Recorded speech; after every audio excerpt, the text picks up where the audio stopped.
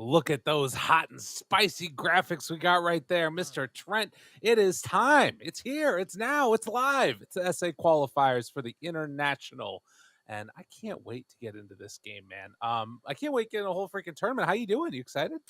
Yes, I'm feeling great. It all starts today. Eastern Europe is already on. South America begins, and then we'll do all the other regions the whole way through over the next couple of weeks. So there is a lot of Dota coming your way, and it's all for that big, glorious TI. It's the best. What more could you want from that one? I'm really excited about it. The pathway there though is a little bit insane. So as you take that sip of your drink, we'll also take a quick look at the format that we've got for us today.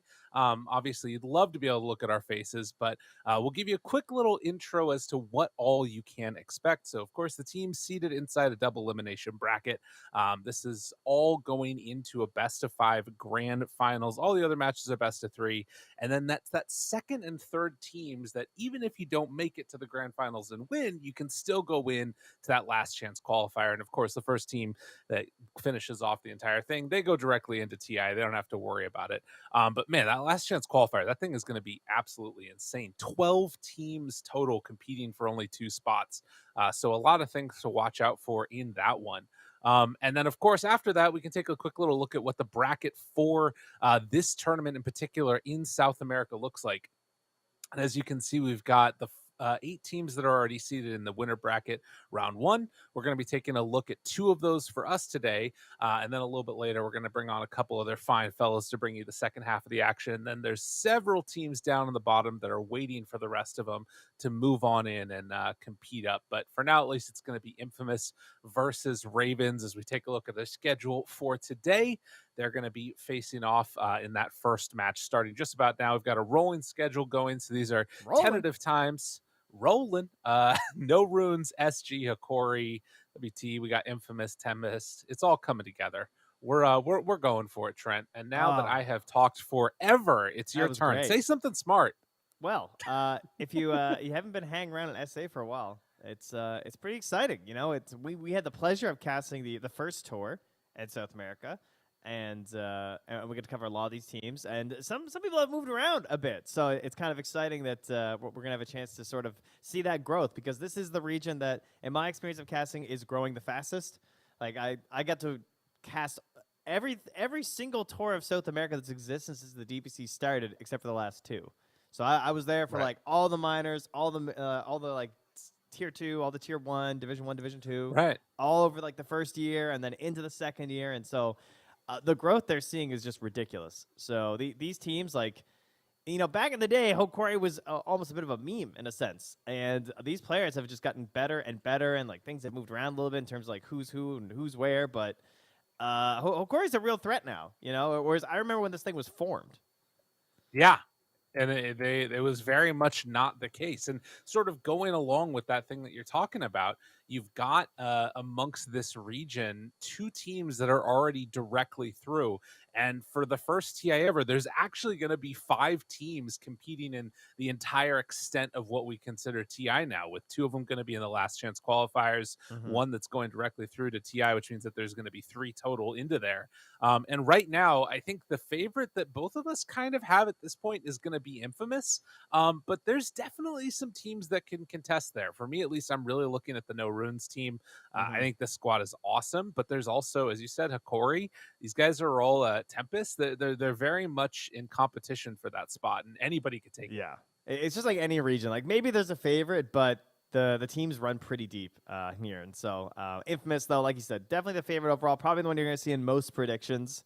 Just as how they're playing. I mean, they nearly made it to the Arlington Major as well, just barely missing out on that. So what we are going to get, though, is a bit of a delay, unfortunately, as Ravens, small issue, small itty-bitty issue. They currently don't have electricity, which that happens to the best of us. True, and Dota tends to work a little bit better with it. So we're going to hope that gets sorted a little bit fast. I mean, they're still in the lobby.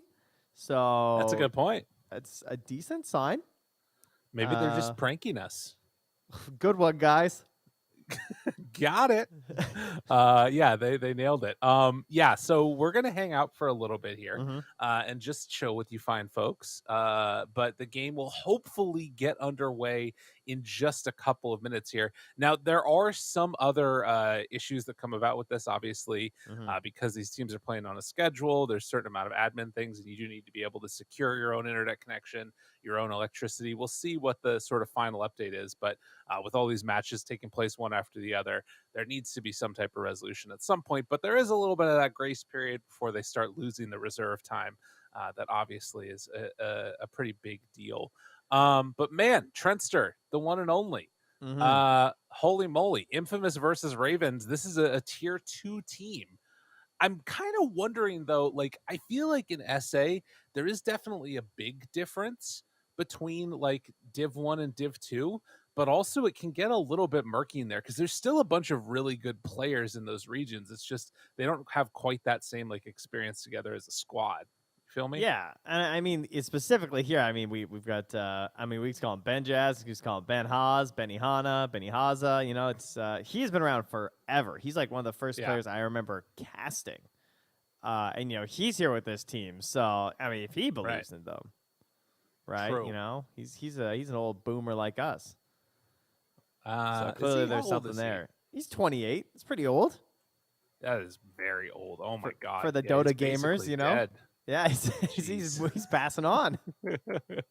I do remember his Juggernaut a couple of games just absolutely slaying people. But yeah, been around on his Wikipedia thing. It goes back to 20 question mark. There's just a bunch of That's question marks behind Union Gaming. They don't even know. no, he's just a vampire or something. They're not even sure where it began. That's Like I right. said, we've got the chat open. We are keeping an eye on it. So the second that Are there's we? an update, I've got it open. I am looking. I've got it all That's sorted. So say what's up, chat. How's it going? You guys are on oh, the big screen now. I don't have their chat open. Okay, got it. I meant the lobby chat. Oh, I got it. I was Yeah, like, that was so I'm gonna very know there's an update. unprofessional, I mean, I Trent. could open the chat if you'd like. Let's see. All Come right. say hi to the folks. I got an Um, ad. Nuts. There you go. That's the way it goes. Still waiting for an update. Please hold is what we're saying. Leo Style was checking in as well. He did say that's not small and then gave a sad face. Very sad situation. But they are still in the lobby.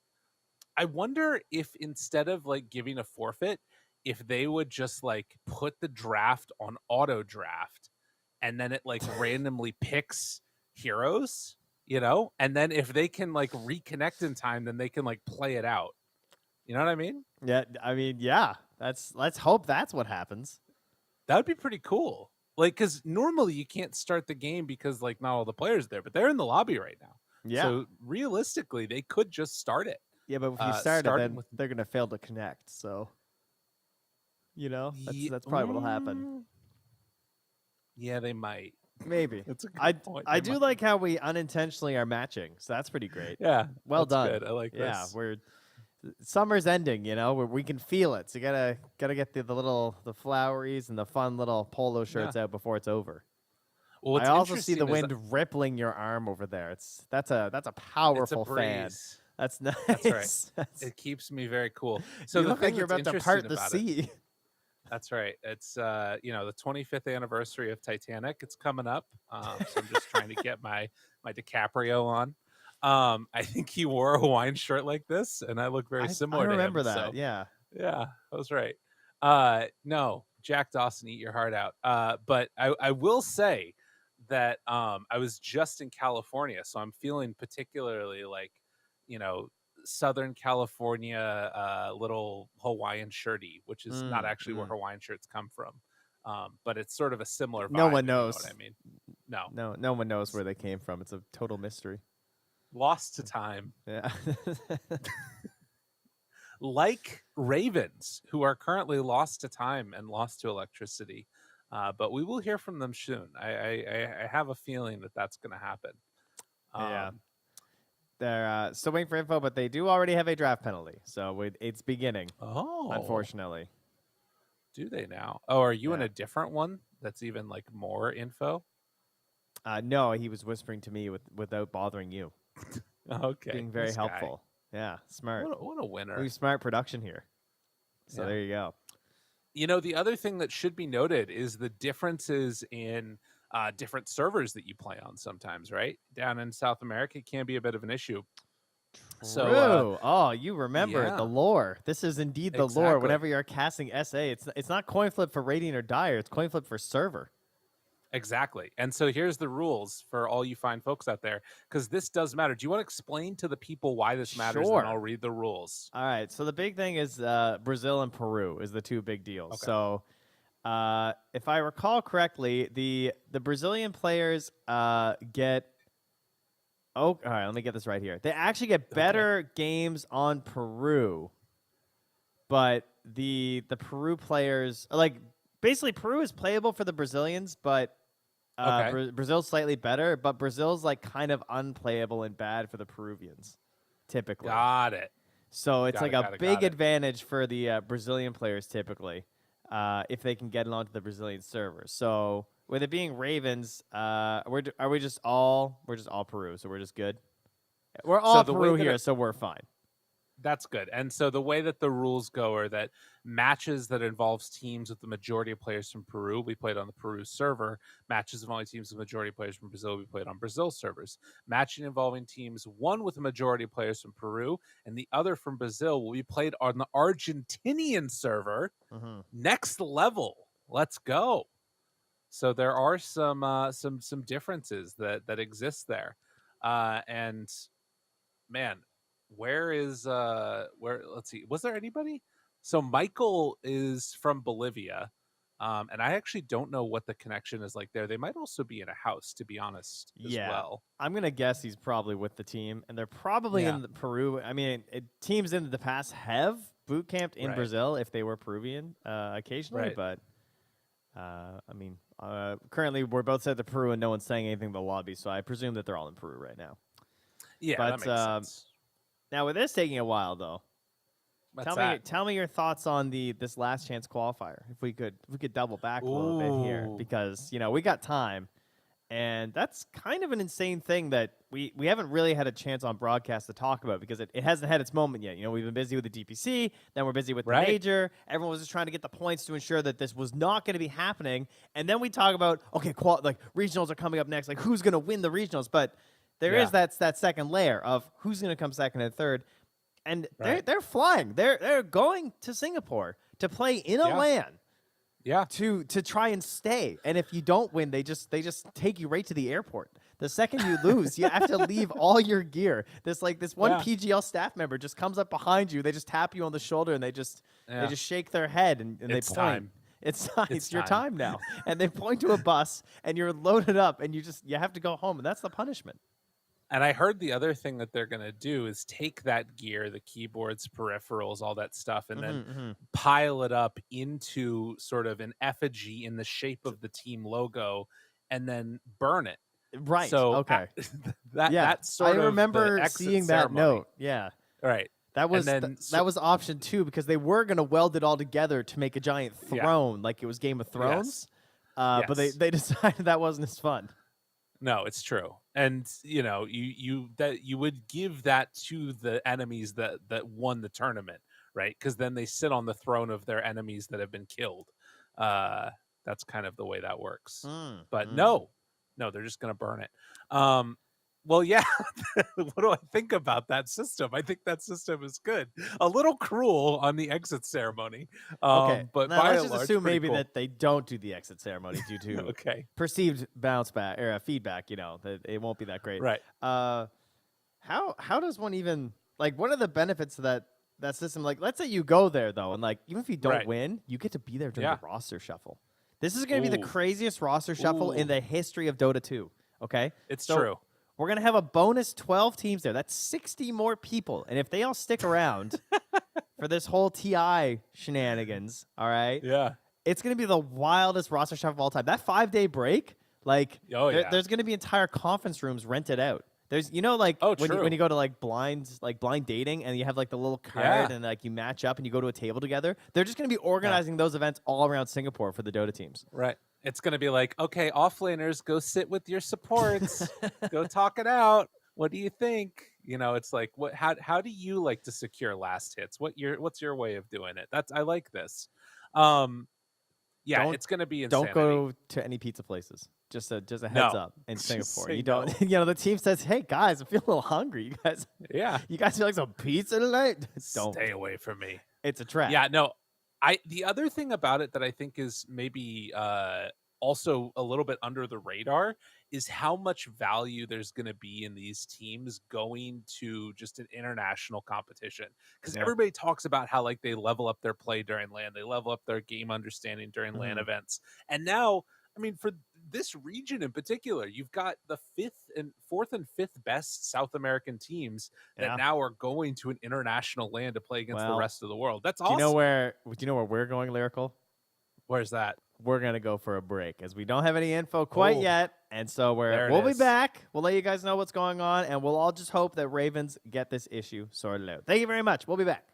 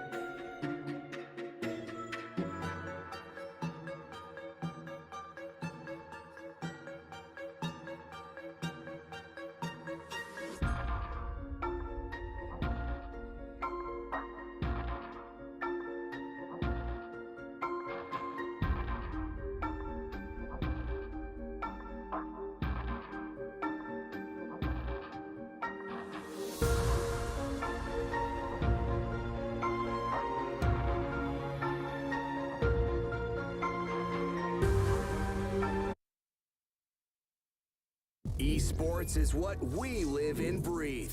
For us, it's more than a game. It's a reality where a group of letters can mean everything. Where runes are collected and Aegis can only be won in battle. Where centaurs can give you a ride. Where the true heroes are those in front of the screen. GG Bet. This is real.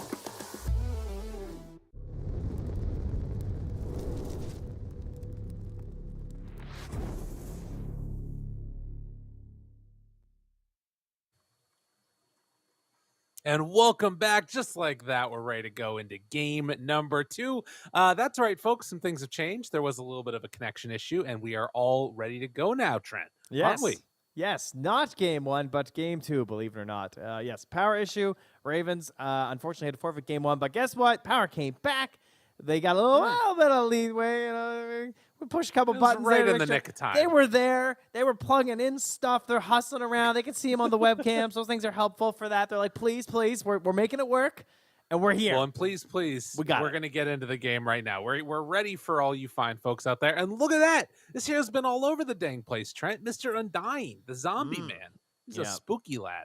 Oh, yes. It's a new day. Yeah, that's right. It's the fresh patch, the hot stuff here. And a couple letters being popped out there as well. And yeah, it's gonna be interesting to see how this develops. These all 4 of these heroes, I would say, pretty common overall across pubs, across like any of the pro matches that you've been seeing. I don't think you'd be too surprised. Maybe Chen not being here could be something. Yeah, that is a bit of an interesting one. It did get a couple of nerfs, if I'm not mistaken, in the last patch as well. So something to be concerned about. And also the other thing is you're going to be looking for player comfort. That's the other big dynamic that might exist here. So we'll see how it goes. Again, not just because of the 1-game lead that Infamous have coming into this, but you would be giving this team the advantage going into this series as well, I would say, significantly more so over Ravens. Ravens, a Division 2 team, of course. They came in second in Division 2, and Infamous, in the meantime, ended up placing third in Division 1, even having to go to tiebreakers against Beast Coast. Yes, that's right. It was very unfortunate. They needed one more win, and they couldn't clutch it. And so they had to go tiebreakers. And then they lost the tiebreakers. It was very disappointing for them. So, but they're here, and that's why they're the strongest team left in here. They were kind of duking out with the top dogs, and now they're hoping to remain the top dogs. The qualifiers happen, and the top dogs in terms of heroes here, I can tell you that so far in Eastern Europe, who got started first before us, they currently still have a 100% ban rate on 3 heroes. Sorry, 100% contest rate, and that was Enigma, Batrider, and Undying. Those 3 heroes have been picked or banned in all 7 matches they've done so far over there, and that immediately continues in the first phase here with Undying being the first overall pick. So we're starting to see the strongest heroes come out. Right, and these are the heroes that you got to watch for. Immediately after we see the Undying and the Beastmaster, though, it's going to be Ravens that pick up the Winter Wyvern. Obviously, an incredibly strong hero, started to get picked significantly more often at the major, and when it's just paired together against that Beastmaster, it can be so much damage really quickly. So I like this as an answer. We'll see if they can get out of the lanes okay, but Void Spirit in the second round. All right, Infamous, ready to pick up a Leo style hero. I'm down with it. It's, I mean, he got some changes lately. I think most players seem to think it was a bit of a buff overall. Just feels very, very different though, because the shard is no longer giving you that nice bonus, but now you have this whole thing with the Aether Remnant and stuff. So I don't know. I haven't got to see it all too much. I've heard it's like maybe not so much a buff and a nerf as it is a change. And this hero, I mean, well, you know me. I love me some Hoodwink, and that hero is still absolutely insane. Yeah, that hero is definitely very interesting now with the shard changeover, getting that boomerang early on, and then not having Scurry. Obviously hurts against some heroes. It was just such a great answer for like uncontrolled damage. Decoy, you mean? Yeah, the decoy. Sorry, what did I say? You said Scurry. I got you covered. Don't worry, bud. Yeah, that's why the Hoodwink scurrying around, you know, yeah, just scurrying around a bit. But yeah, and then the Ember Spirit gets taken too. Another one of those like weird nerfs where you don't have that like instant blow up potential where you can just like drop 5 remnants and go on top of somebody with the refresher plays or whatever, but still can be pretty good. Yeah, just still a fantastic hero right now. So it's just nothing too crazy. I mean, we've been talking a lot about Zoo. There were some concerns, both at the Arlington Major and then directly after, I would say, just in terms of like general pub sentiment of just like, it seems like all these like Chens and Beastmasters are incredibly strong. This seems worrisome, but Right. I feel like this is relatively under control. Yeah. I think that the only concern I really have is if Infamous get out of the lanes really strong. Because, like you said, I think that Ravens have a lot of the tools that you kind of need. Like Ember can start that fight, Wyvern can maybe, depending upon the positioning, finish it. But I don't know, Beastmaster and Dying together just sounds scary as hell. And they take a Morphling last. Ooh, the morph. All right, another hero that receives quite a few changes.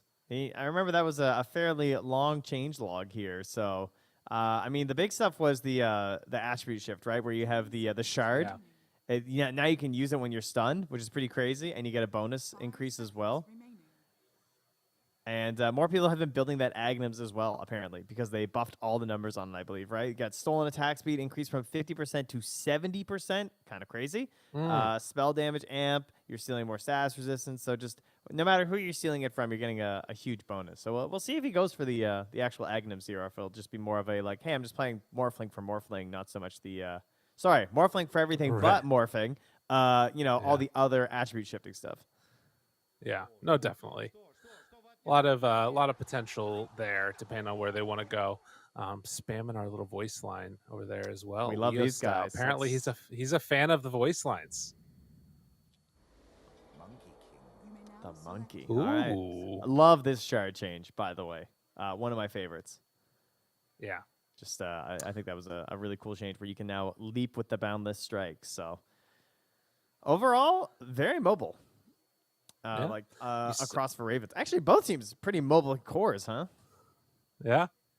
No, it's true. I saw right there too. I love the little hey, how you doing? Give him a little pat on the shoulder from Falco style rather. The coach for Team Infamous. It's cool to get to see that like little view of the coaches there behind the scenes, kind of. It's neat. But feeling good about their draft based upon the smiles. Do you feel good about the draft, not just the Monkey King shard?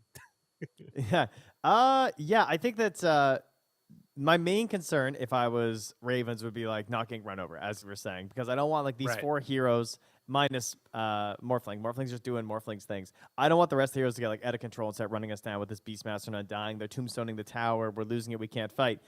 We have snowball initiations on that. We have ice shard spam. We're gonna have the shard also, just like the Splinter Blast coming up from the Winter Wyvern. Viper can fight relatively early. Ember can fight relatively early. And then they go for a carry who can also join in, but can also scale with the Monkey King. So I actually think their draft is pretty good here. I would still side with the Infamous one, though, because I think it looks easier to just like play that plan and execute. I think it's going to be hard to defend this push. Yeah, that's going to be the interesting thing to watch as we get ready to go into this game number 2. Again, Infamous already up 1 game over Ravens due to the forfeit. But let's get ready to head into this one right now. And yeah, the hero that I think that you focused on a little bit there was the Viper. To me, I feel like that's the lane that needs to go well. Like if Viper doesn't have a good lane, then the whole rest of that draft kind of falls apart. So we'll see how it goes. Man, I can't wait. Actually get into a solid game here. Yes, despite it being 1-0, this is our first match for the South American qualifiers here. The last one, it didn't really count. The good luck's come out. Jazz here. He's just saying, I've been around a while. He's played in quite a few qualifiers. So he knows this battleground quite well. That's right. Have fun, lads. I want to make sure that I'm getting my Spanish right. I think that means good luck, babies.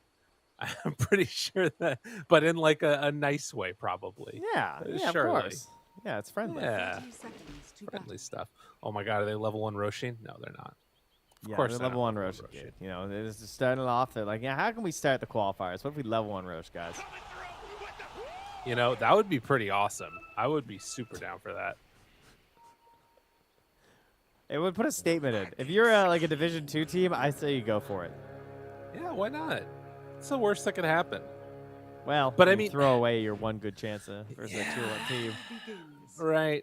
Well, and to be honest, like, the fact that If it was just one spot, then I think tier 2 teams might treat it a little bit differently, as it's going to be 2 runes traded off a piece. But the fact that there's like 3 spots from each region, it really matters. Like one of these teams getting to that last chance qualifier, it could be everything. That's a good point. It's it really could be anyone, honestly, at that point. You're getting pretty deep, you know. You just got to win a couple bracket matches, see what happens. You never know. Maybe someone else will do the dirty work for you with another team in the bracket. Something you've got a good matchup versus someone that you weren't expecting.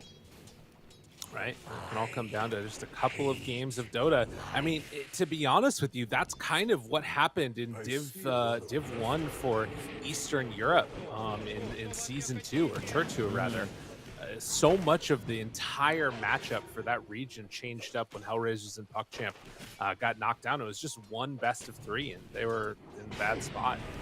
But so regardless, Kara's secret plan got busted bottom lane here. He's playing on the Wyvern. He's now up top, but what he did was he placed that pillar ward early on to try and see the courier of Morphling. I think he was going to try and kill the courier and then TP top, but Affliction was on it, and he came over and he de-warded it. Very nice, very nice. Yeah, they're on it there. Speaking of Affliction, that is Excel, right? Yes, yeah, I think so. He's tagged. I assume we're gonna call him Excel. I think this is just like a tag. I don't think he changed his name. Well, probably. As we do see the rundown, that is the rarely seen Soul Rip level 1 on Undying. I don't know if I've ever seen that. And he just ate a mango in Fountain. Wait, what? All right, that's all right. It happens to the best of us, you know? Hotkeys. Okay. I wish he had Solar level 2 right about now, I'd say. Yeah, Parker is taking a beating. I mean, I guess that it is better in some ways with Morph. You can sort of like heal him up. Or wait a minute. Oh my God, he's so low on Parker. Dude, this is a terrifying lane. Freaking Morph. I mean, we know Parker. This is the Parker. This is how he games, you know? Parker is the ultimate feast or famine player. Mostly famine when I first started watching it, but like I said, lots of improvements in this region, and Parker's no exception. I think there is something that actually another Parker told me at one point, the one and only Gods, about trying to get better at Dota. And the thing that he was mentioning is it's better to push your limits and not just like play conservatively, but see how far you can push the limits of your hero. That's the way you get better at Dota. There is no better example of that in the world than Thompson. My God, you guys ever watch Thompson stream? That guy is a complete and utter maniac. And that's how he learned all the limits. That's why he's able to be that maniac when he plays on TI too. True. True. My goodness, this is a very purpley mid, huh? What flavor is this river? Can you drink it? This is potion. Okay. Potion. A little grape potion. Yeah, we gotta get used to all these. They're gonna be crazy. There's gonna be so many different colors in the river there. I like potion though. It's a good one. It's very bubbly. Leo style. Taking a lot of damage there mid, but we'll be fine. Obviously, is down bottom. More mangoes being consumed by the one and only Cell, as Suma tries to come on in and contest Parker's farm a bit. They're doing a pretty solid job here. Benjaz has had a really good start to this one, and across all of their lanes, things are going very well for Raven.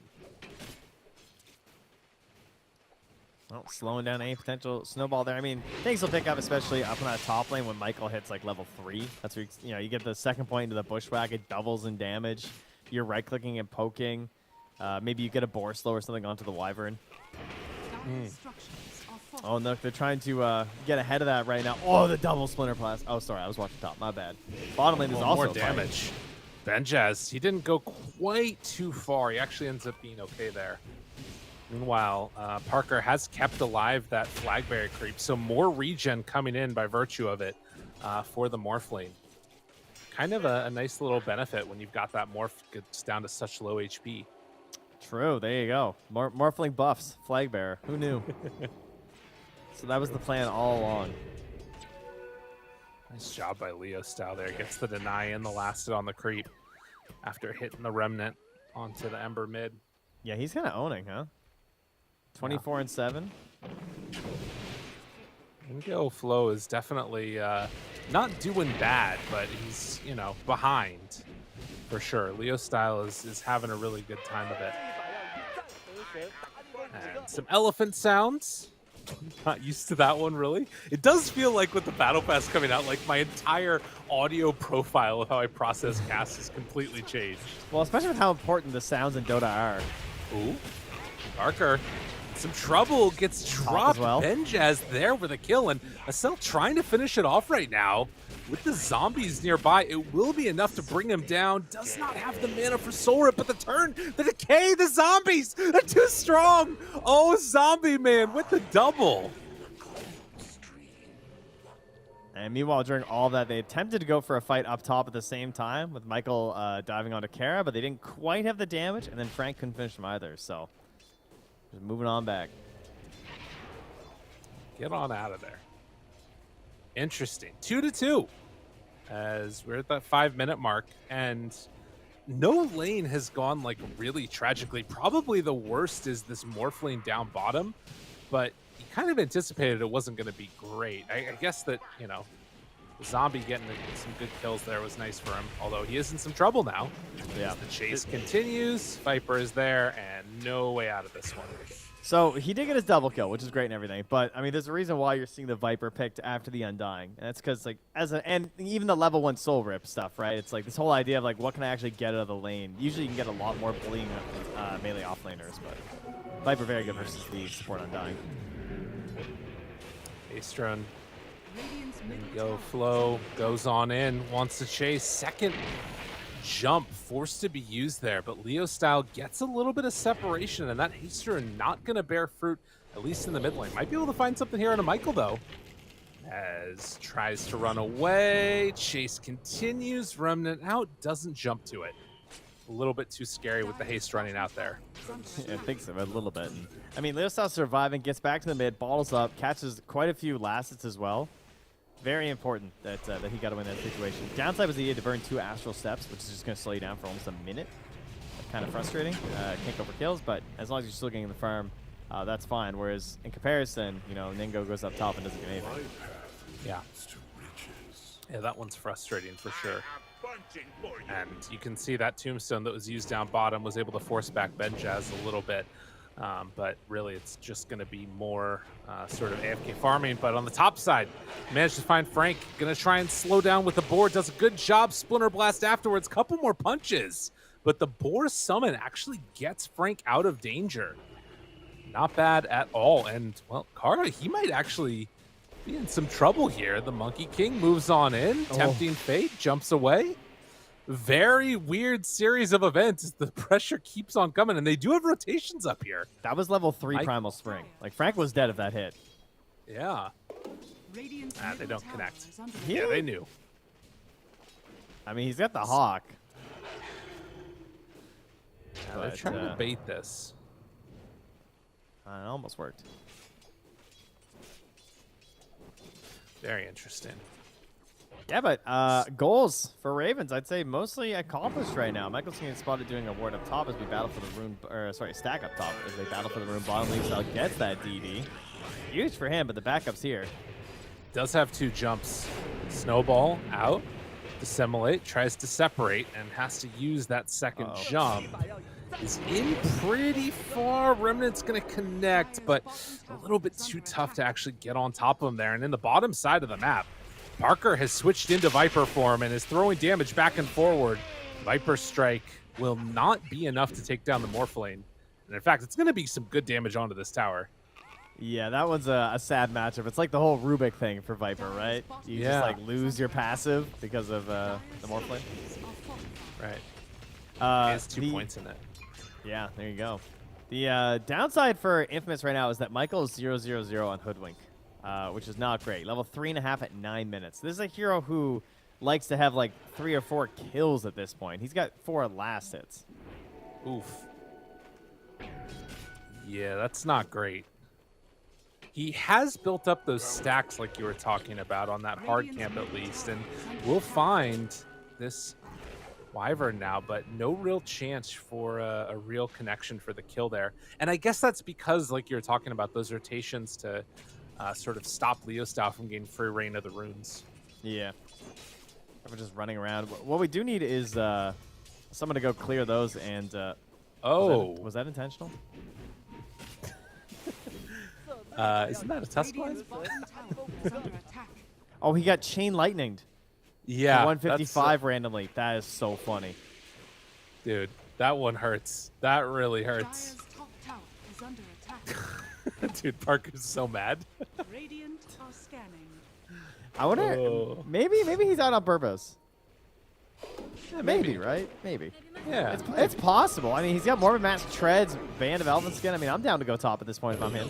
Maybe he bought out. Fine, Michael. Michael is going to get ran down. Leo style also low. They jump through onto 2. Getting a little bit of separation. Still has Fairy Fire and a wand. Yo, Leo Thinks style? about going back in. This guy's a little bit crazy. They already killed off Kara. Top tower is under And attack. another sleight of fist. It won't be enough to bring down Leo style at all. But they do take down that top tower. Yeah, and Excel is level 6 bottom on the Undying, holding the lane versus Benja. He's going in. Dude, this guy's insane. Look at him go. What is he doing? Affliction. So, Maybe he was like, I'm just dead. Oh, dude, the tombstone. Leo style Wyvern- now also Wyvern. in trouble in the mid. Just mayhem everywhere. Get the punch. It's enough. They lose the Tusk, but that is a trade you'll take every day of the week. Ember continues the spree forward as Michael is going to die. 3 dead. I don't know what is happening for Infamous here. Raven's kind of popping off right now. It's true. Radiant structures Getting some kills across the board. Really, the only issue is that Parker's free farming. Like, after that unfortunate neutral death, he goes top. He's going to have so much free reign up here. Then you presume that Frank's going to start holding that bottom lane and trying to keep that tower alive. So there's going to be a lot of pressure for Ravens to sort of invade. Like, Infamous are just going to look to hold the spaces that they've now achieved. Oh my god, look at this stack that Frank has. Holy moly. He is getting hit by those creeps there, isn't he? Definitely needs some help, though, because he doesn't have axes. Parker's here. are scanning. The whole they'll, team's here. they'll drop. I mean, wait, smoke? Okay, they're just going to go with this too. A lot of things going on in this game. And we'll see where Infamous decide to go right now, but it feels very chaotic. Michael's like, bro, can I just stay there? I'm so close to 6. Ooh, ramming it down. They get the haste run. Yikes. All right, big moment here for Ravens. They've done a good job out of the gate, but the question is, can they convert that into actually good fights in the mid game? And this is your best chance at it, right? Orb of Corrosion, Haster, and Ember. You know, like if there's someone there, he can get the kill. Excel is going on a mission for wards right now. I don't think they saw this move by him. So he's getting some pretty deep vision down as he cuts past some stacks. Now Michael gonna get spotted. Heading right by. The bushwhack's there. Roar to follow. Tries to kill him, and they do. Nice haste run, dude. It's dropped. Hey, he didn't pop it. It's okay. That's true. That's a good We're point. good. Oh, they're gonna steal this stack too. Nice little triple. God, Bushwhack's amazing. I literally say this every single time we cast this hero, but please, if you haven't played Hoodwink, just go play a game of Hoodwink. I promise. You won't be It's disappointed. really good. Radiant's middle tower is under A attack. fun hero. Excel's like item build and like, look at him. He's just gonna drop the tombstone Excel on is him. insane. Just smart. He's just going in for him. He's using the full duration of that ulti. He might die, but he's taking you with him. Or maybe he won't because there's a snowball. Excel has lost all of his mind, and well, the zombies move on in. Some damage from Frank. Maybe they can get one more. That's 2 down. They hit the break now. Trying to bring down this Ember. Does have another sleight of fist, but with the rest of Infamous moving in, he has to back out. Dire's middle tower is under attack. Or It does works. he? I'm- Or does They he? get 2 for 1. And the space we top. made, he's unironically watching like 2015 Pile Die player replays, and he's like, I see, I get it. Take the Undying, run at them, and then it just wastes all their time. And then my team comes up with a mop and bucket and cleans up a couple kills. It's kind of true. Yeah, I mean, Radiant's for as bottom even as the tower game is has under gone, attack. like kill score wise, that slight lead is still into the favor of Infamous, and it feels like they're just getting a little bit more out of the map. And you know, if there's one team that set this meta, by the way, of what the sport players are doing, it is Beast Coast, right? This is literally, they played like 2 5s that just run in and die all the time. Oh yeah, The game ends, and it's like the enemy team will have 20 kills, of which 19 of them are just the supports on Beast Coast. That's like every game. It's pretty cool the way they do that. Well, we'll see if Ravens come up with answers. It does feel like the game is stalled out a little bit for them right now, and no objectives have been taken. All of the Tier 1 towers are still standing for Infamous. Yeah. It's and like you said, like the Viper, right? Probably gonna be the core that's the most important for them, and he unfortunately has to go Treads, Lance, and Lance. He's got 2 Lances with the Lance Pursuit. Snowball. And then BKB. That's a good curse. Connects onto 1. They're going to take down the Tusk after the fact. Excel barely living. He's actually able to get a little bit of separation now. Drops the tombstone up on the high ground. He held that for a long time. Leo Style runs in, finds Kari, gets that kill. Benjaz trying to turn now and hit into this DD Void Spirit. He has a little bit of time before Yules is back up and actually doesn't have the mana to pop it or the cooldown, but actually gets saved by the Soul Rip. Excel just doing everything in these fights. And the most impressive part is that he could have Soul Ripped the Viper and stolen the kill, but he decided to save his ally instead. So, It's definitely a very team cool tip. gamer. How did he live so long in that fight? He was so low. They kind of don't over-respected the Undying at that point. They were just like, I can't get this kill. And then it just got worse and worse because of that. I am starting to feel like these people might be onto something when they're talking about how good this Undying is, because it's a pretty cool little combo they got there with it, to be honest. Like, what's the answer when, I mean, it was first picked in this game. Yeah. I will say they didn't really get a great Tombstone answer. I mean, they have an off-lane core Viper, so, like, his lane wasn't as good as it could be, right, first off, because he was playing versus a ranged off-laner. And then typically throughout the game, it's easier to handle the Tombstone because of that. But then the only other hero that can really do much about it is the Wyvern, and Wyvern doesn't really want to play in that zone, so they might have disrespected the Tombstone a bit too much in their draft. It's a possibility, yeah. They also, right there, smoked 3 heroes underneath the Hawk. And Leo Styles going to make his rotation down bottom. As that movement went that direction, it is going to be mid-tower now starting to get hit a bit. Yeah, Leo Styles now joining after denying the bottom tower as well, so full forces are here for the Radiant. And they get it. They get that tower. And they immediately So run Roche. Dude, this is big. They Ganai bottom. Leo Styles now just like a sentry in front of the, potential assault coming from Ravens. Eul Scepter lift up. And going to clear through the rest of the creep wave. But Roche, it's going down. And they have not dealt with this. I don't think Ravens knows it's happening. Just so quick, actually. Tagging it up with the Ancient Ice Shaman even if he wasn't casting his Ice Fire Bomb.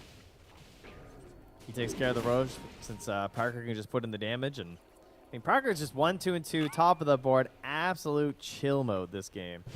Oh, yeah. This is what every carry player wants to do for some reason. I don't really understand it. They just really like the noise of the gold, and that's kind of what they play Dota for. They're not looking for hero interactions. Now, he did have that little bit of an issue with the, little harpy earlier. Might have shocked him a little bit.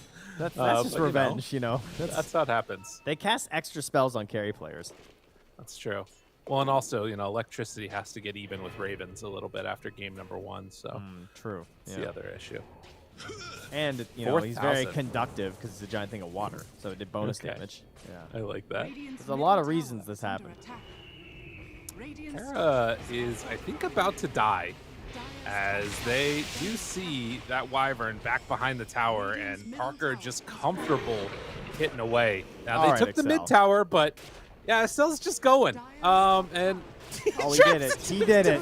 What a psycho. They throw out the bushwhack, dead. Just bullying at this point. Do they have anything to break it? They haven't killed off that tombstone yet. They leave it alive. Goes back in.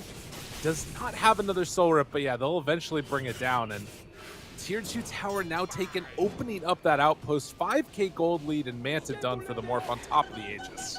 God. It's such a good Morphling game. I mean, we haven't really talked about it that much, but like every hero that he can copy, you have some crazy tools you can do, right? You might get some like insane Arctic Burn plays. Oh wait, did they nerf that one? I actually can't remember. I think it still works. Oh, You still yeah. get like the bonus damage and stuff, right? I think so. but Or I'm at not least sure the if you get- duration you're in it. Yeah, I'm not sure about the range, though. I guess we'll probably find out at some point. Bushwhack. Snowball the save. They're a little off on that one. And the winner's curse now trying to turn, but I don't think it's enough damage. They move on in. Boundless Strike tries to kill Parker, but he has the waveform out. Switches over to No. Strength Form. They do lose the Void Spirit, but can they bring him down? Down low, Parker getting chased. Doesn't have another waveform, but that's one life. Move on in with the creeps. Axes come in, take down one. He's very much Strength Form, but will manage to get out of there for the moment. Dire's middle tower is under So Void Spirit for Tusk buyback. Yeah, looks like Ember's going to get out as they chase Excel. He's dead too. Oh, wait a Wyvern, minute. though? Zombies. From downtown, they find him. Benjaz gets punched. Parker went back in. Waveform through. Tries to find more. Spar dead. Triple gone. That was a And dieback. Infamous just pulling it all every way they want in this game. I mean, you can see how Ravens feel like they need to fight. I totally understand why they're taking this engagement. It's just, yeah, they just don't have the strength for it. They have a Monkey King who's still just trying to get to that first real item. Oh, After yeah. the Battle Fury, you know, he just wants his BKB. Dire's middle tower is under attack. I mean, this is tough. And I mean, we always knew that this was going to be an issue, right? This Beastmaster just like provides so much danger in terms of the pace that the games gets played at in the mid game. And Infamous, they're doing it perfectly here. Building to building. They're stalking Leo style down here, but I mean, I just don't really see what you can do about it. Yeah, he saw him. God, get out of there. Radiant's God. top tower is under attack. Wait, is he dead? No. He didn't Sure. have Aether back yet, I don't think. Oh, when they bait out the Wukong's command. Do find the Bushwhack, the Pull him remnant. out. No. And the shard's not quite going to be on the mark. Do they re-engage now? They might be able to. Excel's there. Benjaz gets caught. Cell moves on in. Tombstone's down. You're in the swamp now. Got to get the heck out of there. Trying to take down the Tombstone with the Ember. That is not going to work. Tusk is dead. As soon as that zombie house goes down, everybody has to run away. A triple kill for Parker. And Infamous absolutely running away with this game.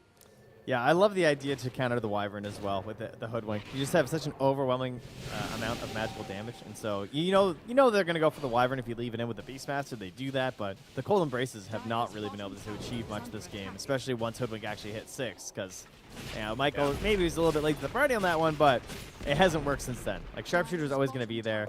Even just simple Bushwhacks is just so much damage for you to try and deal with.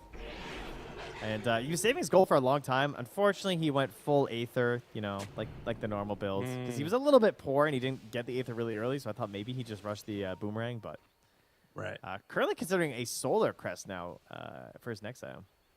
That's pretty awesome. And you look at like the fall off that's happened for Ravens, and Monkey King still doesn't have that BKB. He's close, but not quite there. You're trying to get to the BKB on Ember. You're trying to get on the BKB on Viper. All of them are like less than 1,000 gold away. And you just think what could have been if they were able to hold off that fight a little bit longer and could just get to their items. But now even when they get them, it sort of feels like it's really hard to take that fight.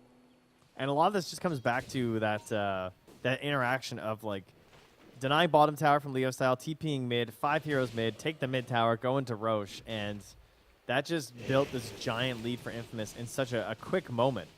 Off the back of just a couple team fights, where they didn't have like a massive lead, but they took full advantage of the lead that they had garnered at that point.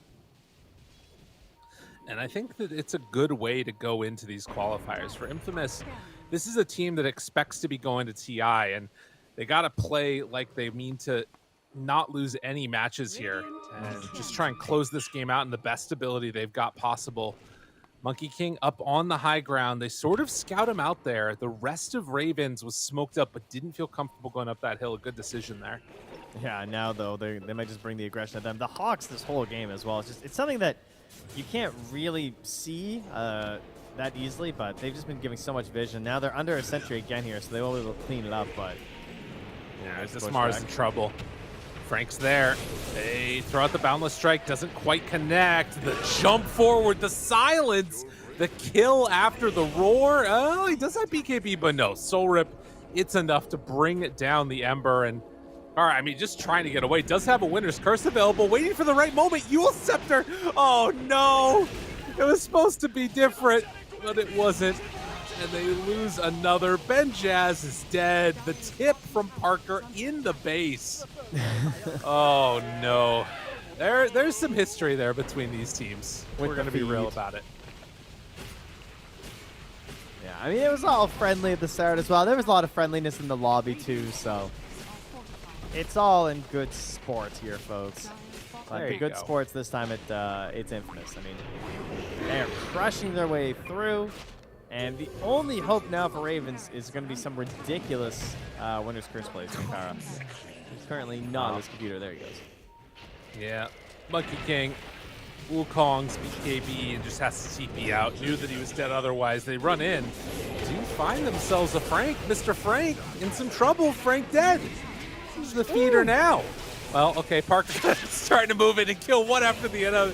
The slight combo. The Monkey King just dying to the freaking golem. Wait for him through, barely able to live on that one. Parker, a triple kill, keeps going for more. This guy is unstoppable. Down low, GG called. Finishes with an ultra kill, and Infamous, they're going to 2-0 the series. Yo, Parker, Morphling, though. Okay, I like that. Like, it was a little bit of a stomp at that point. They kind of had the win, and yet he still goes in and slays. All right, gets himself a nice ultra kill at the end, and Michael comes through just to make sure he didn't die to the Ember right there and secure his carry, some confidence. Not just moving into the next game, but the next series, because that game went forfeit. That's right. A frustrating one, I'm sure, for Ravens, who, again, are going to have to drop down now to the lower bracket. Again, not the end of their journey. Not necessarily the worst thing in the world to lose to one of the best teams in the region. Yeah. Has to be a little bit frustrating to get that first forfeit loss because of the electricity issues. But they got into it for the second game. And Infamous, looking pretty solid. That was very clean.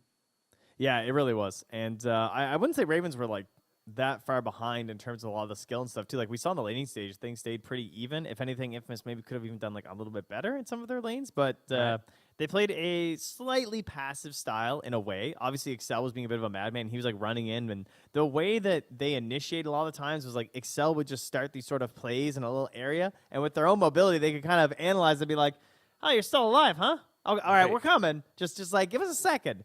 And it really just helped them play both like passive and build-up style, but also find these moments where they could benefit off of the positioning from Ravens.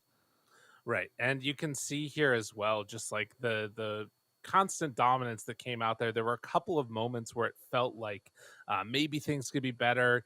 You sort of saw the early like skirmishing potential that they had out of Ravens. But as soon as they started grouping together around that Beastmaster and those timings that he hit on this hero, it was just too much to overcome. So a really impressive showing from Infamous. Very and solid. hey, only had to show one draft as well, right? So I guess we'll see next if they have any sort of undying plans to keep going. I imagine they do. So I presume that we'll be seeing a lot of Excel undying through the rest of this tournament. Something to watch for, indeed. Well, let's see. Is there anything else there? The big thing that I think I want to kind of see also is going to be if this type of draft is given to them again later on. You know, are we going to see both that one given up, but then some of the later options? Because being able to react to like an Undying Beastmaster, it feels like Wyvern would be that pick. Maybe there's just something else that you could pick along the ways, try and get stronger lanes out of it. Maybe the Ember Spirit too. I didn't really feel the impact that much of him in the game. Even though they denied the runes, it wasn't like he was able to sort of take control of the tempo of the game. I think it's partially because like he sort of likes those longer drawn out fights in a way, and the Undying just makes that really hard unless you can kill the Tombstone. So I would just focus on the Tombstone to try and enable everyone else, like the instant snap or something like that in the first phase. I feel like would be a completely reasonable thing to do. Okay, well, with that, I think that we're getting ready to head on to a quick break. We do have more matches that are going to be coming soon here in just a little bit. 3 more best of 3s all throughout the South America region. We're going to be coming at you in just a bit. Obviously, more matches. I think Eastern Europe is close to finishing up, so you should stay here in the best region, SA region, with us. And all you fine folks out there. We'll be back in just a little bit with our second series of the day. See you then.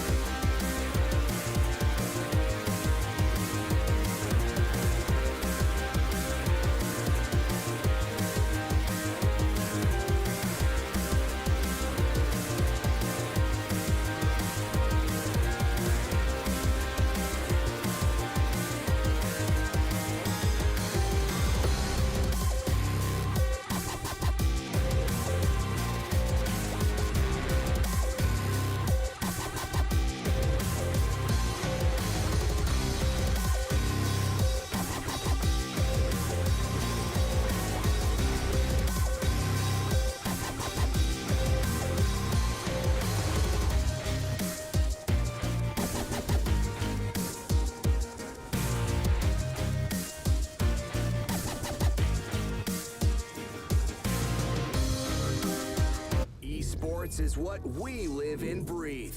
For us, it's more than a game. It's a reality where a group of letters can mean everything. Where runes are collected and Aegis can only be won in battle. Where centaurs can give you a ride.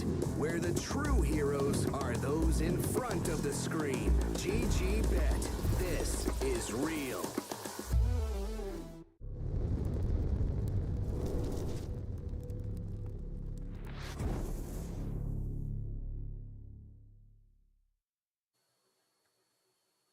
And welcome back, you wonderful people out there. Dota 2 action is going to continue right now.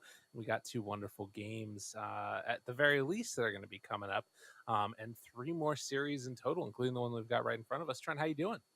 I'm doing so great. We're gonna hopefully get ourselves a full series this time, at least Oh, two yeah. games, as we do have all 10 players in the lobby right now. They're just sorting out the server as to where we're gonna Yep. be playing, and we'll be looking to get things going here between SG and No Runes. Yeah, and these are probably two of the teams that I'm most excited to see. I think amongst like that first round of matches, these are probably the two teams that are the most tightly contested. Mhm. And I think that I'm at least probably if I had a dark horse in this entire tournament, it would be No Runes. I think they're the team that I'm most excited to see, and if they Mm. can actually make it happen when they're facing off against Infamous, which I think is going to happen at some Mm. point. But we'll see. It could go either way. Yeah. We could look at the bracket and see that as the teams are still sorting it out, so you guys have the full idea here. As yeah, like you said, we're gonna have Norms versus SG, and then also Hokori versus Wolf Team, and Infinity versus Tempest after that. So it's a full stock day here. But yeah, I mean, I am here for No Runes. I am here for Senor Pantalones. I am here for Mr. Jeans. That's what brings me here today. A classic, a fan favorite for those who don't know. He's a was mostly known as a streamer, I believe, before getting into the pro scene. Sort of a maybe like a Gork-esque situation, and was a very popular Facebook streamer. And so whenever we had games with Mr. Jeans, the chat was always popping off. They love Mr. Jeans, How could you not? It's also just known as such a Senor good name, Pantalones. Yeah, it's Senor Pantalones. I will also say I liked that you hesitated for a second for the Infinity because you've got Infamous and INF, and that just it had to be that way. I was like, I'm pretty sure. Just let me just double check. Use my brain power a little bit there. I like that. It was really good. Well, it does look like we're going to get ready to go underway, and I think that it's going to be Argentina server. Mm-hmm. Both teams saying that they're comfortable with that. For those of you who don't know, No Runes are taking a look. I want to see actually what the breakup of the teams is. So No Runes has 4 from Brazil, 1 from Peru, and then for SG it's 2 Peruvians, 1 Brazil, Mm-hmm. 1 Argentinian, and 1 Bolivian. So a nice little motley crew of people as we get ready to go into this game number 1. Draft is just now underway, and teams getting ready to go for those first bans. I want to see if we still have an Undying, if we get a Beastmaster, if it's just going to be like this balls to the wall, run at you type of Dota, or if there's going to be a little bit more emphasis on team fights now. Well, I want to see how this patch evolves. I like to see that new Bat Rider set where he's like Oh, some crazy. I don't know what it's supposed to be. He's like on a Manticore. It looks dope. So yeah, that's what I'm Manticore? looking forward to. Yeah, I believe that's what that beast terrifying. is called. Yeah. I don't like that at all. Currently, No Runes are on first ban right now, and they don't know either. They're thinking it over, and they'll use a little reserve time before going into the Enigma. So from what we saw before, it was Enigma, Bat Rider, and Undying that were all 100% picked or banned. Not sure if that still holds true across so far. both regions. Let's see. Yeah, because you have to check the Eastern Europe games that are going Yeah, on I'm also. checking on their games. It looks like that is still true. It is still 100% Okay. picked or banned. Also, Very interesting. 100% win rate in both of Enigma's 2 games and Bat Whoa. Rider's 1 game. So there you go. Interesting. Very interesting. Clockwork Band, Storm Band. That's a classic. That's a back counter, right? So that's a that puts the pressure on No Runes now to take the bat here, because ideally you want to take the bat 4th overall. So you want to like take something, let SG go, and then maybe get the bat if it looks good. I feel like I don't know if bat feels as nice first overall pick, but I think that's the pressure SG are trying to put on them right now. I think it's also just a Mr. Jeans hero too, right? Like, Yes, wasn't it that is. one of his most Yeah. consistently picked ones? So Yeah, a little so bit of double respect value. Ben there. Do they go with the bat? He's got a great Ember as well. That's another one that I always think of when I think of Mr. Jeans. So certainly yeah. something else to watch for. They immediately pick the tree, and I thought I saw some snickering there, which is somewhat interesting. So SG may be anticipating that the tree was going to come out. And you can see here as well that for the side of no runes, not all together in the same place. They are a little bit more spread out and just all in their own places, I believe. Some happy faces. Everyone's getting a little bit excited here. I'd like to see it. He looks And, nervous. Oh no! That is the setup, though. They knew. They had a Yeah. plan, and it worked. Right? Tusk bat, and the question is, what is the response now for Serum? 10 seconds remaining. Oh, man, that's so annoying, Mulling too. over. It's so bad because, 5 seconds like, remaining. I mean, they knew that this was going to happen. I'm sure they knew it was going to be a bat +1. But, like, Tree, one of the reasons why the heroes look so good lately has been that bonus armor to the mid lane. Radiant team But if it ends up Right. being the bat matchup, then the armor doesn't really help you all that much. sports turn to ban. That's a good point. Yeah, that's true. It does make it a lot more difficult. Maybe you can try and play it a little bit more aggressively or something, but something to watch for there. Radiant team That's right. ban. I can use the armor if I'm getting hit by his tower because I'm killing him. SG So there you go. turn to Smart. Now you got it. I There's like the it. physical damage that I'm preventing. Perfect. SG looking cool, calm, and collected here as the puck is picked. So you've got a lot of control out of no runes to start. So much lockdown. Train Protector, the big change that I feel like he got was that level 25 talent, which obviously is sort of oxymoronic because you're not really going to get that often on Train. But if you did, Undispellable Overgrowth, oh my goodness, that is the bee's knees. That's kind of insane as an ability. Yeah. Like, I mean, I know we're not going to make it there. I mean, even if you try and play him as a core, it's very unlikely you're going to make it there most True. of the time for this hero, I feel like. But that's like Chrono. Like you're suddenly Tree just has Chronosphere, kind of. It's like mini Garbo Radiant Chrono. team ban. Right. Yeah, I don't know what you do at that point even. Like you just I mean even popping BKB probably so you just don't take more damage, but you can't do anything. You're just chilling. It's nutty. No runes. Keep an eye on their puck matchups here. Many teams willing to, of course, put this Bat Rider to the off lane now with the strength of them. So 5 seconds they're just gonna make sure that they don't get like Kunkka or Void Spirit or something. Just I don't know if it goes as far as like a DK. TA is like kind of workable with this lineup, but I don't know if it's that necessary to ban. Let's get rid of the Tiny instead. Hmm. And then first pick out of this phase for SG should presumably be a 5. Could just be any, could be a Hex hero. Could just go for like a Lion or a Shadow Shaman if they wanted to. A bit harder to work the Shaman 5, I feel like. But Lion, if you're willing 10 to seconds remaining. go for a more lane stable carry, I still feel like that Hex is pretty 5 worth seconds versus Puck. remaining. SG Esports turn Now to we'll ban. see if that Hex decision does end up coming out there for him. Next round of picks, it's for SG. And they still can go a lot of different places with their draft all over the spots. And I believe that was Jupiter there, 10 if I'm not seconds mistaken. remaining. Also known as Handsies. That's the thing that's interesting also about this team is that you might know a couple of these players under like 48 different names. But Radiant just team bear pick. with us. It'll all be made clear soon. But there it is. You talked about it. They didn't get it in Wow. the first phase and managed to pick it up second phase. That's wild. Yeah, that's bad news, Bears.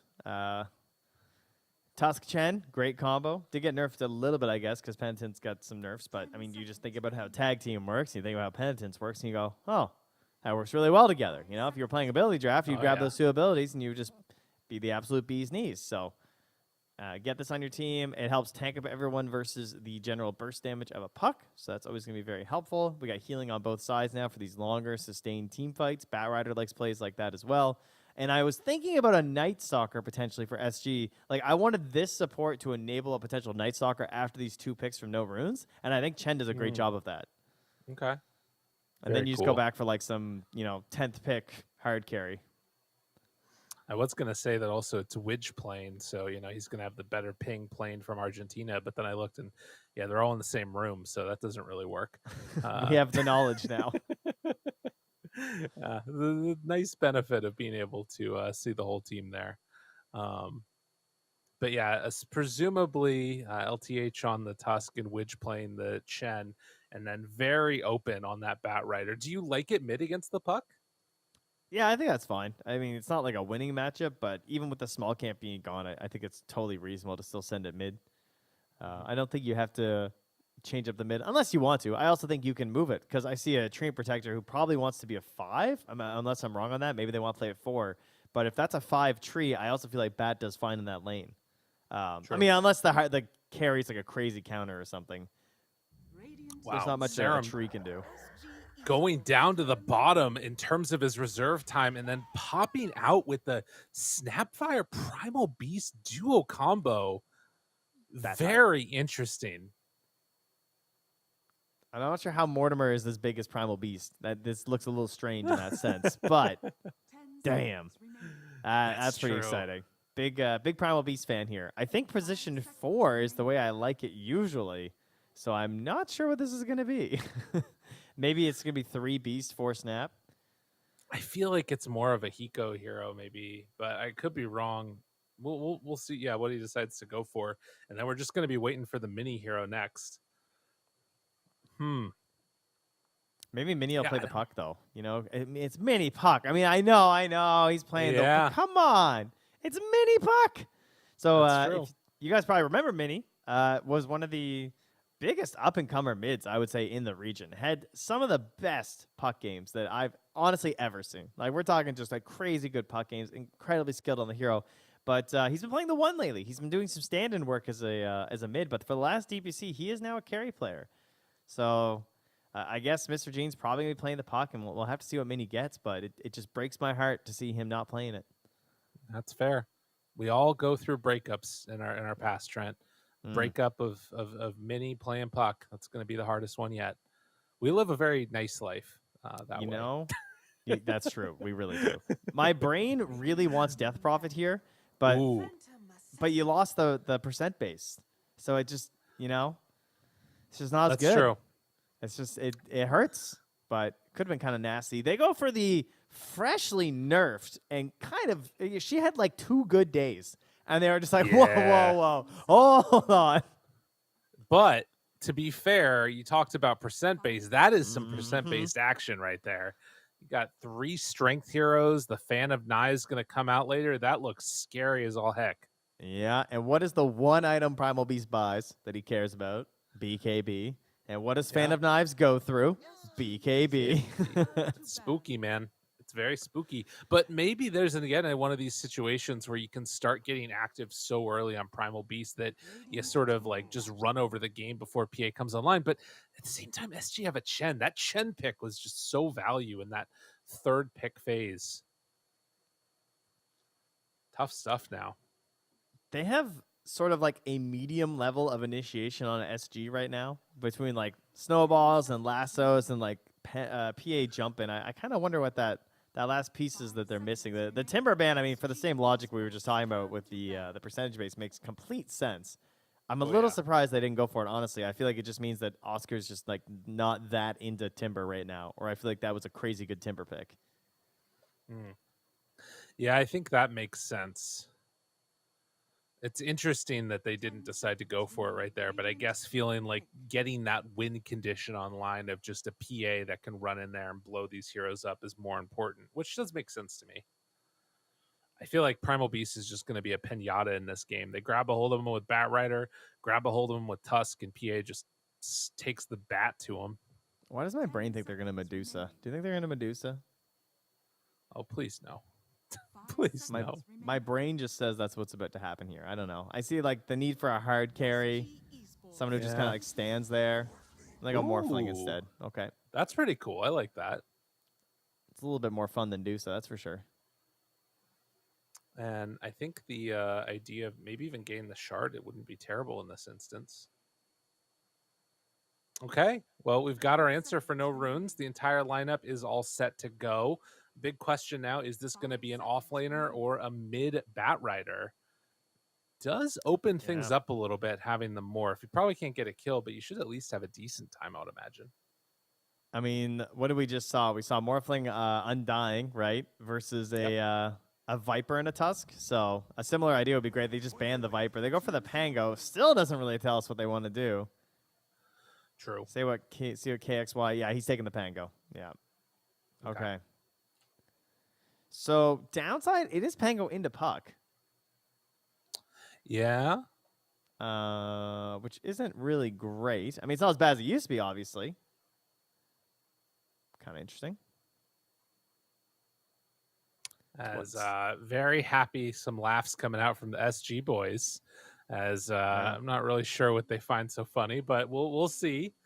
Maybe it's that Bat Rider is not picking his hero. Maybe it's like perfectly KXY's fine. like, why did I pick this? I'm really countered here, guys. Like,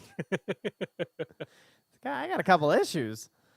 I mean, it solves that medium level of initiation that I was talking about, where like they got a Right. couple like decent pieces, and now they have like 4 heroes that can jump in, all with this thought of like, okay, if I just give the vision, it's gonna open Right. up the snowball, the shard, the PA jumping on someone else, the Pango roll through. There's a lot of interesting tools here to work together. Well, a lot of interesting tools, and like we talked about, the pinata effect that you're trying to create, where you build up a nice little grab a hold of the shoulders, and then PA comes in and just pops it right in the head with a bat. All the candy spills everywhere. It's perfect. Looking forward to that one, Mr. Trenster. I've never done a pinata. You haven't? I don't think I'm gonna introduce my children to that one. Why not? I feel It's like great. I feel like I'll just get hit. Yeah. That seems inevitable. Or they're just gonna hit each other. Why would I introduce? This seems like a terrible idea. Well, you blindfold them first. That way they have less accuracy. Oh, then it's not their fault. So I can't even Yeah. punish them if they smoke their sibling in the face. Okay, this is good. Exactly. Yeah, Now you I get it. understand the logic now. It's all coming together. But candy. Now here's the real fun part before we go into this game. If you hit the pinata, all the Mhm. other kids run forward to grab the candy. The other kid's still swinging. All right, let's get ready to go in this game number 1 here. SG facing off against No Runes, and we do have it again. A Chen playing together in this one. This has just been an absolute menace throughout this like entire patch. It feels like. Oh, we're gonna frame one pause instantly. We needed a well, it's bathroom. I thought it was gonna be configs, but Oh it's my bathrooms. god. You do have me on the candy train now, though, and I just remembered that my kids got candy for a birthday party, and they totally forgot about Ooh. it, which means I get to eat it now All right. to save their health. That's- I want to make sure exactly. that they're I good and think healthy. That's all. candy will last for a little bit. They'd probably be fine. No, I should Save for them. probably eat that. Take one for the team. Yeah. Yeah, for their benefit, I think I'll handle it here. So, Do you have a favorite candy? yeah, like sour stuff, like like Sour Patch Kids or Fuzzy Peaches. I like those two. Right. I like gummies. I'm I'm a big gummy fan. I like the watermelon Sour Patch ones. Those Oh, ones yeah, are yeah. super good. And I went to when I was down in California just as this a couple days ago. I went down to a frozen yogurt place, and they had watermelon Sour Patch frozen yogurt. It was psychotic. It was the craziest thing that I ever seen in my entire life, Trent. That's pretty insane, actually. And then I put the watermelon gummies in it too. It was really good. Oh, I'm hungry. I need. To I get some used food. to actually have a favorite candy. I don't even eat that much candy, but I used to think that No. clodhoppers were like the greatest thing alive. But That's then not they a stopped real making word. them in 2012. That's I not can't a believe it's real been word. 10 years. I'm old, guys. What's My a favorite. clodhopper? They were amazing. They were fudge covered graham clusters with like little pieces of toffee in them. Okay. Yeah, That sounds so. It's they're- like a s'more. Kind of. Yeah, they were just really, really good. But they're Okay. gone now. It's over. I'm old. Poor clodhoppers. Yeah, they just couldn't Rest keep up. well. Now Hershey makes a version of them, but like, Okay. It's Come not on. the same. it's not It's the not same. the same. The ones that I liked was always the root beer barrel hard candies. Did you ever try those? Oh, yeah. I remember those. Those were things great. are the best. They're so Yeah. good. I don't know. They like disappeared when you turn 9 Yeah, never came back they were again. just gone. for everybody in the world. Man, do you remember when we were young and playing with our toy wheels that we spun with the stick? That Yeah. when you bought a soda pop, you could open the can or you take off the lid, and if you Right. peeled that thing underneath, you could win free stuff. Right. Th- Yeah, I remember that. That's When insane. I was hoeing the ground and Yeah. dragging behind a trailer. When we got Yeah, out of the it was- coal mine, the horn went. Well, and on that note, we're going to hop back into this game number 1. SG facing off against No Runes. Thank you for indulging us in our old ways. God, what a time. What a time to be alive, Trent. I remember when they changed it to like a website thing, and you had like they gave you a pin, and you had to enter it online to see if you won. I was like, it's over. Yeah, there's no that more. was the end of it. Oh, Condolences. Well, thankfully, all things stay the same in Dota. Nothing ever changes. Nope, never. No, that's just not how it works. Our lane matchups, I don't see any big crazy mix-ups. Everyone's just doing their thing. Ooh, that ward just got spotted. There's Yep, an early it Radiant definitely ward did. bottom, and KXY is going to be losing that ops real fast. Goodbye, sweet obs. It was nice to know you. Serum actually already has one. I wonder if him and Minnie run over to get it. By the way, Yep. shout out to Minnie's Twitter page in case y'all haven't seen it. That is top tier right there. Was he the legendary, I can't remember her name. Was that him? The Amelia Maybe. Clark obsession? Oh yeah, I was more talking about the fact that he would like flame himself and how bad he was at the game relentlessly, which I didn't think was very fair. Oh. He had some funny tweets. It was good. Well, that's good. Yeah. Primal Beast scouting things out, wanting to move on in. So too is Mr. Handsies himself. And it's going to be 3-for-1. Not bad for the old No Runes team. That's a GG right there. It's true. Well, in all the distractions, we didn't really talk about which lineup we like better overall. I mean, I will say I do think the Pango pick is pretty suspect. This hero's sus to me, you know? If I was trying to figure out Okay. who the imposter was in the entire Dota roster, to me, it's Pango. I mean, like, this hero, like, if he doesn't pop off, he seems to have such a hard time getting back in the game compared to, like, any other mid hero. I have such low confidence in this hero. It's true, and particularly against some of those like physical damage carries that just get in there. He'll just die even when he's rolling. It's such a weird dynamic that exists for him. But regardless, it does end up being a nice little early start for him here against the puck. It doesn't look like he is missing out on too much CS, no denies as of yet. But the things to watch for here, how much value can Widge get out of this Chen? They just killed off a courier with 6 tangos on it, is that right? Holy moly. That's a big punch. Yeah. That is very scary. That was the tree's courier. So Serum losing it. Not what Yeah, you he want went to see. And boost. they have no regen? They got tangos still on Morphling. They're fine. That is rough, though, when you're boots first and to have that happen. Because, like, this is all he's got. What you see is what you get right now from this tree. Is a Grandmaster tier treant, though, for Serum. So That is important. Feeling himself. Yeah, he's one of the most like spammed heroes in that sense. You know what I mean? Like you don't see casual tree players. No. Right? You either play this hero and only this hero, or you just never pick him. It seems to be. Right. So they all know all the tips and tricks of the Nature's Grasp, and I bet it'll be really important with the shard. So I've been looking at this hero quite a bit lately, and I feel like you gotta kind of know your good spots for that shard to take really good effect. But you might not even be able to get it because it feels like tree, at least to me, changes so much when you get a blink dagger, even though it's kind of hard to farm on this hero. Right. And there is maybe something to be said for the ability for him as Cookie comes out and good amount of damage onto Widge, slowed down by the Scatter Blast. It's not enough for the kill because it's got the Hill Troll piece right there too. This lane is now over as far as aggression is concerned. I'll tell you another thing. This bottom lane is over, and I'm kind of mad about it. Because, like, if you've ever played tree in your pub, the first thing they do is they buy Quelling Blades, and they just eviscerate that tree line. And look, he's had no tangos. Look at his HP.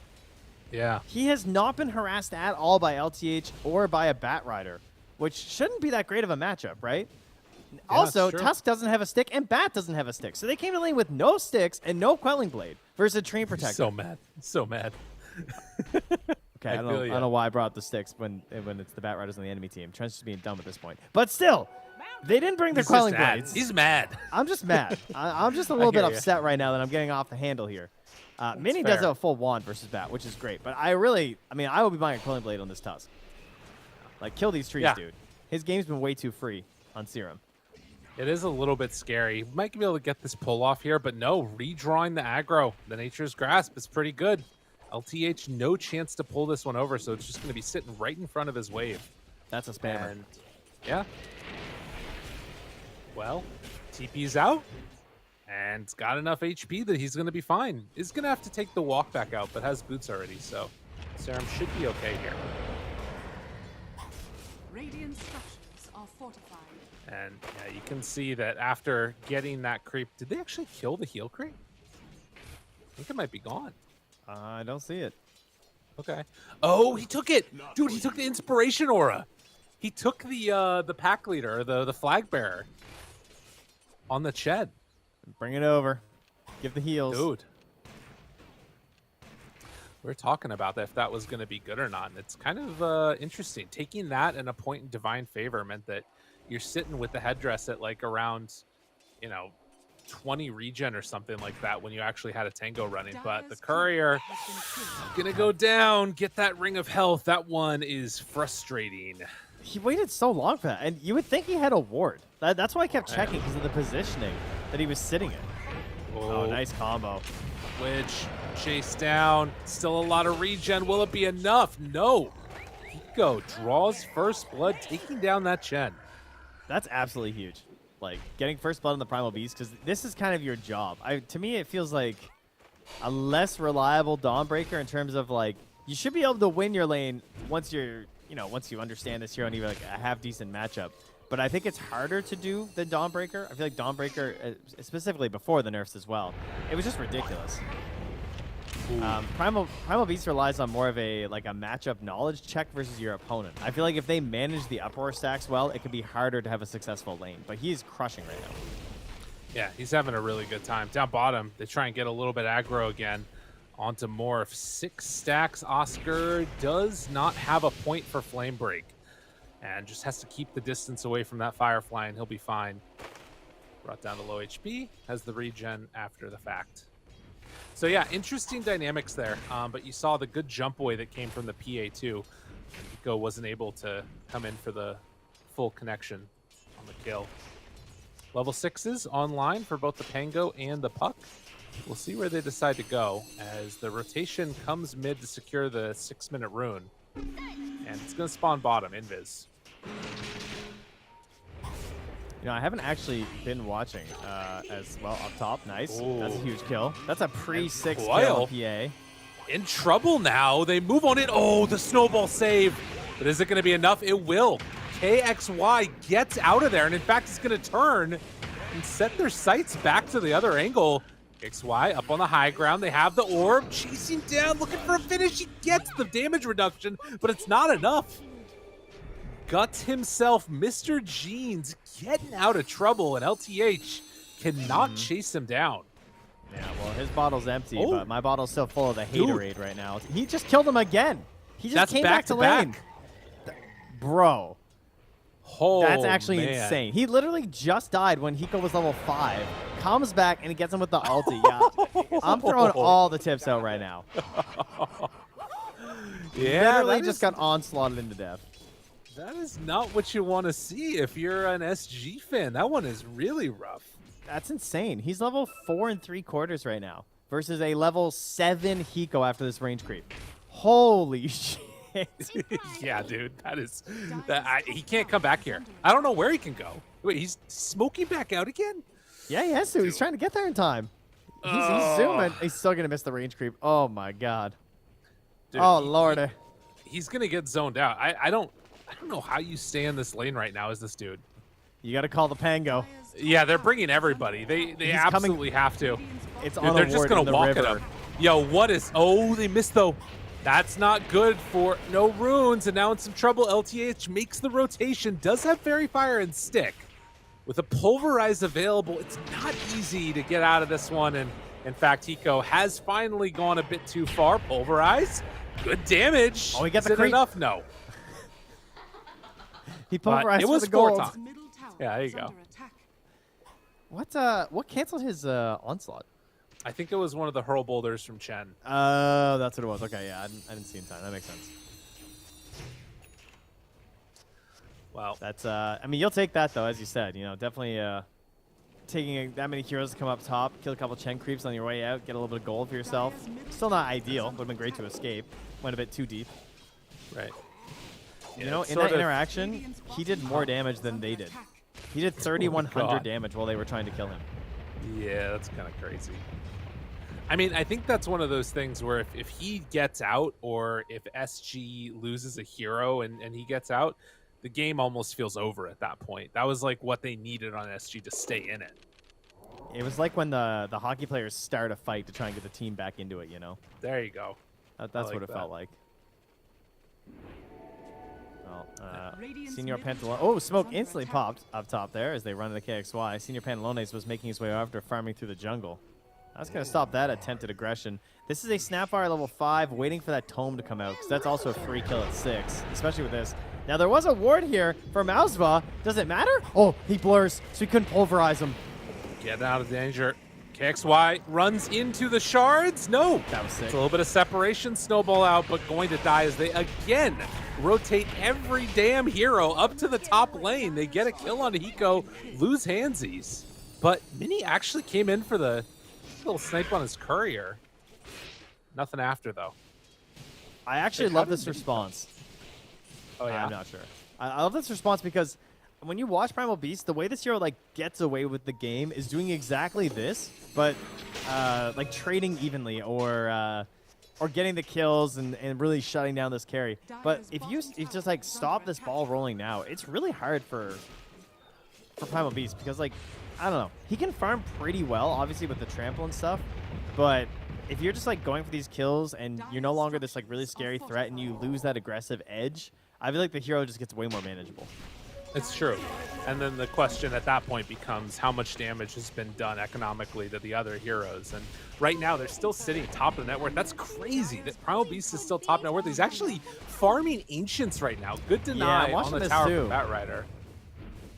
I was curious But- how well. I mean, it went pretty well. Yeah. Kind of cool. like- I'll regen up eventually. Yeah. Seeds of Sort of. Serenity. Yeah, he needs those. Yeah, exactly. Yeah, finishing off the rest of those Ancients, not bad way for the Primal Beast to start accelerating farm, trying to get into a BKB. But you can see they're just keeping everybody on this top side of the map. So much emphasis has been placed on shutting down Eco. God, they needed that so bad for PA though. She's like back in the game. You know, the tower stayed alive. She's finding a Right. little bit of farm. Still doesn't feel that comfortable actually going to the wave, unfortunately, but at least LTH can sort of grab some of that. Mini has been Yeah. farming a lot though. Like you mentioned, like tried to come up to that top fight, didn't really get anywhere. Has just been farming the neutrals at the same time. Oh, sorry, I was saying Mini when I was talking about Mr. Jeans because my brain is seeing a puck. Mr. Jeans and Mini both farming up like crazy. Under attack. Yeah, Dire Sorry, trying to get into that that Witchblade soon for Mr. Jeans himself, and comes back to the mid lane. PA still a little ways away from finishing off that Battle Fury with no boots, no nothing. In the meantime. But it does look like Rune is going to spawn, and it's an Arcane. Immediately they get the deny there. Very frustrating for Guts here. Yeah, they want to start hunting, right? Try and find Mausva in there. Serum messed around a little bit with LTH. It really has just become a bit of a farm fest. But you can see that, like, the sort of area that they're seeding away to no runes, it's basically just this, you know, area of the jungle that's kind of all hanging out there. Oscar, the lone one in the bottom lane, trying to get into the BKB after finishing the Boots of Travel. Yeah, the Boots of Travel are a bit greedier sometimes on the off lane, but I think knowing that you need to respond in these situations to the Primal Beast and the effect that you're going to have there with the lasso is really important. So now they are going to bring up Mr. Jeans, though, on that puck. And this is where Mr. Jeans going to pop off, right? Has the Witchblade and is playing against like two of the heroes absolutely dumpsters in terms of like statistical counter picks. Batrider and Pango are, I think, both in the top 5 of heroes that Puck just gets a massive bonus versus for great reason. And then there's also Tusk, right? Like, no snowball escape. Yeah, typically he's able to delay those ganks versus almost any hero by snowballing that neutral camp. And then you have second thoughts, and it gives vision for a bit. Maybe you can get a bonus punish back, but not versus the simple thing called Dream Coil. True. Now, the one thing that is sort of working into the favor of SG here, even though they're losing out in terms of net worth, is that you do have a lot of effective net worth in these heroes. Chen level 6 has the mechanism already done. And if you take a fight around these creeps, around all this healing that they've got, that you might start seeing the No Runes team run out of damage a little bit, particularly because you're just going in for the Lincoln Sphere on Morph at this point. Don't worry, because look at this. Serum's got it covered. He's going Veil on the tree. Pretty cool solution. Is going to die. Yeah, But- yeah, that's not a good solution. He's going to be downing a couple solutions back at the tavern. Yeah, gotta get out of here now. KXY with the Diffusal Blade makes it pretty tough to play into that. But Lincoln Sphere done. They have an answer to deal with the Bat Rider if he tries to jump on the Morph now. And beyond that, it pretty much comes down to like draining all of the Morph's mana, which is obviously a big benefit that you can get here with this Pango. Illusion.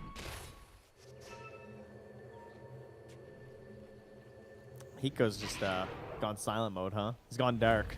On the after Yeah, all that you were early right. aggression. Totally. It's so sad. We were having so much fun. He's diving, he's pulverizing, and it all turns around when you get the BKB again, though. And now they're doing kind of like a soft initiation here, right? A couple heroes smoked up, and he's close enough to join once it pops off. Silence, saving Coil.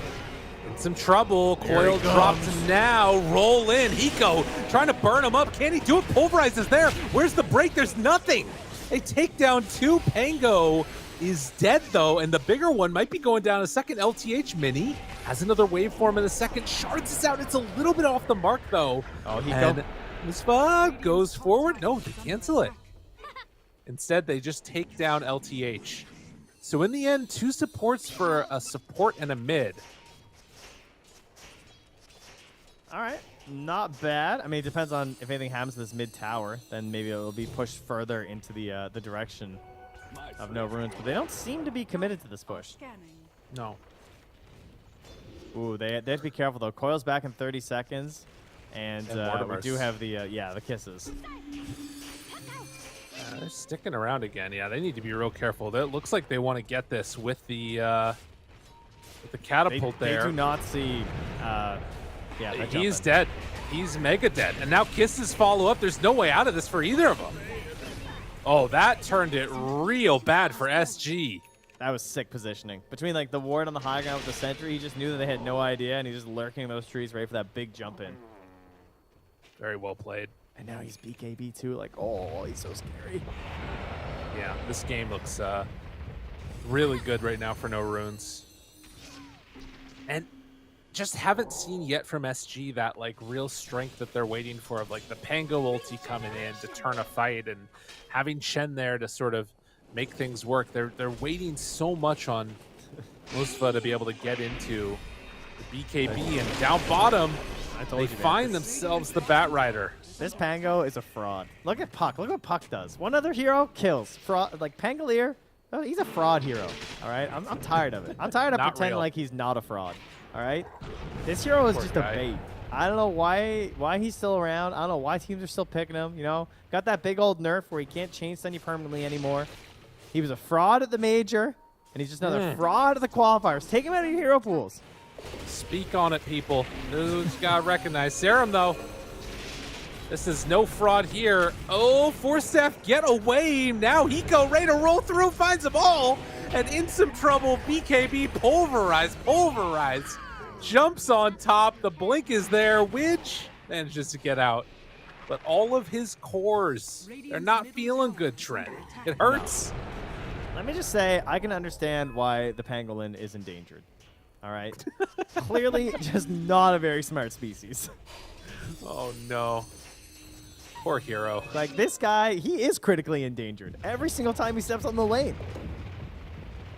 It just gets bodied. Radiant are scanning. It is interesting that like you see so many different teams run it, and it just you know, it looks a little underwhelming.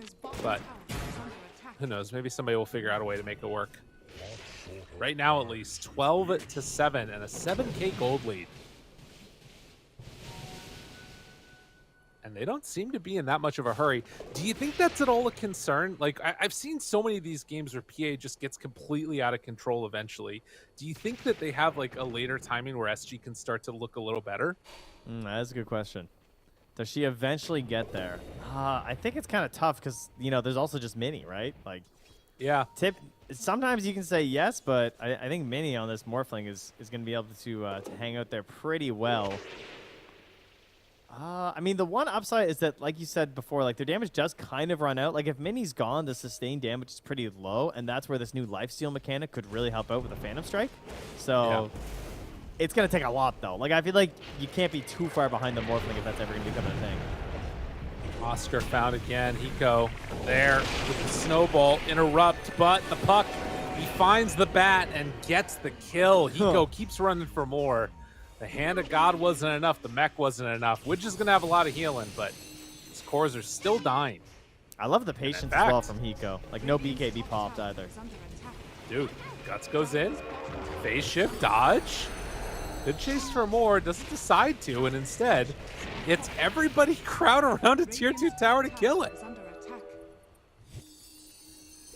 Oh, well, they're bringing in KXY here. Has the roll-up shard. Ready for some better mobility here with the Blink Dagger. Ready to rock and roll. Get this one fight win, and maybe he gets Blink and turns this game around. Oh, Turn it around and head on home. No, that's not what they wanted. Yeah. Space for PA. Oh, Bat just canceled TP. Okay. Yeah, that's not great. That's a rough one. They're not liking Guts it. is chasing.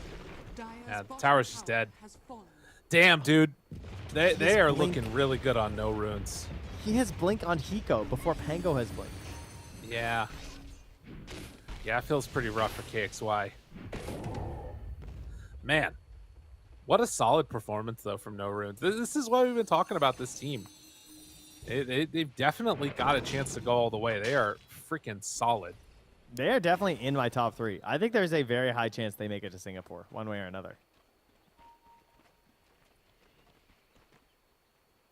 Well, big rotation to the top side. Snapfire already there. Has the Force Staff ready if things get testy. They move on in. Cookie is out. Stun onto everybody in the waveform away. My man Handsies knew they were coming. And now the coil. They find one. Poor old Chen. Just going to get bullied here. Doesn't have a place to go. They chase for more. Mouse. Oh, they find him. The blink, the pulverize. And PA dead. Another tip. Have some mercy. It's like he just sees him from far away, and he just brings his fingers up, and he just like starts pinching his little head, you know? And he's like, you will be mine soon. God, a BKB never felt so far away. Yeah, that's for sure. So close, yet so far right now. Oh, man. And how about, Snapfire got some nerfs to the old Cookie, right? Lost that cool shard with the Scatter Blast, and so instead the Cookie now has it, which, I guess It's nerfs weird. the Cookie. Nerf to the double stun ability, but this is one of the rare situations where now it's like better because you lost the shard stun, but because the Cookie stun got better, they all just got absolutely bodied for an additional 0.4 seconds when he tried to Cookie that lasso target. Kind of cool.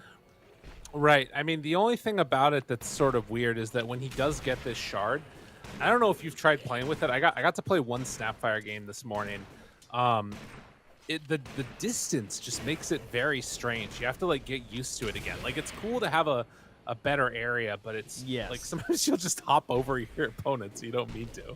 Yeah, that was happening to me in the I think Agnum's Labyrinth. There were things that made it longer, and it was like, whoa, you're just kind of like flying. Yeah. Don't know where everything's going. Well, 15-7. And movement on down bottom. They feel like, okay, we eventually got to take this bottom tier 1 tower. It's got to happen. Don't say it like that. Like That what? makes me realize they haven't taken a whole tower yet. Yeah, it's a little rough. And it's Maybe they versus won't a take tree, it. too. Yeah. Yeah. They're moving in, though. Look at it. The skeletons, they're so strong. Now, the danger of this is it does kind of leave open this other objective that you might have heard of. I've heard of him. Seems like a pretty nice guy. Mr. Roshan. And no runes. Will be able to clean this one up fairly rapidly here. The scan is out, but they know they can't come and contest quickly in spite of KXY having that blink dagger. It's still not enough.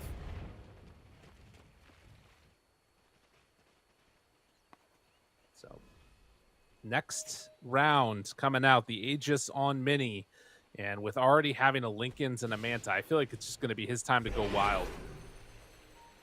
Yeah, he hasn't had to do too much this game, it feels like. Just kind of showing up a couple times in these fights, you know? Yeah. Man, living armor is actually crazy these days. It's kind of blowing my mind. True. Yeah, it does a lot. Like 30 seconds? It's a long time. Yeah. No, you're true. It's definitely That's crazy. Yeah, it's kind of nuts. I mean, it needed the know. bonuses because, like, the last time when it got changed already, originally, it didn't really seem like the hero got that much more love. But now he's reached that point where you're like, oh my, these numbers are all starting to add up, huh? Yep. Love the build, by the way. Big fan. I think Blink, like, I think I've played my fair amount of Tree since I get mistaken for him all the time. Oh yeah. With a similar name and whatnot. And Blink just, I mean, it feels amazing for good reason, right? It's overgrowth. Like, it feels like you don't get to use his ability without it. That's What do you true. like? Yeah, What do you he liking? just sort of stuck to the side. There's smoke on smoke action. Hiko runs on in. This is going to be the BKB reveal, but they find the Pango right at the start, and all their fight's gone. Doesn't matter if you have BKB on PA and on the bat. Everybody else is dead. Oscar trying to get away from him, and it's not going to end up happening for the rest of the team. Oscar might get out. Follow the fire. He still has BKB. He doesn't want to have to use it. The chase. Forced to go in and get out, and can't quite get in range for the overgrowth in time. Spooky. Damn, dude. Yeah, I mean, SG, they can try and delay things, but the inevitable is approaching, and his name is Mini right now. I love this this shift up, though. Like I said, you know, I've only ever seen him play mid. I haven't seen him play position 1. I know he played it all for the last DPC, but I didn't get to casting those games, so I've only seen the outskirts of it, you know, watched from the outside, but just seeing him this game, he looks like a 1 player. I like that he's on a more mechanically demanding and playmaking potential hero like this on the Morphling with the abilities of the Morph and grabbing all their abilities, but he's been very consistently increasing his growth while also still joining in these fights.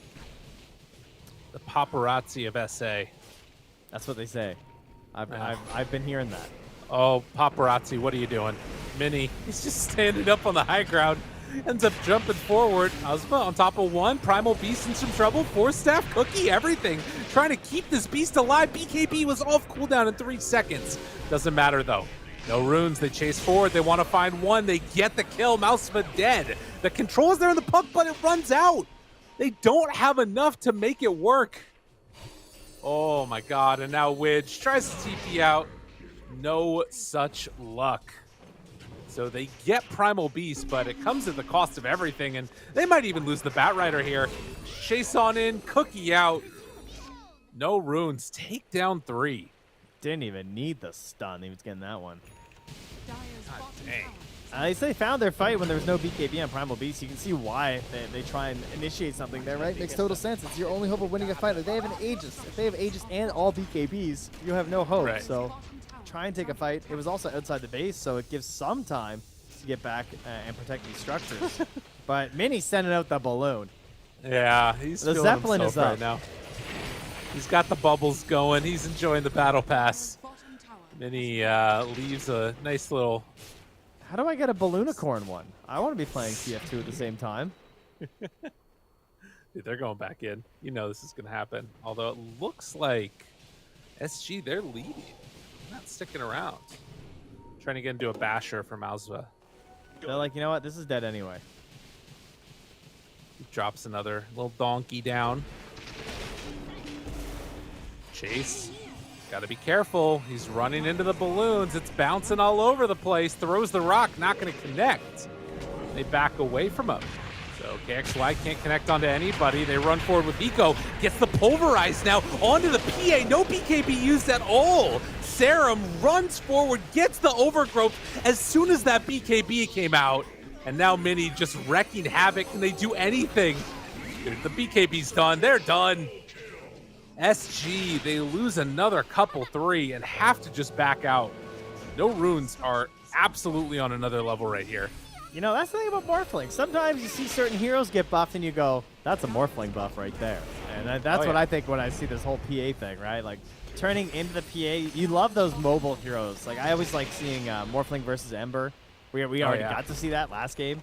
That's always a classic one with the Sleight of Fist. Just does so much damage. And now that's been buffed up, so Morphling's better in that matchup. And then now you've got this, too, versus the PA, where you're getting this, like, free lifesteal.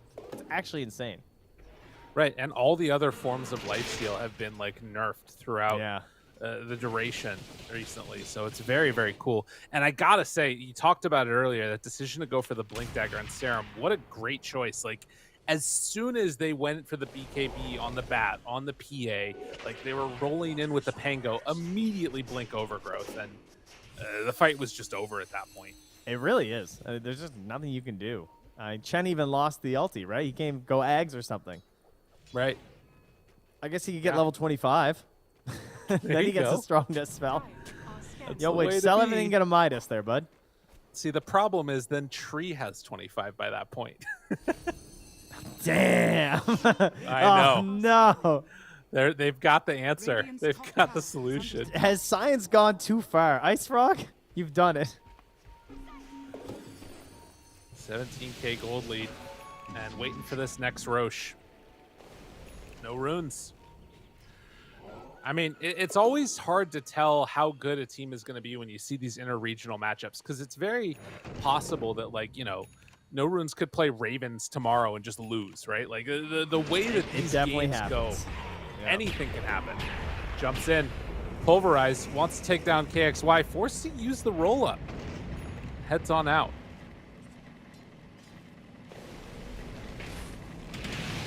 Heads back in. Blinks back. Okay. And they leave it alone. Well, it was nice Oh. seeing our last Pango game of the day. You think this is going to be the last one of the day? This is fraud hero. Kidding me? Just I let think it go, people guys. still like it. I know they like it. That's the problem. He's fun to play. That's where all this trouble begins. Oh, look, he's going to hurl a boulder at him. Bang! Oh! Got him! The boulder! Dude, that was sick. All right, the hurl boulder is awesome. Oh, it's so good. I'm gonna see that Dude. yet. That's really cool. Oh, I like it when Primal Beast is stomping. This is hype. We need to see more of that. Yeah, the triple bounce afterwards. I feel like it's cool, like, in theory, but as you see right there, you can just pick off supports if you get one on them. Yeah, we're not there for that, but we're there for the big rock. Right. Big guy.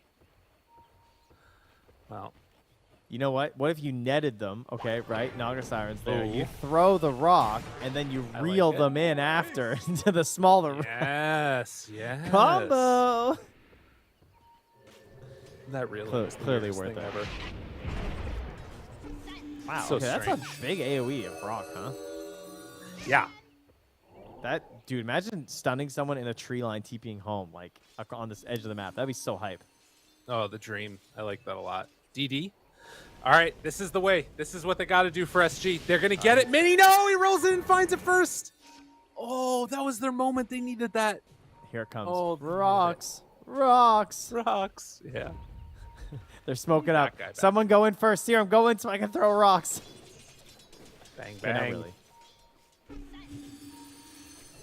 Goes right to battle. Nice preemptive courier on the high ground there from Serum. Let them see everything. Yeah. I know there's a sentry up there. They're just going to ignore it, though. I don't know if the throw rock gives you vision or not. I feel like if I it don't did, think it's like so. crazy good. It might at the landing zone. I'm not actually sure, though. I haven't tested that. It's a good question. Well, Serum ready to break TP, ready to break a smoke. They spot some run on in, and now vision given. So, well, SG scouting a lot of things on the movements of No Runes here. They might get this mid tower, though, just by the positioning that they're holding Yeah. right now on No Runes. Also, can we appreciate those flags right there in the middle from No Runes? Great flags. Oh, they're very good. By the river, yeah, I think those are cute. Radiant's middle tower is under attack. The TP back home to deal with this. And immediately you can see that the rest of Oh, SG they're doing the retreats. sneaky plays. Yeah, they got Sneaky it. plays by the Radiant. They're dropping the gem in the Roche pit. That's good. Using his good. courier to drop gem to give vision of when Roche spawns. I like it. And there it is. Sneaky, sneaky. The ping. Damn. Gamers. Now he's like, oh, please don't kill my courier. That just drops the gem right there. All right, Jupiter. It was right about the end of the timing on it anyways, so this should be pretty well known by SG that this is happening. Still a tough thing to come and contest. I like seeing the little cookie, though, the little glob of damage. Yeah.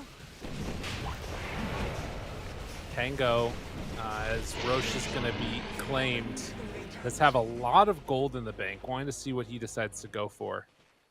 And with Morph already having the shard, Treant having it, they give it over to Puck, yeah.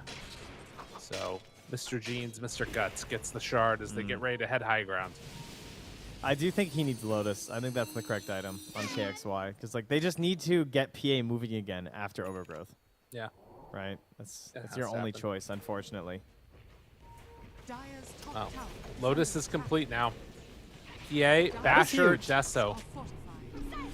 All right, can they Deso do? with no stacks. We're going to have 10 stacks by the end of this fight. One Rampage. Let's go. Wants to And they're roll back in. in this game. It's hard to do this, though. Also does not have Fan of Knives yet. Would love to be able to finish that one off. Man, look at those rocks. Jumps in, finds it. Lasso trying to get the kill, but the disarm is there. crit. Oscar gets destroyed. Mini, can he find any more? He does get the jump forward. No, but they have the follow-up. Mousema there, the overgrowth. They have it onto both of them. Mini is getting bashed, though. Disarm needs to get a little bit of separation, but they just roll through. Mini takes down the PA, dead for a minute. And with everybody still alive on no runes, there is no worry. Chase, He dropped pulverize. his neutral item.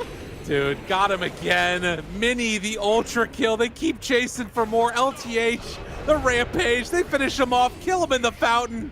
Double rampage for Mini, and they've already disconnected. This one's over. I think they misheard me. I said Rampage, but I meant for the PA. That was the plan. That's the but one. no, they had different plans here from No Runes, and what a absolutely crushing game from No Runes. I mean, what more is there to say? They dominated this match the entire way through. Yeah, and it did not. I mean, there were a couple of moments in there in like the mid game, like the early mid game, where things felt like, okay, maybe they can make this work. The good rotations to shut down Primal Beast, maybe he wasn't going to get like going, Yeah. but he just stayed top of that net worth. And I think farming the Ancients was a really cool answer for a way to stay relevant, even when he wasn't able to find kills. Yeah, because Puck has a hard time doing it. Like, Mr. Jeans was mostly farming sort of like the Radiant jungle alongside Mini, who was down there in the Morphling and helping to push out the waves. And even though they rotated so much to slow down Hiko, and that was good, the fact that he could go to the Ancients, keep farming, SG were just forced to try and throw everything into this Phantom Assassin and see if that could eventually make them relevant. But they just got outplayed in so many of these team fights. And really, the Puck pick was just way too good. Like, it made it so LTH, I don't remember seeing very many snowball saves. KXY always has to be worried about it. The PA always has to be worried about it. And the Bat Rider as well, right? You just get like coiled once, you're just dead. Yeah, I mean, it was so hard to deal with there. And I think that like a kind of interesting little dynamic here, you see how much damage Hiko did. If we can go over to the damage statistics, 19,000 hero damage in the end. 5,000, around 6,000 of that was done by the 10-minute mark. And it just goes to show how much he did early. Like, they took a long time with their third pick. They waited until they had 14 seconds of reserve time on no runes, and then they decided to go at that point for the Primal Beast combo and with the Snapfire, and it absolutely wrecked. So a really good understanding of how they could pick this hero, and it was the perfect solution. I expect Mini. SG, and Mini just, owning as well as Mr. Jeans. But I expect them to address the tree, I think. Like, that was their first overall pick, and I feel like it actually did a lot this game. They can let it through, but I feel like their coach is going to be like, you guys got to like cut those trees, man. Like, he lost his courier, and he literally didn't get hit. He punched them so many times, but then he just disappeared into the tree. And Bat couldn't commit the time to him or to kill him or anything like that. And it was just free harass the whole time, healing up that Morphling, keeping those towers alive the entire game. I really don't think he should get away with Treant Protector again. Well, we'll see if they are able to do that or not. But for now, at least, no runes going up one game in this series against SG. And I think SG was the team that came in as like the slightly higher seed. But it's just also crazy when you go into it, as you can see, mini admin, how long he's ready to go right for round 2 right now. But at least for now, that's going to do it for us. We're going to go to a quick break, and we come back. We're going to take a look at the second game of the series. Can they close it out another 2-0, or is it going to go the full 3 games? Find out in a bit.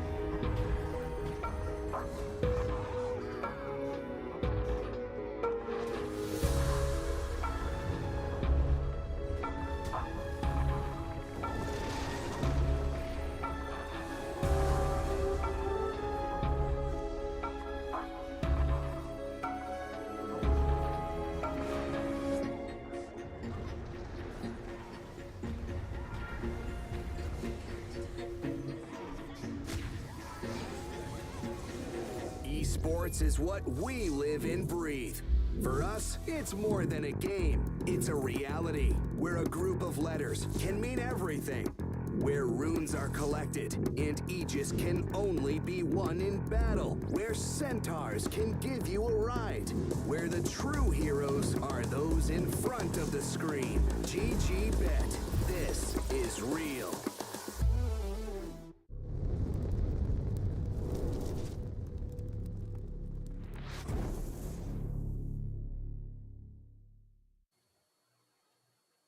Hello and welcome back, all you fine folks out there getting ready for some SA Dota 2 action. And Trent, there's a little bit of a taste of something salty in the air. It's still going.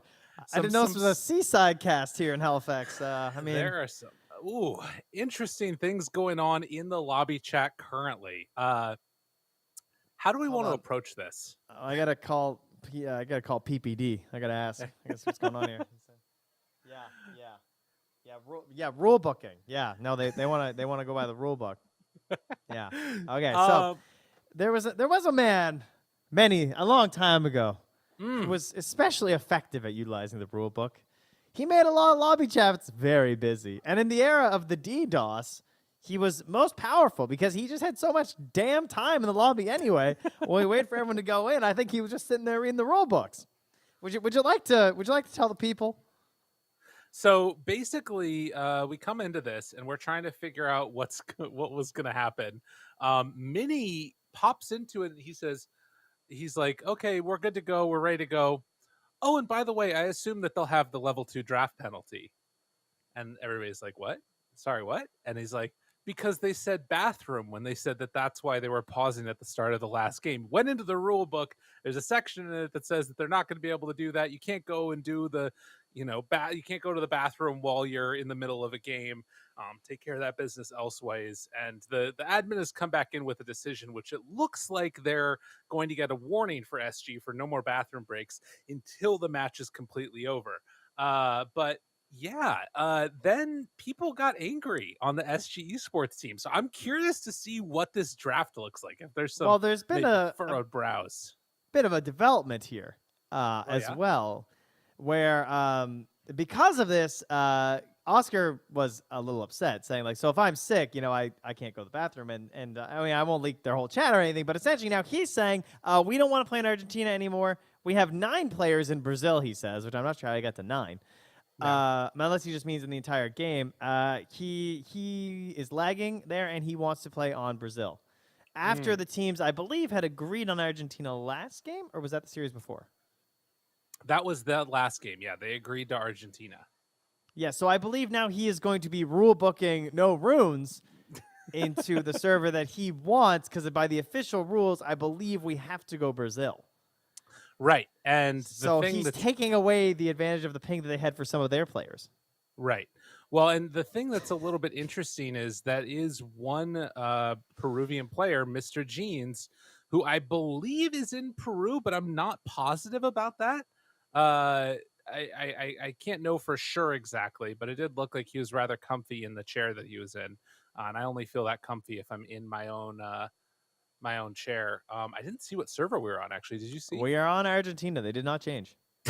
Okay. All right. All right. That's good. Everybody's mad. That's the most important thing. There's definitely beyond just the normal competitive spirit that's going on. I think Minnie is especially trying to tilt them a little bit. It's and working. It I'm seems to tilted. be. Yeah. Yeah, Well, let's Oh. let's get ourselves ready a, to hop into this. Yeah. Game it's, number 2. Yeah, bring out the cameras. I need to see some faces here. I want to know how these players are really feeling. I've seen how they're typing. You know, I'll be surprised if SG starts picking abandoned heroes. I think there might be some discussion happening. That's But fair. we'll see. The very first ban of the whole draft, a clockwork. That Not is what I was interesting. expecting. No, not at all. Oh my God. Hika's just grabbed the camera. Oh, they're all gone. They've left. One player had to go cool down. I like the pacing in the back as well. Well, what I always tell my kids is that we are wise travelers. That's the phrase I always say. because whenever Ooh. you're leaving somewhere like home, you got to use the bathroom. You got to be a wise traveler. So it's you're about to start. I mean, you guys do that at home, right? Dota game's about to start. You guys all wise travelers. You better not be pausing at the end of the That's pick true. phase. Can't do that anymore. Dota had to manually take care of all y'all. That's true. Yeah, that's a good point.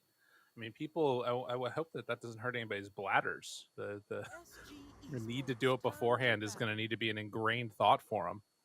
But taking a lot of time with this, they ban out the Storm still, take the Enigma out of the pool, and I guess that leaves open a couple of different heroes. The Undying still in the pool. What else? Radiant team. Undying, Chen, Batrider. The Batrider is the big one Look at with the storm being removed again. You see him? He's like, he sees that primal beast and he just smiles a little bit. They get the Undying. They get to run it. All right. So our very first game of the day, which was technically the second game of the day, and in no way confusing for those of you who just showed up, the Undying ruled. Excel played a fantastic Undying. He didn't have a incredible laning stage by Undying standards. He just had to help a Morphling survive through it. But his post laning stage of just running around the map and completely creating chaos was ridiculous. So I'm looking forward to seeing this hero again. He's looking like one of the most busted heroes in the entire patch at the moment. Right, and it can be like a domination in the lane type of thing, or you can just have it be like you talked about, a little bit more of just the making sure it doesn't go tragically bad. And it gives you so many options. I think we also have been seeing some of the off lane Undying as well, if I'm not mistaken. There might have been a couple of games of that being played. I've definitely seen it picking up in pubs, like high tier pubs. I've been seeing that. I haven't seen any pro matches yet though, but there could have been. I might have just missed it. Well, we'll see what they decide to go for next on SG. I might look that up because I feel like I remember. Oh seeing wait, one. yeah, it lands, just not in the qualifiers. Is that what Right. you mean? Yeah. I do believe people have been experimenting with that one. But yeah, Undying, Batrider, and Enigma are still all 100% picked or banned in these qualifiers so far. And I'll give you another little fun stat. So far, we're only, how many matches in are we? Like 11 or something? Let me double check here. But so far, the Radiant has a 71% win rate. Whoa. Yeah. The Radiant does. That is super interesting and also a little bit terrifying. Yeah, that's in 11 matches played. Radiant has won 72% of them, actually, and only 27% for the crap. Dire. So, it's only 11 matches, but, That's a lot. Radiant looking hot to start. Radiant team back. Very Of course, scary. the real question is picks and bans. Who had first pick, who had first ban? I don't have that info on hand, but that would also Right. be the important thing to take a look at. Yeah, that does change things around a little bit there, for Turn sure. to ban. I was looking because I think it was actually from today when I saw it. And no, it was Lil that was playing it on Puck Jump, and he went 1-12. So no, he was not playing Core Undying, sadly. We hope. Yeah, true, very true. It's a bad game. So the But, Puck Marcy. Yeah, it's shifted sides now, heading over to SG, so they'll get themselves the Puck. And Marcy, a hero who also, she's been very high in the contest. She's been banned mostly. She's been picked 4 times. She went 3-1, so she's looking great. Been seeing her a ton in the toppest tier of pubs. I've been seeing a lot of core Marcy being played. I presume that pro matches will still be support style, I would guess, but I'm open to seeing if they can make the off lane style work a little bit. When I first saw the changes from RC, I thought this hero was going to be dead. I was like, you can't rebound or you can't, like, the rebound is tied to the stun now. You can't dispose. That all feels really bad to me. But it does feel like people have found a place for it still. And that kind of broken mechanic of being able to just jump on top of somebody or get that separation, have an escape, it's kind of too crazy to deal with. Yeah, the nerf mostly impacted her blink timing and like her power spike at blink, right? Because before you were just blink toss, they're dead. There's like no counterplay to that, pretty much, right? It was like having a really good hex with a free escape after with the rebound. But now her early game is terrifying because you just rebound on top of them. You're boosting the other person. They're stunned during the whole thing. It's pretty spooky. Yeah, you can set up the dispose better and kind of make sure that you're on the right side of it where you need to be versus just making sure you get the stun off. Yep. So yeah, a tough one. But does also have to go up against a tiny and an undying. And if I'm gonna be real, this is super scary. I mean, tiny is just I think pretty freaking good against puck. It's very difficult to play this hero in general. This guy's just still around, huh? He's still tinying it up, doing his thing. Gotta happen. We can't get rid of him, it seems. And a Slark ban? Wait, what? Are they gonna go like Veno or something? I'm trying to think. I mean, it could just be the player preference. The hero definitely looks better than he has in a while. I feel like he's been like Yeah. buffed and buffed and buffed over time. That's So true. he's starting to get anytime he's above 50% win rate in pubs, that's always a pretty good sign for this hero. I feel like. Whoa. Okay. Well, that is definitely an answer. I wonder if they were gonna do would like take- maybe like a double bristle, like a that could have been something. Like do Okay. a bristle +1 because I love bristle combos in the second phase of the draft. If you have a good Yeah. bristle player, so they could have done like bristle IO, but like is Viper's banned, Bats banned, Slark's banned, but then there's Timber. I think Timber's playable. It's not like the worst matchup for a bristleback.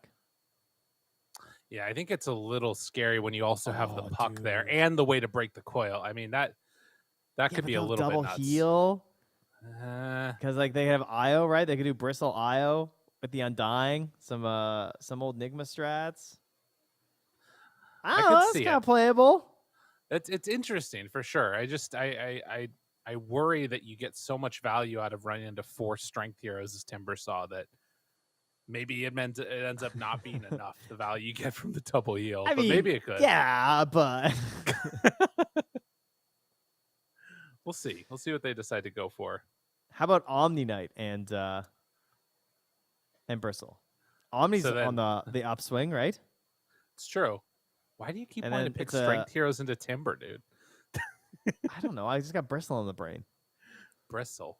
The I old just see those bristleback. bands. I mean, I think that's probably why they picked the Timber, right? Is to try and stop them from running something like that. Well, it But worked. I agree. Yeah. Now they they're went gonna for the get Void Skied, but Sky's banned. Ha! Ooh, they got the Arcana, I bet. You think? I bet he does Maybe. too. He's probably buying it right now. Yeah. He's like, I need to go to the bathroom before the game starts, but I really want to buy this Arcana. All right, so Sky's banned. What's our Sky replacement? Just like Lion? Is that worth? Hex? Finger of Death? Play at position 4? You don't know who your 3 is, though. They And could it's not still that snap much if they nuke. want. Oh, Snap's pretty good. Not as good versus Troll, or not Troll versus Timber in some ways, unfortunately. Yeah. That's fair. But it's still a lot of damage. I mean, your ulti is still a great way to try and deal with Timbersaw in the end. True. They could also, I mean, I think that they probably want to save the Jeans hero, but I think you could take it now. Take What Ember, about maybe? 5 DP? You go there's Lion. They do it. Do it to Pretty it. safe pick. Does that mean that we've got a mid tiny here? Yes, I presume it is because it's a puck. Like we're assuming Yeah. it's mid tiny, Yeah. and that looks pretty good. 10 seconds remaining. So then we have our double counter pick. No runes will have to go for their offlaner next. 5 seconds What are we missing our matchup on? This is probably 4 Marcy, probably 3 Timber. So they kind of have to pick their 5 here. Radiant Okay. team ban. They could snap. They're gonna ench though. That's interesting. Doesn't mean- die during chrono unless Lion commits.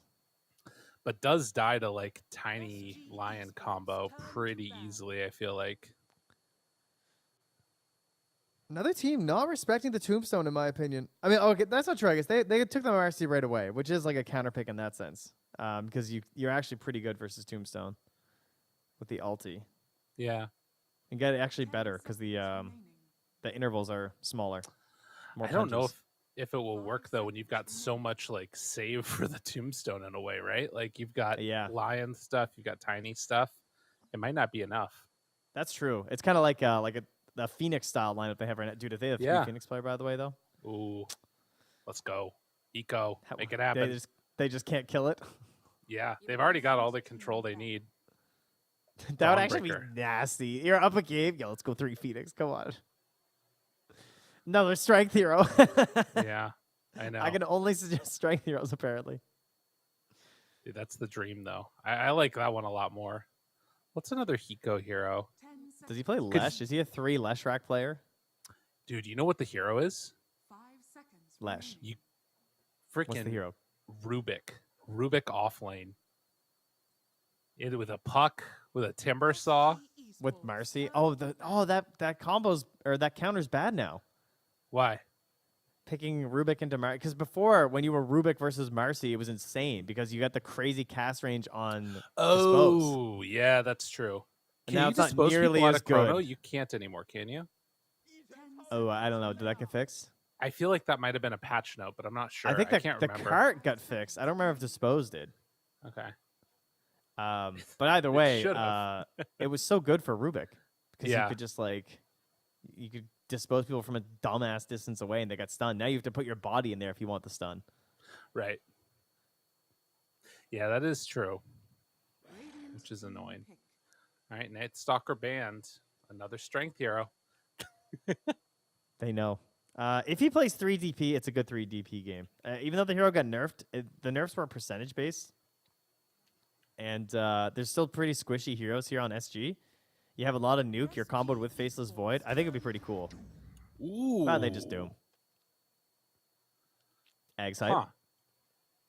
Yeah, I mean, pair that together with Lion, like everybody's dead. They're gonna need to get Lincolns this game. That's not gonna feel good. What's the carry? Illusion Hero, Naga Siren. Damn, they went TB. TB. Hero. Dude, they Dude, could have into Naga versus, Doom. versus Chrono, though. That would have been hype. Dude, I do not like this SG draft at all. I feel like they're not stronger at like any point in the game. And Mini, he's got it. He's got the immortal.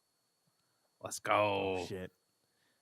I do really like the Arcana, I gotta say. I think at first when I saw the pictures, I wasn't sold, but seeing it in game, it looks Yeah. nice. It The looks big, pretty the cool. in game. tendrily hands, you know, Is the this going to be the throwback. first one?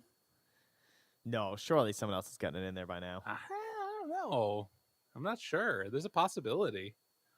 But regardless, we do have Mini on Faceless Void, Mausva facing off on the Terrorblade, and Mhm. putting Terrorblade now into like Tiny, Lion, Doom. I mean, it feels like they have to just get off to such a good start where they're playing from ahead the whole game. And to be fair, they've got a great lineup for that. You know, you got Timbersaw, you got Ench. There's ways that can work, but I'm just worried about this mid game.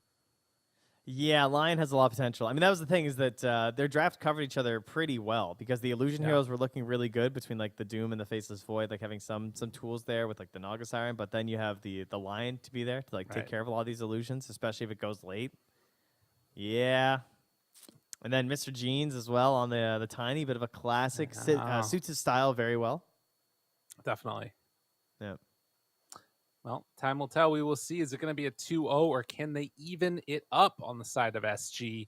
You do not want to drop down to that lower bracket in this, again, format that we're seeing where 3 of these teams are going to be moving on and going to Singapore. But let's get ready to hop into this one. Game number 2 right now, SG facing off against No Runes. And I think at the very least that we're going to be in for a good one here. This might go the distance because I think both teams kind of want to end up in the late stages to some extent. Although I kind of like No Runes more in that point. Well, no pause this time. The rules are out there.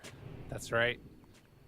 Don't you dare, Don't even think about it. Mister. Ooh. Oh, they're not sure. They're like, because Puck got there in time for the vision where they might not have known there's a ward there, but they did ping. So that ward might get found out here. That's true. They had one Seer down wants to go back also for it. on the low ground. Don't know if they scouted somebody there with it or not, but 30 Interesting, seconds interesting. to battle. Faceless Void's face on the like thing up on the top definitely looks like Night Stalker before he like fell apart. You know what I mean? Like his bottom Yeah. mouth is like opening out. Oh wow, there's big back tendrils too, huh? Yeah, dude, it's all over the place. This guy is terrifying. Don't be Can we get a showcase view real quickly? Take a look at him. The beautiful, beautiful Arcana of the Faceless Void. Gabe, trying to get a few kickbacks here, huh? You want some free battle pass levels? Is that what I'm hearing? It's such well-made craftsmanship. Oh my Oh god. my goodness! Wow, and only level 425? Wow. That's it? That's Oh amazing. man, like I'd like to play my way to that, but I just don't have the time. I think I'll just buy the levels now. Can you do that, Trent? Well, I have a fear of missing out on it, so I just Okay. All right, we're done with this. Man. And my Does look like- PayPal is. You can just deposit the levels right on my battle pass. Don't even let me activate it. Oh, look at him. There it is. Thank you. Thank you. He's a scary looking guy. Look at that, guys. They set up showcase just for you fine viewers, and then we're gonna watch the whole game in showcase mode. It's gonna be great. That would be fun. No, It would. it would not be. Okay. Dota does 2 look VR like- is here. Does look like this time it's 2 for 2. So SG able to pick up both of them. That's what they needed. All right, time to get serious about this game. Tell me. What are you All right, serious well. about? What am I serious about? I'm seriously worried about SG's draft. But how do they have a good time? Well, step one, Timbersaw gets off the ground, right? We all know what a Timbersaw wants to do.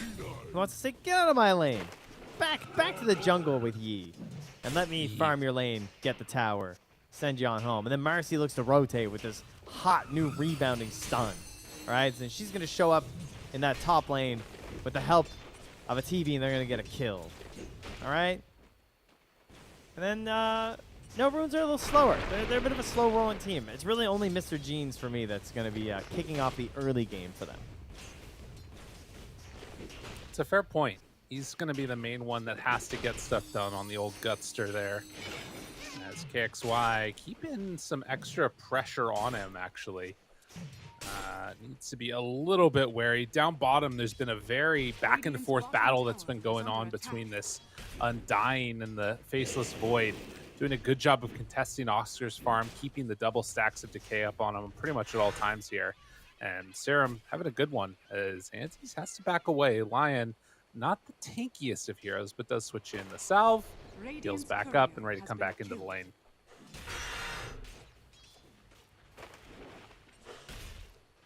Not the best Ench game overall No. this time. I feel like it got picked up here, and I'm just looking and thinking like, what is my goals? Which, I mean, they're picking it for its most basic thing, which is trying to secure a decent lane for the hero, so fair enough.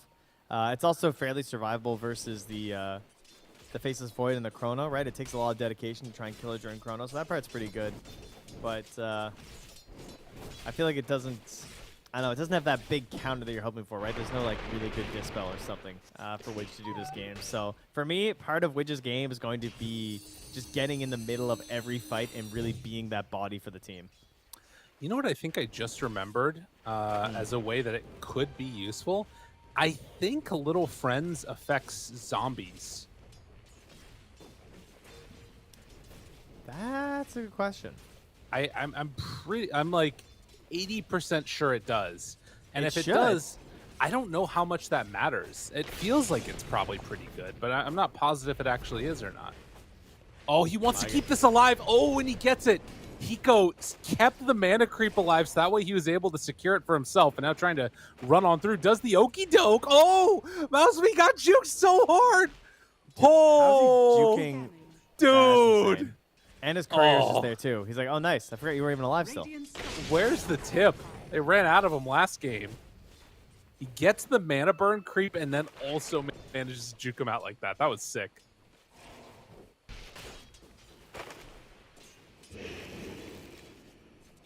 I'm like looking through the numbers now to see if the trending win rates worked versus Undying. Oh, Enchantress. yeah, there you go. I'll get back to you. All right, fair enough. Not sure. Well- It's not looking good right now. Undecided. I mean, Yeah. it might not even matter. I feel like a lot of the times, even when Little Friends could be good, people aren't always picking it up because there's just better stuff to get sometimes. Tries to go for the all-in up top now, seeing if they Nice. can find Widge, but the Dispose keeps him away. And does need to do another okie doke. Tries to get out of there, but there's nowhere left to go. Malzva ends up drawing first blood. Good rotation. Actually, exactly what you want as an Enchantress. For them to go on you and you barely survive, right? Like, you're basically an ogre Yeah. now. And that's the freedom that LTH is going to get. And this is what the new Mercy is that your first initiations are just so much more reliable than they were before because no one has the mobility to deal with that rebound on the earlier end. And like, you're so squishy, right? Like, if you just get a stun on someone from such a great distance, it's very powerful. Right. And the sort of setting up the tri-lane here can actually work pretty well if they can keep this Doom under control. Only level 3 at the moment here. Not the easiest lane in the world for him to work out. And obviously, as a Timber Saw, you're perfectly happy with this. But they'll bring the third up. Serum makes the rotation. And Undying, another hero that likes to play in tri-lanes. It does leave their Void in a 1v1 versus a Timber Saw, and that's going to start benefiting Oscar quite a bit, particularly when he hits 6. Because like, there's no way Mini kills him, and he just has to keep pulling the wave and trying to get as many lasts as he can. So hopefully for him, Oscar doesn't get too many denies starting now. Yeah, it's going to be a scary one for sure. But they do kind of need to pull some people and try and get Mouseba a bit more under control. Can't afford to have the Terrorblade just getting everything that he wants. Eco makes the move over, trying to go onto Widge. Mana burn, does not have the mana for Nature's Attendants, and the chase can't quite get him down low. Dude, he's Serum battling it out, and Hansies moves on over, tries to make his escape, and is going to be able to. Mouseba still very quick, couple more punches. Those branches, Jukes dude. off to the side, and it won't be enough. He ends up falling. How did Widge hold his fairy part that whole time? What an animal. I don't know. I'm impressed. Who's the courier? Dude, they are dominating this lane right now. This feels so good for them. He's almost, like, he's going to be doubling up this Doom. Oh, the Salve? Widge comes on in and brings him down. 3-0 start, and it's not going great bottom either. Like, if they're not careful, LTH could just jump on him also. He actually would be double his net worth if he got that kill instead of Venge. Oh, Widge, though, has the Fairy Fire still. Careful, And careful. He can't put the Tombstone down. It's not going to be enough. He tries to get the pull. Damn, dude. Down bottom, they're keeping the pressure on. Yeah, you can see the back and forth that's going on here. The time dilation is enough to keep Mini alive. And if you go to the last hits and denies, as expected, Tiny just beat Puck mid. This is what the matchup does. This is why you pick it. It becomes a bit of a threat. You try and get your Blink Dagger, so you're always threatening KXY's rotations the whole time, but he's got 11 denies. You simply can't match the physical damage that Tiny has. So it's, you know, and you don't have enough bursts these days to like actually whittle him down fully if there's any semblance of like runes for the Tiny at all. So he's just sitting here with a regen like, yeah, okay. But KXY is going to be looking to turn that around with a coil, but they know that. That's why they brought these supports mid. But there's a lot of vision right now. KXY cannot die right now. Oh, he just finished the orb there. Used it off. And up top, Hiko getting punched, pummeled, tries to escape. Does have the infused raindrops, and it's enough to keep him alive too. So a lot of battles going on across the entire map. Mini has level 6 now, and so does Oscar. He needs to be very wary about these next couple of minutes in the way that he plays this out. Time dilation, LTH still nearby, jumps in, still hanging on to his time walk, and actually dropping the tombstone now. Serum doesn't get the deny, but Guts makes the rotation. Abba, toss, down onto both, catches the chrono, but it hits onto both of them. Will it be enough to find the kill onto Oscar? Serum still chasing, Guts going for the wraparound, the long one. Has another avalanche in a second and can't quite get there in time. Wants to throw the tree. Guts still chasing and does have that avalanche to throw out. Now looking for the toss, hits him up. Oscar in some trouble, but it's not going to be enough for the kill. Yeah, at level 1 toss, he's not able to throw it far enough back to the Undying or even like the neutral camp or something there. Didn't have any vision, I don't think, from the Undying at that point. So not able to get that kill. Very interesting, too. The way that LTH was lurking in the tree line there and hoping for a tombstone to be dropped, they instantly kill it. So that ends up being kind of even, considering the rotation from the Tiny to come down, and then Timber just lives. But Hiko goes down again, and now they're trying again down bottom. Oh, Mini! How? Just barely getting out of there. But Oscar, he's the one that's in trouble now. Can they get any bashes? It's only level 1. Oscar still barely surviving through this, but Guts, he makes the move over, and that might be enough to kill LTH. Tries to stick, tries to get away, and LTH will escape. But they get the kill onto Oscar, much needed. And Oscar and Mini throwing some jabs back and forth in the lobby, now also in the game. You know, some tips, some voice lines. Do have the occult bracelet as Mid? Coil going to be dropped mid. Tries to move in, and Widge finishes off. Serum makes the move. Guts finds his bearings here, tosses the creep onto him. Wants to get the kill on the creep. Serum's still chasing Widge, who does not appear to be dying, and is actually perfectly fine. Yeah, can I just say that I don't understand this item? The occult Yeah. bracelet. The item seems absolutely insane on some heroes. Like Timbersaw, for I mean, instance. yeah. I mean, I'll- I don't even know. It's just infinite mana. It's crazy. Yeah. Yeah, I think that it seems quite good, and I'm curious. They eventually have got to switch that over to Oscar, I would imagine. But for now, at least, just keeping it onto the. Actually, I don't know who took it. Ench has it now at this point in her career. Yeah. Be something to watch for. 2 to 5,000 gold lead for SG. Terrorblade sitting top of the charts. Has the Dragonlance done. Radiant are Still yet to scanning. see a Doom from Hiko. Dire's top tower is under attack. Yeah, he's not having a great time. Also, yet to see Dire that much are from scanning. KXY. You know, has the 1 assist, but wants to start joining up a little bit here. Use all this big damage from his 2 side cores, right? Come down, coil, try and get some kills with the chakram. So see if KXY can make that move. And Mr. Gene's a little bit more happy to just sort of chill out at the moment with until he gets his blink. Then he needs to go making these big moves, obviously. Right. Serum here playing close to the edge as the Tombstone wears out, and he can't easily clear through that creep camp anymore. Radiant's bottom But tower did is manage under to attack. pick up a Possessed Mask. Probably wants to pass that over to the Faceless Void pretty soon. Although it does have the Mask of Madness on him. We'll see where they decide to go with it. Radiant's But bottom tower, has fallen. Oscar finishes it off. And mid tower, still a lot of pressure. SG Dire's courage. definitely looking better in this game too. Yeah, they've hit the Find marks they one. really needed. And, yeah, Doom onto an Ench, like, live or die here. It's not that big of a deal. Radiant's middle Does he tower want the is stack? under attack. Andy says no. Dire's top tower Oh my is god, is under he even attack. gonna die? I don't know if he dies to this. No, he's just gonna live. Widge walks it off. Mid lane. They jump forward, tries to find it. Avatos, LTH dead. They get the kill on the tower, and KXY is gonna manage to escape. So 2 tier 1 towers taken, with the mid already gone. Radiant's bottom tower is under attack. Yeah. Why do you think Jupiter didn't go for the finger? I guess he just really wanted to keep it for mid to like threaten the puck. Right. Yeah, I guess that probably is what happened. But stacks though. Trades. Stacks. Pretty surprised. No, I feel ya. I mean, if you're already using Doom, I guess it kind of hurts to use the second one too. It's like, what do they do at that point on the map? Yeah. Now they I mean, can be a they're little aggressive. they're definitely due for a smoke here. They smoke directly under the observer ward. That's on that high Yeah. ground. They have sentries all over the place, and they still smoke right under it. And he still died. So you know. Dispose. Abba tries to get away. KXY escape. Oh my god. I cannot believe he lived. I mean, I know they How? knew it was coming, but still. Oh my god. And What a Oscar save. makes the move over. Handsies, you got to get out of there, buddy. Tries to jump. LTH, he's there. He's done. But Puck ends up dying. Wait, what?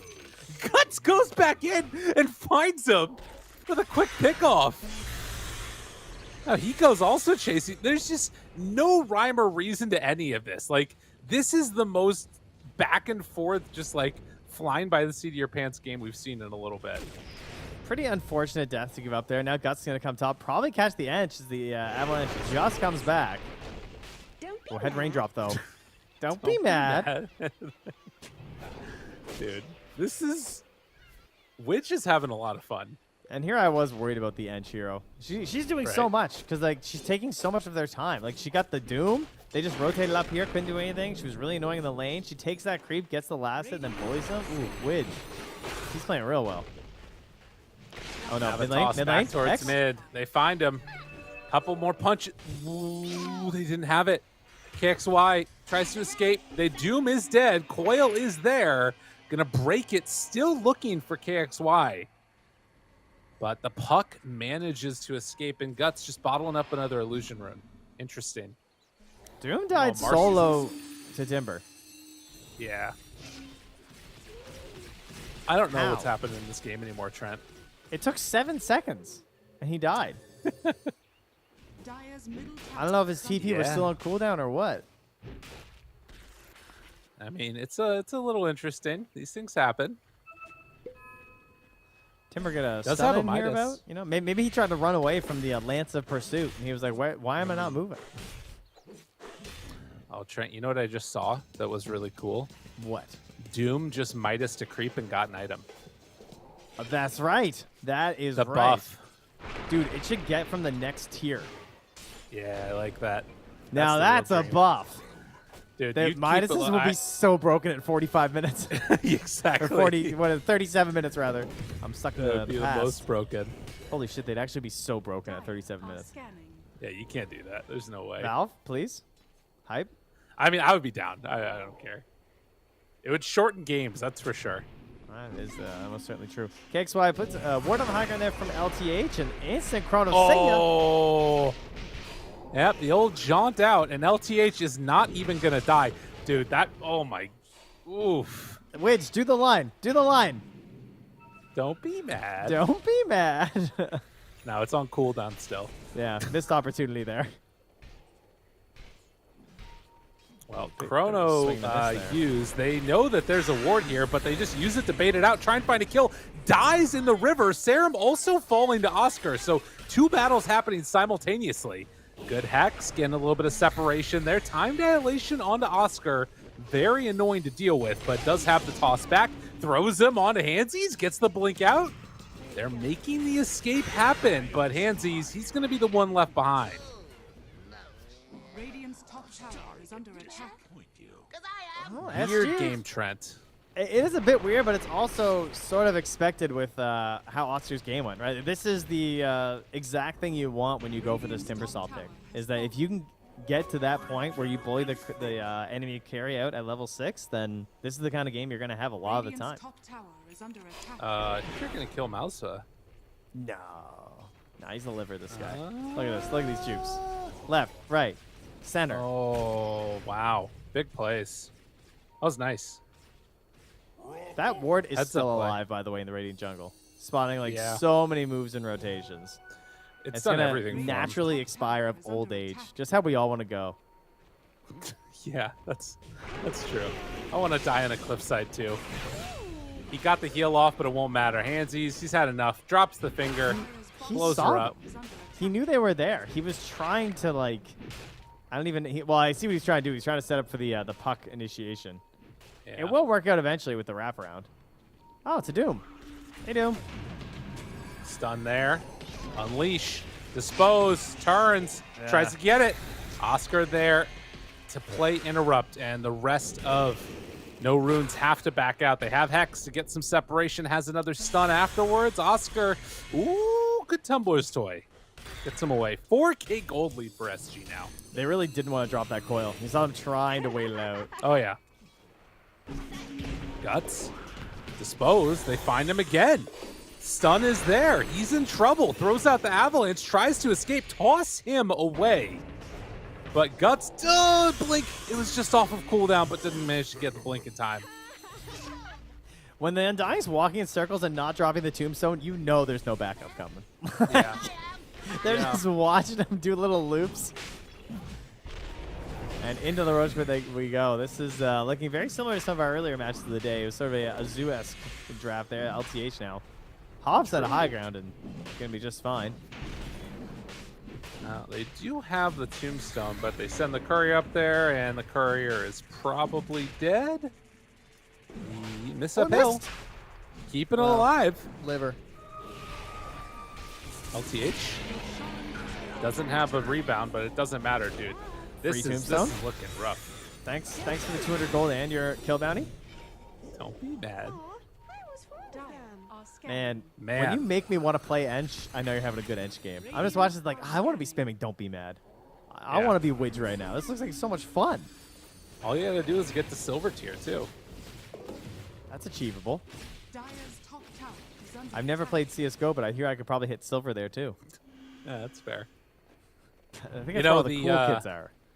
I think Don't Be Mad is one of those that works equally well against your team as against the opponent team also. It's just a little too perfect, you know? It's Yeah. really just like the way she says it that really sells it too. You know, if it like if Invoker was like, "Don't be mad," you know, it wouldn't have the same nice No. touch to it. That's right. Yeah, you gotta get the niceties.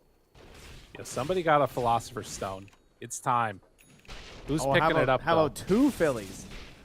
Ooh, that's good. That's some good stuff. Oh wait, I thought I saw 2 Phillies. All right, never mind. It's only 1 Philly. My bad. They are bringing it out on somebody though. I didn't see who. We'll see. But at least for now, Lion's getting it. He wants that blink. yeah, you gotta get it. He does feel like he's kind of got to be one of the keys to this game for them. You Well, need especially the with blink. the state they're in, right? Where like the puck is Yeah. has the blink dagger, is starting to dominate. If you can just shut down KXY, their ability to play aggressive from SG is greatly reduced. They're just so much out of there. One step slightly ahead, and no runes just cannot get their teeth into them. They can't find a good fight. SG too mobile. They do have Chrono though, so at a certain point, you know, it can be Yeah. pretty devastating to just see like Chrono and kill. I don't know if they'll have the save potential there. We'll have to see if they can do it. High Assange for Oscar. And in the meantime, they find Widge. Hexed up, pops the heal, and KXY just goes right in. BKB is out, have the Doom available. Do they want to drop it? Waiting for round 2. Oscar, they run in with LTH. Tombstone is going to die. And as they back away, it's good recognition by No Runes that they can't take this fight, but SG still dominant. Dude, he has a Dragonlance on Witch Yeah. now. He is so huge. Yeah, that's crazy. He's played He's this game almost ahead of- perfectly. Yeah. Like, Oh. actually perfectly. They can't kill him. And he always absorbs so much damage. Oh, and the rebound in, and Guts, he just dies. Don't be Damn, mad. dude. Holy moly. Gotta run away. Undying, he's also in trouble. Good stun onto 2. But SG feeling completely in control of this game. Just continue to run him. LTH living on 18 HP as that last tower shot came through, but it wasn't enough to kill her. Sometimes I want to be an Ench hater, like I'm a Pango hater, and then I see a game like this, and I'm just like, I believe again. I believe in this hero so hard. True. Radiant's middle tower And part of it is just like the way that Widge's game has gone to, and where he's been at these perfect break points because Mr. Jeans didn't have a very great game, so he's only like level 13 right now, and he's Yeah. 1 level ahead of Widge. He actually can't kill this Ench. Dire's bottom tower is under attack. It's way too tough. If they Yeah, they don't 1v1, have enough. no, I You think think the the time is Ench still. wins? I don't know. I'm trying to think. Like if they were just in the river 1v1, because like he'd have to do 2 rounds of Avatos, right? So it's Right. gonna take 28 seconds for him to kill her. Don't be mad. Many. But then she would just keep healing up. Oh, many. They've got the coil. We'll run Gonna, that. oh, he can't break it. Tombstone down. He's in trouble, though. The rebound, the jump. Mini. Get a little bit of separation. He's actually out of there. TP's out. But did cost him a chrono to live. Making a bit of space. We'll take that. A very, very small, minuscule amount of space. They need what they can get. They need these blink daggers online. Holy moly. They got one on Lion finally. Doom is going to have his completed soon here. But the game is looking rough, particularly without that chrono online. And Timber is just absolutely a menace in this game. Now also putting on the Nether Shawl too. So 6% more spell damage, more magic resistance, which is really good versus Faceless Void because most Yeah. of his damage is magic. Especially when you Right. have a Maelstrom build as well. Dude, he's actually, dude, he's so tanky. Yeah. He's not going to be taking any damage on this freaking Timbersaw. What's his resistance at? He's got 50% magic resistance. Yeah, that's crazy. Dude, they actually can they kill him? And a plate mail. I don't think they can. They actually Like need if they Doom. dropped everything, they need Doom. Yeah. And even then, it's not like it's easy. Yeah, and even then, it's gonna It's depend so on like really the armor. tough. I'm talking like no armor stacks at this point. You know, Yeah. then the active armor, for like sure. or the active armor gets on. Jeez. They got some issues here. His Faceless Void needs to get absolutely massive. He can't be mini anymore. He's gonna change his tag. I gotta be huge. That took me a second. He's gonna have BKB. They're looking for BKB on Tiny. I mean, this game just feels so out of control. When you use it, the active avatar does increase your model size, right? So There you go. he's getting Big huge. mini. Taking it a little bit too literally, but that's all right. I will say that also Terrorblade might end up getting like bodied if he steps a bit too far out. Malzva has shown a tendency to play a little bit maybe on the far side of aggressive. But we'll see. No Roche for a minute and a half. And Widge just going to be the one that steps up front and center and says, come deal with me. What are you going to do about it? Oh, they have the Harpy Scout going too. God. Just looking at him. Yeah. Very annoying. It ran out of mana and just got Midas though, so there you go. Don't be mad. Nice. I mean, look at it. They're all up here on this high ground watching Void farm an Ancient Camp. This is too difficult to deal with. Although I think probably for no runes, their route has got to be like trying to win a fight around the Roche Pit or something.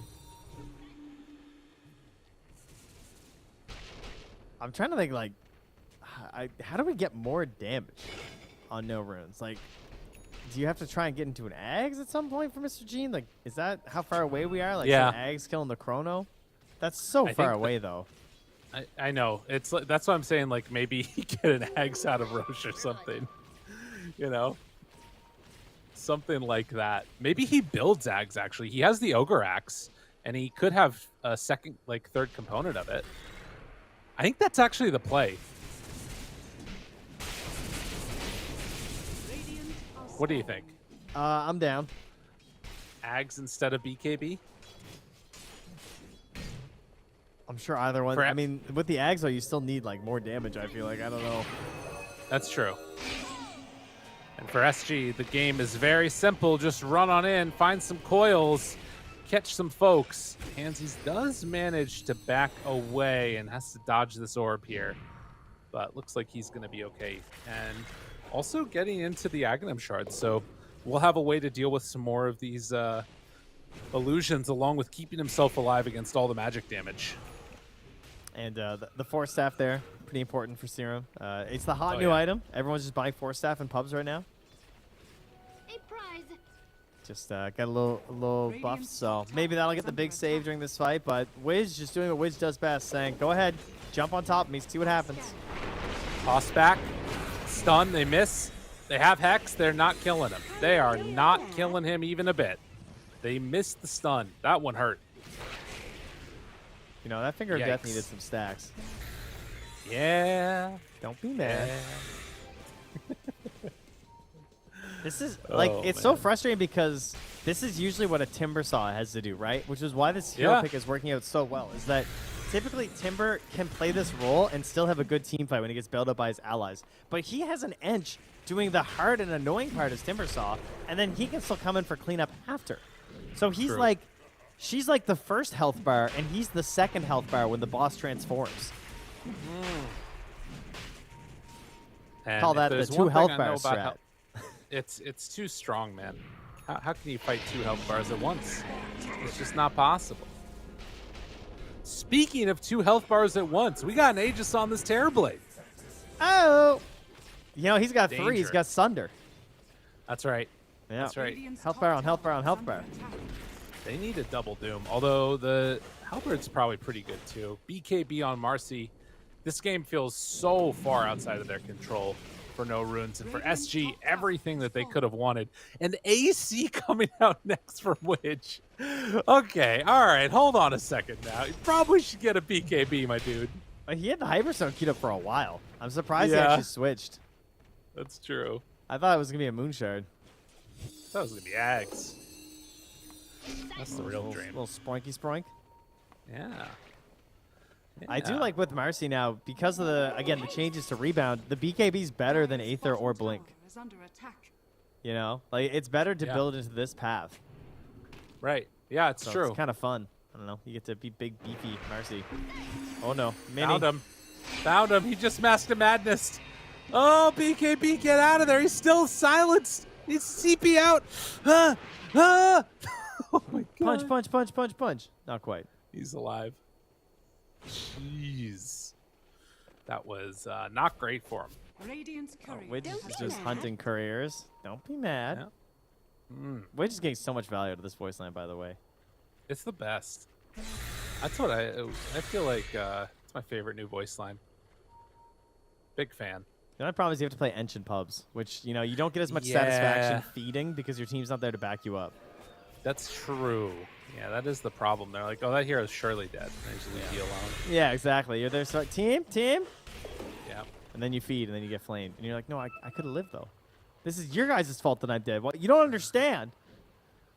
Gotta say, Doom, been a rough one for him. Oh, He's doing the right thing though. This Yep, here, cutting that's a those good waves. play. Good play. Move on in here. Ready to start hitting onto these towers. Lion does have the shard, so can kill off those illusions if need be. But it's not easy. Very dangerous. TP's back in with one. They're all ready to go. Smoke up with everybody. Where is the decision to go in? Do they decide to jump?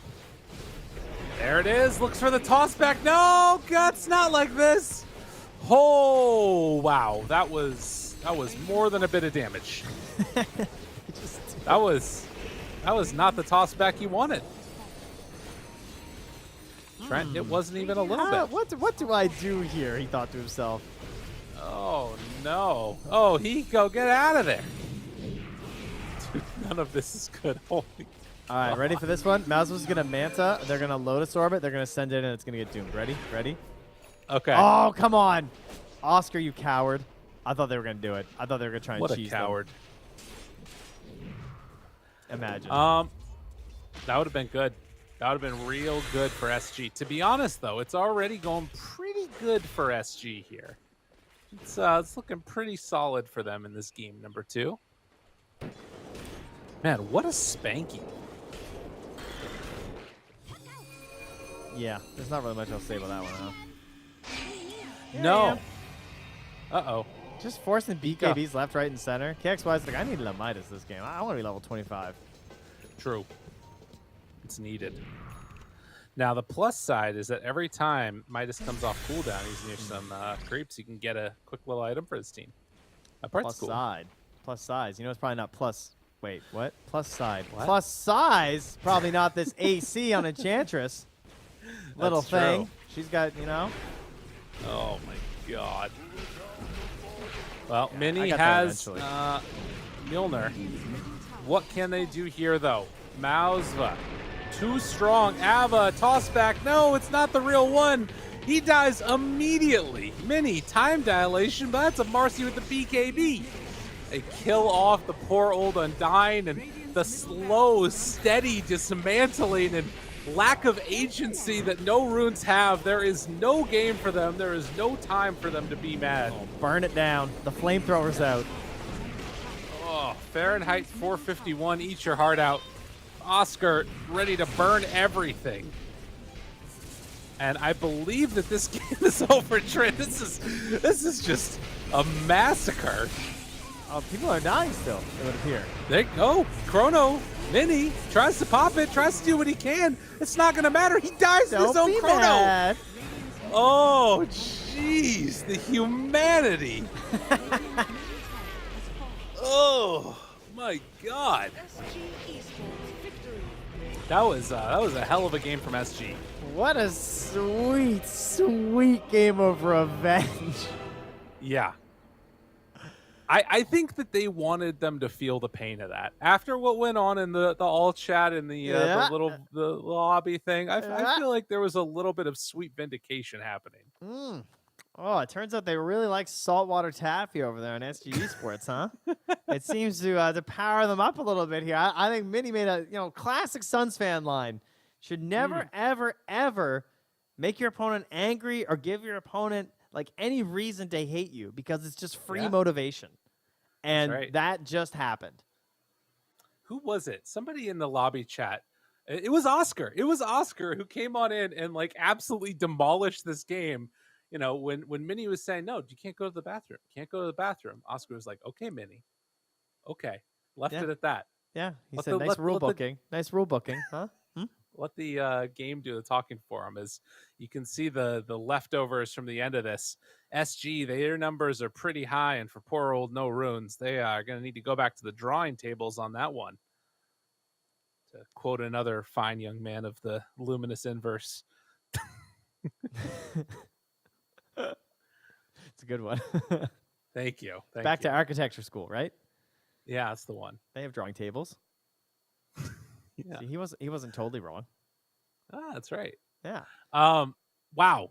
What an impressive showing. SG nailed it. Knocked it out of the park. I feel like Undying did not look as good as we saw it in the last series, but I think the bigger issue is just Puck is really good. Widge was basically the Undying this time, and yeah, That's true. Puck is looking super solid. Like for me, it's just the direction. I always look back to that word in terms of just like letting your team just do stuff when you want. From like Batrider and Puck has just always been such a staple of these heroes, and why I think they thrive in the competitive scene. It's not just all that like dumb, slippery, and annoying stuff. It's just like I have so much confidence when I see a puck coming to my lane. I'm like, nice, we're gonna Right. get something here, you know. True. And Widge owned MVP Widge, 100%. MVP Widge is the call from Trent, and I can't really disagree with you on any facet of that. Just an immaculate performance. You look at it, the damage dealt, he ended up doing, I think, more than everybody except for Mr. Jeans. Did 12,600 damage on the Ench. 13K was all that Tiny was able to do in that last game, and then everybody else was below the 10K mark. So, hell of a performance. Yeah. Anything else that really sticks out to you as far as things that need to be changed for the next one? No, I think it's going to be very interesting to see how the Undying goes and where that's placed. I wouldn't mind, like you said, the Puck did win both games, so maybe seeing what happens there. But this whole thing between like Undying, Enigma, and Batrider, like which one do you want to give away now after this sort of an Undying match? I'm not sure what's going to happen. So number one thing, get Mr. Jeans enabled. He struggled this match. So. All right, well, we'll see if they can do just that. We're going to go to a quick break. When we come back, the final game, this best of three, teams trying to stay in the upper bracket. We'll see who it's going to be right after this.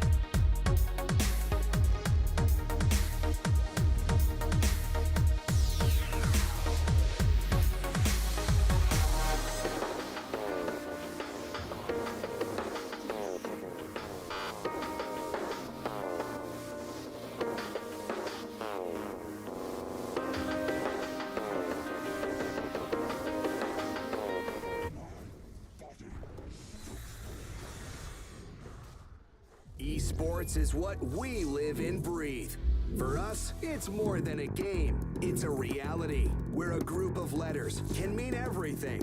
Where runes are collected and Aegis can only be won in battle. Where centaurs can give you a ride. Where the true heroes are those in front of the screen. GG Bet. This is real.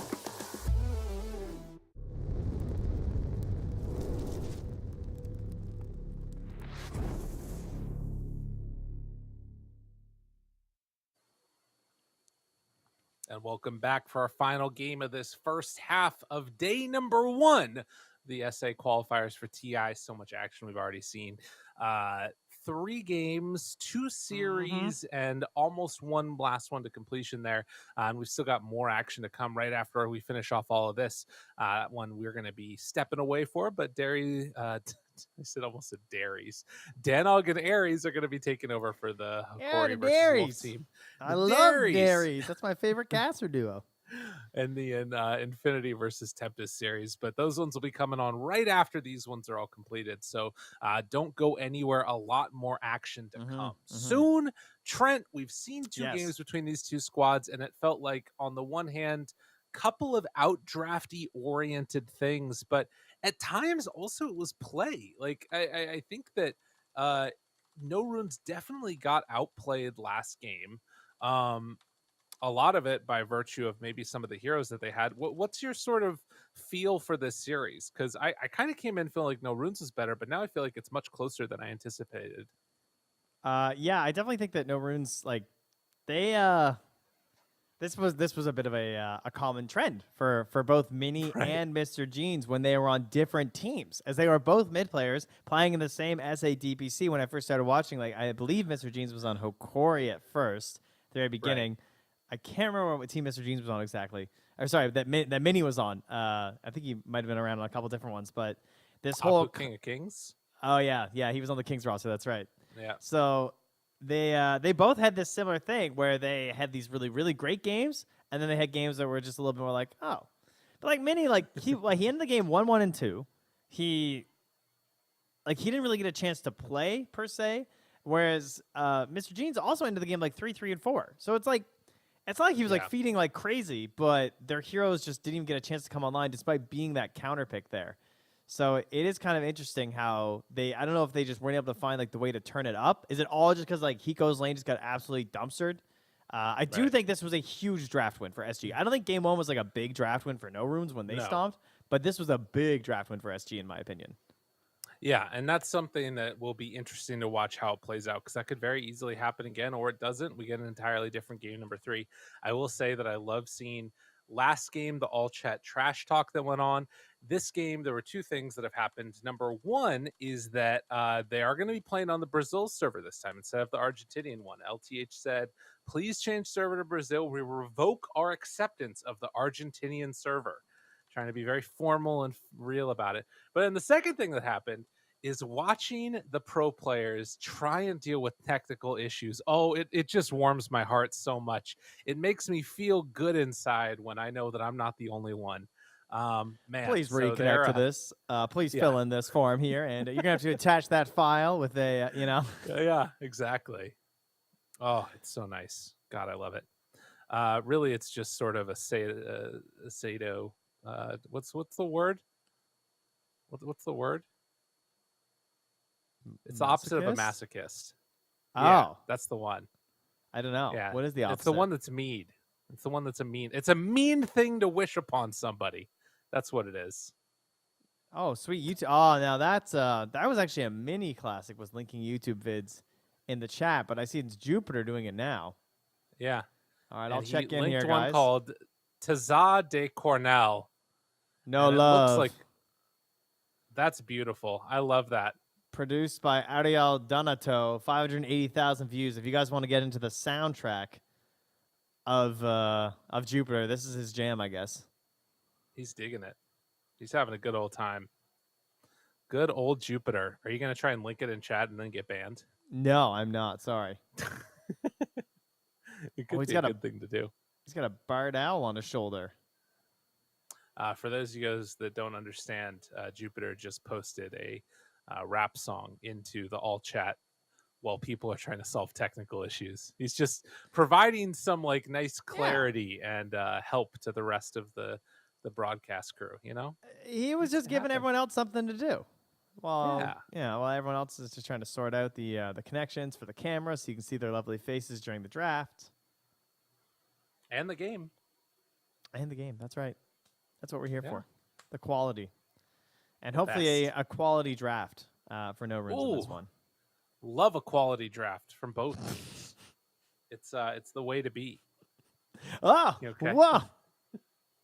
Just Oh, love it. yeah. Can't get enough. You know what the real dream is? The draft quality starting. draft on one hand, a quality draft on the other hand, and then they just battle it out. That's what you do when you see them just battle it out. Just give them some claps. You're appreciating some greatness. Wow, that's what great. you like to see out there. Yeah. You should try and get the next crowd to land. You should really, try and bring that one up to them. See if they can get some claps on. Yeah. Yeah. Do you ever see that thing where you get like a full crowd to crack their knuckles at once? Oh, it's gross. I don't like that at all. Yeah, it's amazing. It's absolutely disgusting. To be fair, I do crack my knuckles a lot. I have never done it intentionally in my life. I don't even know if I know how. You hear that? There's no way that's gonna be audible. No, I did not hear that. Thankfully, I'm so glad. I have my mic threshold up pretty high. Let me see if It's the dogs, eh? Yeah, no, it's not happening. It's because he's got this dog in him. Everyone, it's not actually dogs in the background. Sometimes he just looks away and starts barking. He's just so excited with some good dog. There he goes again. Yeah. Careful, you're gonna get your dogs going if you start barking. I know that would be pretty good. Just in case y'all are wondering, we're literally just waiting for the match to start. The players are having a very tough time connecting to the broadcast. Everybody always says, "Casters start the game. Casters start the game." It's not us. No, we're the winners. What? We're the winners? Yeah, the winners. It's perfect.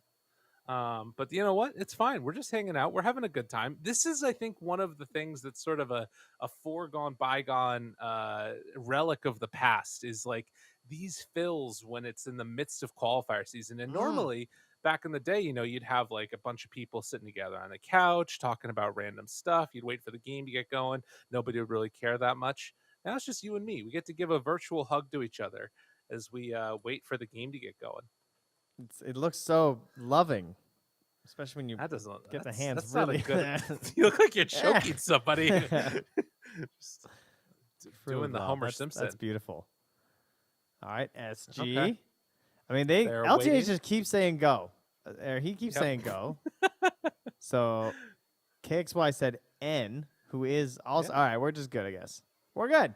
The game is underway. We've got the solution, which is the fix, which is a screwdriver. Trent, look, I have a tri-wing. This little screwdriver. Yeah, we're Oh, both you got one of prepared. We're those? both ready. Yeah. Don't worry. Yeah. That's good. How else My am I going to take screwdriver apart my did just break. peripherals up there without the tri-wing, you know? Oh, true. And I am hungry for some good Dota. Let's get ready to hop right into the draft as the game is underway. 10 seconds remaining. And no bans Thanks, as bud. of yet, but it does have an SG first pick overall. Do they get the puck? Do they get the Undying? On their preferred Questions. server as well, of course. On True. Brazil after they've Yes. revoked, of course. Ooh. Straight off the bat, though, they're going to get rid of that tree, which was the major problem in game number 1. That helped, Yeah. I think, Serum really run away with things. Didn't look as hot, as you said before, on the Undying. Couldn't quite get the same game plan. Maybe not so much a fault of the hero, but Wedge played the better Undying that game as the Enchantress, and they just get rid of that, too. So no trio or Undying for Serum. What's he going to do? Why not? He's Get just him going out to of pick up there. Ogre. We don't want to see him, you know? That's not a happy thing. Are they going to pick Ogre?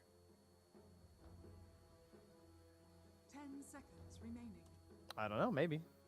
I feel like Ogre would be an insane pick, but I guess it has gotten a lot of buffs recently.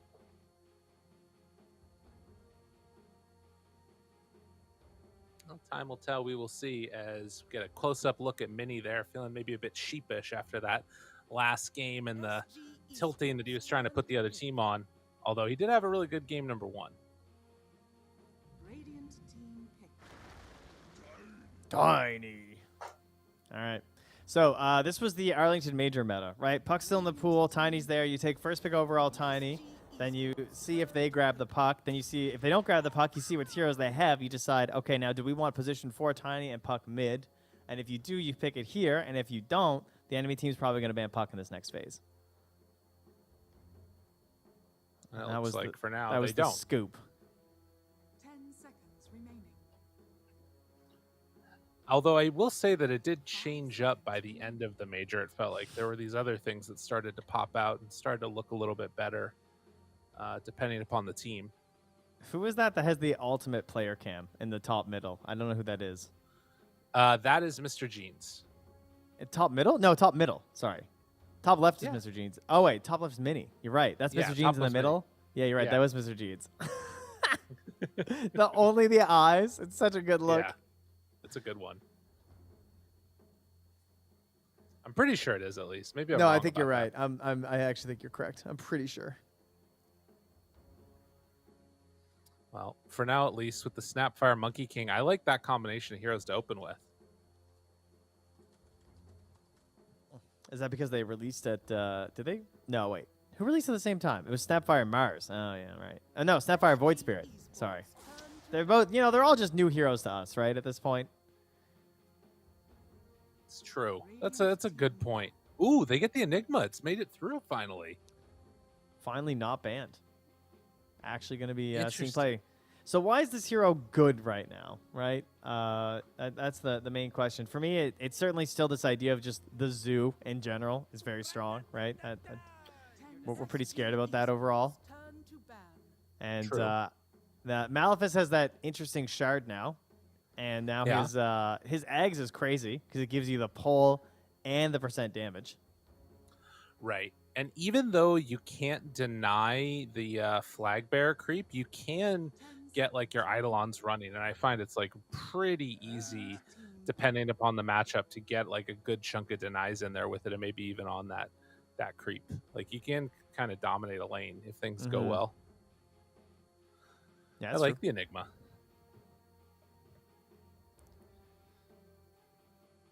Just a good hero, honestly. Play multiple roles as well. Can be 3, can be 4. Probably could even be True. a 5 at this point too if you really needed to, just by the virtue of like helping to control the lane. So Oh, look Strong out hero. that window in the top middle one. Do you see that? It looks like that's just outside. Do you see what I'm saying? oh yeah, yeah. It's I like think a you're right. courtyard or something. That's pretty. Yeah. Look at these gamers getting sunlight. That's what you want to see out there. Yeah, Stay vitamin healthy, D. everybody. That's right. Vitamin D is big for you guys. Make sure you're taking your supplements. Get some vitamin D into True. your bones. We need that stuff. Also, okay. make sure you talk to a doctor and don't just listen to us. That's the way to be. Turn to ban. Okay, true. You know, and wear your sunscreen while we're at it. There you go. Should But do only that if one. you talk to your doctor. Yeah, of course. Yeah, don't take medical or financial advice from us. There you go. Yeah. Unless it's about buying the battle pass and supporting. I mean, that's just ubiquitous. You That's know? yeah, I mean, logical thing to do. It's where we should be going right now. All right, so got they do here? indeed ban the puck. It's the normal thing. That's what you expect. They do ban the KXY Invoker, also a hero that I'm sure that no runes wouldn't mind playing one of these days, but it's going to be removed as they're going to have the first pick, and then they're going to get that little cheeky little double out in the next phase for SG. So what have they removed? They removed the Alchemist, the Storm, and the Bristleback. They just target the mid heroes here and go Ench. So Interesting. Serum's going to steal that away. He's going to play that same style, be it Undying or Tree or, well, Tree's a bit different, but Undying or Ench. That's going to remove that. What about a Chen play? I guess this now blocks that out so they can't go Chen Enigma versus you, right? I think also you take over the Eidolons, and that's kind of annoying too, isn't it? Well, that and the little friends, too. Yeah. Yeah, that's Some- very interesting. Potential counters there just in case. Yeah. The snap likely afford. I mean, does this mean that we think it's Monkey King 1? Yeah, I think Probably, so. right? Yeah. Yeah. I mean, yeah, it is early to pick it up. That's true. They could also run a mid snap, too, depending on the matchups Okay. and everything. That could also be That's why true. they went for those bans. Yeah. Yeah, that makes theoretically. sense. But it wouldn't have to be. There's no reason to force anything quite yet. This is the hardest part of the draft. Whenever you are first pick, right? You got to get this 2 picks in a row, and then you get counter picked twice. So whatever comes out here solidifies your strategy. It's pretty hard to stay open and flexible after this point in the draft unless you have like crazy flexible heroes.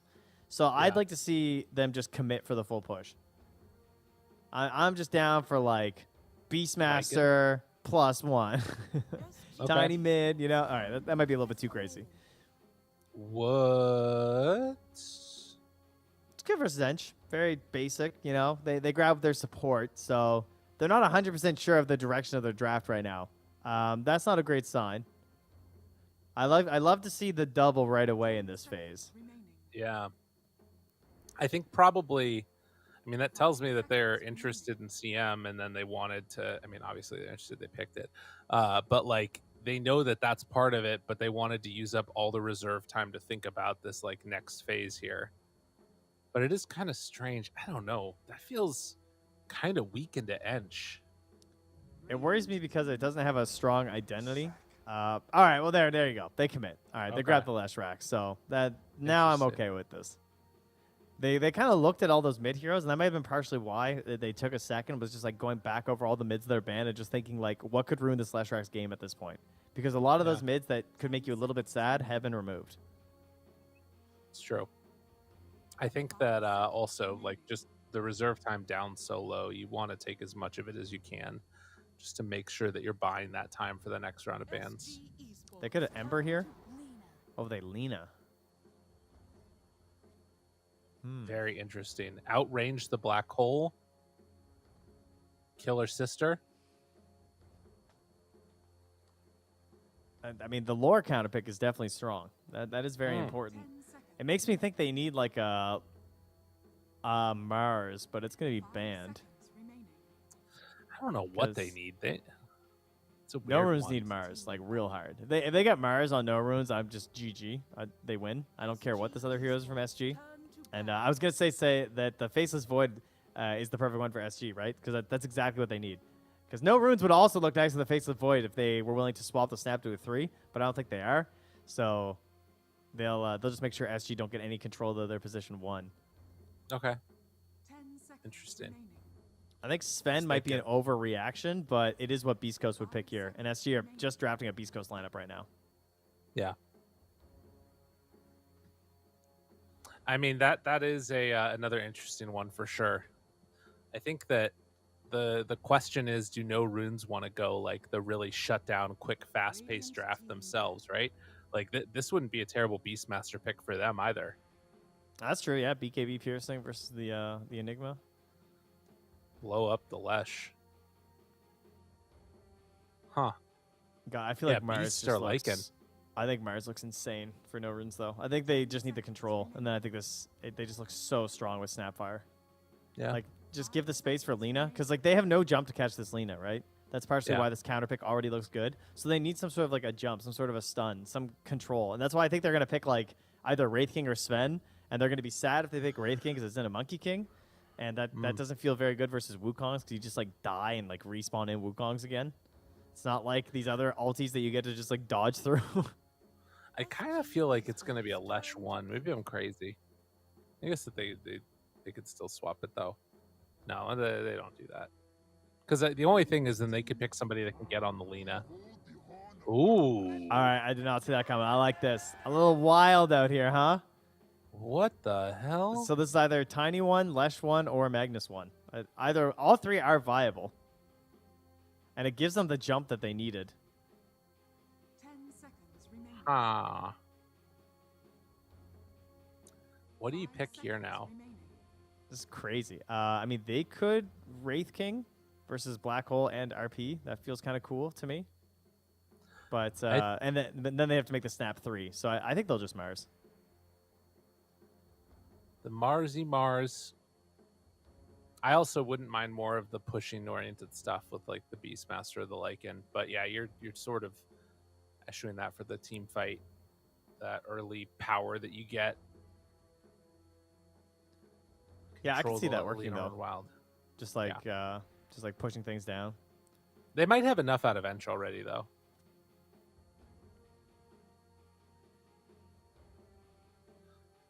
Is there anything No. better?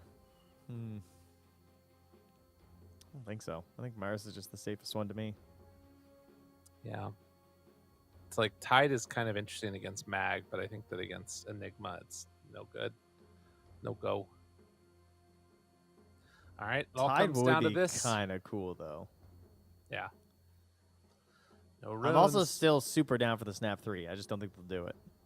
Snap 3 at Wraith King would be hype. What do y'all have? Getting down to the wire. No runes. There's some smiles that are going out there in the SG lineup. They go the Centaur. Okay. It's not Mars, but it is interesting. You can pull people out of Chrono, right? There's no way that's going to happen. No, it Oh, got. Well, first off, he's been. Oh, I a black mean- hole. yeah, sorry, my bad. I saw the purple man. I think that got patched, but now I'm not sure. Oh wait, Yeah. actually, if they were on the very outside of it, you might be able to, because Yeah. the way that it works is he has to like face them and then like toss them over his head, and so sometimes certain things Ah. don't work because of that.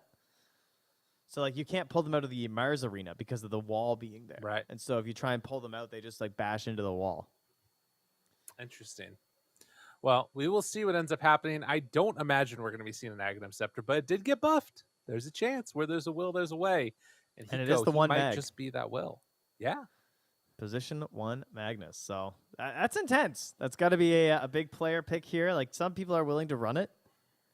But it's also It's- not really his jump. It's not a jump anymore then, is it? It is and it isn't. It's like if the Tiny gets the blink, then if you think about like Tiny goes in first, that sets up for a good jump. You know what I mean? Like for the Right. mag, right? And then the Enigma's gonna be watching that too. So they've got like layers of jumping that they can go through that are pretty scary. But they also have the ability of just like disengaging from bad fights. So they need Okay. to ensure that that first lockdown's really good, or there's just gonna be like stampedes away and stuff, or stampedes to come in and actually engage. It's not always stampede away, you know. Right. That's a good point. Well, we'll see what ends up happening. Game number 3 coming up now. The most hotly contested game that we've been seeing so far. And it all comes down to one last battle. It has been very spicy, very salty, a full meal of just good Dota for us in this best I've of got 3. goosebumps. Dude, Widge has the best lines. What the hell? He's prepared, you know. It was the don't be mad. Now I've got goosebumps. It's everything that I want. Well, The pings come out, and they immediately know that there's a ward up there. That is interesting. I wonder if they did some reconnaissance in the last game, maybe. 30 seconds. Like, where to are these battle. guys ward at?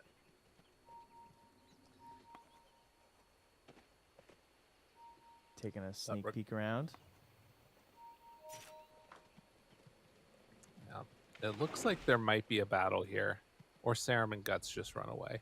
That's also a possibility. But having taken Dragon Slave, it's a little bit tough to come and contest these runes. 2 for 2 or 3 for 1? The battle Guts, are you begins. crazy? Oh, Boundless Strike. All right. 3 for 1. Not a bad way to start it.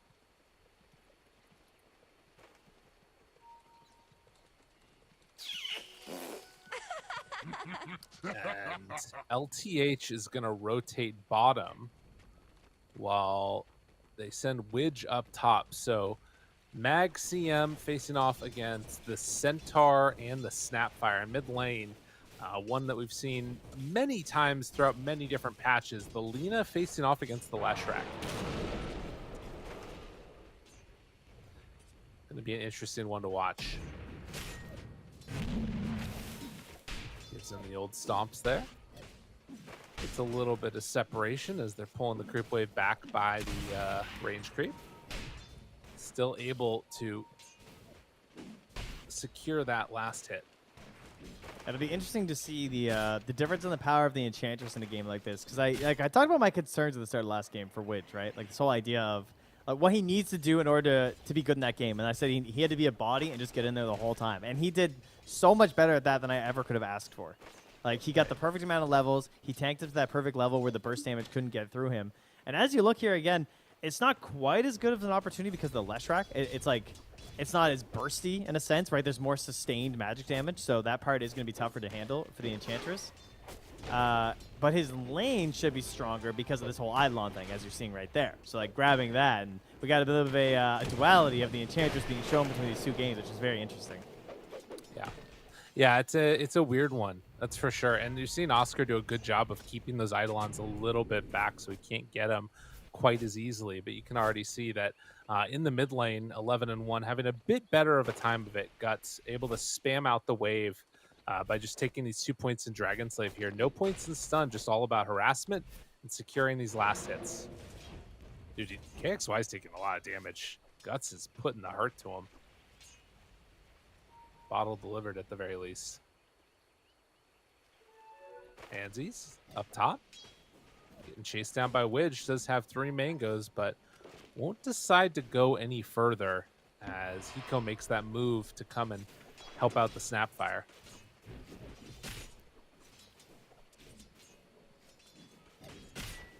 Game plan for no runes this time. We haven't seen, I want to say, like, that much Lina these days. Like, I feel like she fell off pretty hard compared to Right. where she used to be just, like, pickable constantly, especially if, like, the team had first pick and they weren't going to have the 10th pick of the draft. They almost always picked Lina if she was available, right? Because, like, she was unbeatable Right. in the mid lane. And then she got a few nerfs, so she wasn't as able to, like, snowball off of that small camp into the rest of the game. Now the small camp's gone. And Lina comes Right. back to us as a boots of travel hero that typically likes to, like, rush a BKB and just rely on the control of her allies to blow people up. And we're seeing that they're going to have, like, Boundless Strike initiations in combination with the cookies and Stampede. So he's certainly enabled by his allies this game, which is usually the biggest problem that Alina's going to have. Right. The other big problem, of course, is getting jumped on top of, and that's where they're going to need to get some extra value from the Monkey King. Mini needs to be jumping around, making sure that he's scouting ahead when possible, and obviously that Centaur can get the Lina out of harm's way when the jump does eventually come, that Stampede play. But we'll have to wait and see, or, you know, maybe we get an Aghanim Scepter. Who's to say? It'd be kind of cool. Jupiter's been running around here in vision, trying to kill couriers, snipe things. It's making so they can't really get their regen. They're not sure what's going on. But now he's making his way back to the lane. And the wave just keeps on pushing in towards Mausva. He goes happy with the situation, I'd say. Oh, yeah. Oh, not that situation, though. Skewer back. Oh, Good turn? damage. Is it going to be enough? Yes. Hiko brings down one. Now looking for more. Mag has to get back underneath that tower. Damn, dude. That feels awful. Oh. You got this big play to get him under the tower. Mini needs to get out. Boundless Strike tries to run away. Does have a salve, so Mini will be fine right now. But Mag goes down up Buddy. top. Dude. It was just a cookie into a stomp. It was that easy. Yeah. He just stayed in the lane. He didn't put the respect on them. 2-point hoof stomp. I don't know if I've ever seen this build. But now it matches the damage that gets dealt via double edge, so why not? I mean, I guess you get more strength damage, but that's a percentage-based thing. This hero is pretty terrifying right now. I think Centaur, everyone's been looking at this hero with some of the changes. He just has so much HP regen. Look at Tango, he's at 16.2. Yeah, that's crazy. That's nuts. The cookie getting him a little bit out of there, but Hiko's still standing tall in this lane, and this is before any of the other items come on out. Does take the 1 point retaliate still. It's like versus a Train Protector where you need to like finish the tower, or he just goes back to full HP with living armor. That's Hiko, just on Centaur. Look, like he's got 12 HP regen with this thing. He's just trying to kill the flag bearer creep, so he has a chance of laning here. He's at 26 regen. The heck. That's a little ridiculous. XY makes the move on in. Does get slowed down. Handsy's right there. Boundless. Well, good amount of damage out. Laguna Blade. Toss away to get him out. Kicks wide. Needs one more hit. Just barely able to escape. Oh, LTH singed a caught little him tail. away. Little tail fur there. He should have died with that cosmetic on. That little dangling tail. Yeah. That was death. That's a good point. Gotta fix that. Got it. He just has like a, uses up his mana pool as he heads on back out. Meanwhile, Hiko just walks up and he hits him with a double edge just to start burning through the raindrops. What are you gonna do against us? Under the tower. Skewers him back in. He has stomp still. He looks fine. Big trouble, as you can see. Does have, I think, tower, the Ring of just Health tickles. coming out? Not quite, but soon. More HP. Right, so he'll be unkillable. Got it. Yeah. That's pretty much the long and short of it. How much does it hurt losing that Laguna Blade and not being able to get a kill on the Lina? That's fine. It's not a big deal. But it will hurt if the enemy mid rotates and kills in your lane, though. Because this is a Leshrac with an Enigma. So if they get this kill, you lose your tower. Moves. Chases. Boundless. Interrupts. Toss. Caught. Mini. In trouble. Serum can't keep him off. And in fact, the stun is there. They keep looking for more, and yeah, they run on in. Fairy Fire. It's not going to be enough. Dude. I The think power. this is gone. Like, with Eidolons, if he gets 8-minute bottom rune, like, KXY's game is just so good. They ping him on the ward now. They're going to come down to try and contest this, but there's only 10 seconds. So all they can actually do is just secure top and pray for a good coin flip, I guess. It looks like Mini Serum's came coming. back in, and that keeps him off of it. Good dodge. Chant moves on in. Laguna Blade round 2. KXY down low dead. LTH. Avalanche, but it won't be enough to keep him alive on KXY.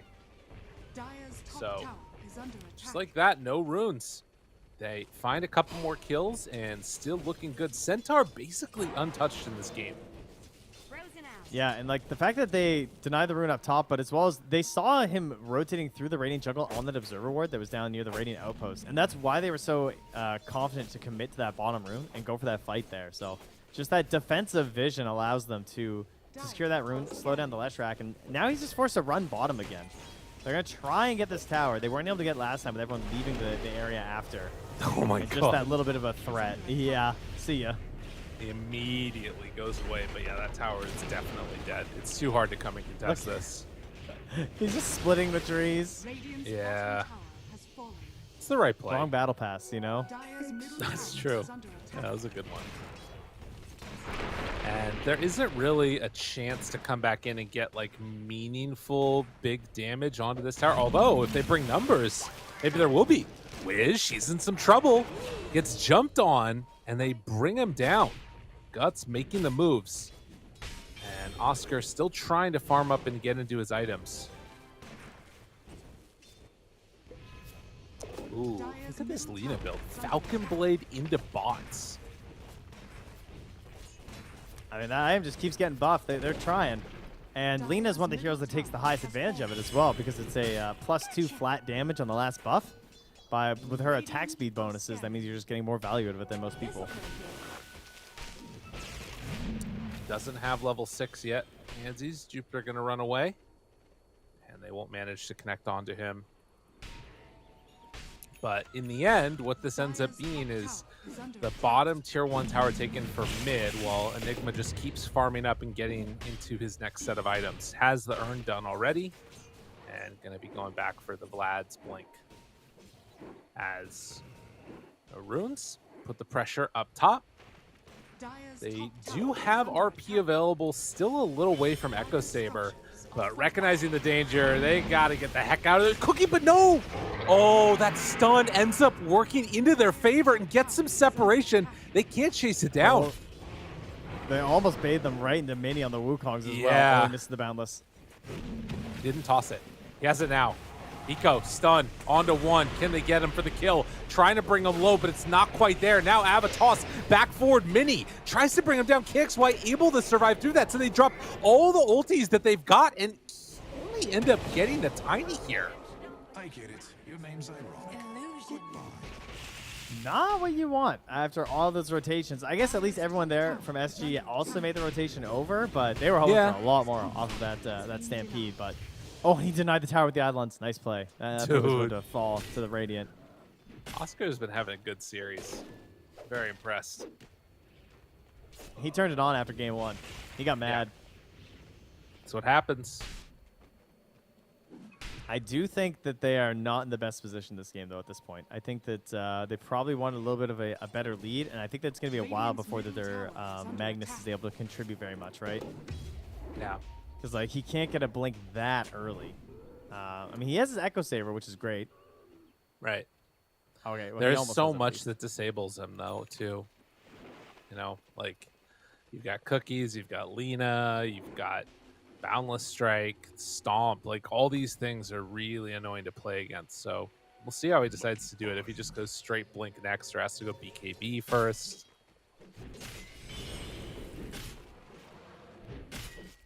Guess it'll depend on how they view the game going forward.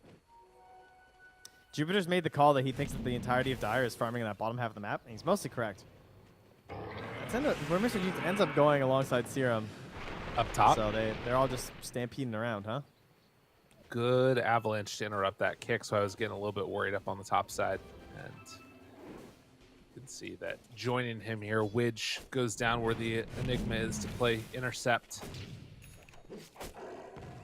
So Echo Saber completed. And top net worth's pretty much inhabited by the Radiant. But if you get caught right here like this, Sarah's just going to die. Yeah. You can't be the same Enchantress versus Leshrac. Not how it works, you know? Well, speaking of giving up a couple of unforced errors here, LTH. Oh! Nice. Okay. All right. It's a good deny there. That was actually so close. And he only got like 1 tick of the avalanche to even hit, and he still managed to get a perfect escape. Area Vlad's is finished, so that's right. Things are starting to look up for the group up potential of approaching a tier 2 or perhaps one of these other tier 1s. Would also be a great find for them. But for me, it's just Mausva. It's just all time for this Magnus to see if they can get the blink and then find the play that gives them Aegis, and then he can use that to farm in towards his BKB. I feel like that's the sort of play that they need. Not that he necessarily even needs the Aegis. He just needs his team to have Aegis so that they're the strong ones, so he has more map space, and he can farm up to being this useful hero. Yeah. Well, likewise, though, I feel like no runes. They're in a weird spot. Getting this kill right here is huge. This is everything that SG could want. They pop the Stampede, but bring in more. Go almost survived through that one. And again, Press showing 1 in chat if you RP'd. I RP'd. like, I don't know, just taking a walk, taking a wander, gets brought down. He's seeing where the enemies are. I mean, he did almost live in his defense. I was a little concerned he was going to survive with that HP regen. That's I true. would have popped RP 100% if I was Mouseville. I would have been like, nope, just doing it. Don't care. Go for it. Yeah. Luckily, he still even got the bounty, so that was a huge amount of gold for him specifically. And now we sit in a situation, Lena and Magnus very even in terms of net worth. There's that sort of another assortment of middle there. Yeah. The difference is that he needs 500 gold until Blink Dagger on Magnus, and she needs a lot more before BKB, you know? So I feel like Mr. Gene's going to be a little bit concerned getting to that BKB because, I mean, obviously, yes, RP's still going to go through the BKB, but at least then you're going to have a chance of, like, survivability and not getting the first stun that leads to the Magnus after. But it's going to be a hot minute. So there's going to be a great window here for SG. I was a little bit more concerned, but I feel like they're doing a great job on the map right now of getting a lot of space for the heroes. And I thought they were going to run into more trouble with how much vision we were seeing come down from no runes and how they were just controlling all that space with Hiko. But him going down like that because there weren't enough pairings with him, like, I was expecting something like, if that happens, that Jupiter's there and throwing with the kisses, you know what I mean? And instead he just ends up dying. I think this is the type of stuff, too, that is going to be interesting to rewatch probably for all of these teams. Seeing like these map movements and stuff, because it does kind of feel like they're reading the map the same, and Guts heads on towards the top side. They're going to try and, it looks like, put some pressure on the top tower, maybe just look for a kill here, but everybody from SG, they're down on the bottom side of the map. So maybe setting up for a trade of the tier 2 towers. Dire's top tower is under attack. Radiant's bottom tower is under attack. Still being hit. Eidolon's there. Are they just going to let this go? It's looking like it. Oh, no. So wait, hold. They just like show up and they're like, all right, we get a bunch of hits in for free. And somebody has to TP back to defend it. Is she playing annoying Dota? I'd like to see it. The real question is just like the positioning of the Magnus, right? Like, yeah, now he's out there. He's showing again. That's the real question mark they have. They have a great ward on the side that sees where Jupiter is over there. So that was fantastic. That's what gave them the confidence to move back in and secure this tower. And mid lane, they tried to use an Alpha Wolf in combination with the Siege Creep. A little bit of bonus damage into that tower. But forced to retreat there as well. So excellent stuff from SG. I mean, I know the net worth is still in No Rune's favor, but I feel like SG are getting control of this map, and they're going to be the ones who take down that mid-tier 1 tower next and move towards Roche and put a little bit of threat into No Runes of actually approaching them at the Roche pit, which I'm seeing Black Hole. I'm seeing a Tiny who will have a Blink by them, which is going to be a massive upgrade for their team. And then, of course, this Magnus with this fresh Blink he still hasn't really shown off. So much stuff coming together at the same time, and if you hit that all on your power spike, it feels like that's what they've been waiting for, and I'm not sure if No Runes are going to have what it takes to deal with it. Yeah, and what's kind of scary is that you're playing, like, let's say Mini in this game, right? He mid lane though, hold on to that. Pulls them back in. Do they have enough to bring them down? They do indeed, but the Magnus taking a good chunk of damage from the kisses, but it's not enough for the kill. Treads, Magic Wand, Soul Ring, freaking Echo Saber. This is a tanky guy. I know, all game I was looking at the Centaur and seeing how tanky he was, and every time I clicked on Mag, he was just tankier. You know? So Right. it's just like, Yeah. oh, okay. He's going to be all right. But the problem is, like, of all the times for your Monkey King player to not buy Battle Fury, Mini's just been farming the whole game, you know what I mean? It's a sad I know, sight. it feels bad. Yeah, that's one of those ones that hurts, because the pace of this game has just been so slow, and like, this is always what happens, I feel like, in these big matches for these teams, because you think about like having to go through the lower bracket, anything can happen down there. If you can sort of skate through along the top, suddenly you're like one best of 3 away from going to Singapore. It would be such a huge win for all of these teams. Yeah, that's true. At a certain point, it's like, as long as you make it to the winners finals, you're in. Yeah, that's what's crazy. Like, you're guaranteed top 3 at that point. It's kind of insane. The way that Or wait. bracket all works. Yeah, that is right. Yeah. Hey, you are guaranteed top 3 if you make winners finals. Damn. All right, stay in winners, y'all. All you need is 2 Just best don't of lose, threes. lol. Buy Move dust, in. don't lose. Wedge, he's dead. Now looking for more. Can't get it though. These matches super important. Wait, am I being dumb? No, You you're get top not. You're 4 right. winners finals. You get top 3 Pull back. losers finals. Tries to find him. Ava toss dead in an instant. Got absolutely eviscerated on those 2-4 supports. No, I'm not dumb. You're right. I am smart. Just get winners finals. At this Yeah. point, you're being a little dumb. It's just, the anxiety surrounding it. Just seems so insane to me. It is. It's crazy. Nenny. Oh, that's a great place for a Wraith Pack. Can they get it? so much Oh, work. with the RP! He pulled him out of it. It doesn't matter. Way too much from the damage. Guts manages to somehow find a quick little snipe of Heroes TPing back in. Eagle Scepter lift up. They're buying back. They know this is their fight. This is their moment. Tries to get him. BKB out. The kisses from downtown Witch in trouble too. It looked good, but they stuck around after the buybacks. And SG, they're going to get stomped. Trying That's to a get huge out of buyback. there.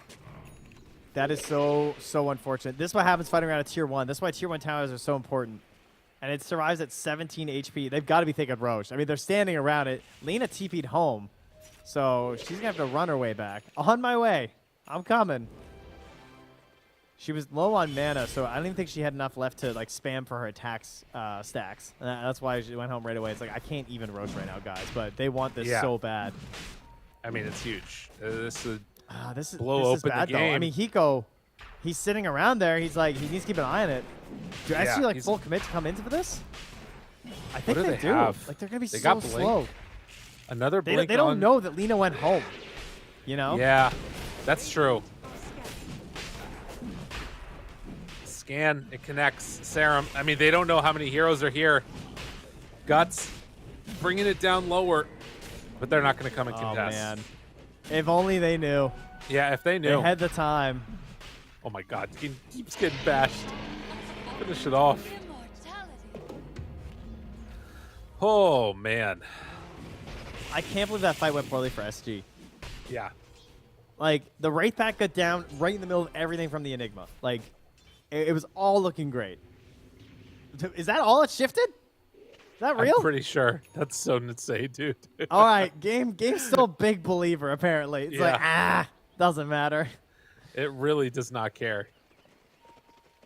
I don't know. It's That's interesting. actually crazy.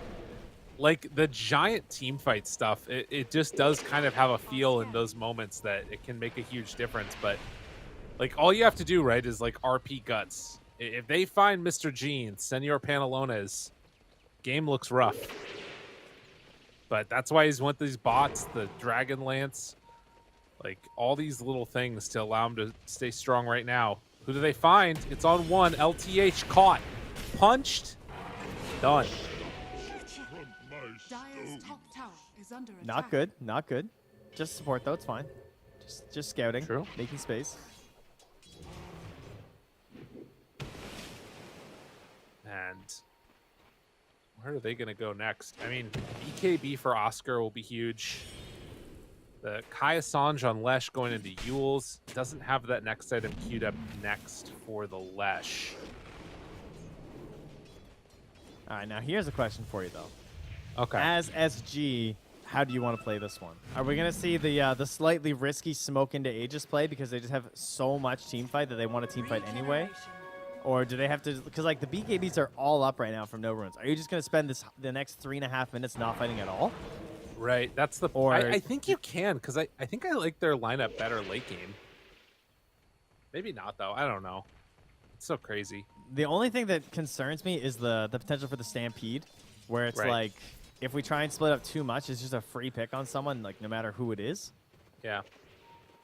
I guess Yeah, they that's true. have. Well, I mean, who has BKB though? It's only the Magnus, Dire's right? bottom tower Yeah. is under attack. There's still So ways there's away only one from it person on with everybody BKB else. TP. Yeah. Yeah, it's pretty tough. Radiant's But top they're going tower to trade is off under tier 1 attack. towers here.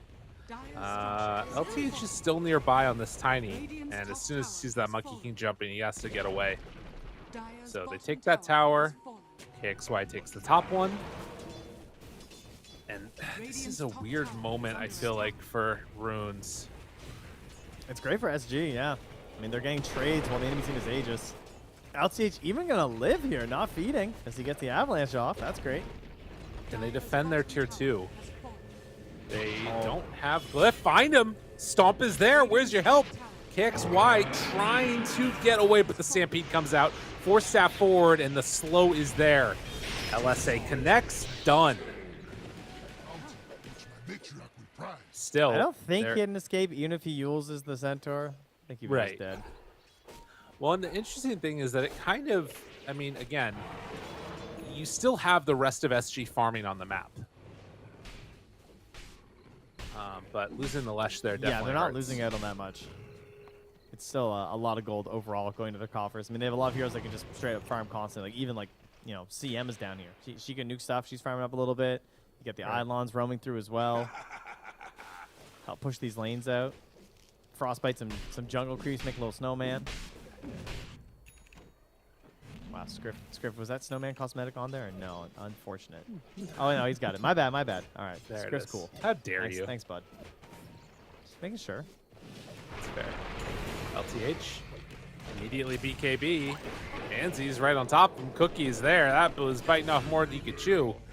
Does get a BKB out of the Monkey King. Not insignificant. Ooh. Muzva doing a little bit of fishing there, but can't connect onto anybody. They're going to try and use the last 40 seconds here to get another tier 2. They're already on the bottom one, so this one isn't that consequential. It's a nice tower to keep, sure, but... oh, Midnight Pulse! They broke his tree. He's in trouble. He's dead. Mini went too far forward, gets caught and killed, and now looking for more. Suddenly, they're in a ton of trouble. They lose Mini. They're going to lose another. Eco. Gone. They Damn, have dude. so much tree cutting. That's such a risky play in this one situation. Like, okay, I can see sort of the logic because you want to force a fight if possible at that moment, right? Because, like, you still had the Aegis, but they're not going to kill the Lina first anyway. No. At least not at a point where it's going to be relevant with that Aegis time that was remaining of like 40 seconds. So that was See the pretty brutal. replay. And he jumped right in front of him. He just saw it. Oscar's like, oh, cool. That's a pretty big mistake for a level 30 Monkey King. It's true. I Just mean, saying. it's. I mean, what's the grind for if that's happened? I feel like it's one of those things where you're feeling the pressure of the moment, wanting to make that big standout play, and it's a tough one. Tough match. We'll see what ends up happening here, but after that Aegis is reclaimed, still very even. Very, very even in this game. Radiant's top tower is under Serum is just going for the impetus shots off to the side, top tower has fallen. trying to build up the coffers there and pick up some of those newts. Radiant's As top the tower is Hurricane under Pike attack. already, or excuse me, the Radiant Dragonlance are already done. scanning. And pretty freaking farmed.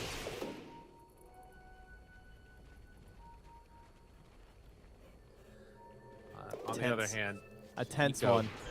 yeah, Eco's kind of been We're struggling looking a to little next bit. Roche, huh? Yeah, I think so. Or a smoke up, see if they can find somebody here.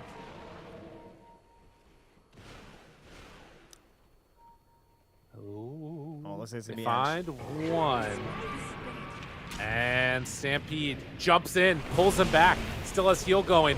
It's not enough. What? That was crazy. Did you see that? Like the She got scatter blast came out and eviscerated. it didn't cancel his blink. What? It just barely missed. Whoa, weird force staff. Yeah, that looked like it should have hit. I might have already been. Damn, that was blinking or something. crazy. Dude. All right, they ping it. They know. This is scary. The smoke up as 5, ready to go. They see Mini. He's got to be careful. Oh, he jumps away. Oh, no. The stomp to turn. Mini needs to get out of there. They break the tree down, dude. caught What is again. happening? Minnie's got to be careful. The follow-up, the stun, he could have BKB'd at any time, but the LSA connection does not pop BKB on the Lina. Guts takes it down afterwards, finds 1 kill, but a solo black hole. It's the only one they need, and Oscar gives the tip to Minnie. After the lobby chat from earlier, they come back at him. Oh, man, and they got mad push right now. Leshrac is up and alive. The Bloodstone is flying on the courier. Flap your little wings, kitty cat. Radiant's middle tower is Bring me my Bloodstone. Dude. He's going home, though. They're not going to risk it. Radiant's They're not middle going too tower crazy is here. They don't under want to get ahead attack. of themselves. They just go back. Leshrac just draws on the lanes. KXY Yeah. says, listen, everybody chill. I'm doing my Quinn here. I'm just going to go hit a few more creeps. That's the way. Gotta do Mode it. Quinn. That's the tweet after this game. Just saying. That's right. Jeez. That's scary as heck. Let's see the replay of that. Boundless Strike jumps away on the RP, stomp the follow-up, and Minnie at that point just, man. it hurts. I see how it happens. Like, he didn't want to BKB because he jumps on the tree to dodge the toss back because he saw the Yeah. tiny coming. But then to get knocked down and die is just so painful. Because that's twice in a row with the BKB being available. This'll come in handy. 2 fights in a row where the carry hasn't been able to do anything for him. And it Oh, just, that's the it can't carry happen. monkey. It can't happen. Yeah, Rough. It's not feeling much like one, unfortunately, for Minnie. Rough. Well, we'll see what ends up happening right now, but Roche is back up, and they used a lot of abilities, Trent. No black hole for 80 seconds. They don't have art. Well, they have RP back up again. That's a RP. quick Roche. They need this. They need it real bad. Smoke. RP is back up, Oh, though. this could be the game. The Centaur, they see it. They move on into the area, and no runes. Oh, they smoke smoke too. themselves. This is scary. The Centaur is still there. The Centaur illusion. So if they do, did they scout it? Doesn't look like it. The Centaur illusion moved through one of those heroes. Widge spots him. Jump, stomp, finds one on Lesh. But where's the follow-up? Oscar right there. Boundless Strike, the toss back, nicely done by LTH. He's played it so clean, and the RP on it too, but where's the follow-up? I don't know if they have it. Mousebo went in too deep. The rest of his team was not ready at all. On the wrong page, gets caught out, and now Centaur looking for more guts. No more BKB though. Oscar has Black Hole in 20 if they can wait that long. KXY goes for the jump through. The cookie is there, tries to bring him down. The Boundless Strike dead, but no Lina for 80. They kill off the Tiny, jumps into the Wukong's command. They only find the Ench. So in the end, a couple kills and a couple key buybacks. Magnus and the Centaur. I don't even understand what just happened to that Magnus there. When he went back in and then suddenly he like grabs the Ench, it looked like he was trying to grab the Monkey King. He got like force-staffed or something in a weird angle. I don't even know. Scan. But he got back out. They'll take that fight. That's a worthy buyback from the Magnus. And now it's just about that Roche. It's scary. It's down very low too. This is a really hard fight to take at this point. And Minnie, he has BKB back up in 20, but doesn't have full HP right now. And they have Black Hole back up. BKB Talk ready. about it. Even has a tome there too. The decider match to stay in the upper bracket. Ooh. Ooh. Lesh should be back a little bit first. They head in. Yeah. They see the Eidolons there. They might know that they're in the area. Hiko goes forward with the stomp, but gets tossed back. He's in trouble now. Oscar still has that Black Hole Stampedes available, but he's done. Does not have buyback. Oh, it's on cooldown. He used it earlier, and that's going to be the Aegis. Yeah. He looked Damn, like a hero dude. with buyback the way he played that, and now they're going to lose Serum too.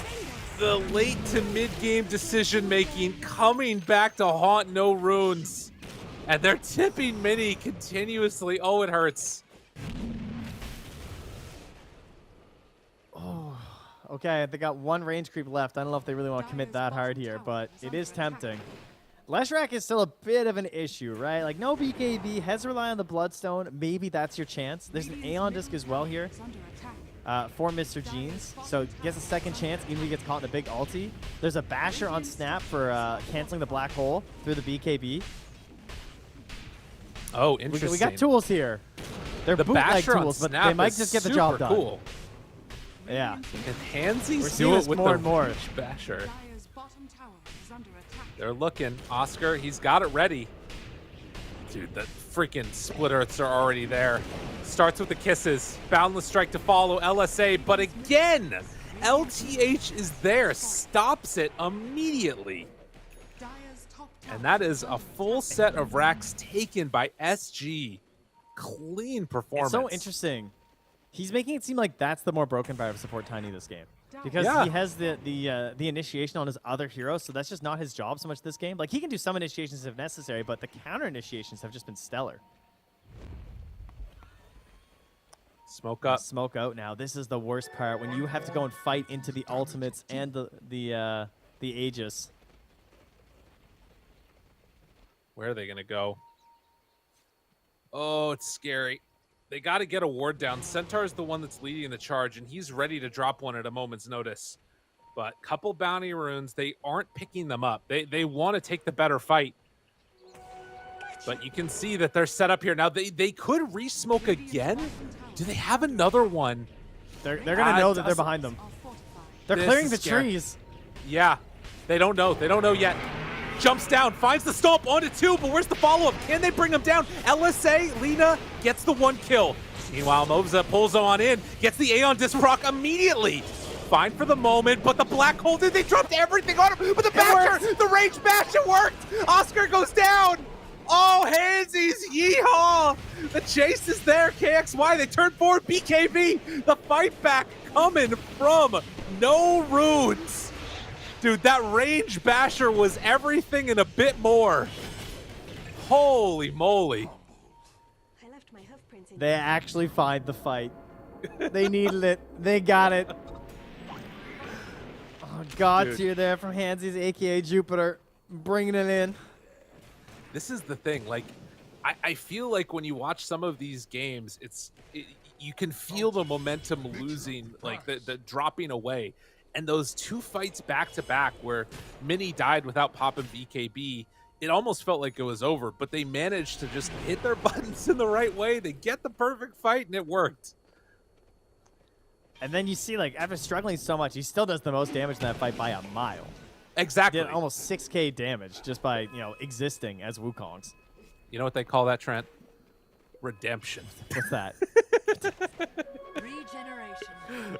I thought, isn't this just the bad ending? Isn't he the villain at this Yeah, I point? think he is. He definitely is. Yeah. Is there no fairy tale ending here for SG? Is under attack. We'll see. It's on the line in a second. LTH, he gets interrupted, looks for the toss back. Eco catches him. Usa backs away. Invis. RP not quite there. Bringing him low. BKB has to run away. They're looking for an opening. They want that fairy tale. Gem on the ground. KXY runs in. Stomp there. Edge completely out of position, and now there's no more range basher, but there's also no black hole. They lose the centaur. Oh, the catch! The Jeez! fairy tale ending might be happening here. Gutsy turns around though, tries to heal back up with a satanic. It's not enough. They lose it for 90 seconds. Oh God. SG, they might have pulled it back again. Are they just gonna run down mid? I don't know if they have It's the looking that damage way. without Lina. Black hole in 30 seconds. Age is still up for another 30 as well if he wants to get a little bit crazy here. There is an opportunity for Muzva.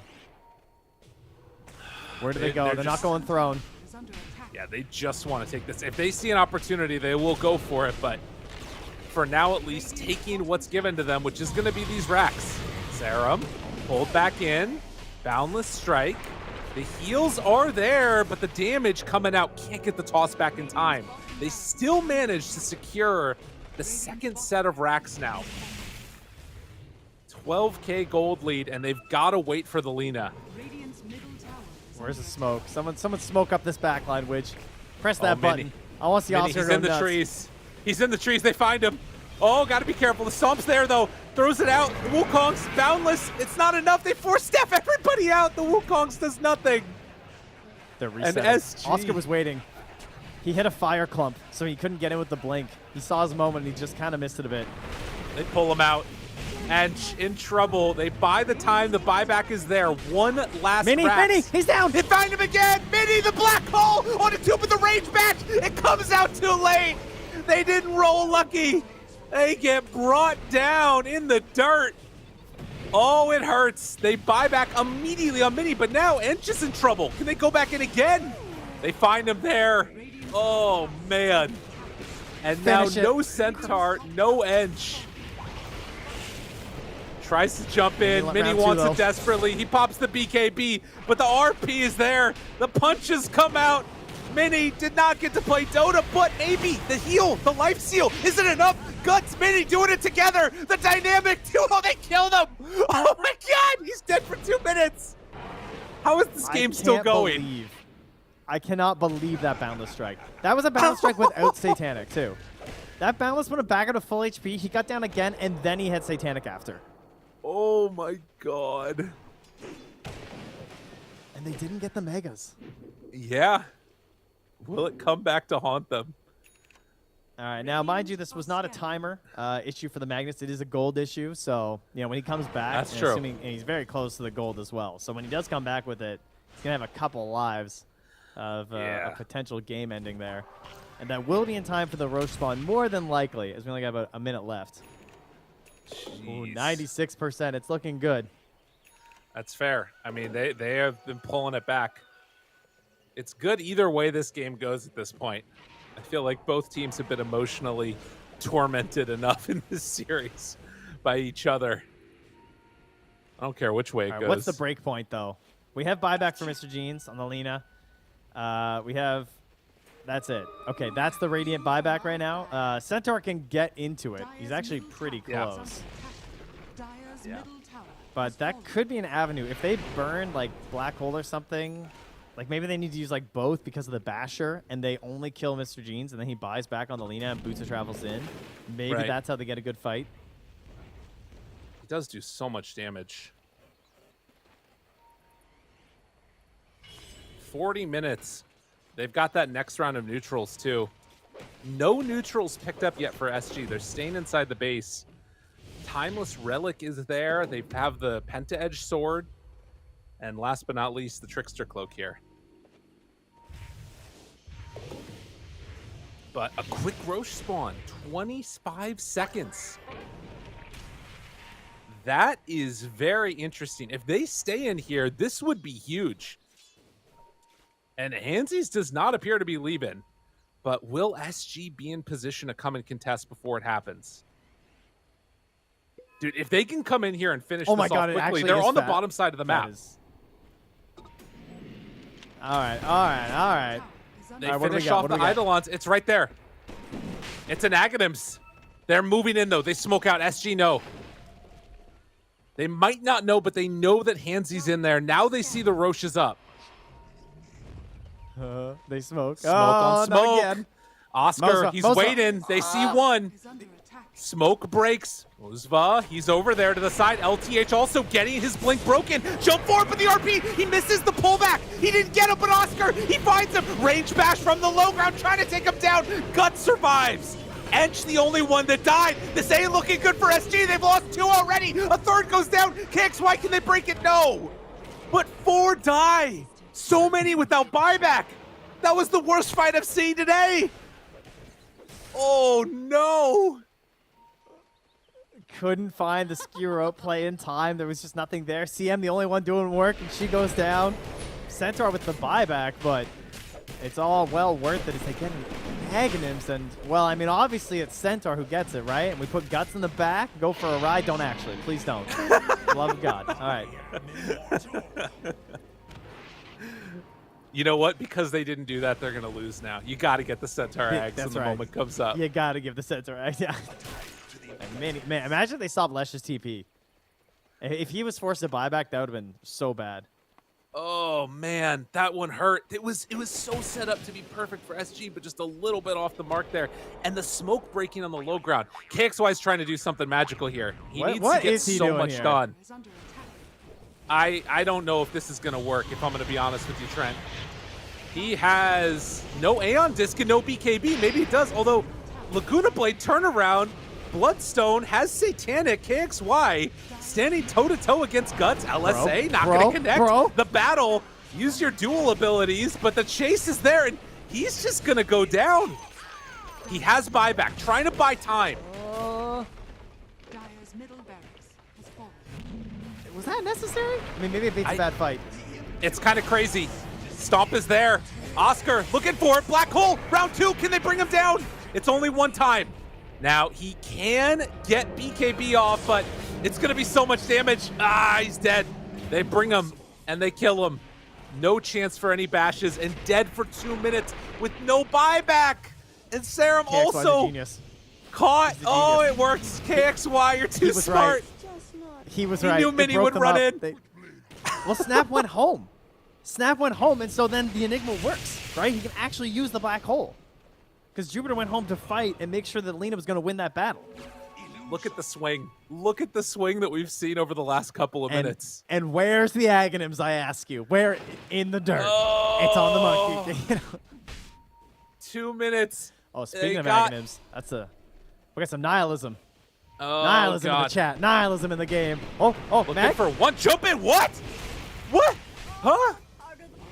Why did he Oh, no. Wait, he has buyback in 8 seconds. All right, they're just throwing bodies, but it's going to be mega creeps. They will have Snapfire back up for this next fight. Buys back immediately. I don't know if SG feel comfortable just trying to end the game now. It's 60 seconds with no Monkey King. If they kept track of the timers, they would know that he does not have buyback. But in the chaos that we've been seeing, have the timers been kept? 47 seconds right now. They've got it. They just need to keep doing it. The RP catches onto both of them. KXY, the stun there, onto 2. They're all grouped together. Oscar, he does not have a black hole. Can they do it? Mostly, he's gone. They went in too far. And now the stampede, the turn, the lift, the cheese. He keeps him alive. Oscar, BKBs, tries to run away. Serum punching, trying to kill him off. But look at the CM. Oh, Winch. MVP 2 times. The Crystal Maiden is too strong. The triple kill just took them all down. Oh, Mom, get the camera. Winch coming through. The 2-time champ. On the end, she carries. On the Crystal Maiden, he carries. They move in. They try and stop it, but they will not be denied. SG, they're going to move on in the upper bracket. Woo, baby. Oh, well. It's, it won't be the end of it here. As you said, it's only the upper bracket. They'll be going down to the lowers, but I'll tell you one thing. I hope this was a bit of a humbling experience for No Runes, because SG, dude, they got to feel so good right now. They must feel so motivated at the moment, because, is there a better high than when you beat someone trash talking in your game? Imagine that on a pro level. Oh, it's true. Oh, it's good.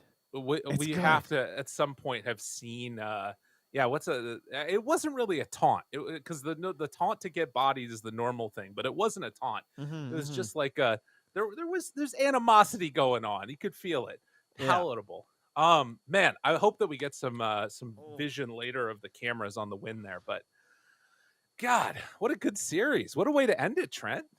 Day 1. Yes, much better. I mean, day 1 or game series 1, we had a forfeit into a bit of a stompy match, and then you got this. You're like, all right, now we're talking. I was a little worried after game 1, but SG turned it on in game 2 and game 3. And we go back to Oscar. I'm praising Widge. Everyone played so well in SG. KXY with that crazy play on the Lena, working out like a humongous big brain play. Oh yeah. To break up the side of No Runes. The chaos and lack of communication in the late game for both teams was so evident of just like how much is on the line here. Yeah. And you look at like damage dealt, which on the Crystal Maiden, with 14,000 net worth, one of the lowest in the game, ended up doing 28,000 damage. Dude, absolutely styled. Between that one and the Ench game, he looked really, really good. And man, that was awesome. Super good. I don't even know what else to say about it. Great day 1 for us too, and now we get to hand it off. That's right. We do have two more lovely lads that are going to be coming in to take a look at the second round of games. It's going to be Hikori versus Wolf Team and Infinity facing off against Tempest. Both of those going to be casted by the wonderful duel of Danog and Ares. So they're going to be popping in just a second. Trent, any final words before we sign off here? Just perfect first day, perfect second series. First series, I know, I got a little way there with the forfeit and stuff, but we got back on track, and I'm sure that'll continue for the next two series of the day. Thanks everyone watching, and thanks to Scriff, our lovely observer, and production's been smooth so far. So thank you everyone, and well, we're just gonna keep it up for the next couple of days here. How about that? See y'all tomorrow as we head on off to a quick break. See y'all on the other side.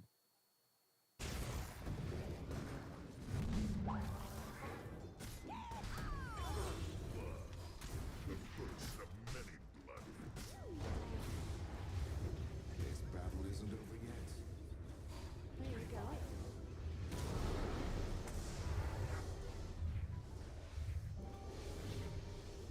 Radiant's bottom tower is under attack.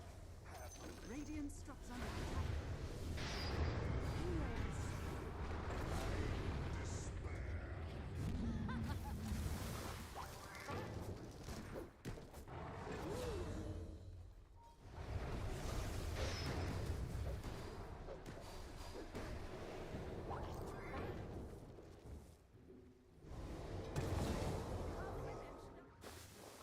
My sprites. Nobody moves.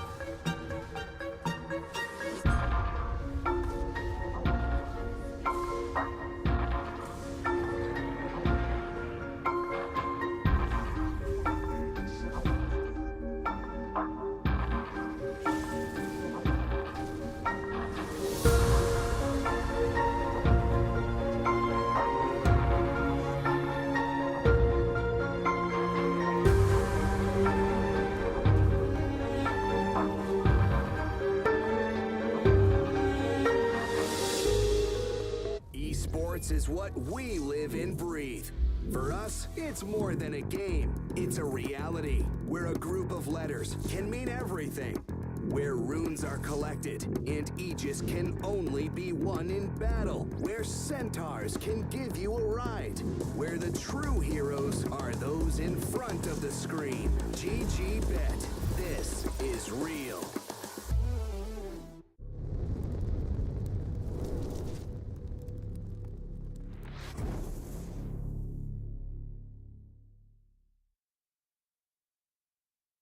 Ladies and gentlemen, welcome back to the South America TI-11 qualifiers. Denog, that feels good to say. We've got our third series of the night. It's going to be Hikori taking on the beautiful lads on Wolf Team. But importantly, how are you doing on this fine morning? Morning is right. It is 5:30 for us, but bright and early. That's the only way to be when casting and watching some great Dota. We saw that last series with SG just able to take the W. Wonder if this series might go the same way because SA probably one of the more even series throughout the entire qualifier, not just like the top 4 teams. Yeah, without a doubt. We get to take a look at how the bracket is looking as well for South America in particular and how the original series have shaped up. We saw SG be able to take down No Runes and the first series as well. Infamous cleaning up to be expected, kind of the first seed coming into it, a clean 2-0 victory over Ravens. Yeah, and I mean, imagine how Infamous and SG are thinking right now because right now they're top 6. They get one more win, they're going to TI. Whether it's wildcard, last chance qualifiers, or if they're going to get that first spot all the way through to the group stage, still yet to be seen. But that's the thing. You get through to upper bracket final, you are going in some capacity. So that's going to be a really big deal for these teams, especially some of the ones that haven't had too much of that LAN opportunity or LAN success. And they're going to be joined by one of the teams from this series that we're casting, as well as the series to come afterwards. So I'm pretty excited to see how that one turns out. What's the schedule looking like for today, though?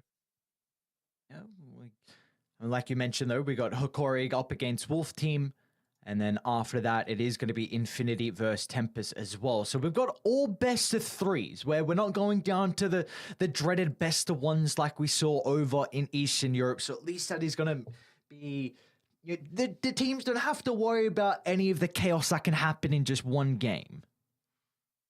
Yeah, you hate to get cheesed, and it feels like there are times, even in this patch, where things feel a little bit slower, where you could just get run over. You pick heroes that aren't capable of dealing with massive push. You pick an Earthshaker, for example, and you're going to get punished.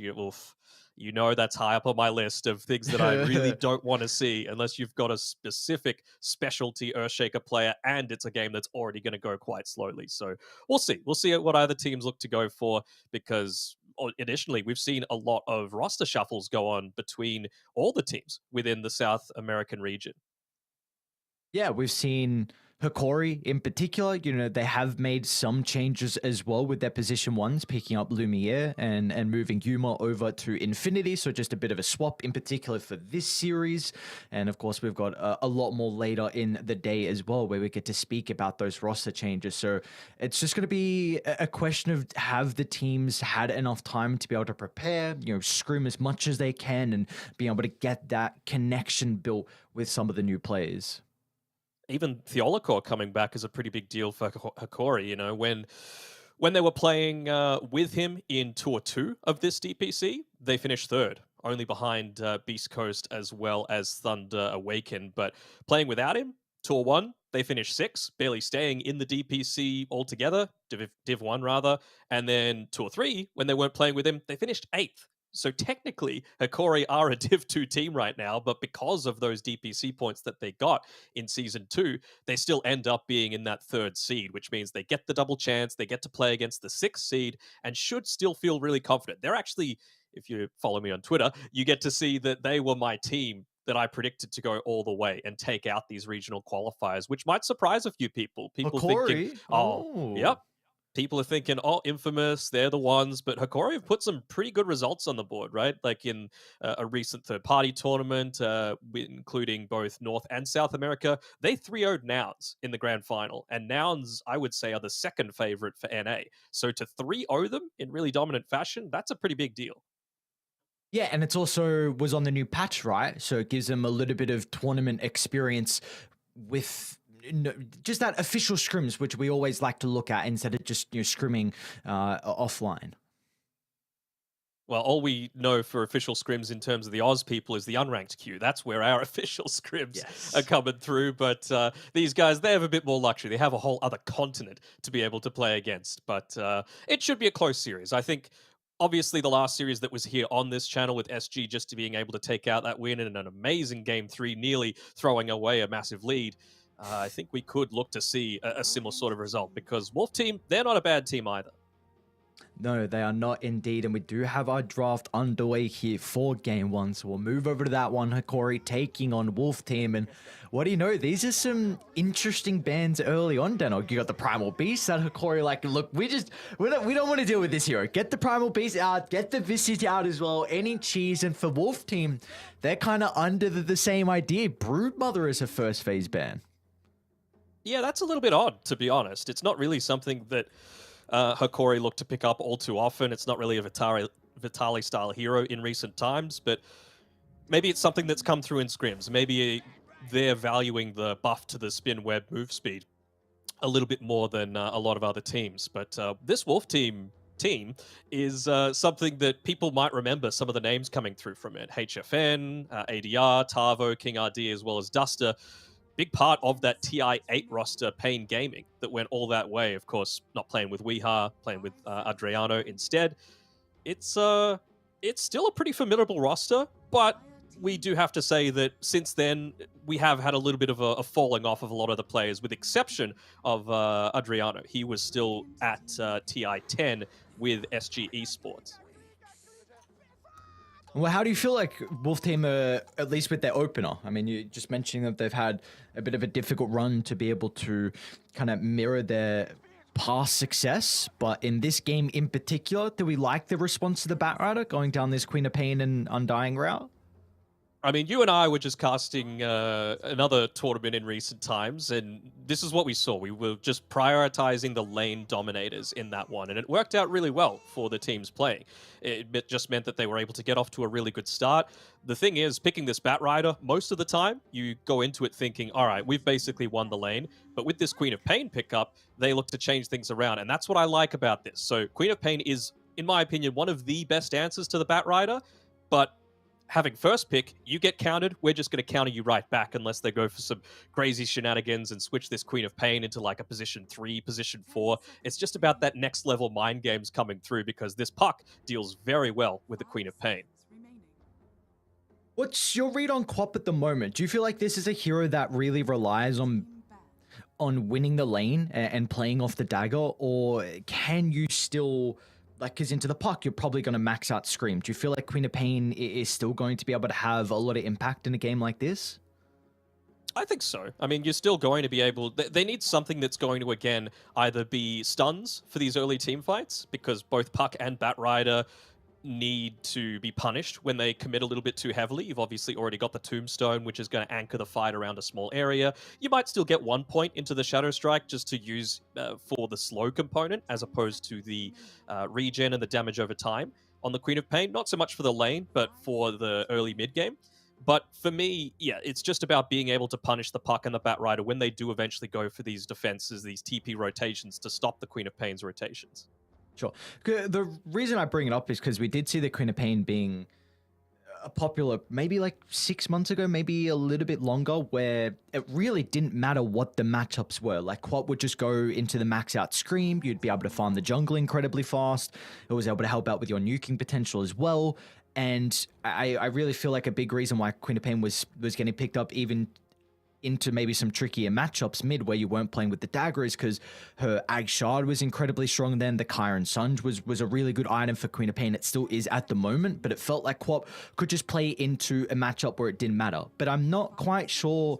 I need to see more Queen of Pain games to be able to determine if that's the case at the moment or not, because it does really feel like we're at a stage where the position 2s rely very much on being able to dominate the lane without the small camp to fall back on. So if Quap is into a matchup where you can't thrive on the dagger, then it takes away of that lane dominating aspect. Yeah, that's why I was saying before the Queen of Pain, maybe they go for that next level play on top of what Hikori's already done to them and throw the Quap into a 3 or 4 role where you're able to, again, just dodge out this matchup, maybe pick up, I don't know, a Batrider or a Kunkka for yourselves to go up against the Puck. Could be a viable option. You can just X mark if they try and next level you and just throw the Batrider back to mid, right? So it really is going to be up to Wolf Team that determine all of this, because they're the ones that have the last overall pick. They're going to be the ones to determine the lanes in its finality. The other thing that you mentioned as well, just on terms of being able to stack some of these camps, farm up a little bit more if you're maxing out the Scream of Pain, is that Undying really is that lane dominator, right? So I'm not sure if he's going to have too much time to build up some stacks. Obviously, you don't have the small camp to play off of if you're the Quap. So they're going to need to pick a position 4 if they do end up still throwing this Quap mid that's going to be able to build this up. And even if Undying does try and stack, it's easier to do it if you're just using the Decay, but I haven't actually tested it myself now that the level 1 does 0 damage, if it even aggroes the camps, because neutral camps don't have strength, so it's not like it would be stealing that away from him. That's a good point. I'm not quite certain as well how that one's able to work out. Wolf Team, what's the 15th? Gonna be a tosser. Okay.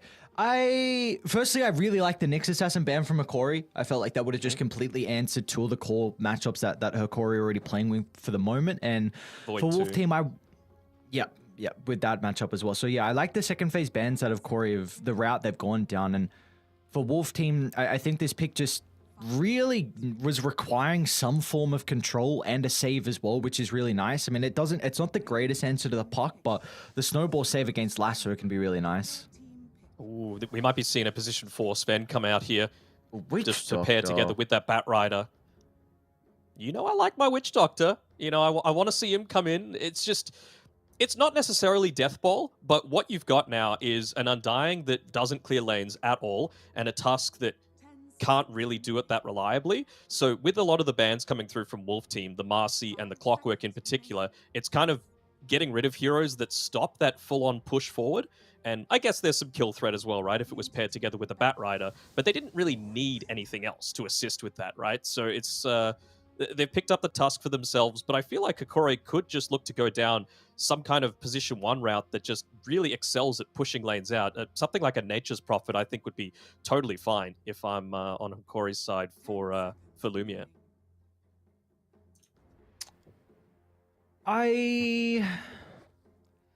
What are your thoughts on this Morphling pick? I'm a bit concerned they haven't particularly addressed the Batrider enough. The Queen of Pain definitely, like we're mentioning, forces the Batrider to be played off lane, but I feel like you have an Undying Morphling that won't really be able to slow down the Batrider's game. I feel like it's already looking like he could take over. Yeah, I'm kind of feeling that way too. It's an okay pick, right? Like, you're going to be able to get away from a lot of the early aggression outside of the Dream Coil. A lot of the stuns that are going to be coming through are those projectiles, right? So you can get away from any kind of Firefly gank attempt. You can get away from a Storm Hammer, a voodoo cask, whatever it's called, the witch doctor stun. It's really only on the communication coming through from where is the puck. That's what Morphling needs to be looking to play around. And we just have to think, what else does Wolf Team really need? They need an offlaner still to come through, so that's why they're getting rid of the Enigma. Again, more stuff that's just going to be effective at pushing these lanes out. Forcing Hikori to defend is not what Hikori wants. They want to be running at you with this lineup. Witch Doctor is a fantastic hero if you could just be on the front foot, but you are horrible if you're forced to try and run away. Kind of fits into the disruptor mold a little bit. Like the CK Ben, kind of similar to the Nature's Prophet. Just those early active heroes are what I'm really wanting, and probably CK even better, just because Witch Doctor with the Maledict is going to provide so much kill threat in lane if it's picked with like a high damage position 1 like the CK. Is there a Tombstone hitter that you can think of? Because I'm concerned they can't deal with the tomb. And they need a you tower don't want a gyro as well. into a Morphling. Yeah. Could they just Terrorblade? I mean, Terrorblade is a really strong laner, dude. Yeah, no, without a doubt. Morphling doesn't hate playing to Terrorblade at all. That's my only... Yeah. I was also thinking that. But I guess like you probably... It's going to be very difficult to get something that is not completely countered. Ursa, maybe? Ursa Witch Doctor's a kill lane, deals with the tomb. They're on Radiant, so they can take Roshan more quickly. You're buffed up with the Warcry movement speed from the Sven. You can hop over the Ice Shards. I feel like it's pretty decent. Yep. Yeah, I like that as well. I also believe it could just be that... a Sven 1 as well. We never know, but I feel like it's a really good pairing with the Bat, so... I think it's going to be a Sven 5 because they're going to dodge the Undying lane. We've seen... Puppy was the only person running the Sven 5 in ESL. Of course, Katomi was playing it as a 4, but I don't think you want to play the Sven into the Undying. So if it's going to be a support, I imagine they'd play it 5. And if it is a Harry, then I don't know how it matches up into Morphling because he does have a crap load of Agi. So I think the Sven 4 is fine. I understand it's a strength hero into the Undying, but you've got the Warcry movement speed and you've got a Batrider slowing people down. So they might be able to decay you a bunch of times, but you're there to buff up Batrider specifically, right? So if you're just able to use the Warcry and get away from when they try and kill you and then turn around and go for the ganker tip, like if they dive too deep and Batrider's got 4 sticky stacks onto you while they're trying to do that, they're just dead, right? You turn around, you use the Stormhammer and someone dies. In regards to Wolf Team as well, I've got big concerns on how they have not addressed this puck. I really feel like this is a game that puck is just going to completely take over. You've got... And you said that about the Batrider already as well, didn't you? So I'm like very, very worried for Wolf Team. It's... this Tusk for me is a bit of an issue because it doesn't particularly address the puck a lot. I know the snowball save is really nice versus the Batrider, but you're not going to get a lot of position 3s that can deal with a puck, and very nice call on the Terrorblade. So now what can you look to do to deal with this? Like a position 3 that likes playing into a Terrorblade. There aren't many. Maybe a Viper, but again, it doesn't really deal well with Batrider or puck, or even Witch Doctor, to be honest, right? You get slowed through the reflection, you get a Maledict onto you, you might even die in the laning stage, which is not what you want as a Viper. You want to pick that as a lane dominator, even though it is oftentimes picked up as a specific response to the TB. You can't... Can you Mars? That's all I could really think of. They have no damage inside Arena. I have big concerns. I was going to say like Underlord, but against a Witch Doctor... You don't think that you could push the Queen of Pain back? Darkseer, okay. All right. Well, we'll see how it works out for him. I'm liking Hikori's draft already. I know I'm a little bit biased because they are my SA prediction, but I feel like it's very well-rounded. They've got strong lanes. Some of their heroes really haven't been counted. Of course, if Tavo is able to land some amazing Vac Wall combos, then things could turn around. And something else. Ice Frog, if you're listening, there is still a bug with the Darkseer that exists in the game. Do you know what it is, Ares? I didn't open the Reddit thread. I saw it though. I didn't. What is it? Tell us. Enlighten us. So if you buy the Aghanim Scepter and then sell it, you won't have the icon for normal punch, but you will still normal punch create illusions of people. So you basically don't have to spend any gold to get the normal punch, which is kind of cool. I did test it just before this series as well, so it is still in the game. Well, are we expecting Tavo to do that? I feel like it's not going to happen in TI quals where you're abusing a bug. What do you mean? But What? It's not abusing a No bug. one It's in the saw. game. Fountain hook, bro. right. Fountain hook happened. Yes, my bad. That I'm set the sorry. precedent for everything. My apologies. We'll just look the other direction, and if he does it, we'll say nothing about it. And like you said, I mean, it's in the game anyway, so it might not even matter. But it's a Tavo Darksea, something that he is very, very comfortable on. But the question is, do you feel like it is enough of a last pick to give Wolf Team an edge to make this? Maybe competitive is the wrong word, because I know you did predict Hikori, saying you prefer that drop, but is the Darkseer pick still going to be able to enable this lineup, or are they just still missing that X factor? I think they're missing the X factor. Like, Tusk, Darkseer has the potential to be a strong lane, but I just feel like it won't, unfortunately. You know, you're wanting to stay as far away from a lot of these lanes as possible if you're the Darkseer, right? But that's not what a Tusk wants. Tusk wants to be in. Tusk wants to be right there on top of you. Nice use of the Observer Ward already to scout out that early movement. You know, we talk about the Tusk. That's exactly what they want. And yeah, there we go. They know exactly where he is. They see that it's placed down there. I wonder if they're going to keep the lanes like this. It is the Orlacore playing the Sven, but I doubt he's going to be staying down here as the Tusk with the Terrorblade.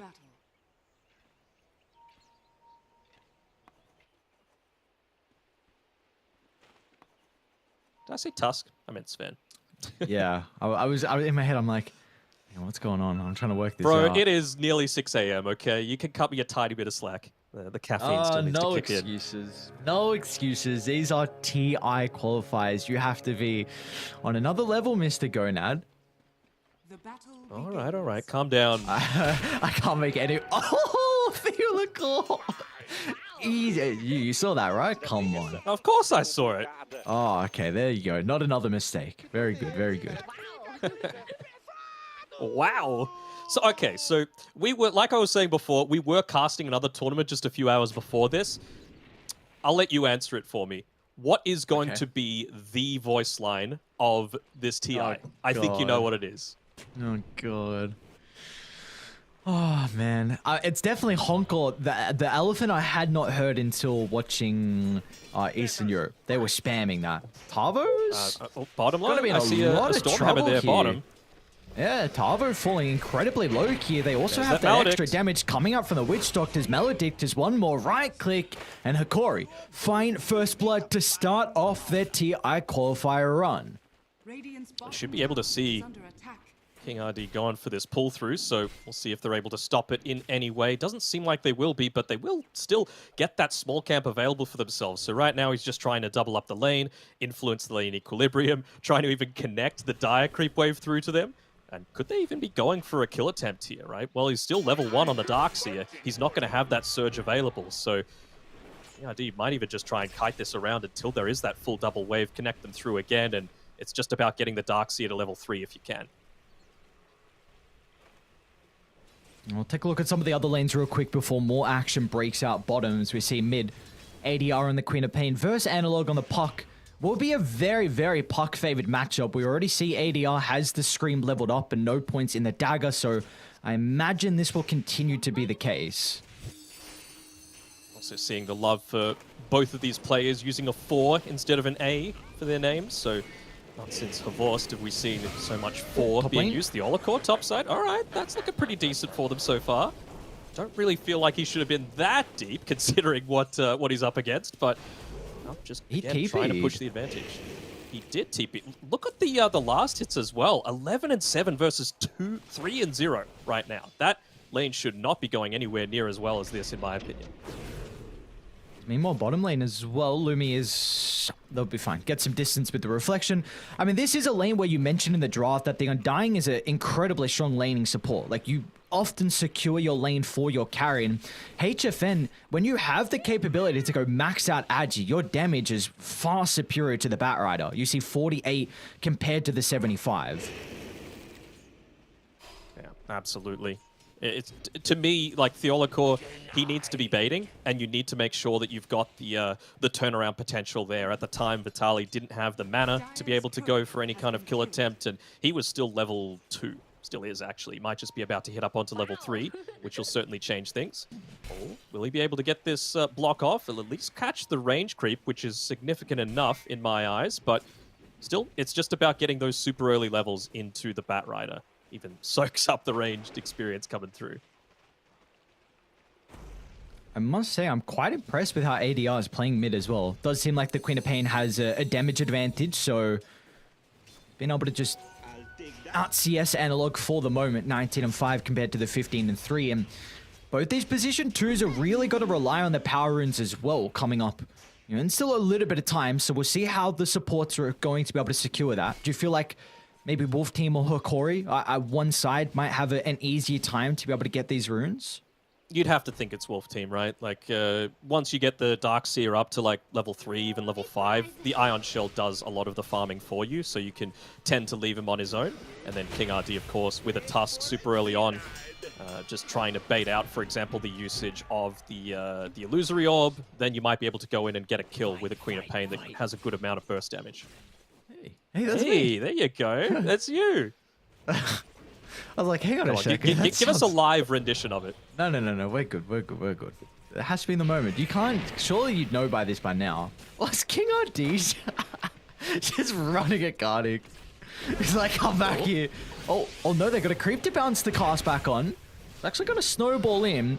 This Malefice is level 2 as well, so this damage is really going to ramp up. And meanwhile, top lane as well. A dive out of the tower, but they don't bring down the Batriders. In fact, he is able to find HFN, so that is a big kill for Vitaly. Yeah, for sure. I mean, this is a HFN Morphling that came through. Normally, whenever they're drafting, they really prioritize HFN. They make sure that he has the most comfortable lane possible. And I mean, you saw what you were coming up against in the Batrider and the Sved, so clearly they were thinking that this is going to be advantageous, but I guess it is, though. King RD, what are you doing here? Oh no, Analog, you popped the stick to get the Waning Rift to jump over the shards, and now King RD is actually still going to be able to escape, just stepping up to the higher ground. The threat of ADR moving on over is going to hold back Hikori. I just want to walk back what I said as well. I mean, in terms of last hits, top lane is still going amazingly well. 32-9 to 9-2 on the Batrider. ADR?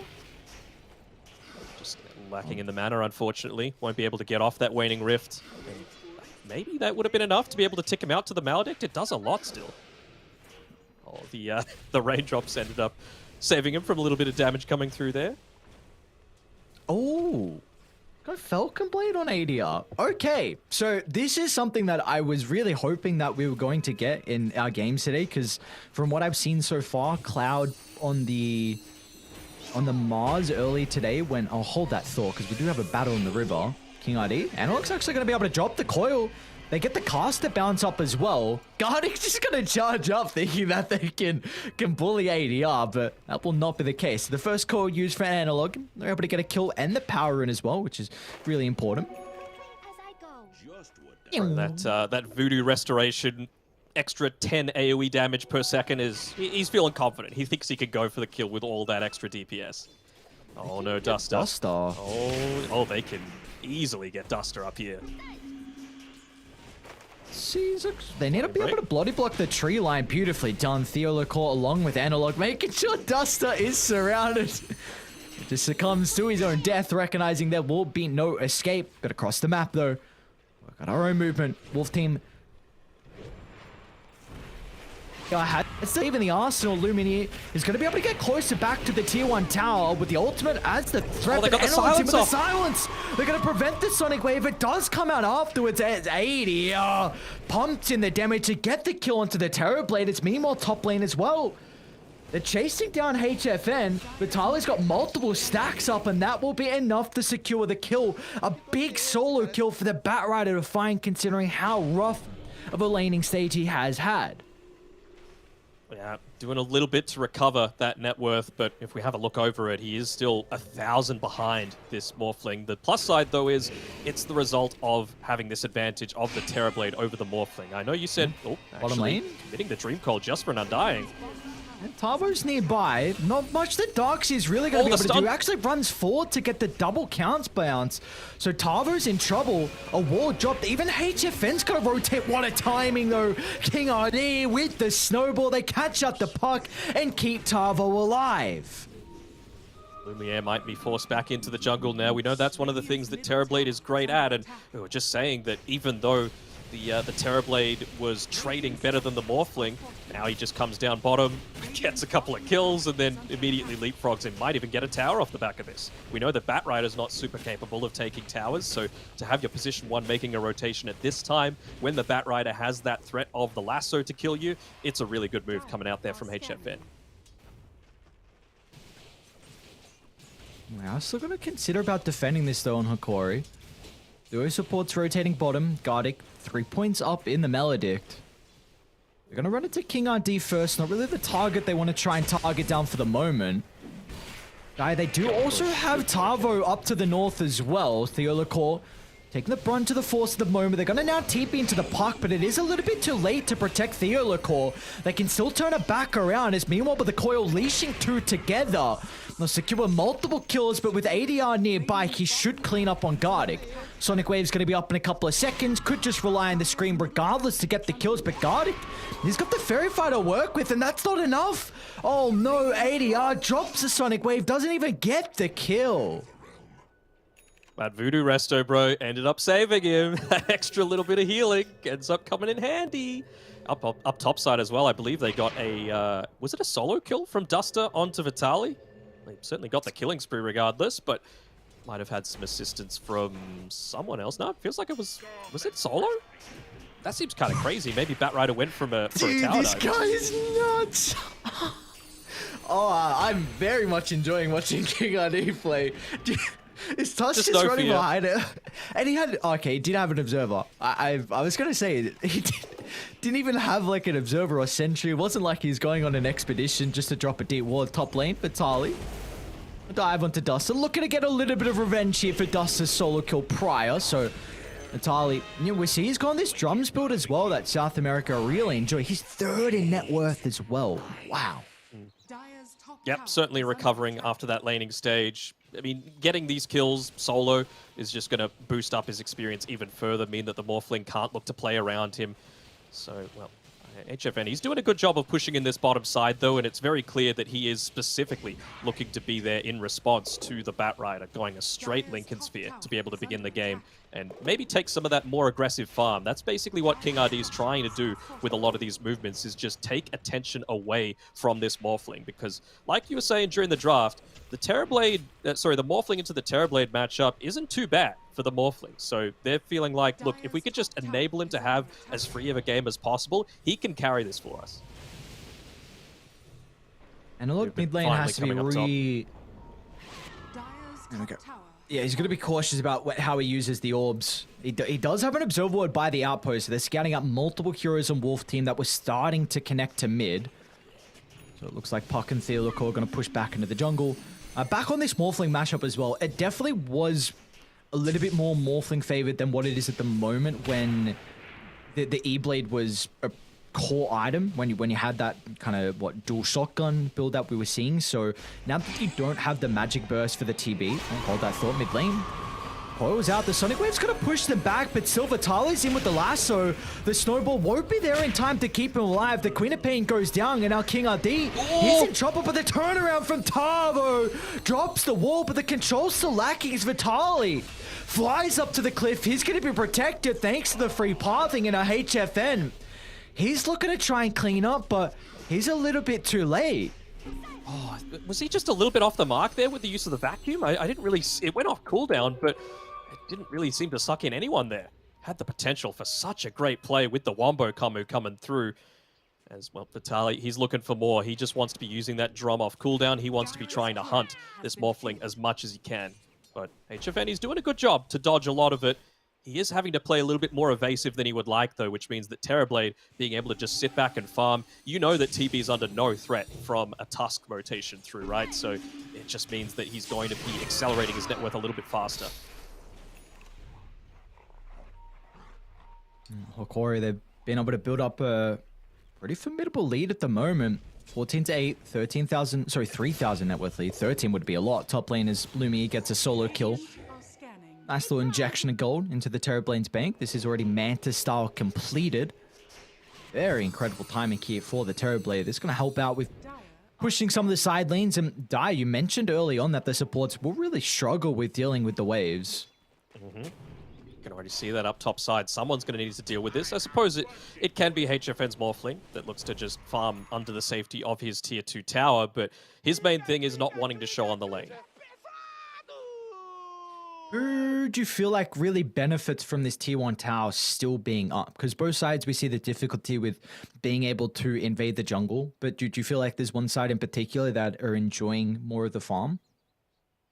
I feel like your turnaround potential on Hikori is much better, so I feel like it's much more important for them to have a tier 1 tower available, just because, I mean, look at what they've got, right? A Dream Coil if you're diving, a Lasso, even just the Cask super early, considering they don't have these heroes that are super capable of being able to dodge it outside of, like, let's say the Morphling. If you're going for a kill, if you're diving a tower, you've probably used the Blink already on the Quap, so even something slow like that Paralyzing Cask can look to punish you.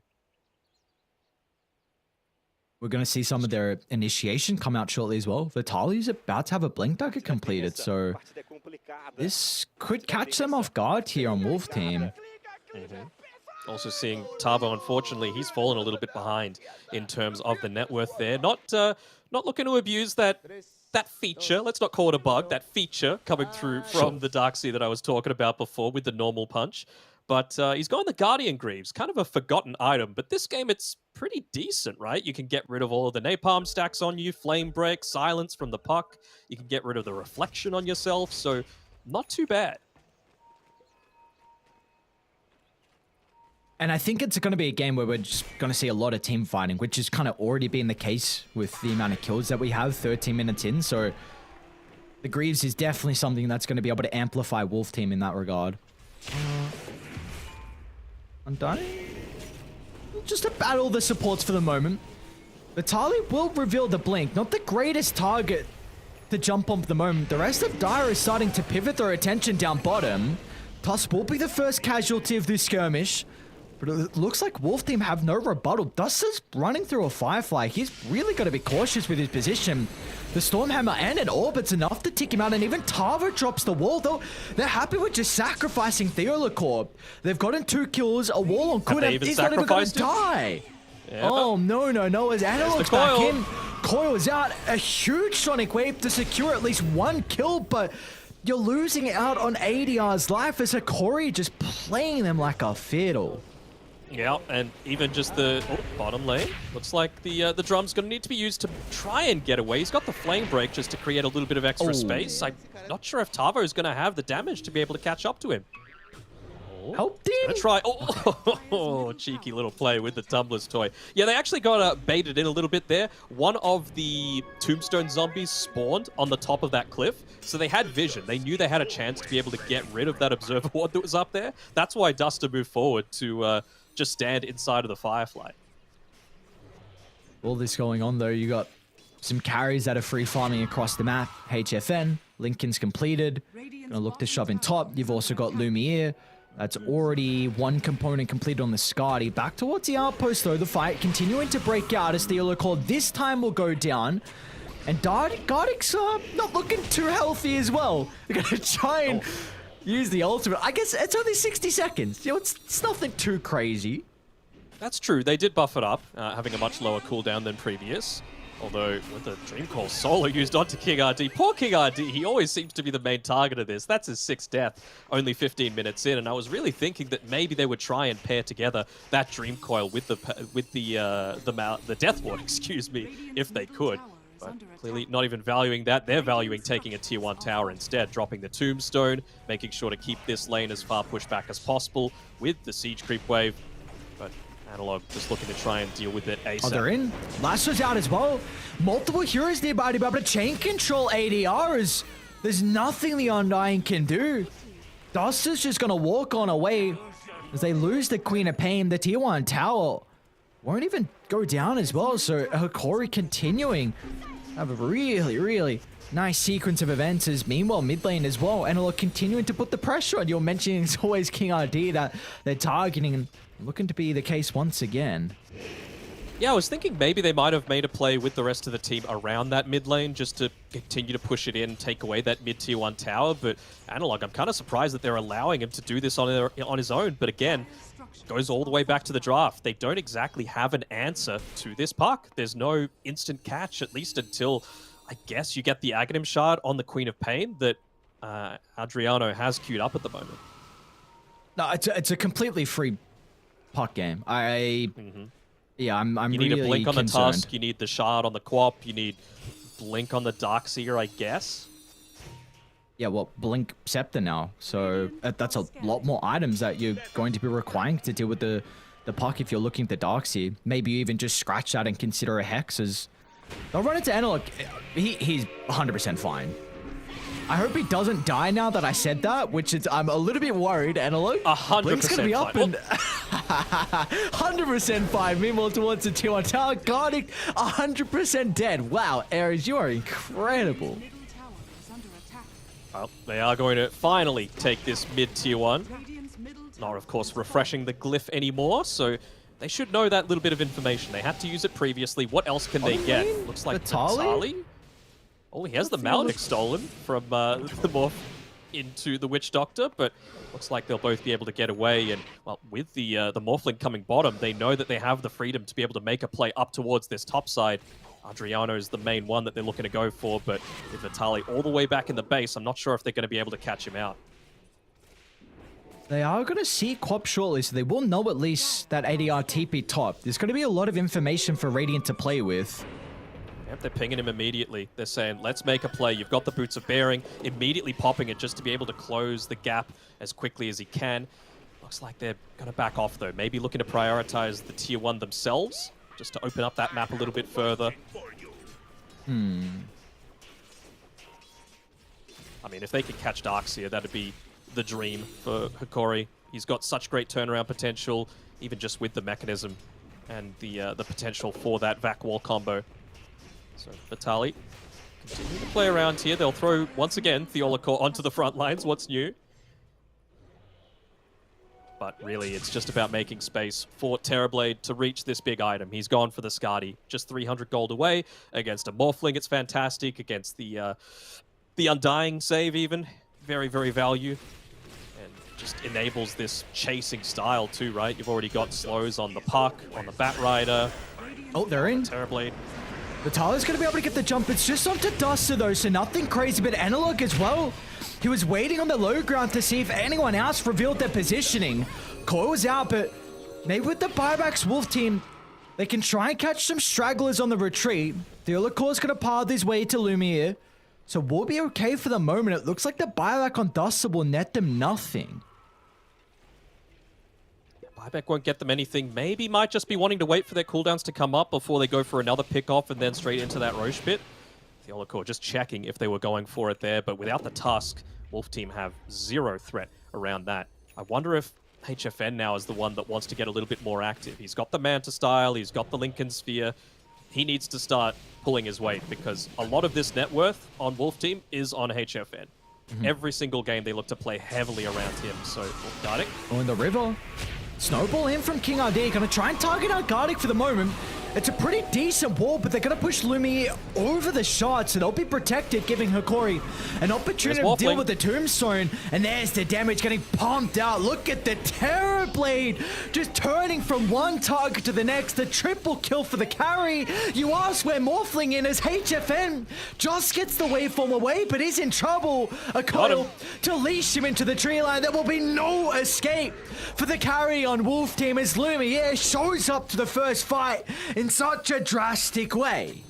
Still got quarter duration left on this meta. Might be enough to be able to take this Roshan. We'll see if they've got the additional damage to be able to buff it up. Drums available on Theolacor. You've also got the Boots of Bearing. I think they overlapped the use of those. A little unfortunate, but it should still be plenty to be able to take this one out. And considering the fact that you had to use the Sonic Wave, you had to use the Morph, you had to use the Wall of Replica, this is probably a fight that you absolutely want to take on Wolf team, but you just can't. And you see the read as well from Hikori with just targeting down the tombstone instantly. They recognize that this is something that needs to be taken completely out of the fight. And after the roast, they're just going to look to smoke because Vitaly's still got the lasso to play with. Tavo's a big pickoff. Continuing to slow down the Darkseers game. And well, they're even going to get a +1 as well as King RD just snowboards into the middle, feeding over another freebie onto Hikori. This game starting to get a bit out of hand. I mean, that's all comes down to the draft, right? The game was always going to reach this point where you might be able to deal with one person very well, but just because you are lacking in ways to control both a Bat Rider and a Puck, the other one is just going to ball absolutely out of control. And in these past few fights, both of them have gotten away scot-free. Dire's top tower is under attack. They're just going to continue the push on forward, wanting to take away even more of the map that Wolf Team are wanting to be playing around. Tier 2 tower going down means outpost taken away. They don't really want to be using the glyph freely either. They'll use it now, but you're going to be tanking up a fair few of these hits just with the Terrorblade and his illusions, so they won't be losing the... they won't be gaining, excuse me, the backdoor protection anytime soon. Lumiere's very happy to just stand and tank this one with his tanky build.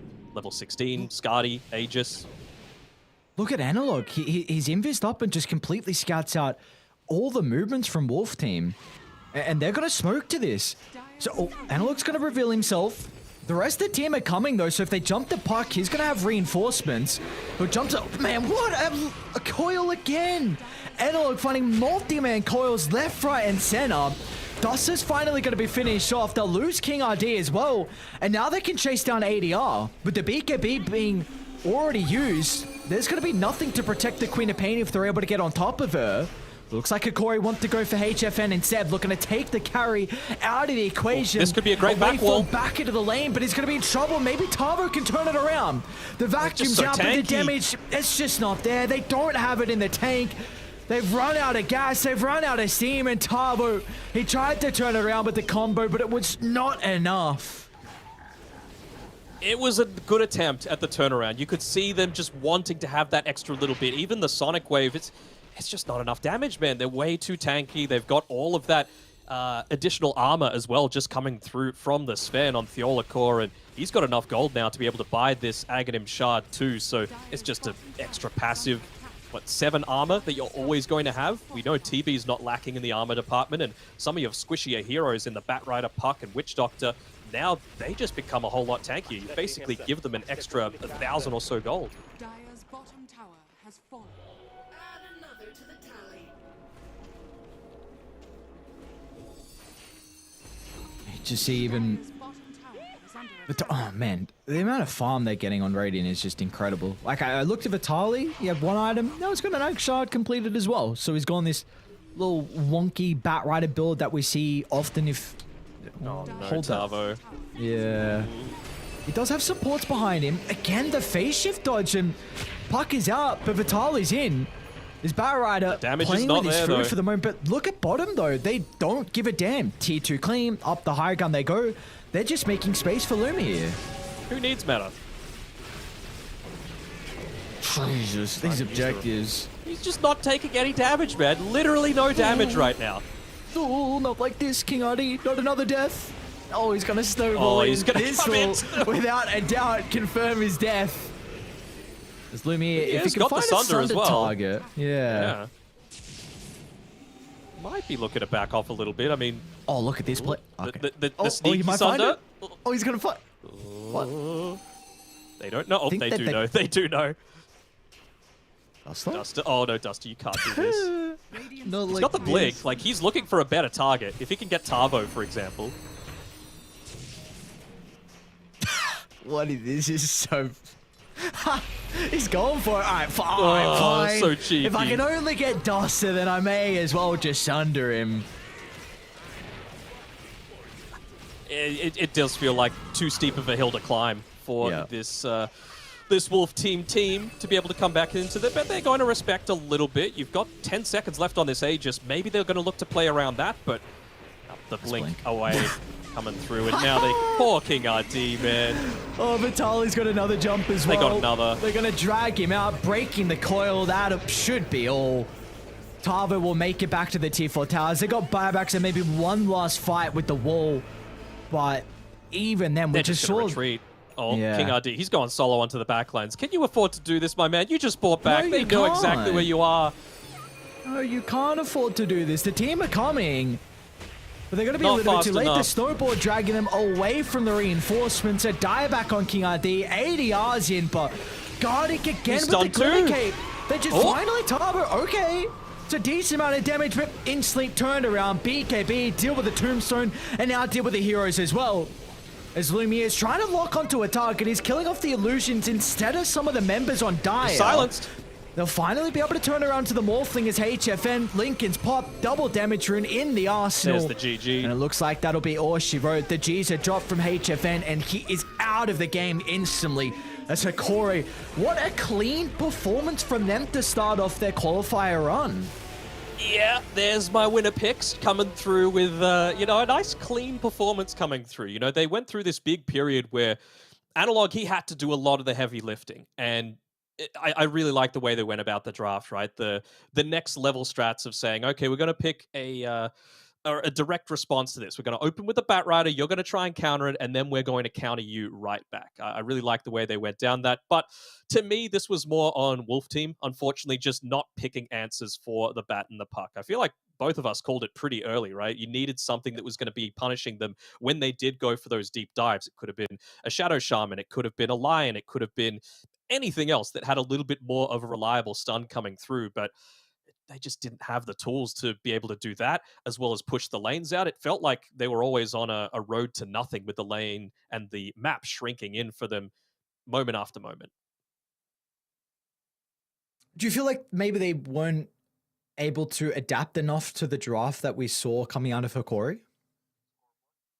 Yeah, potentially. I mean, we have a look at the scoreboard here. I mean, the laning stage went a lot better than I was expecting it to go for Wolf Team, particularly in that top lane. So I'm a little bit surprised that they've just allowed Vitaly to get back into it. I guess the laning stage is always going to go well when you've got an Undying, and I guess a Tusk to a lesser extent. But I don't know. They just needed an answer to anything. Even, I guess the TB was picked up kind of late, so you can't say, oh, you could just Lion into it. But we both saw the TB coming, right?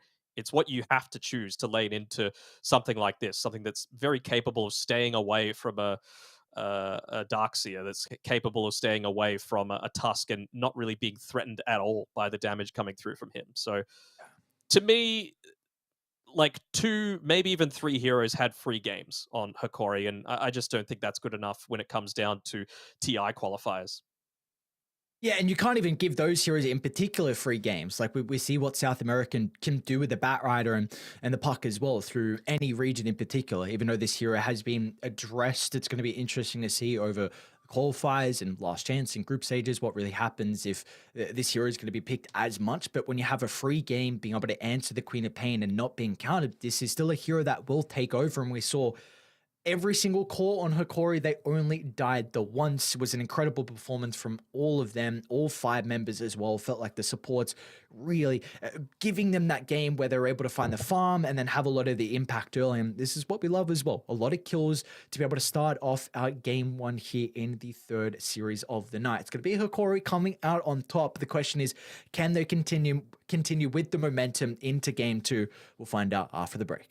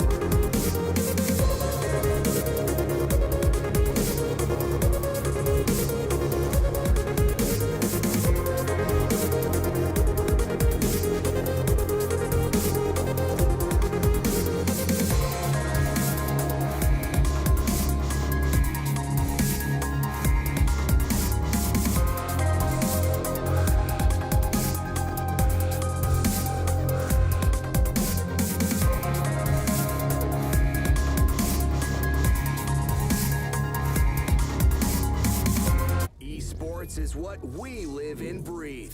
For us, it's more than a game. It's a reality where a group of letters can mean everything.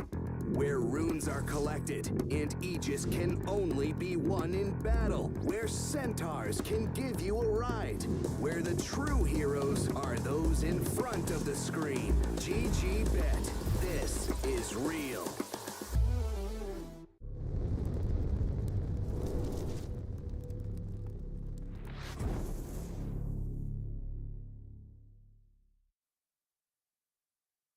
And we are back with our second game here, Hikori taking on a Wolf team. It's going to be Hikori with the game advantage, so in our upper bracket. Then a potential here for them to push themselves further into the TI qualifier run and having that extra opportunity, that second life as well. You were mentioning early in the day when we were taking a look at the bracket where you've got teams like Infamous and SG Esports already in the upper bracket semifinals. If they get one more series victory, then they are guaranteed at least one spot in the last chance qualifier. So this is big for Hikori if they can take out this series.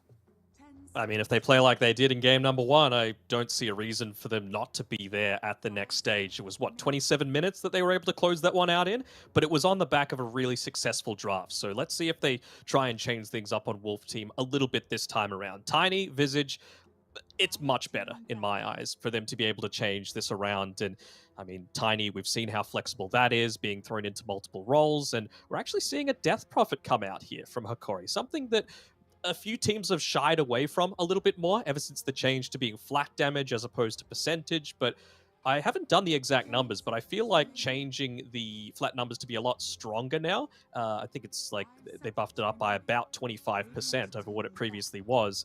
it means that the effective HP that you need to have to make it less effective than it used to be is like at least another 500 HP. I know that's a lot of words, but basically I'm saying DP's still good. Yeah, I really don't know about this Death Prophet hero as well. I feel like it's a hero that I'm just going to need to see a lot more to have a better read, because at least reading the patch notes, I was very hesitant on how this hero was going to be able to play the side lane because of the movement speed change. And it looks like with the Tusk pairing, you're more than likely looking to put it in that side lane. But it definitely had a place in the meta before where you had a way to be able to address a lot of the tanky heroes with that percent damage, and doesn't you have that capability anymore. So I'm not quite certain where it really fits at the moment. Yeah, and I'm just trying to think of what they're going to be looking to pair with this Witch Doctor that they've just picked up as well. I mean, could this be where the Juggernaut comes out? We've seen that be the big answer to Visage in times gone by. Just get that Maledict through. They end up picking up the TB for themselves, so maybe discouraging some of that potential options. I mean, into this, though, couldn't you just Zeus into the Terrorblade? I feel like a mid Zeus is still going to be fine. You're going to have that next phase of bans to be able to ban out the big counters to it, just heroes that want to get in on top of you. And you've got a lot of damage coming through with the rest of your heroes right now. So yeah, if I'm Hikori, that's the angle that I'm leaning towards.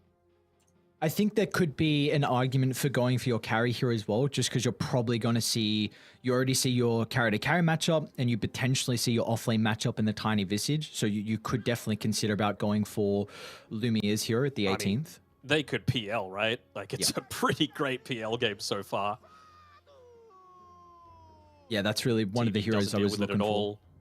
Tiny maybe, but Visage not at all either. AA not at all either. This is an amazing PL game. Maybe just wanting to preempt the Morphling pick. I mean, they went for it last time. They clearly feel like the Morphling is a good answer for that Terrorblade, but it's not to AA. Not into AA. Yeah, exactly. That is enough of a deterrent to not pick up the Morphling. But you got plenty of other heroes. Like you mentioned, you could go down the position 2 route to counter. A very good call on the Phantom Lancer. So they feel like this is a hero that they a must pick up in the 18th. If they let it through, would have been banned out from Wolf Team. So they feel like this is already a good enough game. They can protect it with their last Phanes of bans as well. What do we feel like they're looking for on Wolf Team? Like, what's the play now? Do you... what can you even do? I'm not quite sure if they can play the Visage as a 2. You know, of course, I know Entity really like doing that, so I don't know, you know, there's a different team though. I don't know if Wolf Team have that capability to put the Visage mid and go for another 3 counter, like the Underlord. But if they do something. that, I feel like you just put the Death Prophet mid, right? Death Prophet into Visage with the Spirit Siphon's going to be able to deal with the Cloak well enough. You're going to come out of the lane really well. DP has good right-click damage. You can just shove the lane out if you need to with the Crypt Swarms. So I feel like Hikori are once again in the box seat. If I'm Wolf Team, I'd probably look to go down something like the Ember Spirit route, just to be able to deal with the PL, to get in onto the backlines, to deal with the Witch Doctor. Again, you're going to have a lot of this movement coming through to be able to even dodge out a Tusk trying to come in on top of you. So, yeah, for me, it's just you need someone that goes in to take attention away from the rest of the team, because Visage can't frontline, TB can't, like, you could stand there, but you can't frontline, if that makes sense, right? And AA Tiny absolutely cannot. Yeah, I like the call for the Ember a lot. It's going to be a game where they will have a lot of difficulties with being able to kind of lock him down. Chains could be a nice pseudo way to be able to set up for the Ice Blast. Vortex even buffing up a lot of the Ember's damage, going down like a Maelstrom route. So you see Wolf Team, they are Conquer banned out, Invoker banned out, which, you know, both do have some pretty good matchups to be able to deal with the Ember if that is going to be the case, and also some of the other heroes on Wolf Team. It feels like they want a Void Spirit though, right? Like Conquer, the physical damage against the Void Spirit's good. Invoker, if you get the Tornado, gets rid of the Resonant Pulse. So even just being able to get that little bit of extra lockdown for the use of the Cold Snap. I like that ban a lot as well. I mean, Conquer and Invoker both destroy the Leshrac. That's a really nice read from Hikori. Mm-hmm. Conquer not so much though, right? Lesh has a decent amount of armor. Oh, yeah, but the early on the X in the boat is really nice to be able to keep up to the Disco Pony that wants to be running around. And there's your call. So really nice. They go down the Ember Spirit route. So what's the thoughts now? Do you want to keep the Death Prophet in the side lane with the Tusk, which is a really strong side lane, and go for a different way to counter the Ember? I think that's a potential option. You could also just go one of those classic counters like the DK, right? Just win the mid lane and then have something else that's going to excel at pushing on top of your Death Prophet. Something that wants to kind of stand in on the front line, something that's able to get on top of the Visage, the Tiny, the Ancient Apparition, and just deal with them. I think a DK would be fine. I don't think you can, like, I don't want to see Theolacor playing this Tusk like King RD did last game. You know, he was just throwing his life away a lot of the time for a reason. It was trying to create space for HFN, but you are the one that wants to go in first. I feel like Hikori needs someone else that fulfills that role as well. Yeah. Storm could be something they're considering as well for Hikori if they want to go down that route. Very similar to what you're saying, just being able to kind of jump some of the heroes, a lot of magic damage to blow up the Terrorblade. Matchup versus Ember. Could they do mid or something like that? I think it's a possibility. It doesn't really fit with Analog's hero pool though. Like he is the classic mid laner who picks like his spirit heroes and the puck and the flashy stuff coming through. So I mean, Storm and Void Spirit are in the pool. They're just not super favorable matchups into the Ember Spirit. And that's what you really want out of this last overall pick, right? You want the hero that's going to win you the game. Well, I feel like PL wins him the game. I don't think the Ember's enough of a counter. Yes, it does. Yeah. So you are just looking for a hero to shut down the Ember because this is pretty much their only answer to PL. So if you slow down Ember, then PL takes over. Is that kind of your thought process? Shut down the Ember and a little bit towards the Visage as well. Yep, Void Spirit. I mean, it does go down the route of like what they were banning out to. Like you were mentioning before, the Lashrak was still good, but being able to not have to worry about the Invoker and the Conquer against that means that Analog is happy to have a free time. This is his most played mid-hero in terms of that flashy style as well. I'm just... I don't want to say I'm concerned that they're not going to have the ability to be able to get in onto the Visage and actually burst him down, but there are better options. But clearly, just going for comfort here. This is what you go back to in a lot of these TI qualifiers, right? You don't want to play something that's completely new. If it's still a decent matchup for the Void Spirit, you'll take it. Yeah, which it is. The Ember matchup can... I'd say it is slightly Ember favored, but like you mentioned, they don't have ways to lock the Void Spirit into place. And we saw what Analog could do with a free puck game, and it's very similar to being a pretty goddamn good Void Spirit game as well. But my concerns are just how are you going to be able to address the Phantom Lancer? You don't have answers in regards to the Visage. Your AA is going to be completely negated here. So maybe they can look for... I feel like Wolf Team actually have to run over this game, and I don't think that's going to be easy at all. The Terrorblade needs to get involved early with the Metamorphoses. You're going to need to see the Visage being able to get very active and team fighting with the lads on Wolf Team. Otherwise, this PL is going to be too much for them to deal with. Yeah, you need to really enable this this Visage as much as possible. Like, that is where the push is coming from early on. Like, the Terrorblade, sure, he can help out a little bit, but if you're not giving the Visage a good lane, then a lot of the map doesn't start to open up for the TB to truly show his wares in the early-ish stages where he is strong. Like, he is still going to have that period, so yeah, it's all going to be around Wolf Team hitting that, like, honestly, not even a 2-item timing. It almost feels like a 1-item timing, but I'm just having a look at Adriano's quick buy, and he's already got that Falcon Blade queued up rather than going straight into the Maelstrom to be able to deal with some of those PL illusions. So we'll see how that ends up working out for them. Like, Maelstrom, BKB still so important for the Ember to be able to have. TB, I guess he could join it around the similar sort of thing. But yeah, it's basically going to be 15 to 20 minutes. That's when Wolf Team really need to have taken complete control over this game. And what are your thoughts on this Falcon Blade? We've seen it so far through the qualifiers be picked up multiple times. So obviously the players are under the assumption that this is an item now that is actually you're buyable, purchasable. Because before it wasn't. No one was going down the Falcon Blade route. So what are your opinions on it? Honestly, I'm not sure what the big fuss is about the Falcon Blade. I can understand it for like people that were wanting to buy a Soul Ring that now just feel like this is more value, but Ember Spirit was never buying a Soul Ring previously, so, and there was no changes that happened in 7.32 or 7.32b to the Falcon Blade, so honestly, I'm not sure. I'm not sure what players are thinking with regards to this, but, well, they know best. They've gone through all of the different options there. See, it will be 3 bounties though going Hokori's way, so a slight advantage, nothing crazy. It's always not good when you give over 4 bounty runes though, but see how this mid matchup's able to show up. And there's a lot of magic damage here for ADR against Analog, so that Resonant Pulse isn't going to really protect him as much as what they were hoping, and already with the level 2 ADR can start to kind of get that spam going.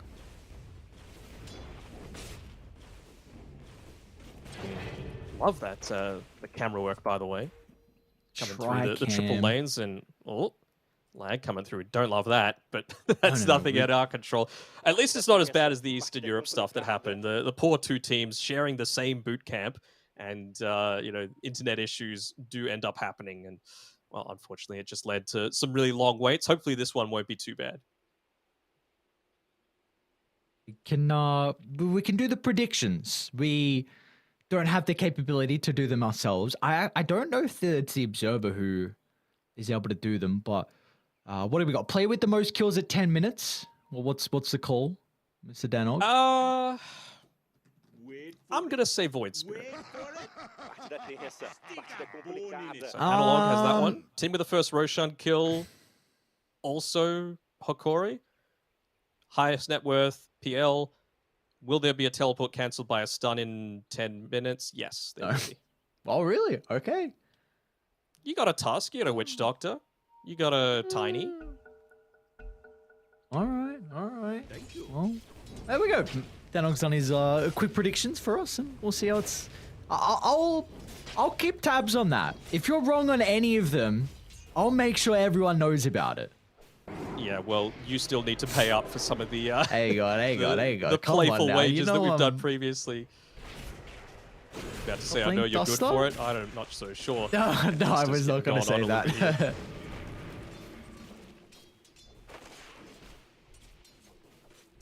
All lanes going pretty well for Hokori so far. I know it's super early days, but just to be able to get this early decent start, I suppose you think that's the way that it's going to go. You know, AA is nowhere near as much of a kill lane as the Witch Doctor is being paired together with the Terrorblade. They're actually going to put a little bit of pressure in onto HFN, just trying to use a little bit more of that net worth towards regen, as opposed to going for any kind of aggressive items, and that's exactly what you want, right? They just want to make sure that they're delaying this game as much as possible to give PL the chance to truly come online.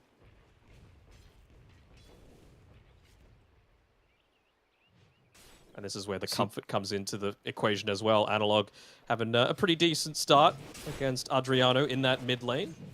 Basically equal in terms of the last hits and denies, but it's a little bit ahead in terms of network. Bottom lane, Gardic. Should be our first blood. Maybe the early point of the Voodoo might actually be enough with the help of the Fairy Fire. Oh. The Tavo gets the long range Soul Assumption. The nuke is there, and Wolf Team find first blood in game 2. All right, really value for them to be able to pick that one up. Again, it's all about making sure your Visage has a good early game. That is the one that's going to put pressure onto towers. Does King RD have an invisible sword? Yes, he does. I love the baby Tiny, the sword. It just looks like he's coming to give you a hug, you know? Then he throws this giant bone sword at you.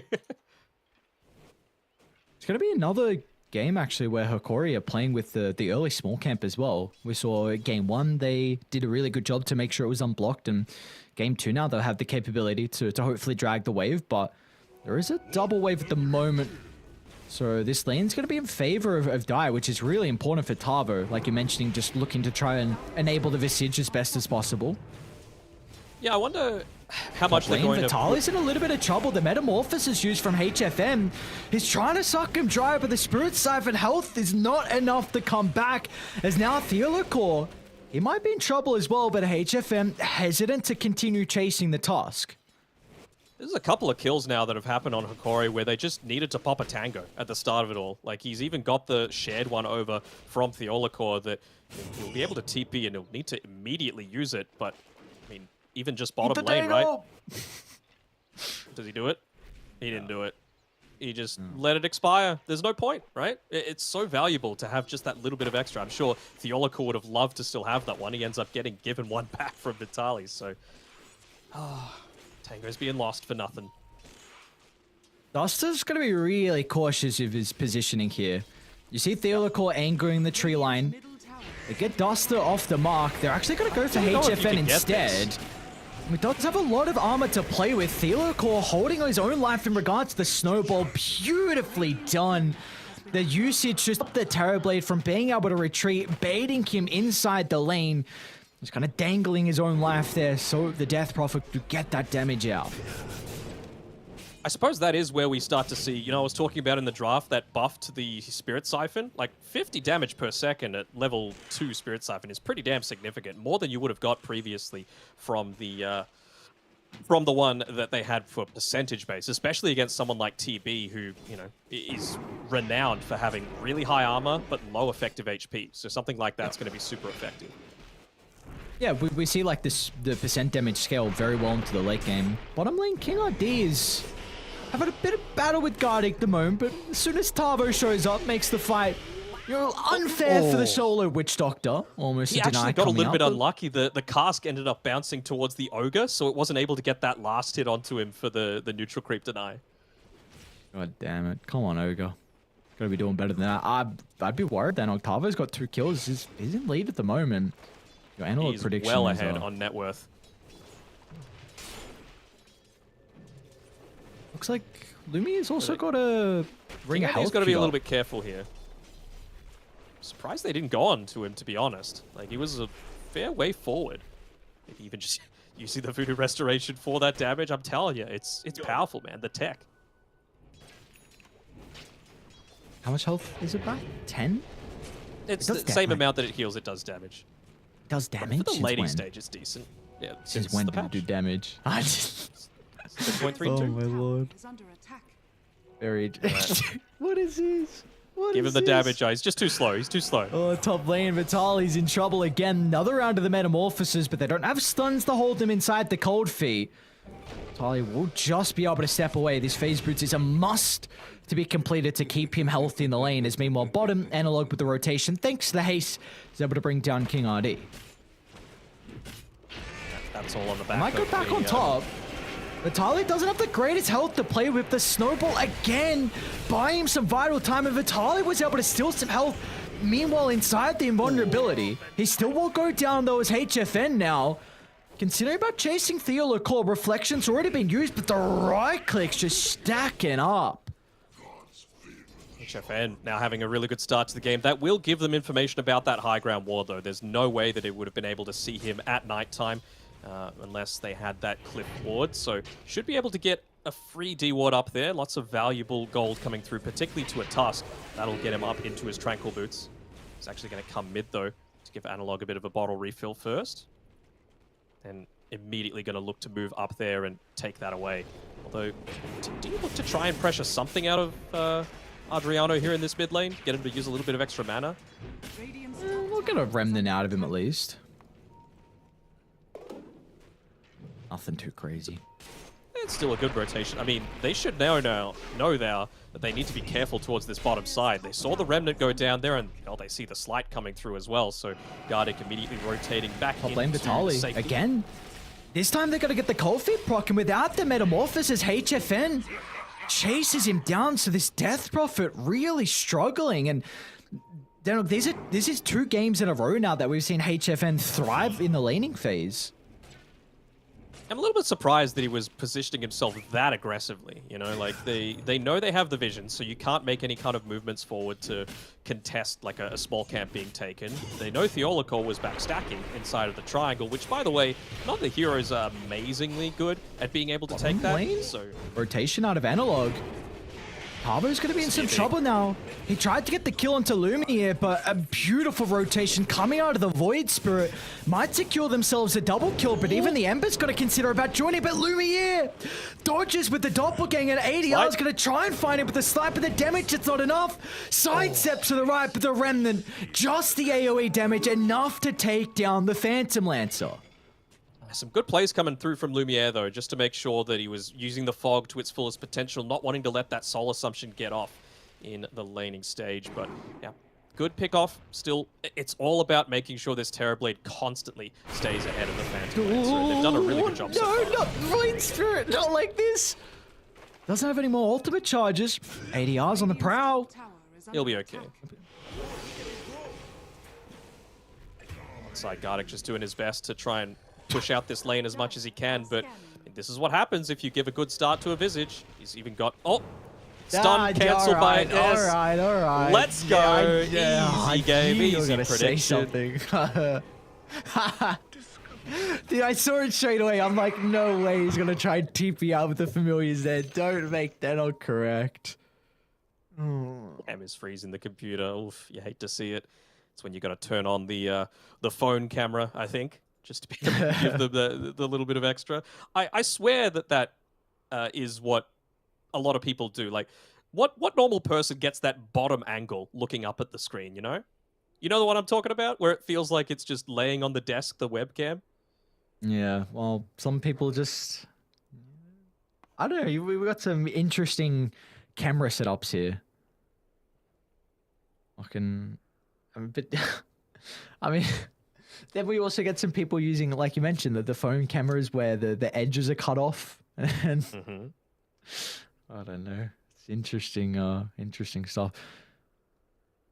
You can never... I think, who was it actually? I think Tigo put out that... It was actually a very good tweet where he was memeing on the plays for their camps, like the foreheads, the one where you can't see them because they're in the dark, or the one that you're mentioning where it's you're low on the desk. That was a top tier tweet. No, I mean, we don't get too many out of them from you, so I've got to look at them from other people. I do need to post some more ice cream selfies, that's for sure. But I'm trying to be good, man. I'm trying to be good. I'm not a machine, okay? I'm not a dairy-eating machine anymore. Well, you can eat ice cream and still have low calories. That is true. There are low-calorie options out there. But it's not the same as getting it from, like, a store, you know? The true gelato experience. You're not cultured enough, okay? Oh, I'm not cultured enough. Okay. Well, how do you know that? Maybe I am. Maybe I'm a gelato fanatic. I've never seen you eat a gelato in your life. Yeah, but you've only been with me a couple times, and I've never seen you eat ice cream with me. It's an exclusive club, crazy. invite only. Crazy stuff. Invite only. Okay. Well, as you got some secret cult of ice cream lovers? Yes. Anuxie's part of it. You always see the ice cream selfies when we're out and about. Are you potentially after the casting career expires and you get into your old age, are you going to consider about being an ice cream a taste tester? What, next year? Yeah, I know you are getting a little bit old, Mr. Boomer. Yeah. Have you seen that YouTube clip, by the way, of the guy tasting the ice cream with a golden spoon?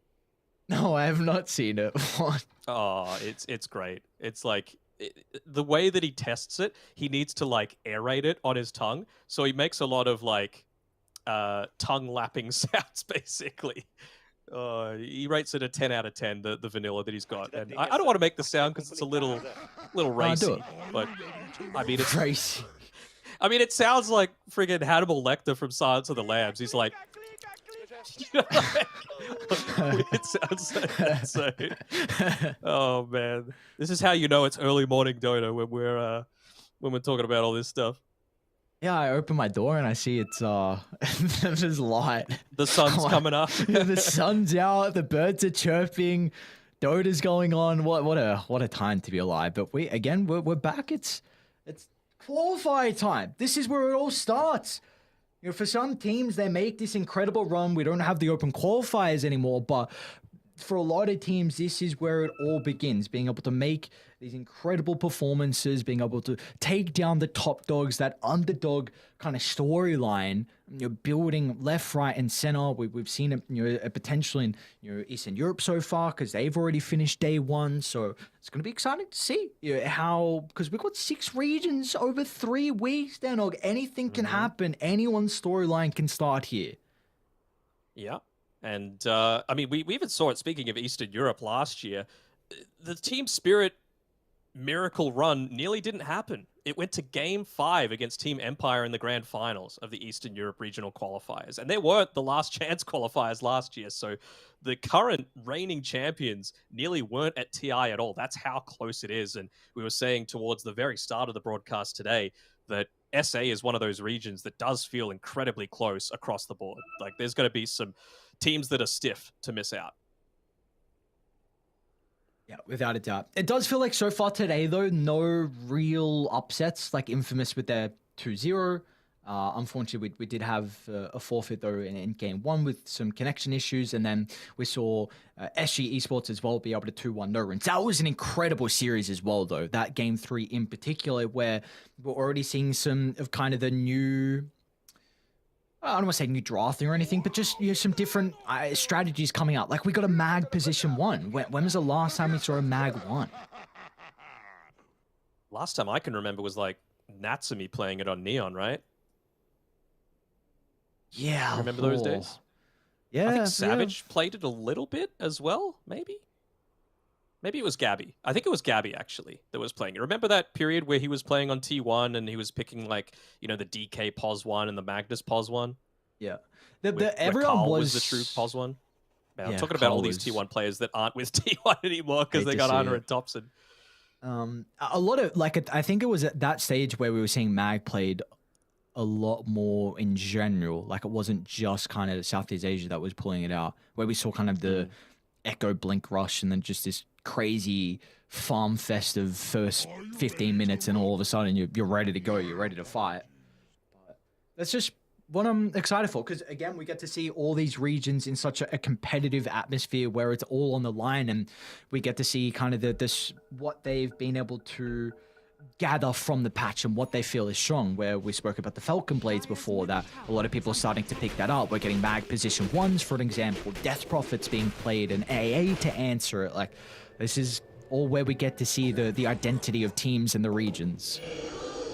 Speaking of the Death Prophet, top lane, pretty early level 6 for a side lane. Vitali, prior to that siege creep wave coming out, he's going to pop it just to try and open up the map a little bit for themselves. And I mean, early on, AA can do absolutely nothing to stop this. 0 wave clear, and this early too, King RD isn't going to be able to respond to it either. So nicely done there, even moving Theolacor and Analog up towards this top side to guarantee it. And this is going to leave them options to be able to potentially invade that jungle, use the high amount of magic damage that they've got to be able to perhaps pick off the Terrorblade. Wonder if Theolacor is even going to look to place down a super deep Observer Ward just to give them that little bit of extra information.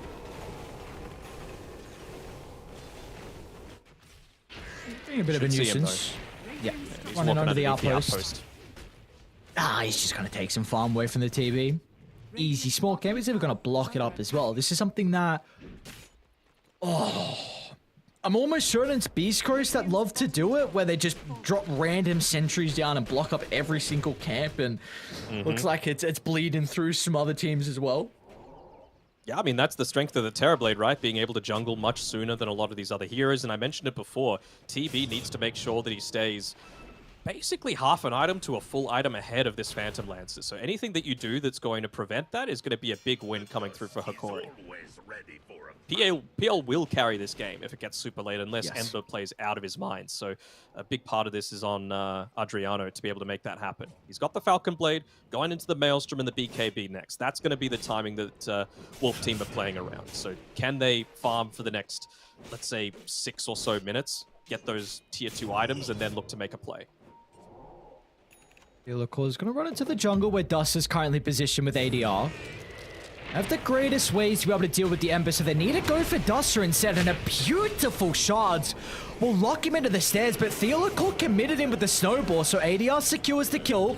Is going to be able to dodge the initial cast, get some distance away with the Remnant, and I just love what Wolf Team are doing. It's a 1-for-1 trade, but they're invading the jungle, looking to put as much pressure onto the PL and stopping where he can freely farm. Nearly got one of the familiars, but just a little bit off the mark there, so they'll be able to get away.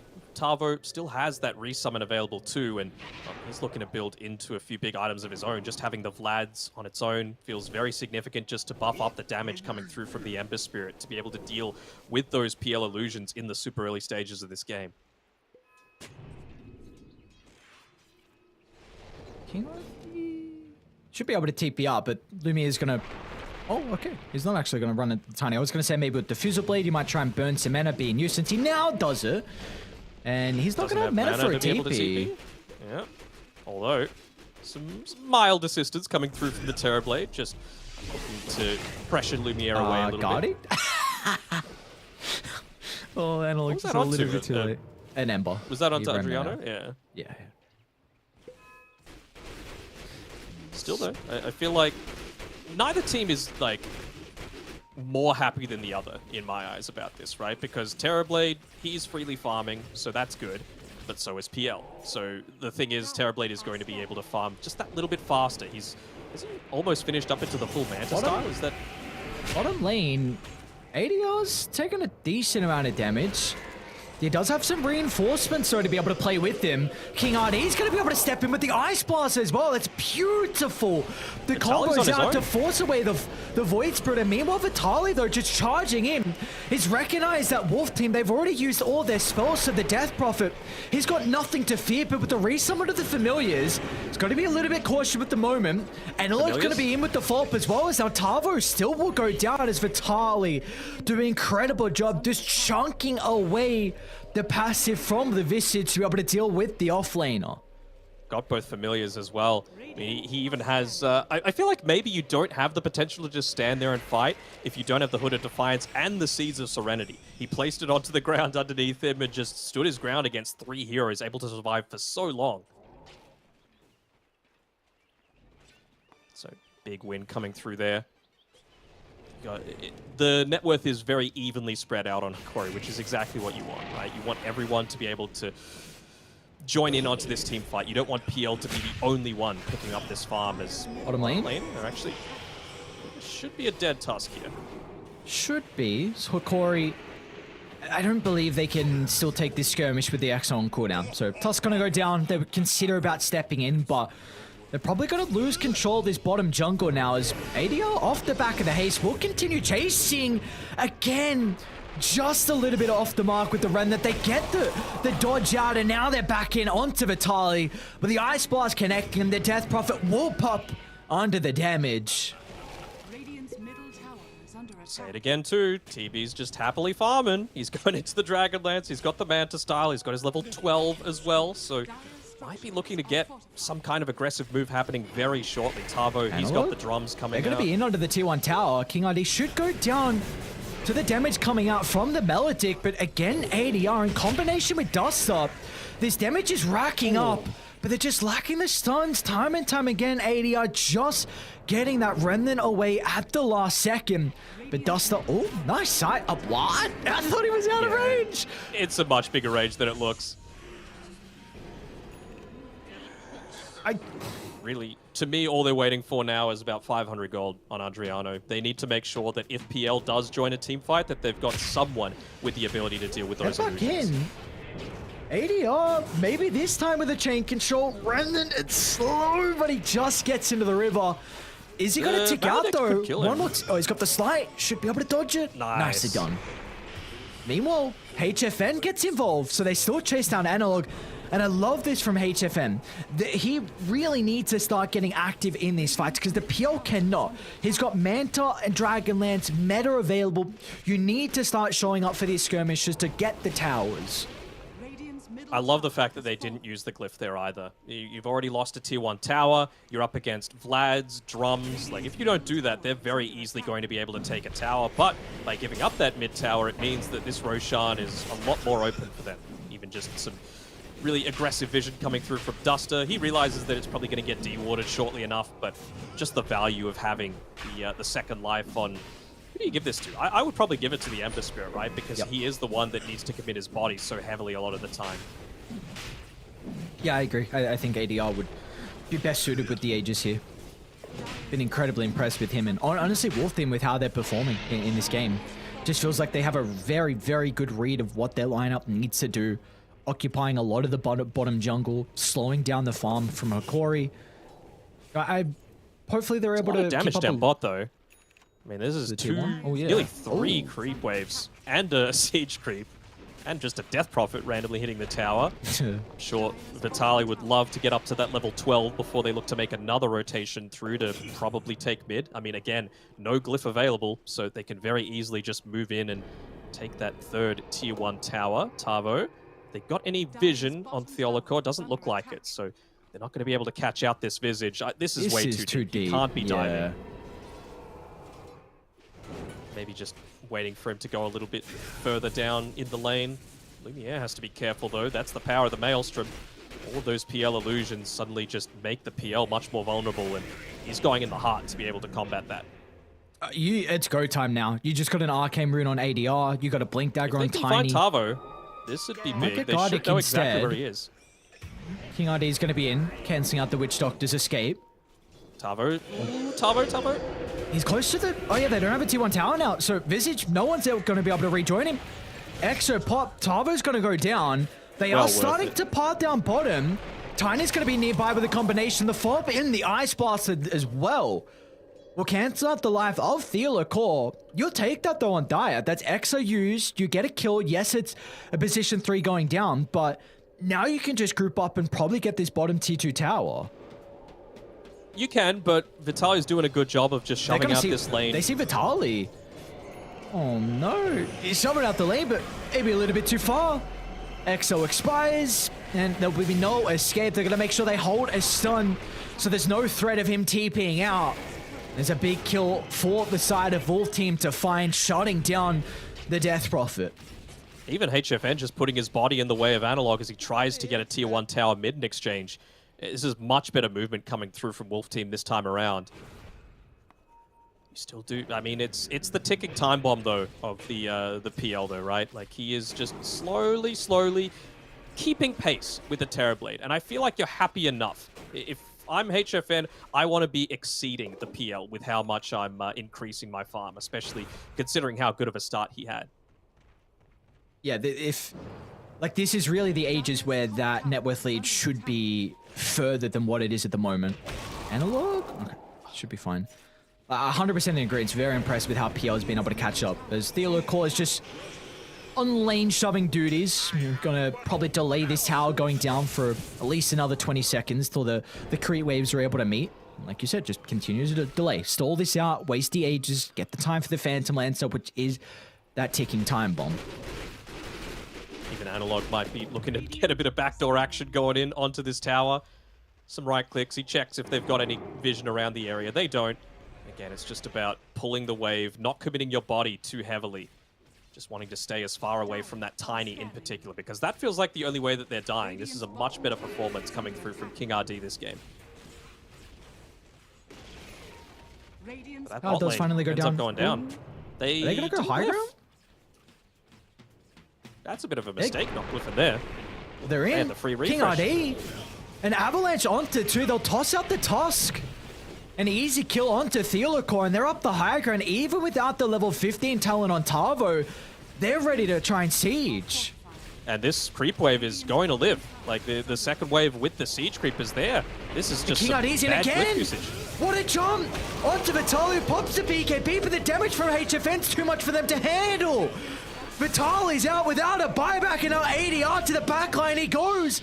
A Remnant instantly to reposition. As Hikori, they've got no answers in this defense. Yeah, just giving away a few too many lives super early on. Again, like, it's a free tower that really shouldn't have gone down. They just didn't glyph when they needed to. They needed to make sure that they... Wow, with the Death Prophet, you committed everything. You popped the BKB, you had the Hood of Defiance, you've even got the Pupil's Gift available, and using the Exo, but he just completely melted. Just having that Shiva's on its own is going to provide him so much more effective HP. And I feel like it's on Theolacor just to make sure that he gets this. Ooh, don't think they'll be able to catch Duster here. The Blink Dagger, excuse me, on the Tusk. They're feeling themselves. Duster even gives a cheeky tip over to Analog as well. Get this, a lot of map control. Instantly the read is, we take bottom. Now that we don't want to be there anymore. Go towards Radiant Triangle, control this area, because if we hold the triangle, then it means we can cut mid, we can cut top, we can start to take some more objectives and really slow down the farm that PL can get. Yeah, there's no need for them to be bot at all. right? And Radiant's top tower look at all the is gold under that you've got waiting on Tavo as well. Nearly 3,000 going to be heading towards that AC. Like you mentioned before, you already have such quick ways to be able to burst down these towers, but it's just going to be accelerated even further as soon as he hits that level F15 marker. I'm very worried about this smoke. They don't have EXO. King Arden does to look at their positioning underneath the sentry, but the damage... They're not going to try and chuck up the ice bar to blow up Analog. He's going to show himself in the river. Be cautious though, because the rest of Wolf team, they're in pursuit. He's used his last ultimate charge as well. He might be able to get up to the high ground, but the chain control from King RD along with Tavo will shut down the Void Spirit after he takes away 3 couriers. No buyback. They've got the glyph, but I mean, look at Gardic. Even just trying to cut a single wave, but they've still got one that's fairly strong. I mean, they don't have the glyph available, so this time the glyph is going to be much more effective at just stopping this push up into the base. They need to make sure they're using it at the right time. This is the right time. There we go. Probably even coming out a little bit too late. They're trying to soak it up with as many units as they can. Eventually the range creep goes down, but I feel like the backdoor protection isn't going to kick in fast enough. They've got the 15 talent on Visage, man. These towers are going to go down. Oh boy. Wolf team are doing everything right. Everything they need to do to get ahead of the PL in a game like this. He's almost there, though. You just need the heart recipe, and then he's going to be ready to fight almost level 18. I mean, I guess you can be level 20, but you've already lost 2 melee racks at 24 minutes, so it's a hard one to come back from. I've been mentioning before that, you know, a lot of the time what undoes Wolf Team is that their supports don't have the greatest way to be able to deal with a lot of this split push that's going on, but this is kind of Hikori this game that doesn't have that capability. Even the PL on its own does suffer a little bit, at least until he gets that Aghanim shard. He's got it, but it's still not going to be able to do top lane enough. might be in a bit of trouble. Hood's not going to get popped before the jumping from King RD, but the BKB will protect him for the moment.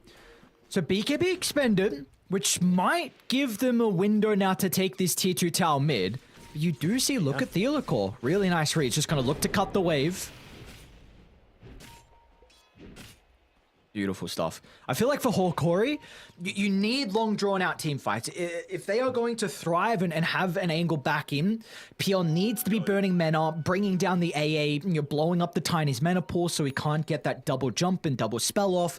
Vitali needs to be able to get full duration out of the Exo, but I'm concerned that might not happen because their lineup thrives on a whole... It's just Duster at the moment on Theolacor, so he should be able to TP out. Once his full wave instead, and well, finally they'll get another person to TP in King RD, so Theolacor has done his job though. He's stalled this out, slowing down the tower siege, just giving Lumia enough time, but really for Dire, it's Tiny jump in into AA blow up, and then Ember being able to deal with another support. If they're able to do that, then they'll win a majority of fights.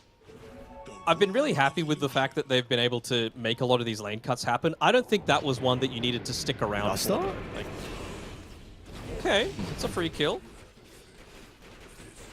I was saying that you hit your heart timing on the PL, and the Aegis just expired literally the second that he picked it up. So then was the time to be able to go aggressively. They've just lost range rack stop, by the way, just from the creeps pushing in. You need to commit here. They're hoping and praying that the Roshan is up to be able to claim that one for themselves, but I mean, now that you've waited a little bit, TB's got a BKB, Ember still hasn't used his first charge of the BKB. It feels like they're wanting to wait for Analog to have 400 more gold, but I don't think you've got that luxury. You've got to go. You've got to get more and more pickoffs. You've got to take fights on your terms. Like, fighting around this high ground ward that they've got right now is so key right now. They can't give it up for free. But I see them. Dire have their own information to be able to play with. As King RD tries to get the combo up, but look at the backline ADR. It's a massive amount of damage. They're going to try and secure the kill, but they don't have it at the moment, so they'll turn to Vitali instead. As HFN goes unanswered throughout the team fight. There's Terrorblade, too much of an issue, and now we can turn to deal with Lumia next as well. A doppelganger to reposition. He can duke and drive all he wants, but as soon as they deal with the illusions, they know exactly where the real Phantom Lancer is escaping, juking through the tree line, but ADR shuts down their door with their opportunity to take that fight. Wolf team, 0 casualties, and they find 4. I didn't even see the Aghanim shard on the Visage as well, just using that that stone form to be able to stop a lot of the aggression that the PL was putting onto him. He was just making sure to keep constant track of his mana, make sure that that diffusal blade was never going to give him the state where I didn't even realize it doesn't even cost mana to use the stone form onto yourself. So that's a nice little bonus, good direct counter for the PL, and second Roshan going their way. And we're just Buffing looking up back at Adriano even further. he's already been incredibly scary on the Ember Spirit, and that fight in particular felt like he did an incredible job. They had the ward you mentioned, Radiant needed to fight around it, but Dire, they had their own incredible high ground ward where ADR just jumped the backline. You had the Ice Blast follow-up, HFN on a higher ground with the extra range from the Dragonlance. He was just pummeling in damage, and that's like the ideal position for a TB to be in. But you have the high ground advantage, the team run up, and all of a sudden they recognize, we can't fight here. You run away, but Skadi slows you down, and all of a sudden you are stuck in the meat grinder. They're going all the way around. They want to try and find the backlines. AA, Tiny, they would be the ideal people to go on. But my man, you're losing your racks. Yeah, they know where they are. Instantly. Theolicor's in. They want to try and blow up the Ancient Apparition. A beautiful target to take out of the equation. But Vitaly's still in trouble though, even without the Metamorphosis HFN. He's just way too far for them to deal with. AAO flying in from downtown. Doesn't really do too much, but the damage, it's really been dealt already. One barracks left standing. The PL, we thought it was going to be the ticking time bomb, but Wolf Team will make sure that doesn't explode, as they'll go for the kills instead. Who cares about the Mega Creeps? It's HFN. He'll celebrate with a godlike streak. And meanwhile, ADR will hold back the backline as well, changing an analog. And now the work has been dealt. Mega Creep is on the cards, and Lumiere pushed back to the safety of his base. Well, Lumiere, he just can't do anything. Adriano's played an exceptional game, just making sure to always prioritize him. Can they maybe get the punch? No. Oh, they won't even be able to. A 4-star out. And it's a lot of damage. HFN's got a Sunder as well to try and keep him alive, but this actually could be okay for Radiant. HFN, he won't have meta for second life. This actually is going to be a good fight for them. Exo popped as well, but can they get set up? Look at the throw though, Tavo. Oh no, the Familiar's tier 4s are down. Throne's exposed, King ID's in, but it doesn't matter. Who cares about taking fights? Let's just go for the base instead and close out game 2 to send us to game 3. Very, very nicely done by Wolf Team, being able to bring that one back. You said it during the game, and we were thinking it during the draft as well. This PL was a ticking time bomb, and they made the most out of that 15 to 25 minute timing, just getting super aggressive, hitting their timings, finding just the single pick-off. Because again, Witch Doctor and even the Tusk, not the greatest at being able to deal with a lot of that push. I don't want to have to hop on about it again, but seriously, a single misuse of the glyph put them in a really bad spot. They didn't use the glyph. It would have refreshed again so that maybe that you don't lose that early tier 3 tower at, what was it, like 18 minutes or something like that? It was super early on, and it just meant that you always had one lane that you kind of had to deal with, and a few extra pickoffs happened that probably should have been allowed to. But, I mean, it's all on Adriano for me. He played fantastic.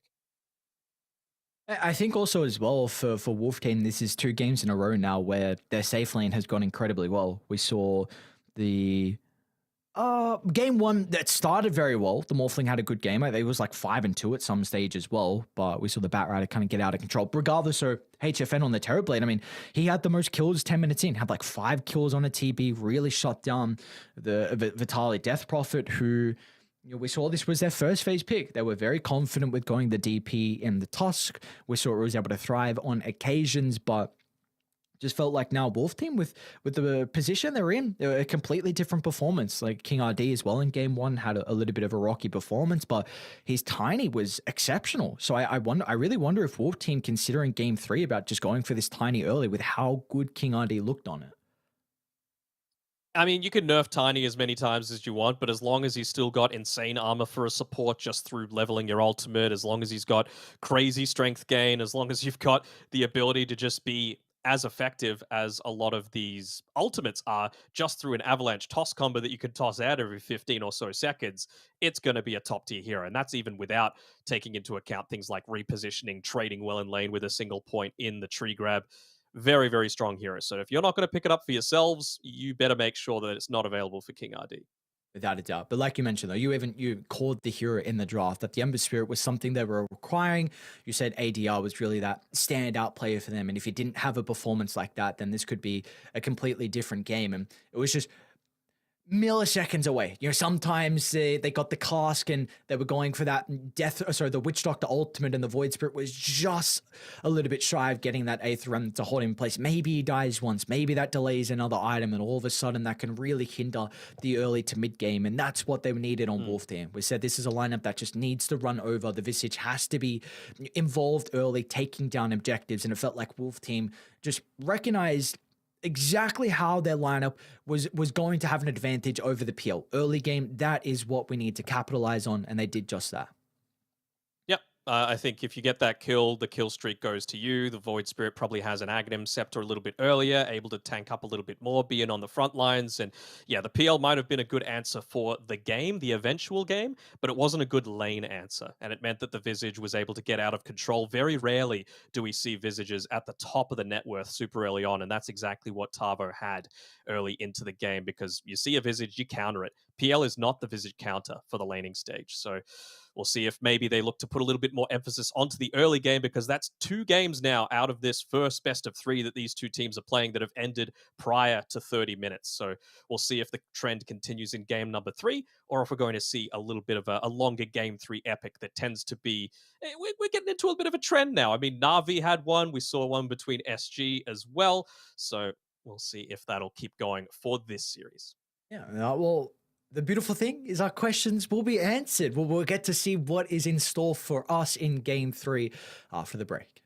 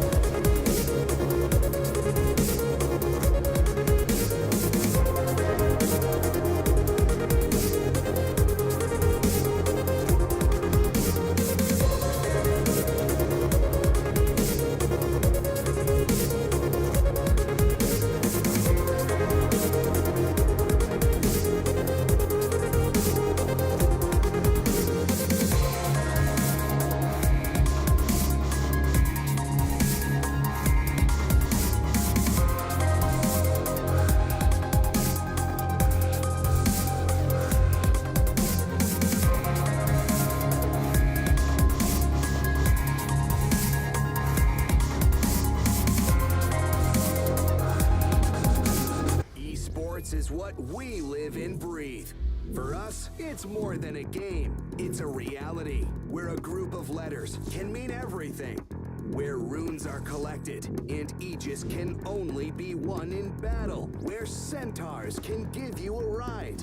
Where the true heroes are those in front of the screen. GG Bet. This is real.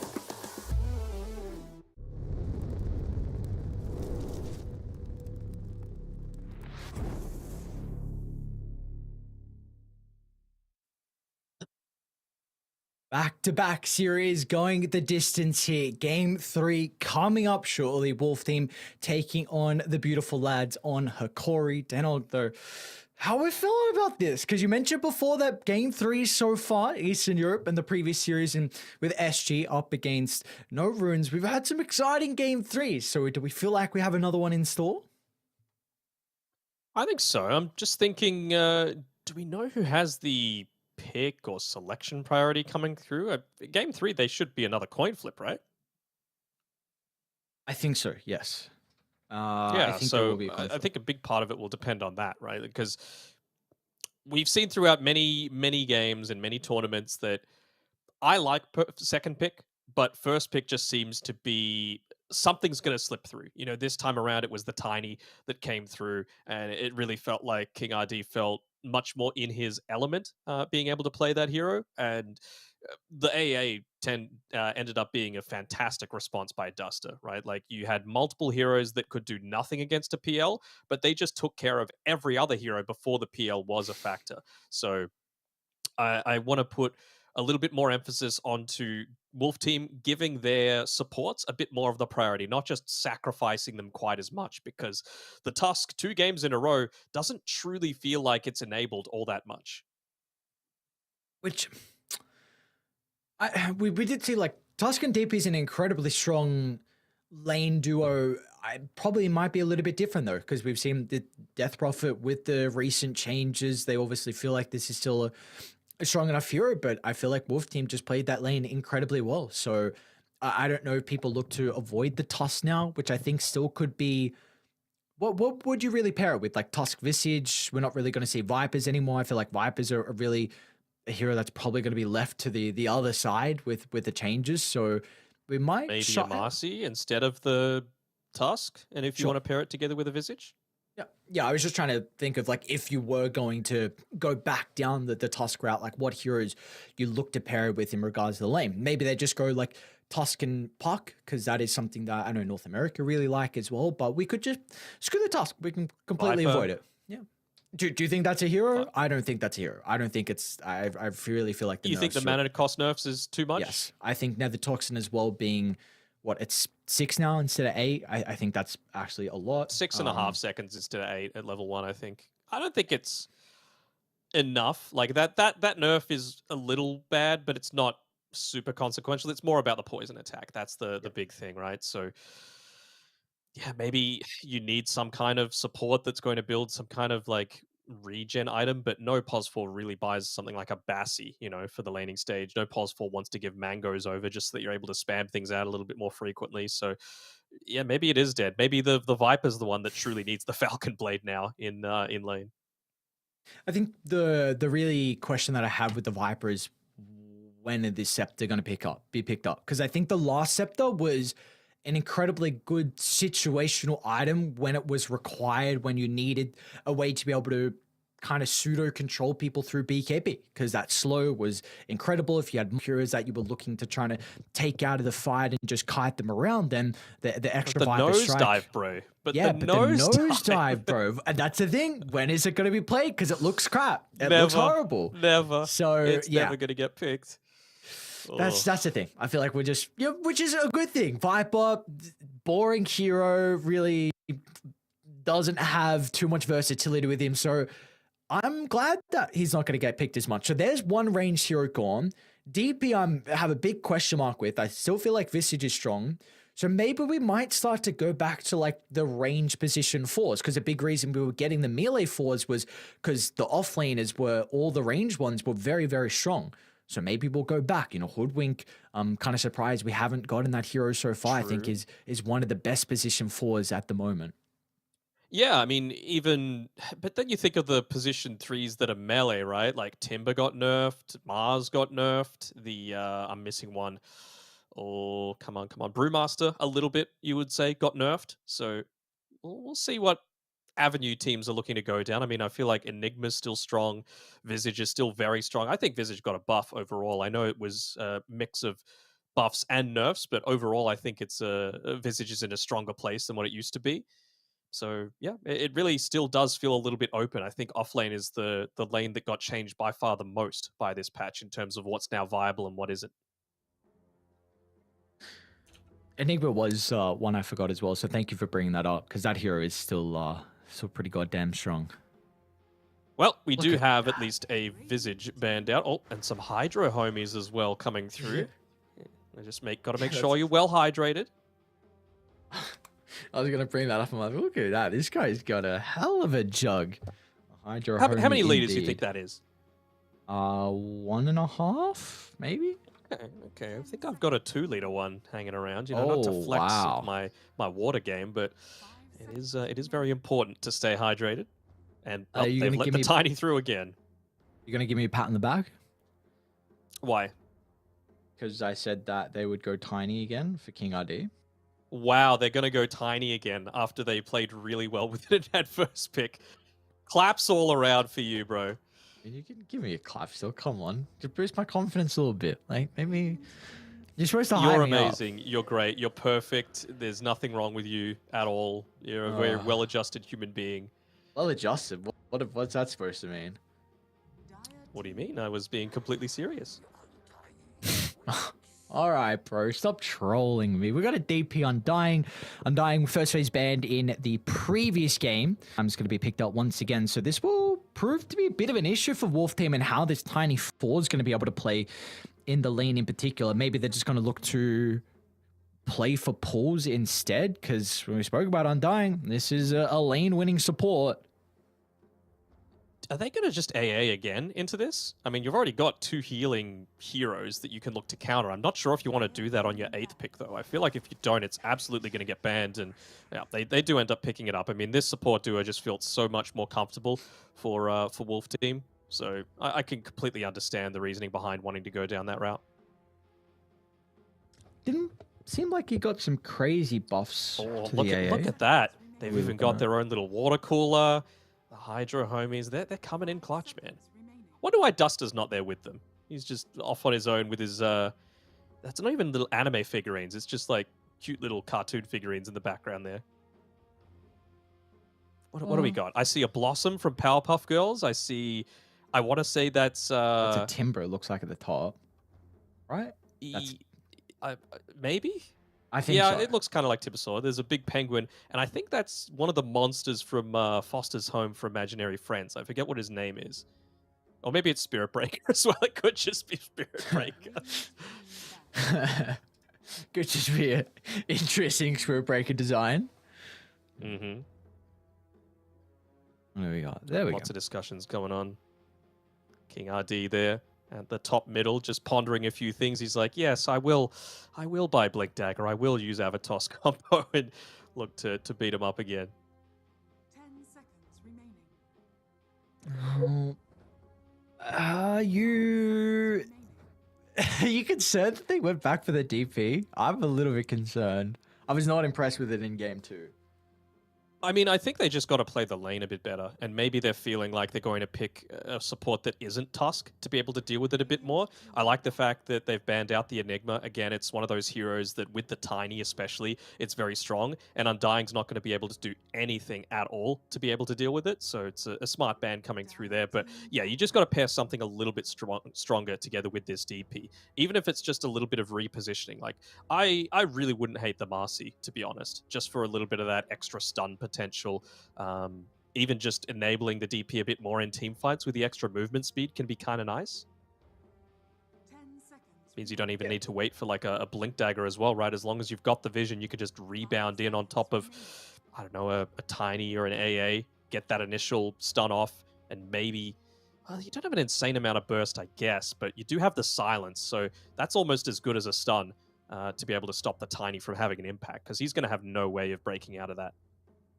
Do you feel like the Marcy is something that is going to be picked a decent amount? Because I know we did see it multiple times today so far. Eastern Europe was actually picking up a couple times, but do you feel like this is still a hero that people are going to be is on their radar?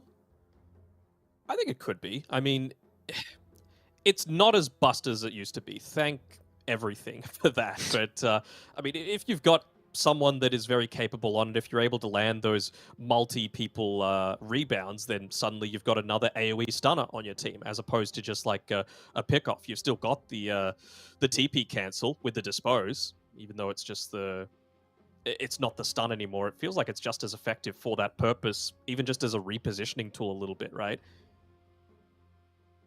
Yeah, no, I think so as well. I'm just...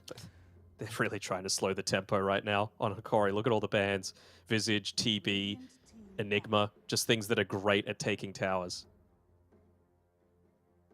Bristleback ban is...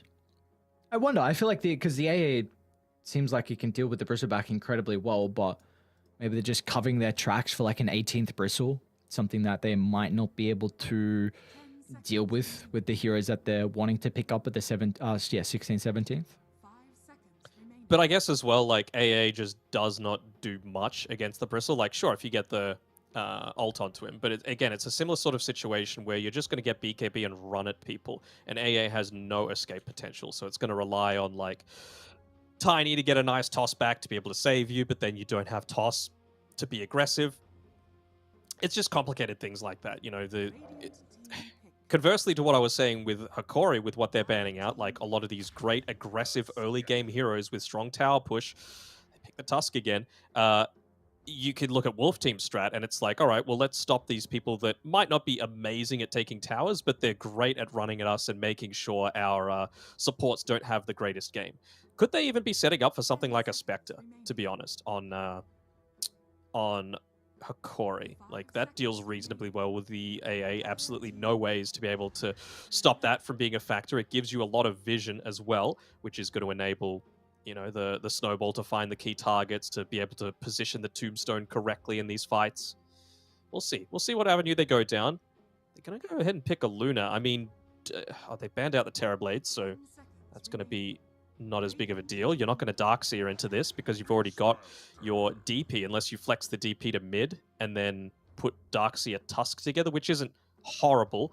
But again, you can try and ban out as much of this fast gameplay as you can, and then they're just going to go ahead and Luna Beastmaster you. And it's just going to, again, be this clumping up at about the 15-minute mark where you've got your key items specifically on the Beastmaster having that nighttime buff of, 28 extra damage or something ridiculous like that when it's nighttime. Global range, by the way, and then just pushing forward. What can you do against it? So you're going to need to pick something specifically that's going to be able to deal with this push. Like, it might be worth conquering at this stage just to be able to have some of the decent early team fight that comes online super early. I think you can also consider going down a route of a harder carry as well in regards to the PA. I think this hero is incredibly strong at the moment and does very well address the Beastmaster in the lane, along with some of the other matchups. So there you go. Nicely done. But do you not just go into the axes now, though? And then PA, like, it deals with the fact that you're an Agi hero. It's going to be dealing a lot of that magic damage through onto you. You're not going to be just giving over a bunch of free experience through your boars. Definitely. I think that's probably the route you have to go down. But, like, PA... It's a lane where both are probably going to be able to trade just abilities with the sticks. Like, PA is going to have a stick, Beast's going to have a stick, but I feel like PA is going to be okay because it's an Undying into two melee matchups and two strength matchups. So I feel like PA is just free farming this lane and then will eat the AA alive and the Luna matchup as well as the game goes on. So, but again, does the PA stop the death ball? No, it does not. Like, you need to give this PA space. And so even though the lane matchup against the Beastmaster might be okay if Beastmaster goes boars, I feel like you could just go something different. Like, you remember, they also moved the Wild Axes talent to level 10 now as well. So you could look to start buffing that up and being effective on PA before she gets into the BKB, which you know will at least be second item. You need the Battle Fury first. So See, I feel like you need some kind of way to start in on the Beastmaster, or start in on the AA, or start in on the Luna. I would be looking to get like a Storm Spirit pick here if I'm Wolf Team, just to block it from Hikori, because I feel like Hikori need that way to be able to get onto the backlines. They don't have it right now. do you feel like there's any room for them to put the tiny mid and go for a different 4 that isn't? Sky could actually be something I am considering. Sky Beastmaster, incredibly strong duo, matches up well versus the Undying. Is there anyone else that stands out if they do try and put the tiny mid? Hoodwink, Mirana, even maybe.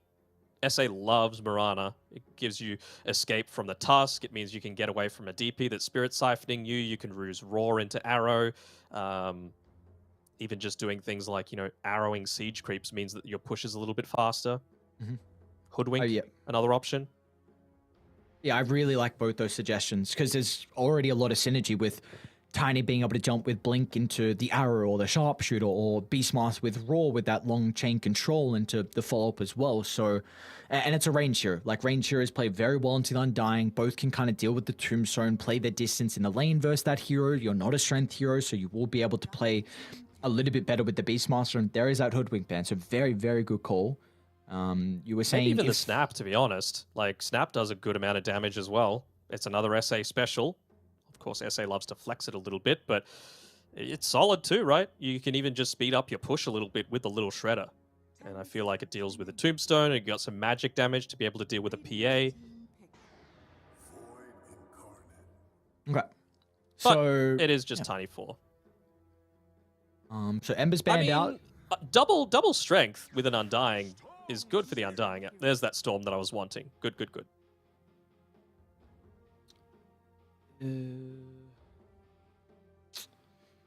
I They really couldn't have feel picked like anything other than the Storm. It had to be the Storm. No. Spirit. I think it's a very good pick because we were kind of bringing this year up in the last draft as well to be able to deal with the AA, like an easy way to zip to the backline to catch him out.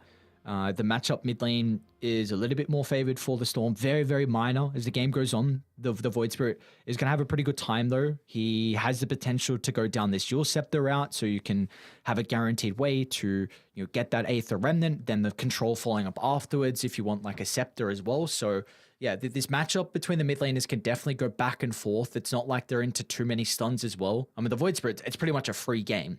It's going to be so difficult. He's really worried about late game like Lumiere, Abyssal Blade, and blowing him up from there.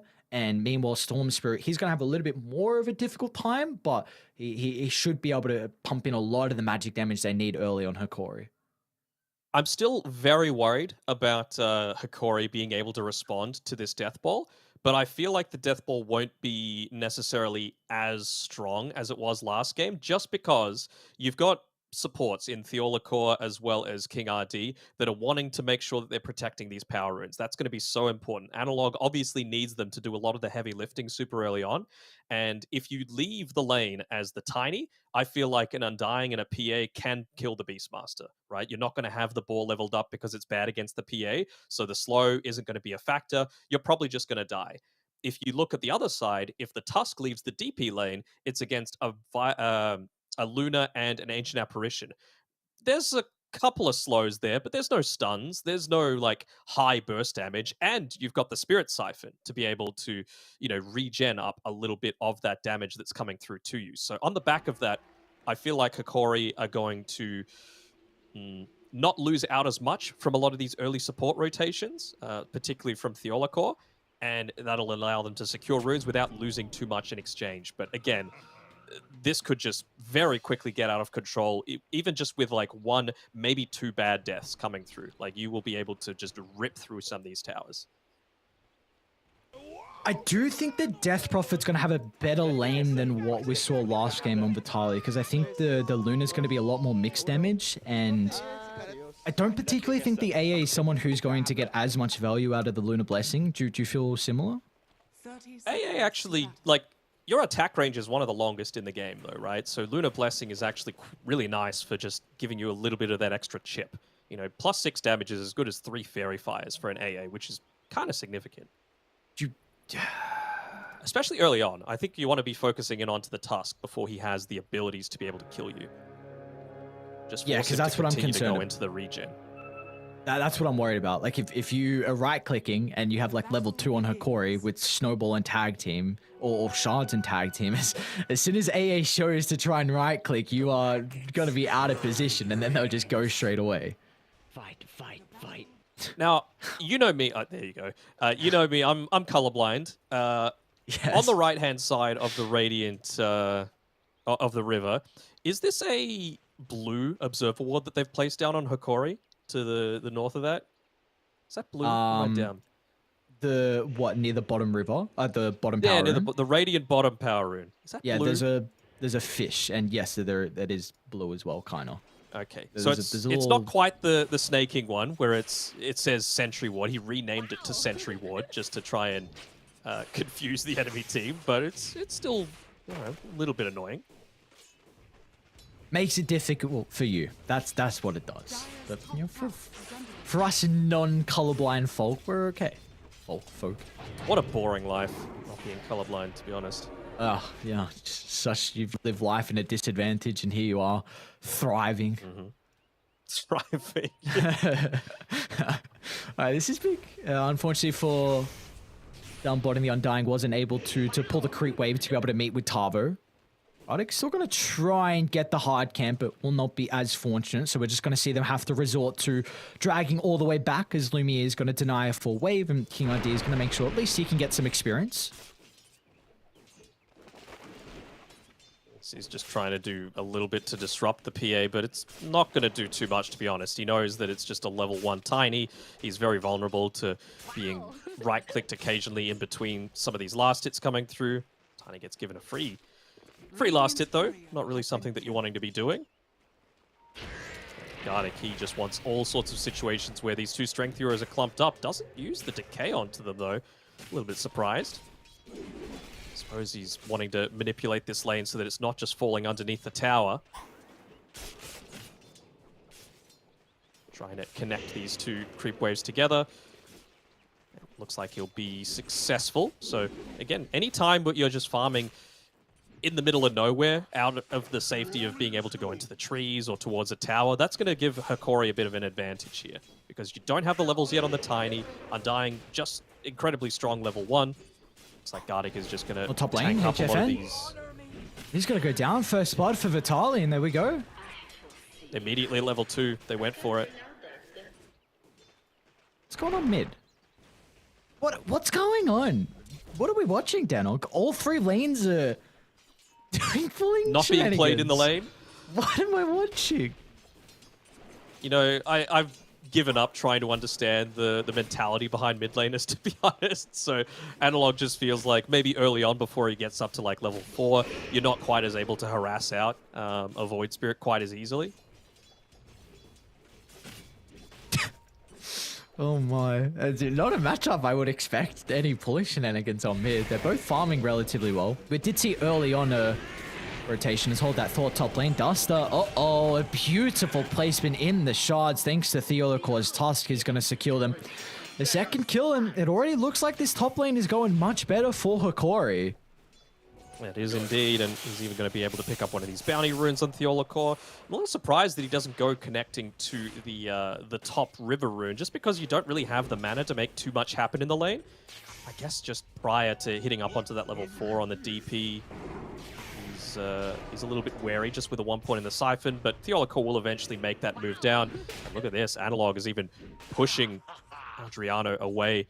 So 2 runes secured if Analog's able to pick this one up, but nicely done by King RD, blocking that one away. It's coming in just in time for Analog here. Just a bit of a nuisance. He'll be fine. Duel, Willie? He'll be fine. Okay. Well, they're even going to glyph as well to make sure he standing here. That's... I really like that from King ID, because we saw it the first 2-minute power rune that Theolocor rotated to try and secure that and take it away from ADR. So now the fact that King ID is like, all right, I'm going to get one up on you now. Instead of, secure the rune and also put a lot of pressure on so that the Storm Spirit can't freshen up in the resources as top lane. Making another attempt onto Duster.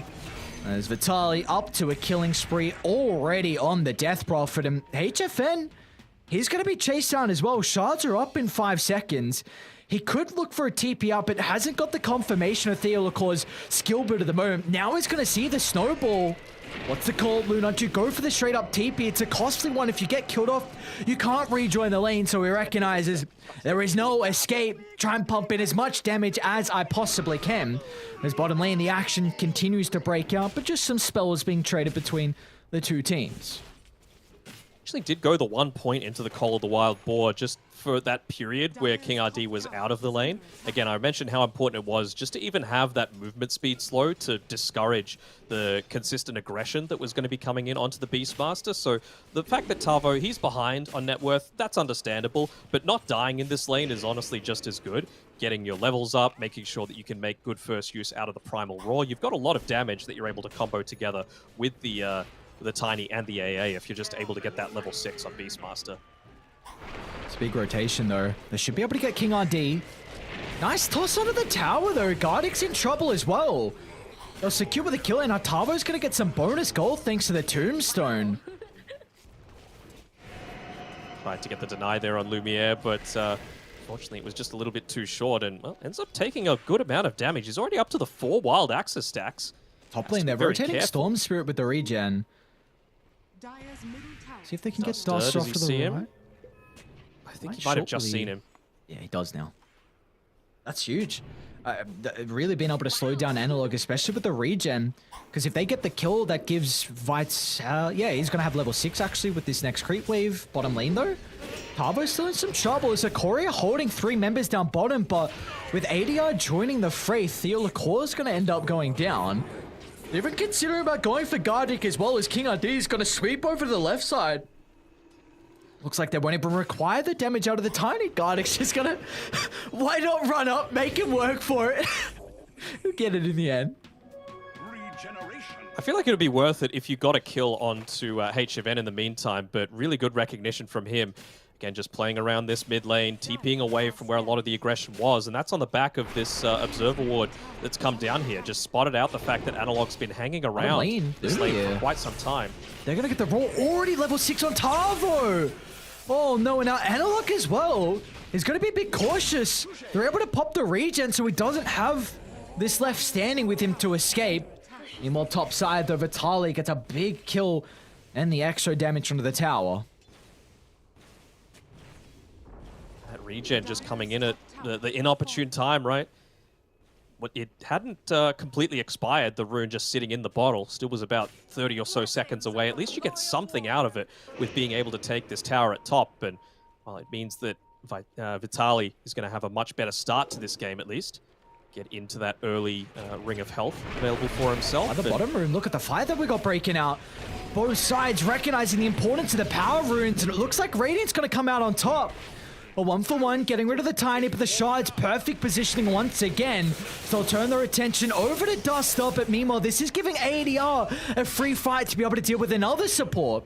As Analog should be able to just escape, though ADR might be in some trouble. Vitali sweeping through to mid lane. And the Resonant Pulse shouldn't be enough to be able to protect him. Vitali, does he have the damage? No! Guesses the wrong way. The Dissimulate out to the southern side. The ultimate's back up as well. But Analog, he's able to get the refill into the bottle, so the zip back on forward on King RD. It looks like he should go down. Vitali with one more right click. But he's going to stay alive. Not enough to get the Tiny.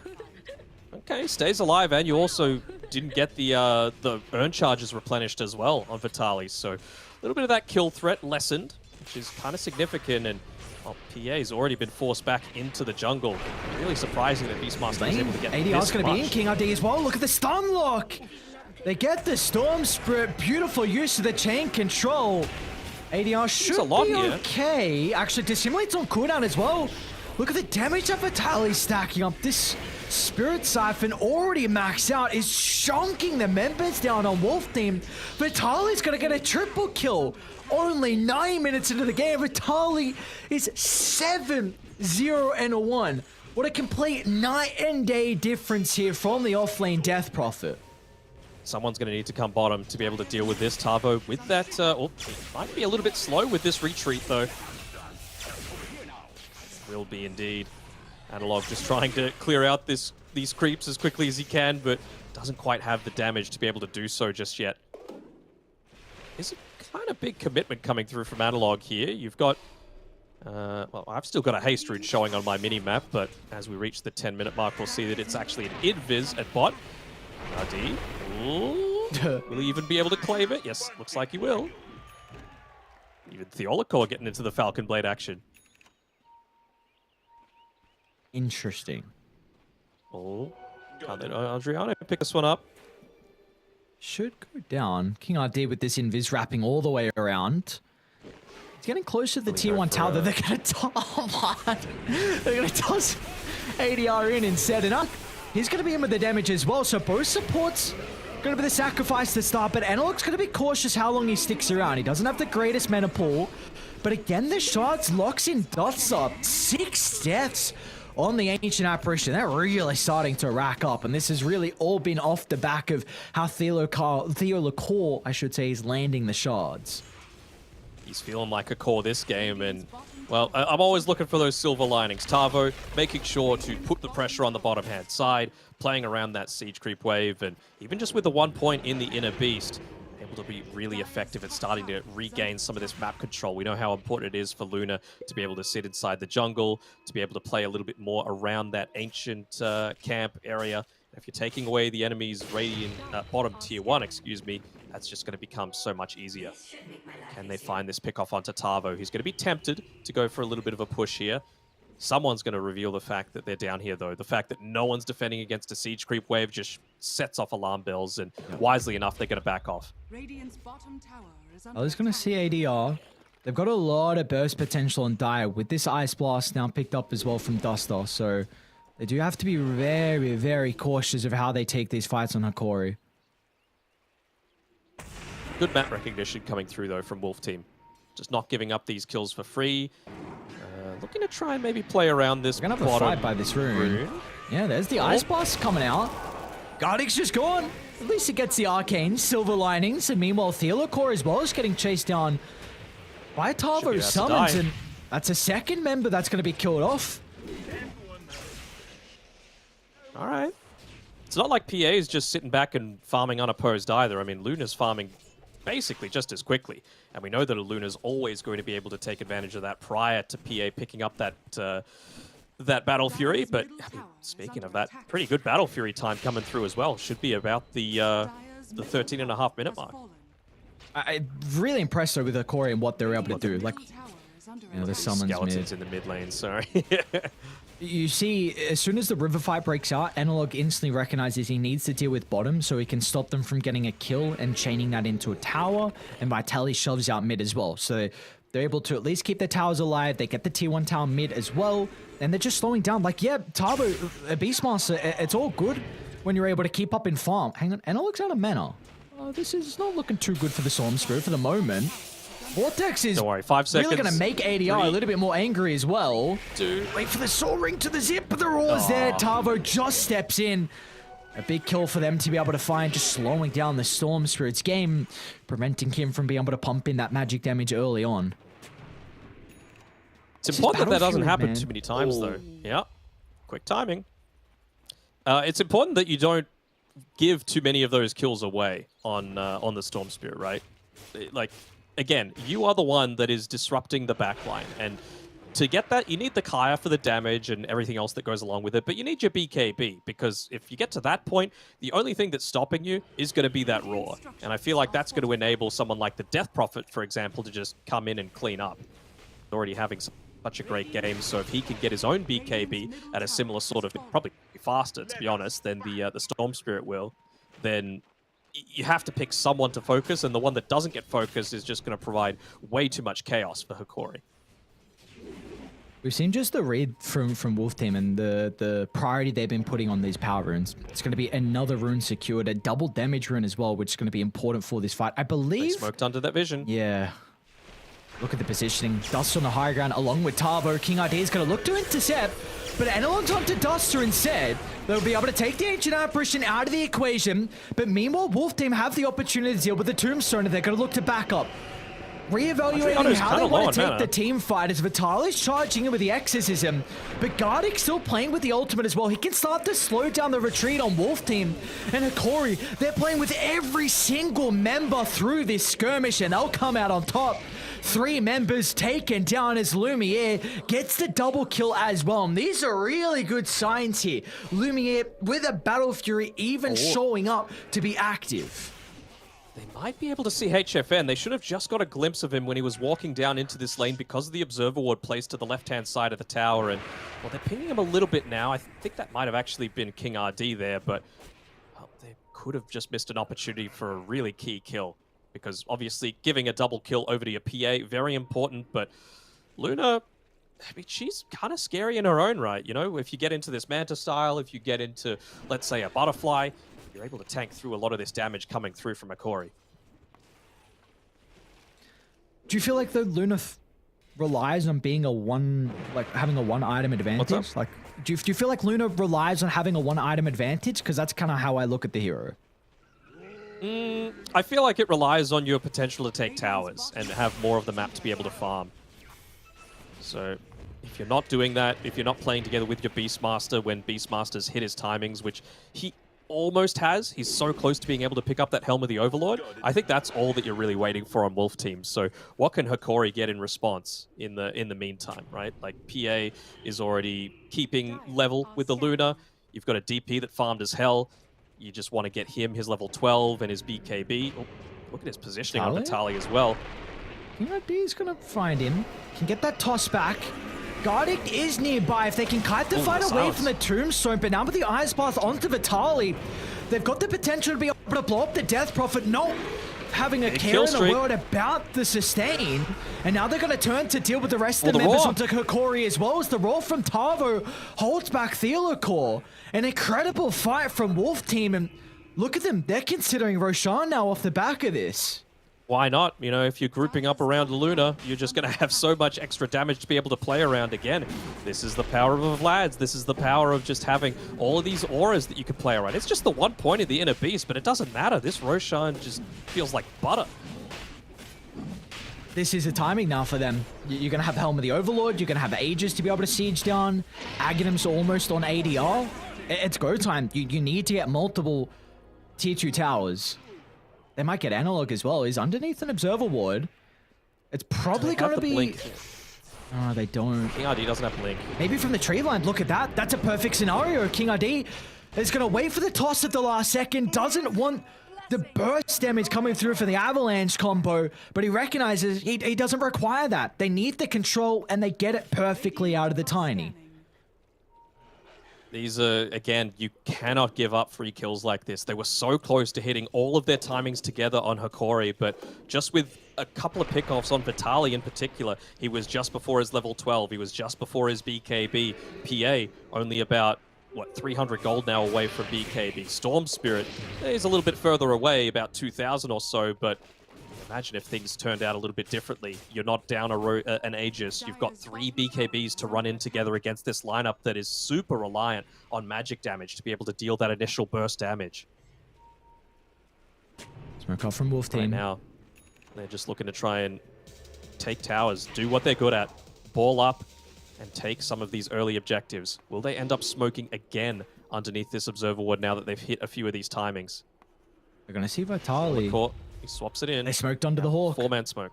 Yeah. Under the Hawk, though, so they do see this. But it's a timing. Where are they going to position themselves? King RD putting himself first, right behind the cover of the trees. Duster's got to go. HFN with the Aegis. Oh, the Tumbless toy up on the high ground.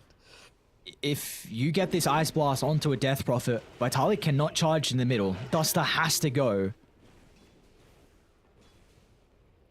This is where those TI qualifier stress really starts to come in. Someone's going to need to respond to this. Who's going to put their body first? Might need to be Gardic. Ends up showing. He's not the one, man. Worth going on to. He's going to die to the creeps. I think it is. And King RD is going to jump.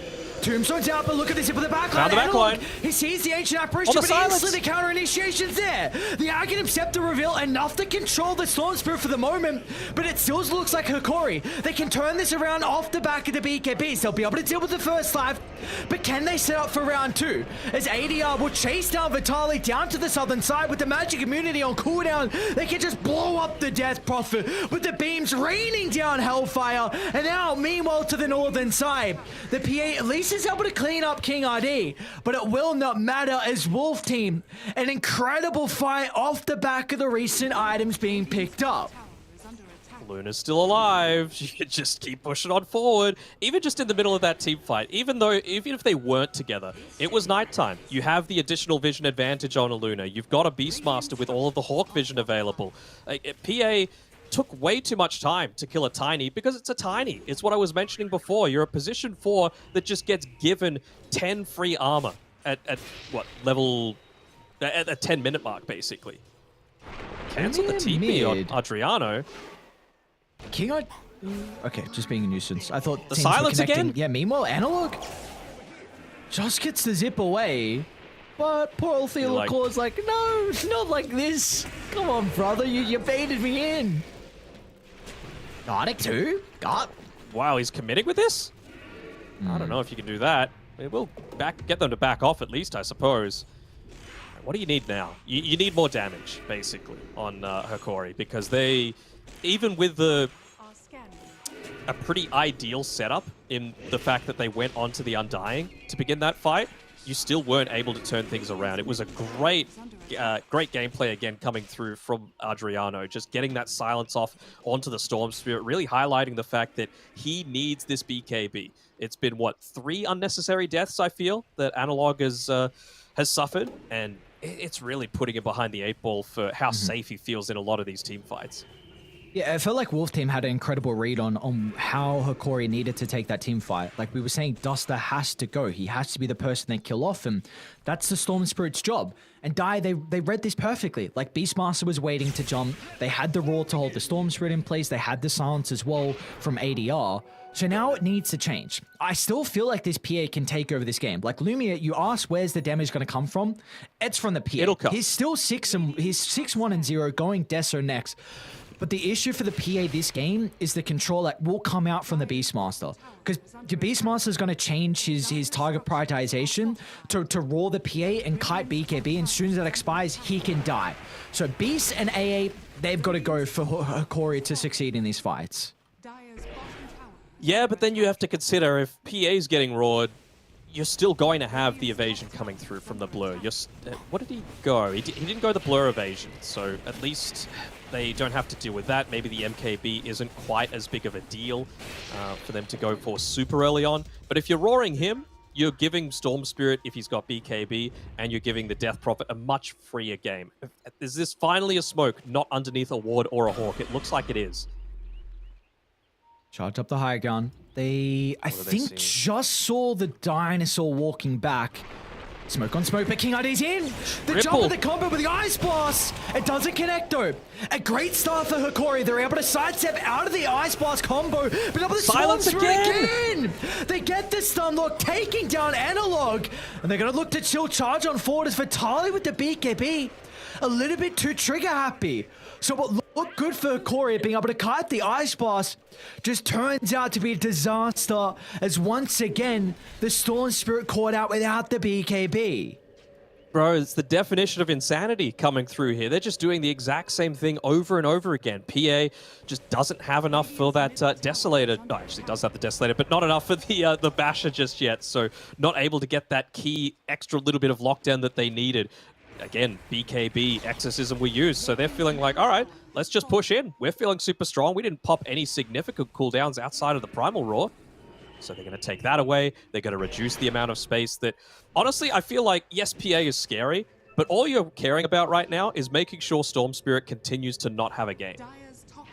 Might find out Lumiere up on this top side, though. Or Theolacor would be kind of significant, too. Just taking away that... Oh, clever play. That should still... If he went down a little bit left, he might have lived. Well, it does give Lumiere an opportunity to be able to cut another wave top. They'll also be able to cut bottom and mid and get a power rune. So really not the worst thing for Radiant at all. Just stalling this out, getting the BKB. Yeah, this is what they were doing well in game number 2 when they were really behind, right? At least you haven't lost any lanes of racks at this stage. You don't quite have as snowbally a draft as you did previously. And you've got no ages to contend into. You've got level 15 now on the Storm Spirit. You've got 100 gold away from being able to pick up that BKB. So right now, yes, you need to make sure that you're going in onto, you know, your Lunas, or you're going in onto the Ancient Apparition. I honestly feel like the main target now is Beastmaster. You got to make sure Beastmaster dies, because he is the only one that's going to be able to kill you super early on. And he's also going to buff up a ridiculous amount of damage from the Luna with that Inner Beast. You know, it's only level 3 for the moment. It will be, if you take away the drums as well, it's going to be incredibly important to help out the damage that HFN is dishing out. Who's closing in on the Skadi? One component completed.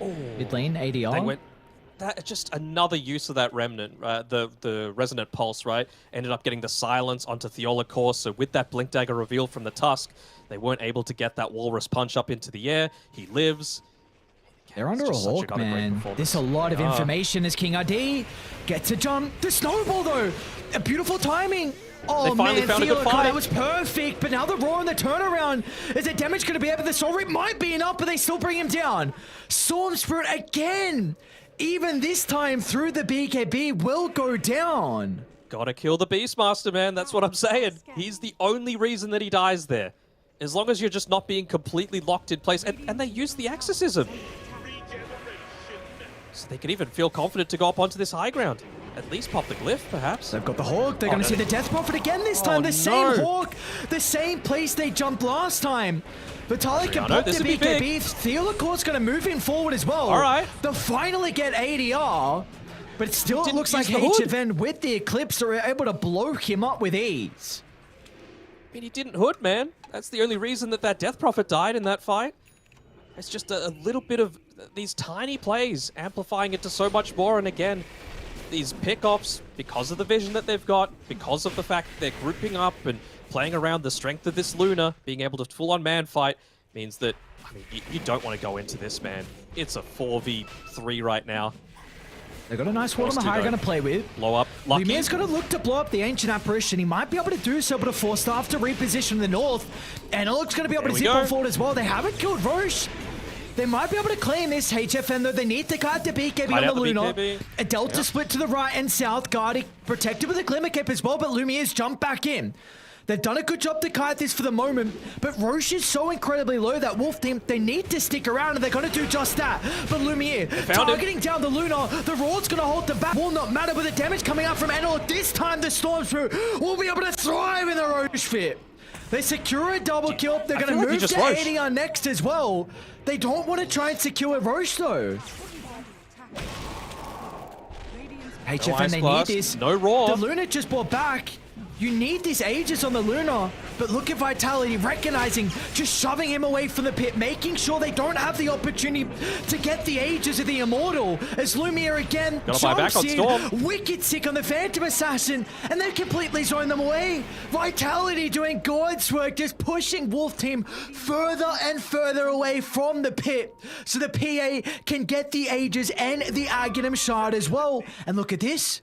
They're going to smoke up. They see HFN. Oh, no. He's under a wall. This is a big kill. Buyback. Use prior. BKB on cooldown for 18 seconds. This is going to be a dieback on HFN. 100 seconds down in their grave. And Hikori, they've got such a huge position now to be able to get some objectives and hold firm control of this game 3. And no one's really capable of pushing these lanes out. Maybe you could go for some kind of cheeky play here on Void Spirit, but he doesn't have buyback himself, so not like he could very easily cut lanes. They've got the glyph available, but it's not going to be refreshed after this tower ends up going down, so you would imagine they want to hold it for that high ground push that's eventually coming. Of course, with a Tiny, any time that you're looking to commit a little bit too heavily into the base, there's the threat of being tossed back underneath tier 4 towers, of someone getting blown up. Right now, they're just wanting to put the PA on the front lines. They can with the Ice Path. They can definitely blow someone up. Nice save. Again, Theolacor, 2 fights in a row. The snowball to be able to dodge out the Ice Blast. And that is everything that we're needing now to continue with the siege. So wait for the next creep wave.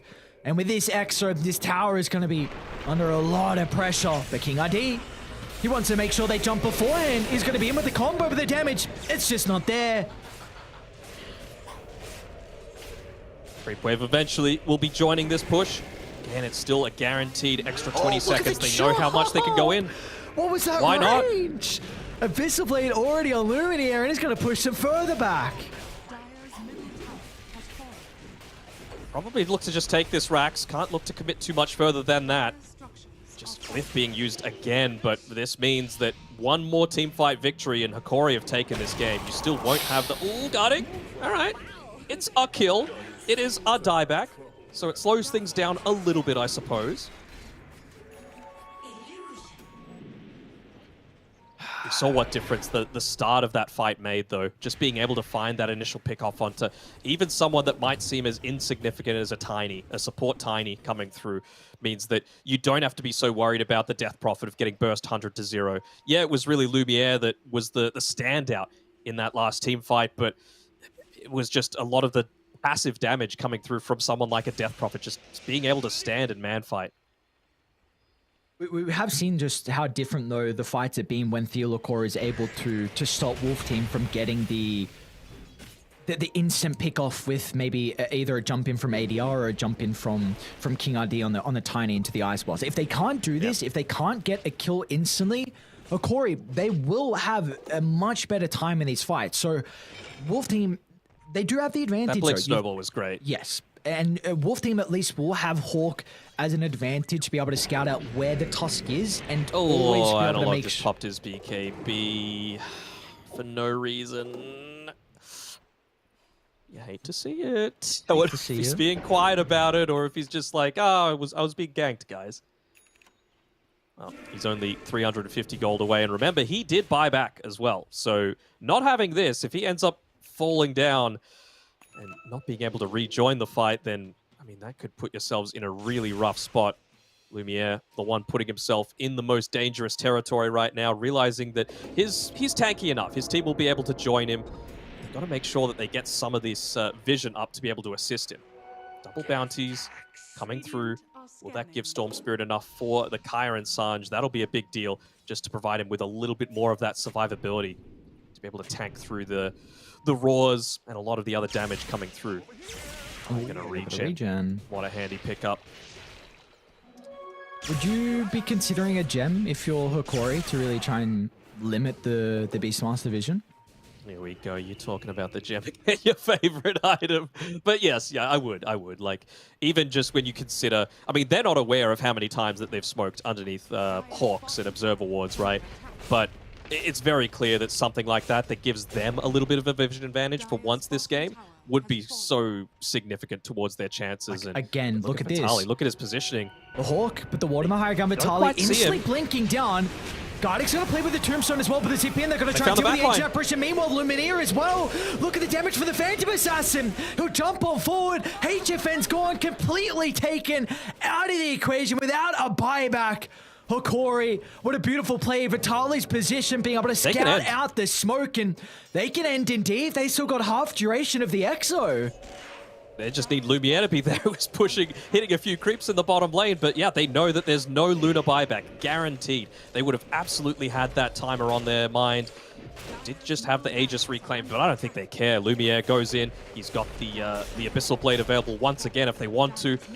It's TI qualifiers, though. They're going to take the safer route. They're going to go for the second lane of Rax.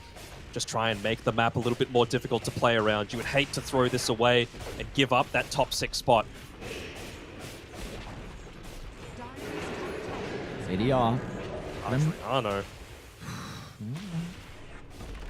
They will not be going up against Mega Creeps at least. They've still got a T2 tower standing down bottom. But it will be 2 full sets of barracks to be claimed here for Hikori.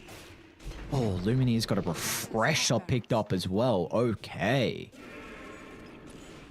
Refresher. So, Ags after this, and then what? Satanic after? Yeah. You'd have to imagine. I'm just trying to think of what a replacement would be for Satanic if he does, like if there's another item he's considering. Nah. But no, I don't. I think Satanic is what he's going to go for as well. So Lumineer is. Although, do you need it? You got the lifesteal built into the Phantom Strike now. Is the basic Dispel nice against anything? Nothing crazy. Maybe the E-Blade aggressively. The BKB's on cooldown, The but Hawk, it gives a root now, right? From the Beastmaster Hawk instead of the stun. it does too. Okay. See, The smoke off silence him. from the Void Spirit Axe. I suppose you can't HFN. cast it though. On the front. Uh-oh, not a good position for the Luna to be in. I think Lumia just scouted him out. The positioning there from Hikori. They're going to see Duster as well. AA's big. They It's a want lot the of their backlines. burst They still want the potential. backlines. Look at how they're pathing away. Lumia trying to get the stairs Found to the wrap real one. around. Meanwhile, HFN's stuck in the shards, but HFN's actually going to charge forward. Wolf team, They've got they a feel gem strong. on analog. So they saw the Hawk that time, making sure that they weren't taking a poor team fight. Almost level 20 as well on analog, so that's going to provide him with a little bit more of that Nice scan. control. Really nice scan. They're just wanting to fight around their vision. There's no reason not to. Could even look to maybe if they went into the lane, deal with this Observer Ward there. They're pinging it out as well. They feel like that's where they might have a lot of this vision. And Lumiere, he's putting himself first. Let's see if they're close enough to be able to take this one out. They should be pinging this here, but do they have to deal with this push? It's 2 siege creeps. Don't think so. Towers should be able to deal with it if the rest of Wolf team aren't going to deal with it. Radiant's middle tower is under You attack. do Level have the 5 for the buyback power now room. available for HFN though. Just a measly invis, nothing crazy. Any So other buybacks tense. that are coming on? They're pretty close. You just need the gold for AA Tiny, about 100, and ADR needs 300 as well. So we will have buybacks pretty shortly here for Wolf Team. ADR, He's gonna put trying to get themselves that gold. first. He's trying to get the gold. Not like this though. Oh, the The Remnant. silence is there. Lumine's going to jump with the Abyssal Blade. The damage, it's not enough for double force stuff. He's going to be out, but on HFN instead. The Luna just gets blown up. They use all the defensive toolkit to keep the ADR alive, and all it means the rest of the cause will come at a cost, as ADR will still not escape as Hikori fighting for. No one goes down on Radiant, and now they can reap the rewards from the pit. Oh man, they've just been so much more disciplined in the last 15 or so minutes, right? The amount of times early game that Analog was just diving in, getting caught out. 3 separate times he had the exact same sort of play happen. And would you look at that, they even get the free Aghanim Scepter for the PA, so doesn't even need to buy it anymore. He can just go straight in, and I mean, he's just been deleting targets back to back that they'll be able to just do it consistently in a lot of these. I mean, he's almost level 25 too. Your Battle Fury I'm watching you kill creeps without Battle Fury. Obviously, No he need. wants the mana regen from the refresher at the moment, but... Oh, what's going on? Who have they caught out? King RD, toss back to Tavo, but they don't get the Ice Blast, which being off the mark. Jesus in his backpack. Analog's going to be able to get some distance, still hasn't popped the cheese inside there. Might go for Thelocore instead, the easier pick off with ADR's burst. They'll bring him down, but King RD finds another. Analog almost being killed off, man. King RD trying to find a way back in this game. You know one of my pet peeves, right? These cores, Oh, I don't. these What cores is it? that take the cheese and hold them in the backpack. It's like, what's the point? You nearly died there. You didn't have buyback because you had the Aghanim Scepter coming out to you. That would have been a disaster, you know, having 2 heroes down. Who do you want it on? Do you want it on the Undying? No, I just wanted to use it instead of the Soul Ring or something. Yeah. Soul Ring is What's kind the point, right? If he had the Yeah. Aegis, I could understand keeping it in the backpack, but not just like this. 2 armor, 6 strength. Come on. Oh, don't use that. Yeah, no, I don't know. He does have Scepter not completed though from Analog, so that's, oh my god, that's gonna be scary. You group him up. He doesn't have the Battle Fury, I guess, on PA, so not as much cleave, but level 25 is also completed. Oh no, he sees HFN. yeah. He might think Can he it's blow an him up? illusion. Maybe not, especially with the BKB getting fucked.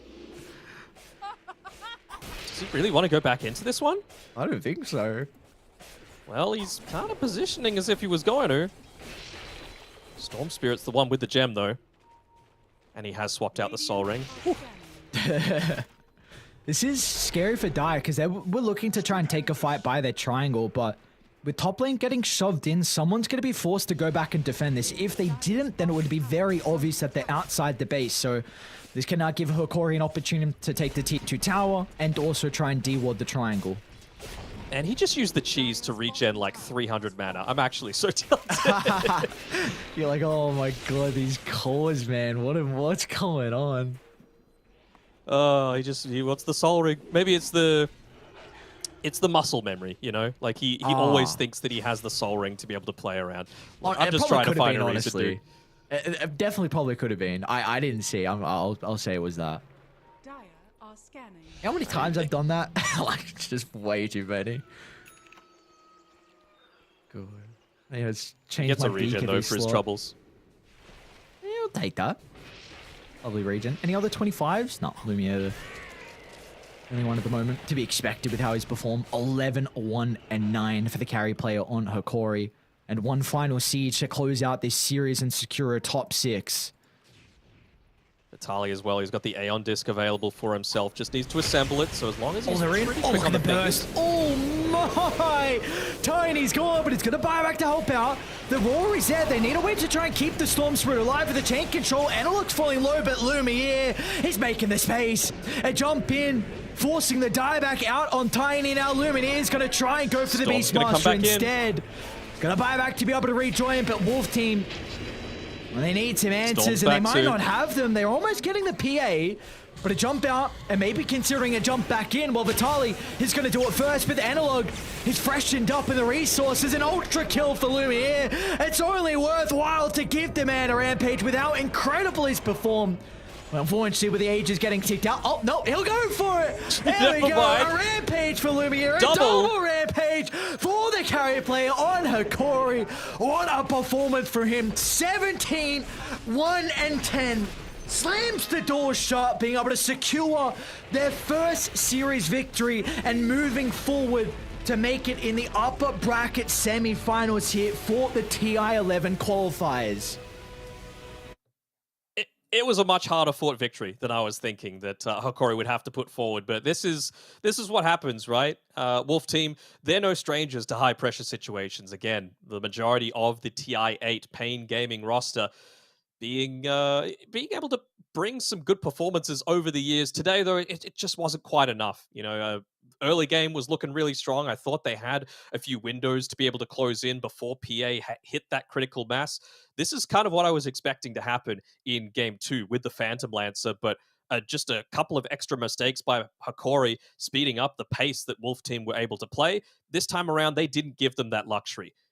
Storm Spirit, a few extra deaths than he probably would have been expecting, but Lumiere by far just joined a few of those early team fights. 17, 1, and 10, really able to carry it for them. And Vitaly, right? Going, what was it, 7 and 0 to be able to start this game? That certainly helps things if you're able to get that super early BKB on your Death Prophet. Yeah, without a doubt. We saw how he was able to get active as well early on from Vitaly. Was showing up to a lot of these team fights, looking to put some pressure on the map and make sure that Wolf Team weren't able to kind of get control of the early game, which we were concerned about with a Lunar and a Beastmaster lineup. But really, it felt like this game started to turn around when Hokori really felt like that just blink on Theolacor, because multiple times they were able to stop someone from being blown up. And then Wolf Team, you have to commit for that. Like, it's either ADR jumping into Ice Blast and one other person to blow them up, and all of a sudden now you're stuck in the middle of the fight, and it's very difficult to reset away from a DP charging you down, a Tombstone that's layered down, and the rest of the heroes that just have easy ways to catch up. So it really felt like that was the back-to-back fights we saw after, when Theolacor got multiple saves with that blink reveal, was just really the turning point for Hokori. Yeah, the blink saves, the BKB on the Storm Spirit, finally realizing that the Beastmaster perhaps is a bit of the better target to be able to go on, just so that he's not dying at the beginning of fights. Because, yeah, as long as someone isn't getting completely taken out at the very start of the team fight, you're in a good spot, right? PA is going to be able to deal consistent damage. Death Prophet is going to layer out that damage. You're going to be able to play around that Tombstone for a bit longer, like you were just mentioning. So it really was that team effort coming through, but biggest props have to go to Lumiere, right? He was he was a beast this game. Just the target prioritization. He realized the limits of the hero as well. You know, no one was killing him once they'd used the BKBs and the ultimates, and he had Aegis. Even in that last fight, right? Getting the did he get the double rampage or was it just the Yes, he did. solo? I think he Double got double rampage. rampage, right? Yep. Yeah, just feeling that look, I can dive into the tower, towards the fountain. Tiny's dead. I'm not going to get tossed back. Even if I do, I'm going to have the second life with the BKB. It was just really well played. Yeah, it was indeed. Hokori being able to take our third series of the night here in South America in 2-1 fashion. They're going to move over and claim top 6, at least guaranteed for them. And for Wolf Team, they will be dropped down to the lower bracket. We are not done just yet. We've still got one more best of 3 in store for us. It's going to be the beautiful lads on Infinity taking on Tempest, a best of 3 in the upper bracket. Who will reign supreme? We'll find out after the break.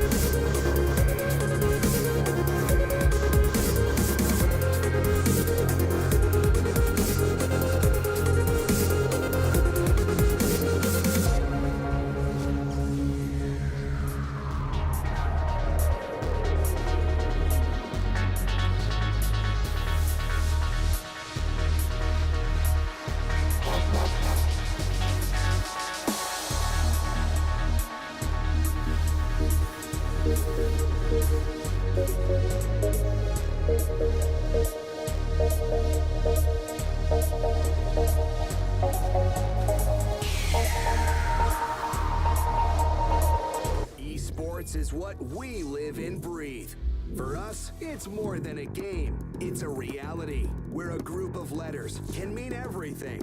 Where runes are collected and Aegis can only be won in battle. Where centaurs can give you a ride. Where the true heroes are those in front of the screen. GG Bet. This is real.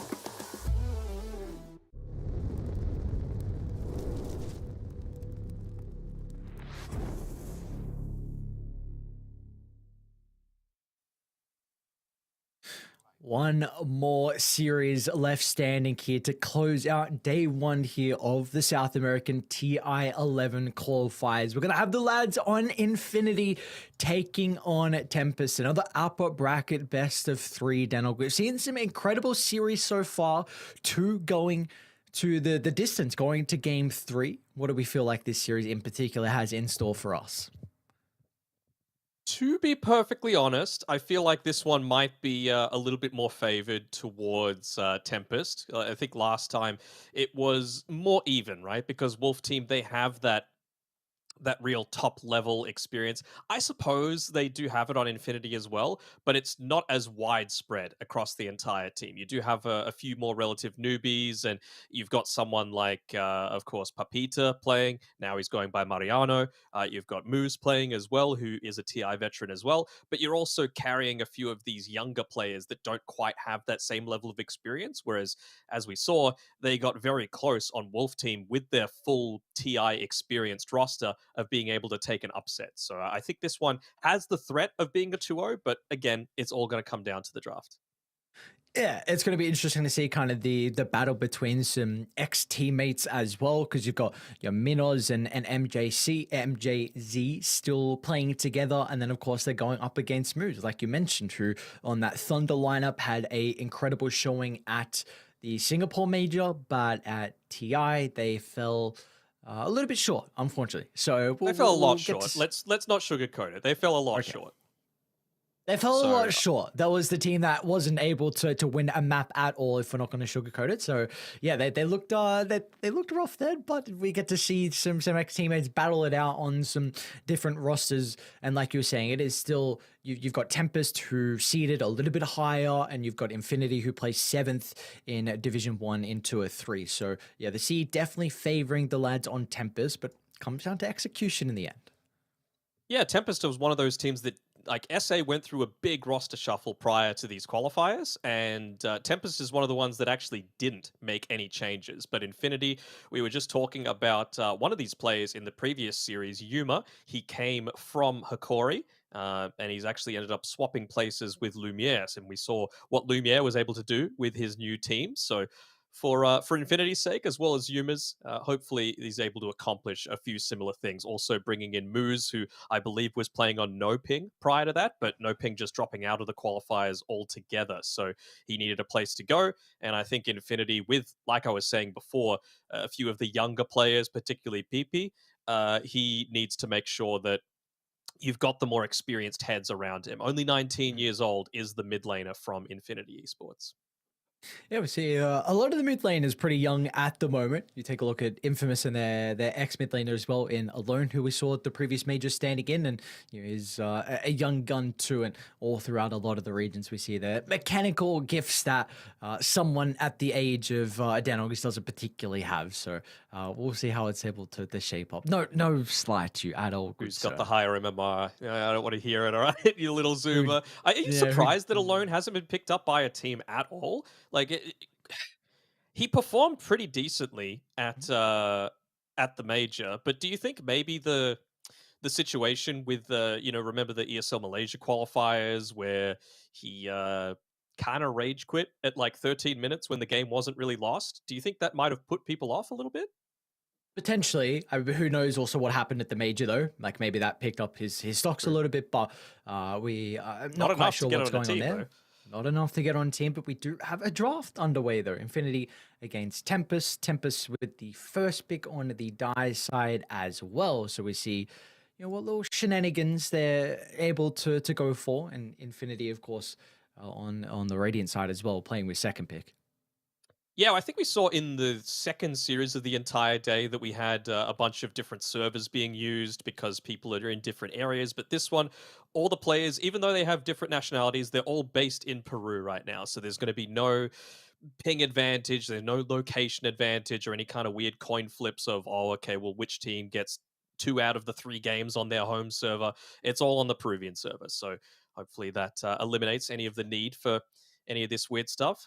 It's not on the screen right now, but we can say that, like you were saying before, the draft has started. We've got a Nyx assassin being picked up early on by Tempest, and I'll let you say the hero. I don't even want to say his name. That's been picked up by Infinity.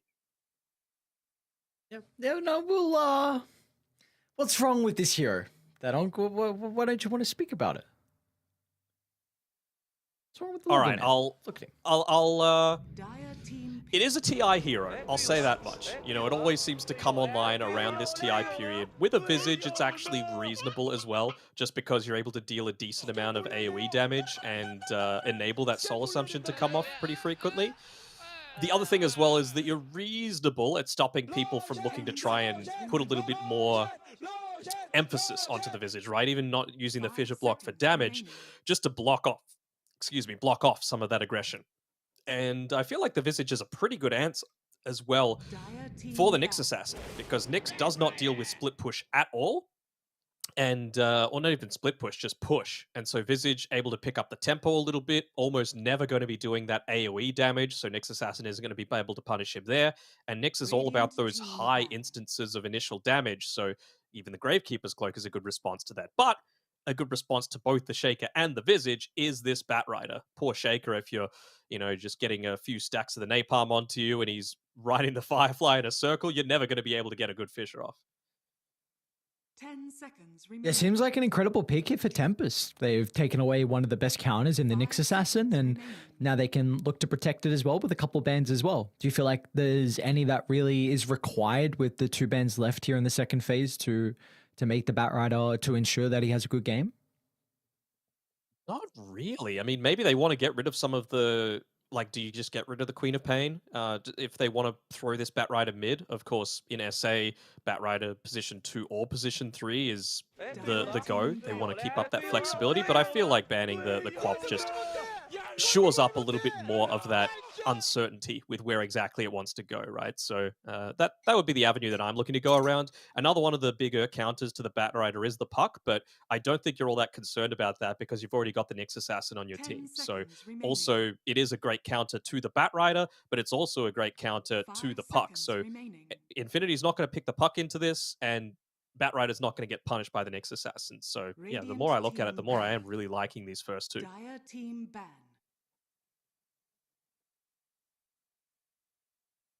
Just trying to see what route Infinity want to go down here with the 15th. Probably not going to reel too much. Another support's going to be picked up. More than likely will be their 5. You're going to pair that Earthshaker and Visage together. But do you need to be considering something like a hero to be able to address the Bat Rider? Because we're both under the assumption this is looking like a pretty good Bat Rider game already. Yeah, and most of the time it's being played in mid lane on Sabas. I'm not really seeing too much of Draken playing it over the last little bit for Tempest. So, I mean, this is TI, right? You've known who your opponents are for a while. You should be able to prepare accordingly for it. So I feel like if you don't have a pocket strat available to be able to counter one of Sabas's like top 5 heroes, then what have you been doing all this time, right? 10 seconds It could be as remaining. simple as the Quap. I'm keen to see. 5 seconds He wouldn't do it, would he? remaining. You can Storm, I suppose. It's one of PP's more picked heroes. He's also been spamming a lot of mid Hoodwink, but I'm not sure if it's the best lane into the Bat Rider. I guess you don't really want to Storm into the Nyx Assassin, though. Yeah, this is a nice, like you're mentioning a lot of heroes that can maybe deal with the Bat Rider, and then you're like, oh yeah, it's against a Nyx. Right, this is a hero that kind of deals with me completely. One of my biggest counters. So it just feels like they have covered their tracks incredibly well. And I think Nyx Assassin is going to be a strong hero as well. Like this hero continues to get buffed up. Like the Impale cast range is getting increased. The radius as well. His mana burn's been buffed up over With time. The Vendetta thickness, cooldown. the yes, girth the of girth. that. of the Nick stun is just too powerful. You can't handle his girth. Radiant team pick. Oh, Viper Pen. Oh my lord, not a Viper Pen. Oh boy. Watch Maybe they were out for thinking it this was a hero. five Viper coming through. It is something that they pick a little bit on Tempest. Some of the other, like Ogre is a pretty frequent pick for them as well for 10 MJZ. seconds remaining. Decent against the Visage for sure. Able to trade reasonably against the 5 Earthshaker seconds as well.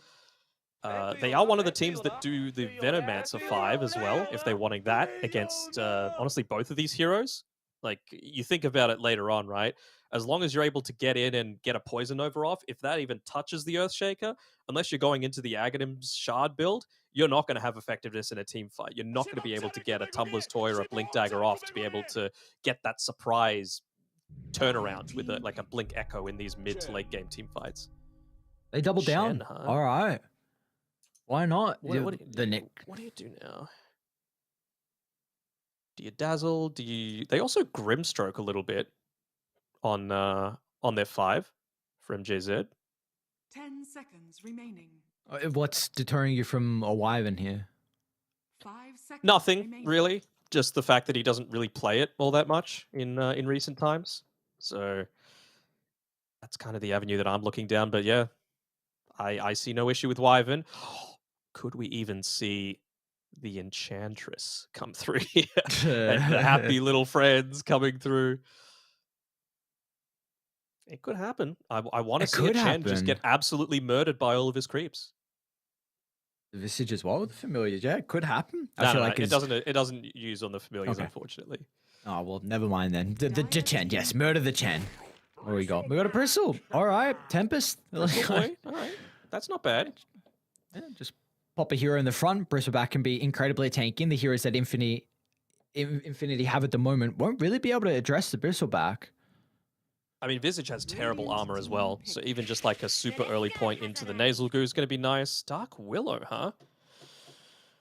How do I feel about this? I mean, I feel like you've picked two supports that are pretty horrendous at dealing with the zoo that's going to be coming at you, but Bristleback's amazing at it. The thing is, though, Bristle Dark Willow isn't like the 10 combo that you seconds think remaining. of when you think of it, right? Like it's more like maybe a Dazzle to 5 buff up the seconds minus armor, remaining. maybe a Coddle to just consistently give mana. I wouldn't have hated a Coddle.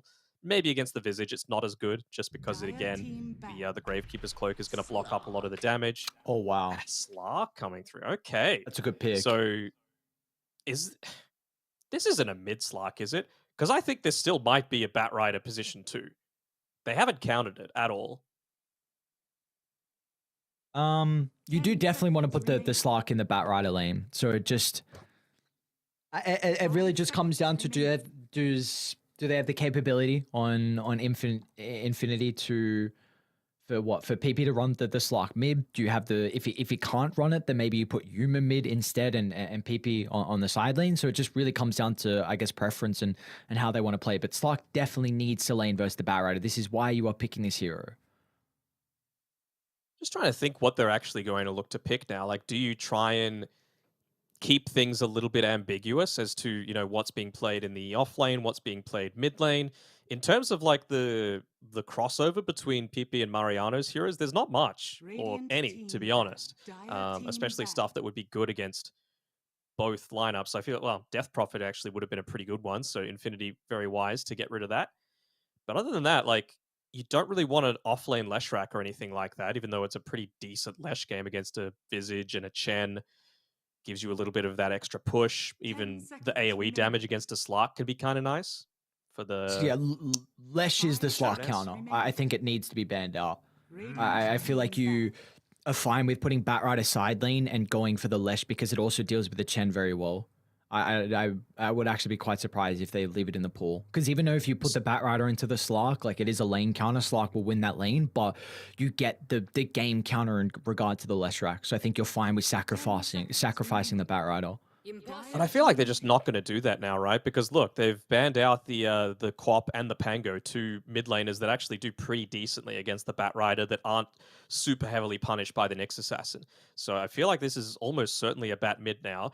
Do they flex the Slark to being mid? And what do you do for the offlane? I honestly really love the 10 Dawnbreaker too. seconds That is another remaining. one of these heroes that is able to clear the Chen creep waves, is able to do damage over 5 touch. seconds Just the remaining. Starbreaker slam against a Slark can be pretty decent too. So both of these bans from Infinity I'm really enjoying. Do Tempest try and keep up the charade of, what are we doing? Who knows? Or is it just going to be one of these do I want to see like a Necro here? I wouldn't hate it seeing a Necro come through from Infinity. Okay. Or for Infinity. I think it would work for For Necro Tempest, against. for Tempest, sorry. Yeah, No, I was no, going for to say. Tempest. I was going to say it was bad in Nick's Malika. I like it a lot. This, yeah, for Tempest, it looks quite good. Honestly, you don't see your last pick, which could be a bit of a concern. But I think it would very much suit them. They'd be incredibly tanky, and you just put Bristle in the front line. Bat Rider can counter initiate. Nyx can wrap around. What's the call for the Tempest though? They do lack a decent amount though. It's going to be off the back. Not a whole lot of team fight. You're really just looking to group up with the Bristleback, having a decent amount of net worth lead, and they actually go the Venom route. So, are they looking to play this? Good Don't know. question. I don't know how they're looking to play this. Is this a core Willow? Well, I feel like you want the 10 Venomancer seconds for the remaining. Visage lane, right? Veno Bristle is a strong kill lane. 5 seconds remaining. And it is something that MJZ plays. By the way, I think he might be in-game going by Katyu. We'll see if it changes up once they actually get in-game. These guy drafting for them right now. You may Oh, they do so. Is it the mid-hoodwink? Let's go. I think it is. Yes, we called it early. You'll love to see it. Oh, you've got the Alright. break with the sharpshooter for the Bristleback, Yep. which is going to be nice. You got the Slark with an incredible matchup. It is going to be the Venomancer played from Draken as well, so it does look like they're going to move it over to the offlane, which is interesting because you have a Dark Pact to be able to get rid of the Gale.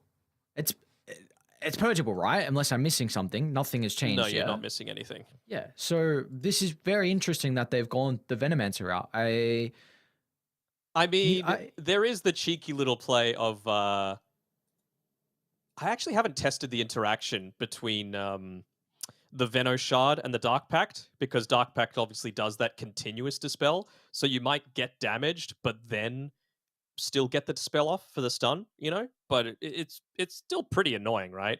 The thing is, like, you've got a Nyx, a Willow, and a Venomancer that, in my opinion, suck at dealing with this push that's going to come from the Visage and the Chen. So how are you actually going to deal with it? It's going to all be on the back of the Bristle. That's a great question. Yeah, I agree. I feel like it is going to be onto the back of the Bristleback, but this is an incredible Slark game. Like, you have two really, really good core matchups, and the Venomancer were a little bit unsure with maybe the Ag Shard change that could flip it back into a potential for Veno to have a decent answer to him. But Slark and Chen is a really strong lane. You're going to have a lot of sustain. That can be some issues with Slarks in your lane where you don't want to buy a lot of resources because you want to try and save that gold, get level 6, just have as much resources, just as little as possible to get towards the ultimate, and then you're going to be fine to be able to sustain through it. So the Chen can really help out in that regard. And I feel like Slark takes over this game. So I'm concerned on if they can shut him down. I feel like whatever we got, this is a game where there's going to be a lot of action. Radiant going to look to group up, the Visage tearing down buildings, the Chen as well. And for Dire, they don't have a hero that really goes overly well into the late game. Like, Bristleback definitely can, but I don't think we're going to get that. We really will have a game where it's just action on action on action. And even if it does get into the late game, you're going to have a Slark with Silver Edge. You're going to have a Hoodwink being able to land the break. You're going to have stuns as well to be able to lock the Bristleback in position. So even just like a single Fisher, maybe this is the game where you do get the Enchant Totem, not the Enchant Totem, the Aghanim Shard for the Earthshaker as a priority versus something like the Blink Dagger. Because I feel like your life is just going to be so miserable unless you're able to get a lot of these chain stuns off and be able to set up your team to be able to deal with this Bristleback. Because again, if Bristle's dead, nothing stops this push from happening. Did Moose change his name? Yeah. What? Is he going by Kim now? what's cooking. Boom. No. Is Not it sure. Kim for you on the Earthshaker? It does. Looks like It we is, got it a is for me. couple of name changes. It is Catyu in game as well here for MJZ. Kataro 2 for Minos. So we got a couple of name changes for the boys. It looks like we also have some G's as well, which is the important thing. Our game should be back underway very, very shortly. How we feel about this though? Is Slark going to reign supreme in a game like this, or do we feel like Tempest have something up their sleeve? I think PP's Hoodwink is going to reign supreme. I think that's Okay. the thing that's going to take over this game. I mean, like I said, the man has been spamming it, and he's been spamming it with pretty good effectiveness. For people that haven't been watching him as much as I have, it's the build that he's probably going to go for is Treads into Maelstrom, into Atos, Gleipnir, Shard, and then some kind of order of combination of Ags, Blink, and E-Blade. So I feel like you don't necessarily need to have the Gleipnir this game, just because you're going to be able to get Carapaced if you end up doing it. You probably can just jump into the Shadow Realm, but it's just additional damage, right? Like, it just provides you a ton of these stats that you're really wanting as a position 2 Hoodwink.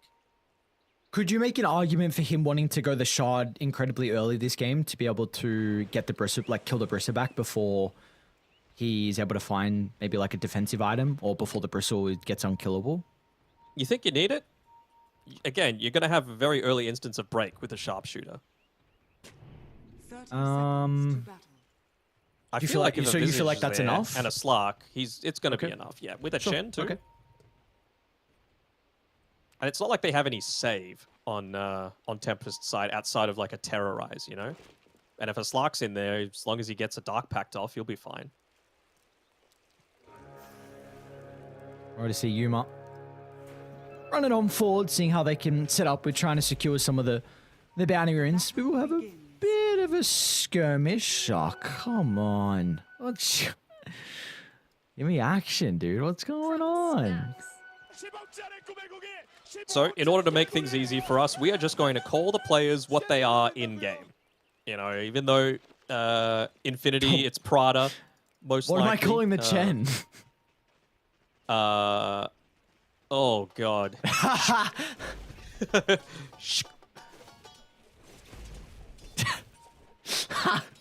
Yeah, right. Yeah, sure. I'll keep calling him Prada. Yeah, if you can come up with something, then sure. I did. Did it not come Yeah? through the mic? Like, I Oh, it was actually like made a shtickle or noise. something. Yeah, well, that's what it is. Okay. Sounds like I'm swearing. I'm not doing. I swear. Please no. The one time let's an see. Australian isn't swearing. One time, crazy. Yeah.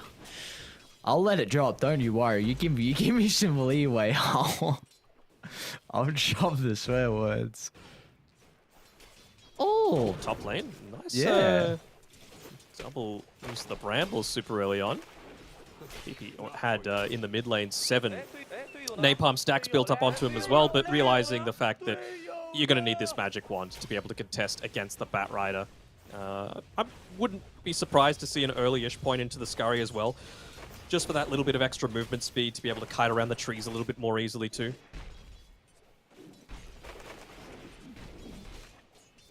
yeah. I think you'll definitely need kind of the movement speed when you're playing against Sebastian the Bat Rider. Right, it's going to be a big concern. Yuma miss a lot of last hits underneath this bottom tower. I've seen like 4 in a row now that he's unfortunately failed to pick up. Even just at the range creep, completely uncontested, doesn't end up getting that one as well. So what should have been pretty much a full wave of gold doesn't go his way. And we've said before that this Slark needs to be the one to completely take over this game.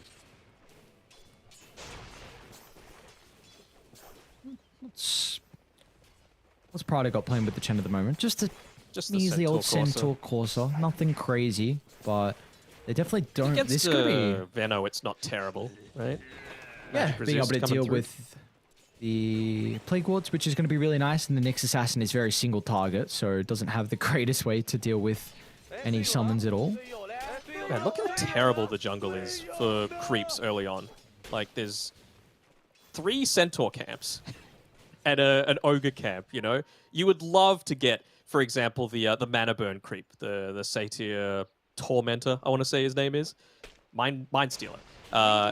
Just because, you know, you're up against a Venomancer, someone that's almost completely reliant on his mana to be able to get a lot of these last hits. In terms of right-click damage, you're about 10 behind the Slark. TP, mid lane. Did get flame braked, but he's going to back off in time to be able to get away. He's got the full 21 charges available, just ends up using them now. I wonder how active he's going to look to get on the Hoodwink as well. If he's just going to look to play for his own game or maybe make some of these early rotations. I feel like you need to make sure that you're prioritizing at least the Maelstrom build-up for yourself. You know, the power treads into either Maelstrom or if they're feeling like they need to kill someone, then the Atos first. Just because that's going to enable the kills to go onto the Bristleback, right? It just depends on the stage of the game that he's able to get it. If it's after the lanes have dissolved very heavily and you know the Bristleback's back in the jungle, doesn't really feel quite as effective, right? But if he's just still farming in risky spots and you're able to move the whole team there, get an Atos into a kill onto him, and then use the Chen and the Visage to be able to push Kim's might towers. be in some trouble in the river. They've got Caillou rotating as well, and Sebas with that last sticky napalm change is able to find the first blood over on to Kim, and a beautiful start for the Batrider. 36 magic damage that last napalm did to him, so almost as good as a right click. That's just it was just at level 2 at the time, I think. Yeah, just a level 2. Just got that third point into it now. See, do you feel like this is... Do they have the capability maybe to leave Draken alone bottom so Slardin can go back and start to make some stacks for the Batrider? Or is this a lane where he's forced to kind of play down bottom? I think you could start to make a few stacks. I mean, you need to play off the back of the tiers that are actually going to win you this game, and I don't think a Venomancer is going to win you this game. Like, what's a Veno actually stopping here outside of the Visage in the laning stage? And I feel like that period's gone. You know, they just picked, let's call it a better option in the Bristleback, because again, this is one of the big weaknesses of the Visage. You don't have a ton of armor early on. He, wisely enough, went into the Ring of Protection. Looks like he's finished the Buckler as well, so just playing with that little bit more physical damage reduction, resistance, against a Bristleback that's constantly wanting to be spamming those quills into your face.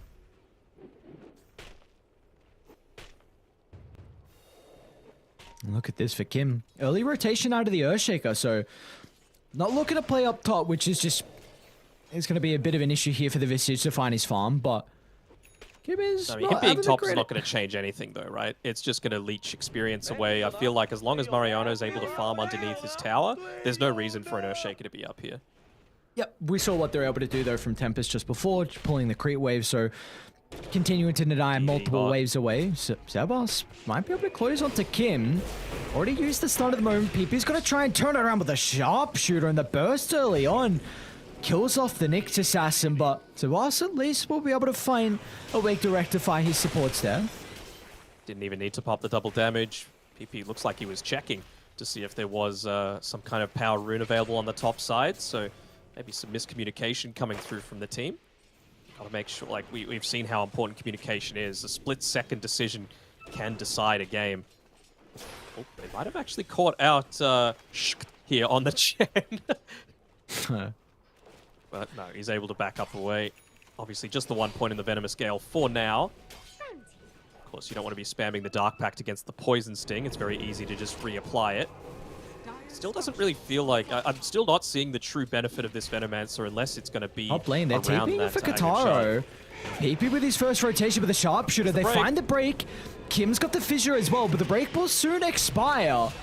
And they'll have the burst regardless, thanks to the Soul Assumption. That's a big kill, just recognizing the Bristleback has finally overstepped the mark, and Infinity instantly pounced on that opportunity. That's what's great about the Hoodwink, right? Just the 45-second cooldown ultimate means that you're almost always able to have a huge amount of effectiveness in the early stages. Now picked up the power treads as well from PP. Will he be in a bit of danger here? Just a little bit short on the lasso mana, unfortunately, for Sebas, so he's not going to be able to get that drag back. And ends up popping the double damage. Will they go for this extra dive now that the fish is off cooldown, though? Doesn't look like they're feeling confident enough to be able to. Kim's done a really good job with his positioning so far this game.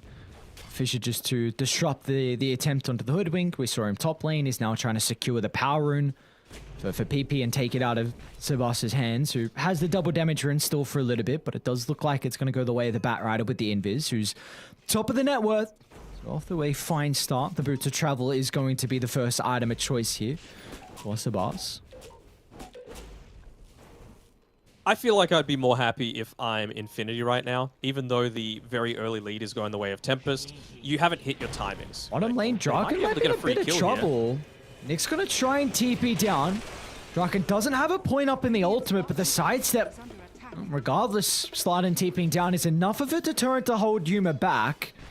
Let's see if they still want to try and make a play here on Infinity.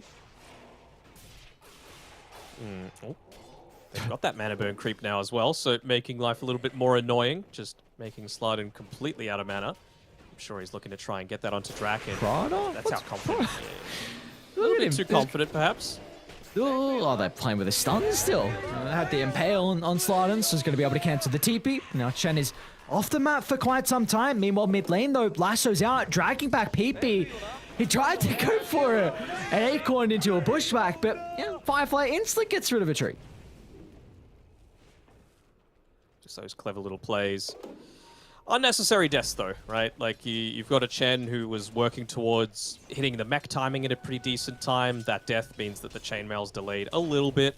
And up on the top side, Mariano, believe he has that Vladimir's offering completed now. So I want to see if they might look to play a little bit more around that top area. That's where PP's TPing after that recent death. So will they be able to get this pick off onto the Bristleback? Right now, seems like they're just using the familiars for the tower damage as opposed to any kind of scouting potential. That's what Kim's for. You want to make sure that you can catch out someone. They might have just got a glimpse of the Bristleback going back inside of his own jungle, but that should still free them up to say, all right, totally safe to be able to take this tower. Again, no one else other than Bristleback and maybe the Bat Rider is going to stop you from taking towers. This gives them a big advantage now, though, for Infinity and how they're going to look to play the early game. They'll have a tower advantage. Bottom tower is very healthy for them to be able to defend as well. So they can make a call either of bringing multiple heroes down bottom when Tempest go for the push, or they can just consider about sacking the tower and going for the tier 1 mid instead. So what you certainly don't want is Mariano just getting run down by Kotaro in this top side. I'm gonna need you to stop rolling your R's so cleanly. You're making me look incredibly bad. Well, told you were a very cultured and well-adjusted person, and I meant it. I'm like, what's going on, Dan? I know you speak a little bit of Espanol, but this is Yuma. Cuts the ultimate off. They're holding their stun from Slardon, so Yuma just can't TP out under the cover of the ulti, and well, he's going to end up going down. So that's a big kill for them to be able to find, and now this opens up the tower. Opens up the tower for a lineup that doesn't really push it all too effectively. Only if you're able to set up with Draken like this, with all the plague wards surrounding the tower. You'd have to be insane to want to come in onto this one. And, well, eventually, our good mate on the Chen is going to get a lot closer towards that mechanism, but he did go the build that a lot of people do. Like, I know it's all the rage right now to be rushing. Sorry, hold up. It might be Kim actually ends up falling down here. See, we need to use the lasso. Might be worth using it, but probably doesn't need it in the end. Yeah, this is the horrible matchup that I was talking about. I really feel like Bassi does so much for a Chen just to be able to jungle once the lane is able to be soloed on someone like Yuma, but without it, it slows down the speed that he's able to farm. Like, I know he's still second highest support in terms of net worth, but he should be higher. That's the strength of this Chen right now. Mariano is playing with the really early Wraith Pact, so they're looking to start taking some fights here on Infinity. They don't have control. Yeah, no, Boots is for losers like you. You go Boots first. But Mariano, he's a Giga Chad. He needs no boots. Always the flame Sabas? coming through. Here we go. Could This be would be a trouble. pretty big Nice kill. way to start. The fissure from afar into the chain control from the familiars, but they don't get the extra afterwards. But the Echo Slam's still not leveled up on Kim. Look how close he is to 6. Short. Oh 2 no. XP. Oh no. Did they glyph? No, they didn't glyph either. So I was just wondering if maybe they tried a really cheeky play to make sure that the creep wave didn't die, just popping the offensive Sabas glyph as there. well. He finds the hoodwink all the way to the back line. The invis able to wrap all the way around. A lasso to drag back, getting another kill. And keep in mind, this is a position 2 hoodwink as well. So a very valuable kill for them to find. And now the T1 tower as well. Position 2 hoodwink. You finally finished up the mech here on old mate Shukt, but again, no level Yuma's 6. getting scouted by Slardon. The ultimate leveled up. They need the terrorize. They're going to be able to find it. Oh, beautiful timing with the dark pack, but still goes under the cover of the Shadow Dance. The rest of the team is starting to move over. The Fissure's going to buy him some time, but it doesn't block them off at all. The Sabas once again chases another hero down, and even Kataro as well is considering about running through Kim, but Earthshaker will be back to the safety of the tower. Actually, haven't had a look at Yuma's item build that he's going for yet. Looks like Orb of Corrosion into the Diffusal Blade, into what seems like a BKB. I'm not sure how I feel about that. I mean, I feel like you're just... It's not really going to stop anything. I guess the Diffusal is pretty important against a Bristleback, right? We saw that in the TI 9 Grand Finals. Gets some distance with the sharpshooter. Beautifully played from the hoodwink. Closing the distance to the T2 tower. Sabas is diving incredibly deep. They don't have the damage to get the kill into the hoodwink for the moment. Now Yuma's going to feel like he needs to turn up to this skirmish. And, well, he can get some stacks going. A little bit of essence for himself. 1 perma now for the position 1 slog. It is Kotaro, though, that's the one that is just using all of this time and space made by the rest of his team to accelerate that farm further and further. More than halfway towards his Aghanim Scepter. He's going to be building up multiple stacks for himself here, and I'm not sure exactly how they're going to be able to deal with this. You already do such a great job of dealing with the Chen creeps, the Visage Birds, and it's just going to become even easier for you with the QW spam.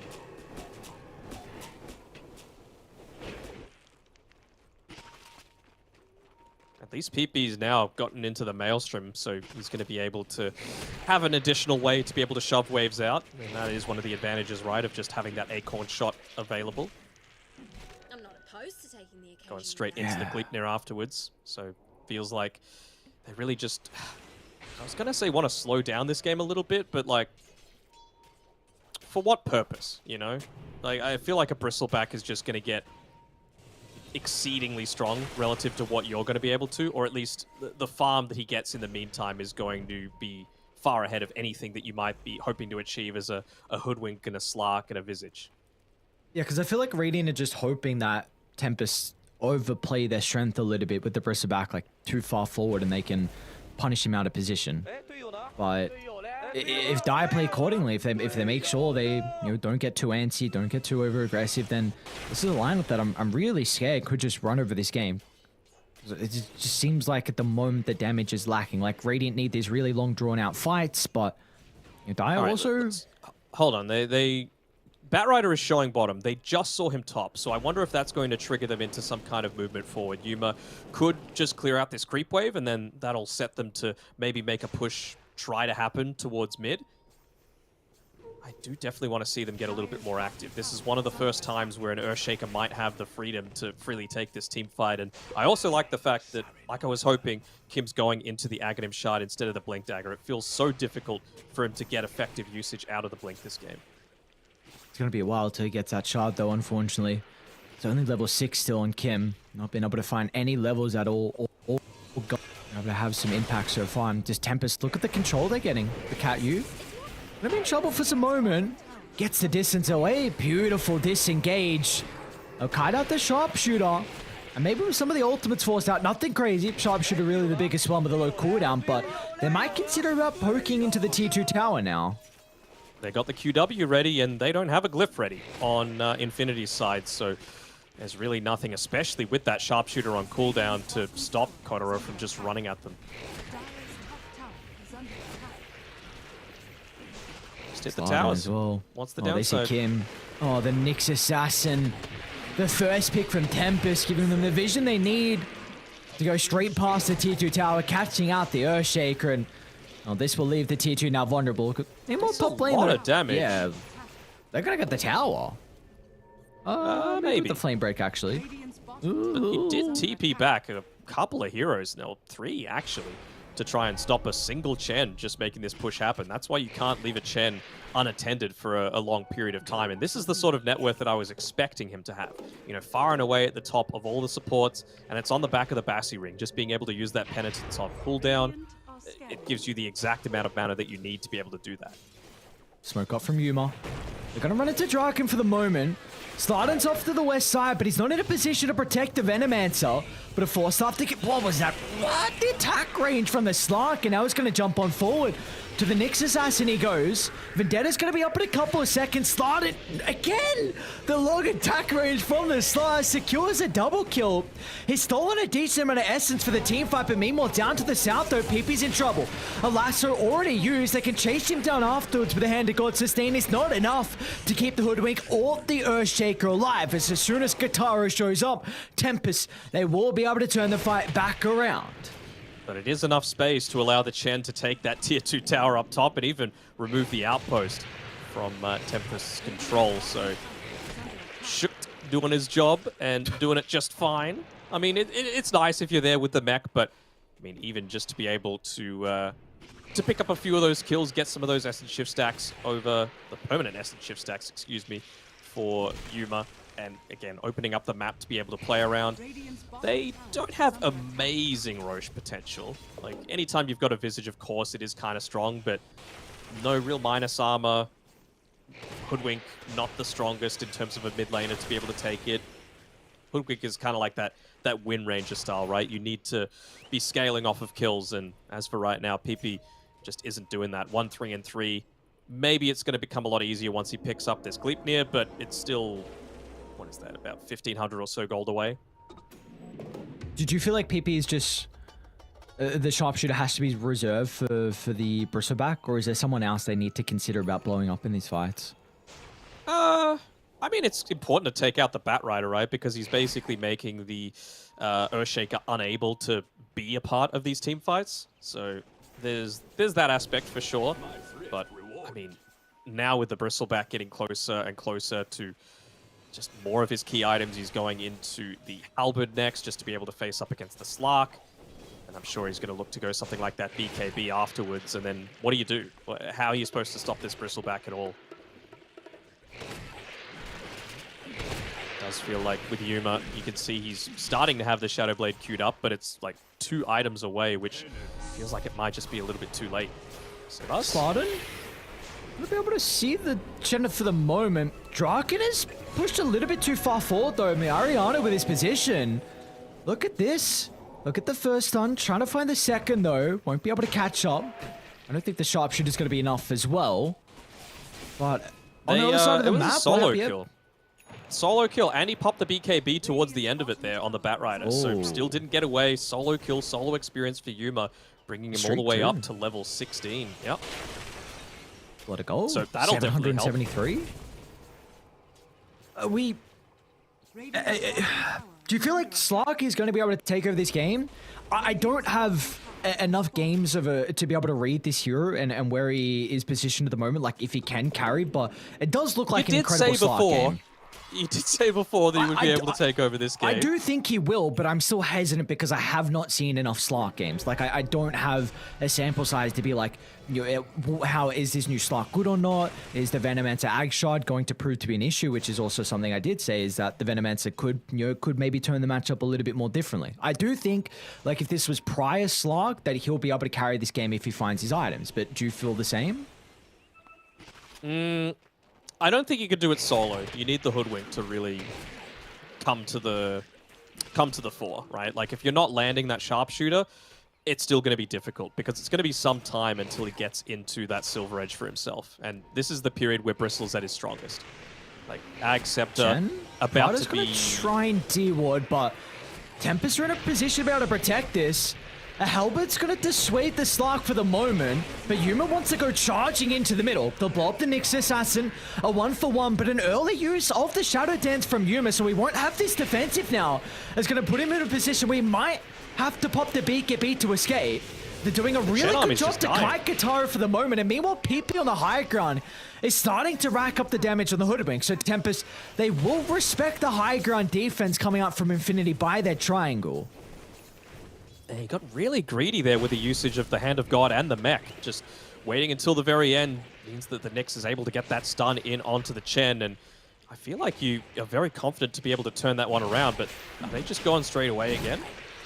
They're going into the Roche pit. Someone's going to need to come forward to contest this. Maybe not feeling too confident without the Shadow Dance available, but you've got PP, you've got Acorn Shot, you've got Familiars to be able to scout this out, you've got Chen creeps as well. Is it going to happen? Chen's not there, though. What's the point of buying a mech if you're not there? Dire's middle tower is under attack. The Aegis on Katara, you got the Blink importantly as well now completed on Sabas, so you can look to go level 15 on the Batrider as well. Extra 20 movement speed. It's go time for Tempest. You are closing in on a few things on Infinity, though. Obviously, it's not ideal because you're not quite there, but level 15 on the Visage, going to come at around the exact same time as he picks up that AC for himself, so that certainly helps matters a lot. PP getting closer towards the Aghanim Shard for himself, so again, just the Boomerang providing a lot of that additional damage to enable some of these pickoffs. Kim, he's got his Aghanim Shard for himself, so able to be a much more consistent presence in these team fights. So it's not all lost for Infinity, but a lot of stuff Let's see if they're going to be able to blow him up. There's Ag Shard with the help, but oh no, he still doesn't have it. I thought they had a lot more damage than what was really pumped out onto Draken as they barely tick an answer. Yeah, just launching the Sharpshooter a little bit too early, and I think he'd popped the Wraith Pact at the time as well, so ended up taking a whole bunch of less damage, and he's actually going into the Aghanim Scepter on the Venomancer. Don't hate it. I mean, you just always want it to be that constant presence in a lot of these team fights, and I mean, look at the heroes that you've got to play around. A Bristleback and a Batrider that are wanting to go in first, that are wanting to take a lot of that attention away from you, so you get the luxury on this Venomancer to be able to, you know, force stuff in and ulti at the perfect time. Tempest, they feel strong enough to walk up the high ground. Yuma can't TP for 10 seconds.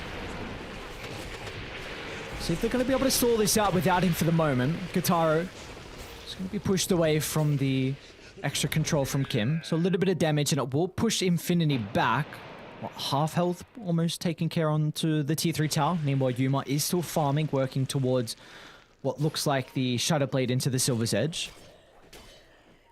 Are they strong enough, though, to fight into these Ages? Yeah, he's gone away from the Orb of Corrosion build. I like that. Here we go, Katara. Try and get this quick pick off. Gonna try and blow up the first life. They will be able to do so. Sharpshooter expended. They can do it twice, though. They're happy with that. I mean, conversely, you might just be saying, well, they don't have the Sharpshooter available, so we feel like we can just go ahead and do anything. So difficult to enter this. They walk up. Yeah. Oh, they ended up placing the Observer or just giving their entire position away, and they're going to counter smoke into this, actually. Just again, playing around those plague wards. on the front line. It's not Prada, it's the knockoff brand. The knockoff brand. The Shook brand. I got a little bit worried, honestly. For some reason, I thought Mariana was a dire hero. So I'm like, hang on a second. Chen, you got there's enemies to your right. This is not a good position to be in.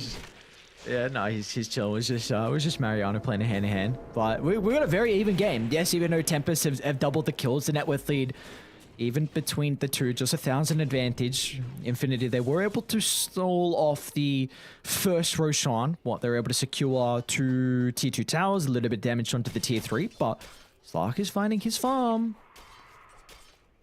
He went BKB. He is indeed. Yeah, he's got the Silver Edge, not the Silver Edge, the Shadow Blade now as well to be able to play around. Double bounty rune that he doesn't actually end up picking up there on Yuma. He's just full-on kills. blinkers. Yeah, Give me kills. He just wants kills. Venomancer would be the ideal one. Has to make sure that he's not playing around that too heavily.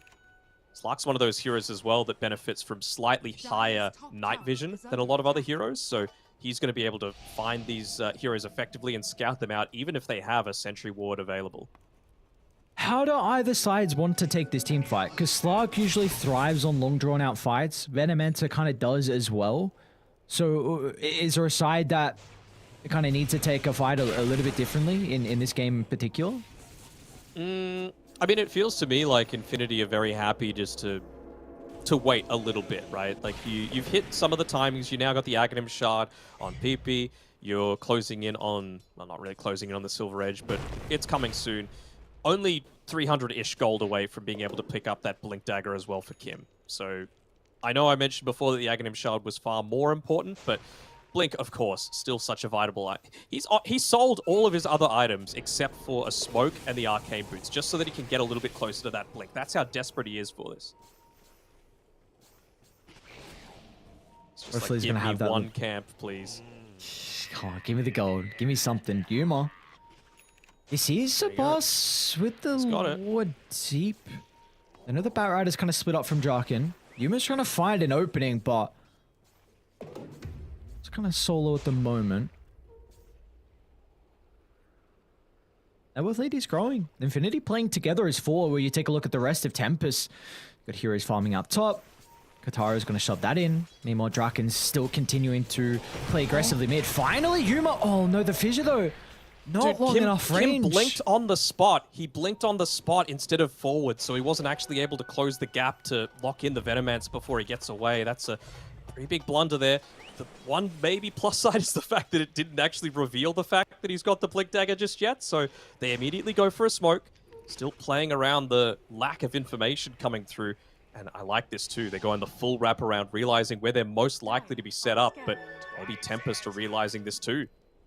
Looking to move away from any kind of dangerous points, get closer towards their own the safety of their own triangle. They use the scan for it, so they're not actually going to accomplish too much of anything up here. Who are we looking for Sebas to jump as well here for the Batrider? Is there one person they just need to instantly take out of the team fight with that lasso? I'd want to get rid of the Visage, personally. Like, to get rid of the Wraith Pack, to get rid of the Soul Assumption damage coming through. He's got the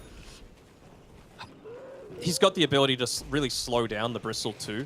He doesn't have the BKB just yet, so even something like the Grave Chill feels so important in this game.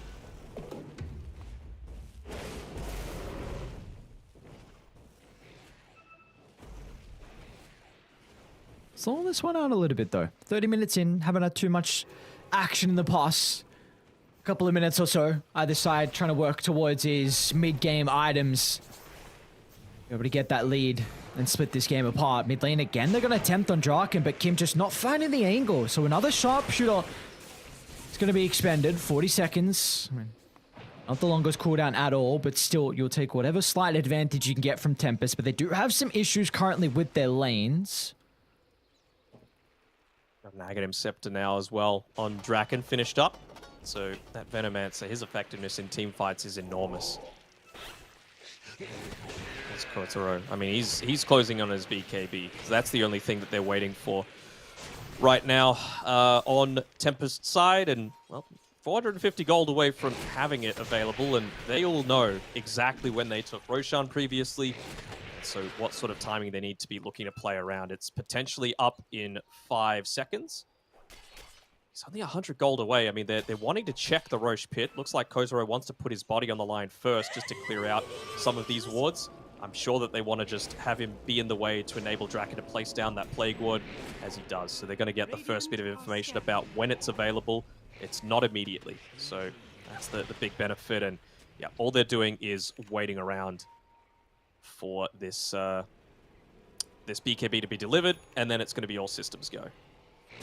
But it is also systems go for Yuma. Yeah.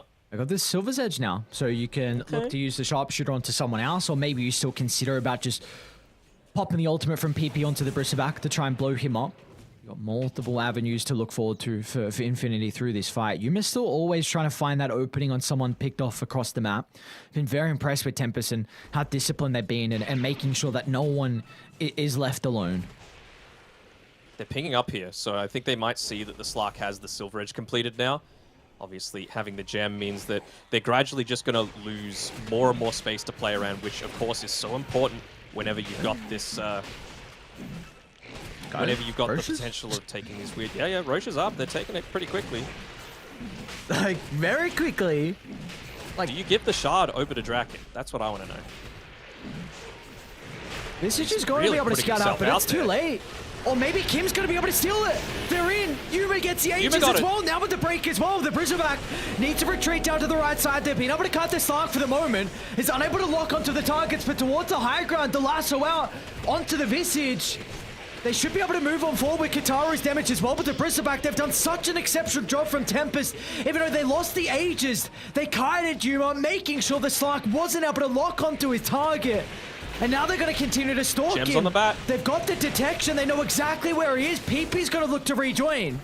Yuma will get some distance, bouncing up to the northern side. Damage? But Sabas wants to make sure he can't escape. He still goes a bit too far forward with the respawn as well. They can turn it around as Yuma cleans up another. Katyu goes down. The sole survivor being Kataru on the Bristleback. Gem on the deck as well, and PP will be the one to pick it up. They got 2 gems now available on Infinity's side, and like we were thinking, this Slark, it is a pretty damn good Slark game, and all they really needed to do was get that time to go for the Silver Edge. Draken? Looks like he should be fine. PP just doing some solo dewarding right now, and again, like, what sort of areas do you have left to play around on Tempest? You basically only have the quote-unquote safety of your triangle. 1 tier 2 tower left remaining, and they're still going to feel very strong right now on Infinity. Oh, Slark's the one that actually got the Aghanim Shard. Still hasn't used it. It was left... it was left inside the pit. The PP Hoodwink just went to go pick it up. So it wasn't claimed through the skirmish and all the chaos that was going on. Nice read from PP recognizing that. It might still be left inside. It's actually obnoxious how much auras they've got on Infinity's lineup. They're not all standing next to each other right now. When Chen stands next to the Visage, you'll see it. Kim, another Force Staff to reposition. Beautifully done. They've kited the Slark towards the backline. Slardon's going to look to create some chaos and find an opening for Kataru just to move forward. And look at the terrorize onto multiple heroes. So Kataru can just go to work. 2 heroes killed off instantly. And the Slark, Yuma's nowhere to be seen. He had to get out. Didn't feel like there was a fight they wanted to stick around and take. Does really feel like he just wants to play around for that level 25. Even the Skadi, you know, is so important for them to be able to consistently press on forward, to be able to fight up into this Bat Rider, the Bristleback, keep them in place for that little bit longer so that you truly get the higher effectiveness out of these things like the Familiars. That they did get a little bit of a buff to the attack range, but it's still not quite enough to consistently be able to layer out the damage unless someone's more stationary. Man, they're walking up high ground. Why not? Sharpshooter. They got the Echo Slam as well already. Oh, but look at the bounce back and forth. 4 staffs everywhere. Oh. Somehow Dark Willow gets killed off. In the Shadow Realm. Dark Willow die. Yami Yugi sent him to the Shadow Realm, bro. It's an anime reference. Oh, yeah, no, I'm well aware. I didn't even have to know what it is. Yama Yugi sounds like a... Yami. Yami means dark in Japanese, by the way. What was the other word? Yugi? It's the guy's name. Oh. You want to give me a... The king of games.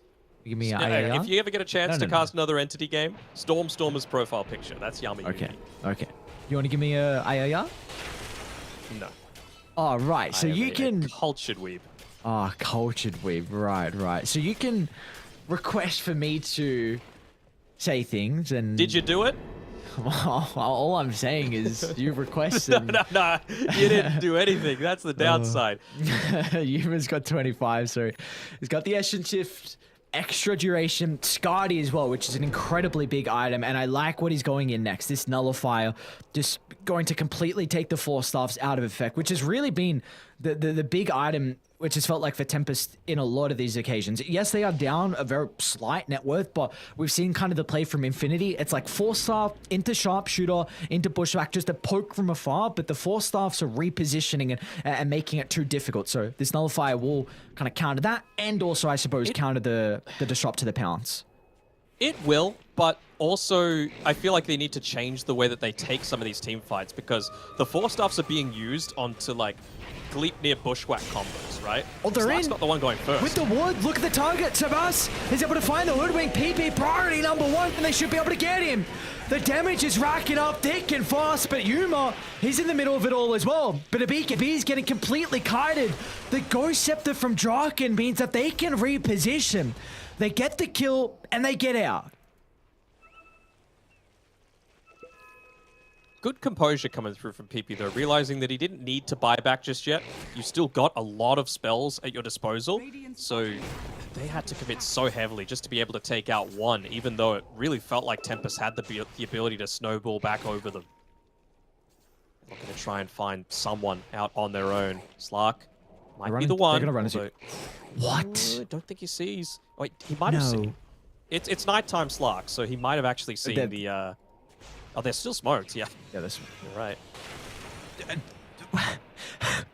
Why does this guy just stand still at that timing? Like one step forward and smoke probably pops there. The fact that he's gonna read that all of a sudden the intuition kicks in. He's like, I'm standing still. I can't move forward. I can't move an inch. They're coming for him though. You hope the ward will see Savas. Kim's nearby in case something breaks out, but they do not know that all of Tempest are on top. Oh, they're going to be caught, but look at the damage of the Echo! Kim on top of the Kree wave. They just cancel out the life of the Batrider. And now with the advantage in the numbers, they can look for more. Yuma, he's pursuing on forward. Katara's a little bit split from the team, but it looks like instead, another really nice disengage from Tempest. Katara is out. They will still catch up to Mariano, though. The longer this game goes, though, the stronger Slark will be. He's got just the 10 permanent agility for now, but you were saying it before, that Nullifier is going to be such a key thing. And, you know, Batrider starts to fall off until you get that refresher. He's still a fair ways away from it. Bristle, you're not quite level 25, so he is going to have this one remaining power spike, but beyond the items that he's got, there's really nothing that he's going to be able to have that's additionally pushing him forward. He just 3-hit a Dark Willow, so very cool, very cool. I love that the Korean voice line's still in the game, by the way. It was like TI4 that there was last a Korean TI cast. Maybe it was 5. I feel like it was 4.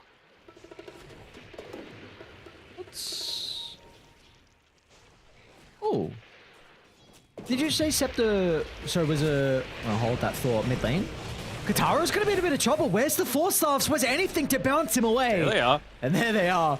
A double force. Whee! Back to base we go. You were mentioning Something before... about Scepter? Yeah, what was PP going in his build again on Hoodwink in pubs? Was Scepter even after the change something he was going? No, it's game dependent, so he either goes Scepter or Blink or E-Blade is the order. Don't really see the BKB coming through from him, but it's very understandable, you know, against this Nyx Assassin, of course. I feel like he's getting stunned way too often with the Spike Carapace just through the Gleipnir magic bounces. Smoke's gonna pop the Dark Willow. Looking to try and get some vision down, but they'll turn it back around as again Sabas fights the Hoodwink. They're gonna have to poison over as well throughout the team fight. They want to try and get PP out of the equation, but Yuma is trying to lock onto his target. A 4-star from Draken, but he doesn't get enough distance away. A 1-for-1, but it looks like Tempest, they're on the retreat. They don't want to stick around to take the skirmish. As meanwhile, slaughtered by the outpost. He'll finally be caught up, I believe. Gonna get the damage. They've got the vision. And yeah, they'll get the damage afterwards. Just more and more inching in the Infinity favor. This Slark is balling out of control, and My man, he's even going to look to get stronger and stronger with all the extra talents that he's getting now from 27 minutes onwards. Just get the additional level 10 talent as well, closing in on that nullifier. And they could just look to play around Roshan. They've now taken away the last remaining tier 2 tower. They're playing on the Radiant side. They've got outpost control. They've got even just a single Warpine Raider standing inside the Roche pit. It's being pinged out a little bit by Katu there, but unless you've got the abilities to actually move forward with confidence, you're not going to be able to freely walk up to this Roche pit, and that's where Infinity have complete understanding. Even just this super deep Observer Ward is going to give them a lot of value. They do have a gem on the Bat Rider, so they'll see the fact that there's a ward here. 1, 2, they end up getting rid of it, so ping's coming out, maybe assuming that there is some kind of smoke happening because they don't see the Bat Rider. Almost identical spot to the last fight. Yuma's going to be in. Bat Rider's trying to find an opening to the left side. Sebas isn't able to do so, though. Oh, no, with the Abyssal Blade instantly purged off. Yuma, great timing there with the Dark Pack. Now they got the Fissure from far as well. Sebas is in trouble, but Kim jumps in. Doesn't find the Echo Slam, though. The reactions out of the BKB was perfect. Meanwhile, still got to be cautious, though. PP, the spam from afar, they might be able to get the Bat Rider kill. Boomerang's going to be enough damage for the moment. Now, Yuma's still in the middle of it all. We're starting to get a lot of essence stolen. They need to respect the Slark in a long, drawn-out fight, and it looks like finally, Tempest, they will back up. This is another Korean baseline that PP's just putting forward, and he's right. Roshan is the next big objective for them to be able to claim. I mean, why not give it over to the Slark, just to give that extra pounce range, to be able to truly close in onto the backline? Yeah, I mean, it's an item that I see a lot of Slarks pick up, even, core in regards to like third item sometimes. So it was something I was going to mention earlier that I was a little bit surprised that Yuma has a different read of the Slark. So the fact that he's got multiple pounces to play with, it's going to be that much easier to lock onto his targets. Really sharpshooter. What's going on? Yeah, it's the Ags on the Hoodwink. Oh. I'm so confused. See, even you got bamboozled by the decoy, bro. That's how good it is. Yeah, it looked like it was PP. It looked like it was real, bro. I don't know. Are you mocking me? What's going on? I mean, you did just get confused by the literal spell called decoy. Uh-oh, nullifies out. What's the probability? Oh, gee, wait, what? That can't be right. No. I mean, there was this bug earlier today. Yeah, okay. Plus is bugs. Okay, mid lane. Ostaff is going to be able to sidestep the sharpshooter. Dude, I looked at I'm like, hang on. How there is 0% probability like 15 minutes in? What's going on? No chance. Maybe again. Gaben knows something we don't. Oh, maybe. Uh-oh. Kotaro, you can't be out here on your own. Nullifier. More stuffs won't save him. It's just, even just feasting over Essence, even if they don't get the kill, they're just getting more stacks for Yuma for a fight that will soon break out. He did go the longer duration onto it. They want to try and get the Bat Rider while he can, but he's going to TP on away.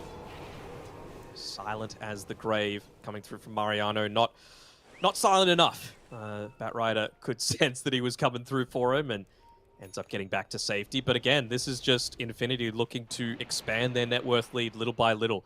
They've got no vision on the map right now on Tempest. They're fighting into an Aegis. They're fighting into double outpost control coming through. Look, the one ward that they're able to place is just in this Tinker Ward spot next to Slide in here.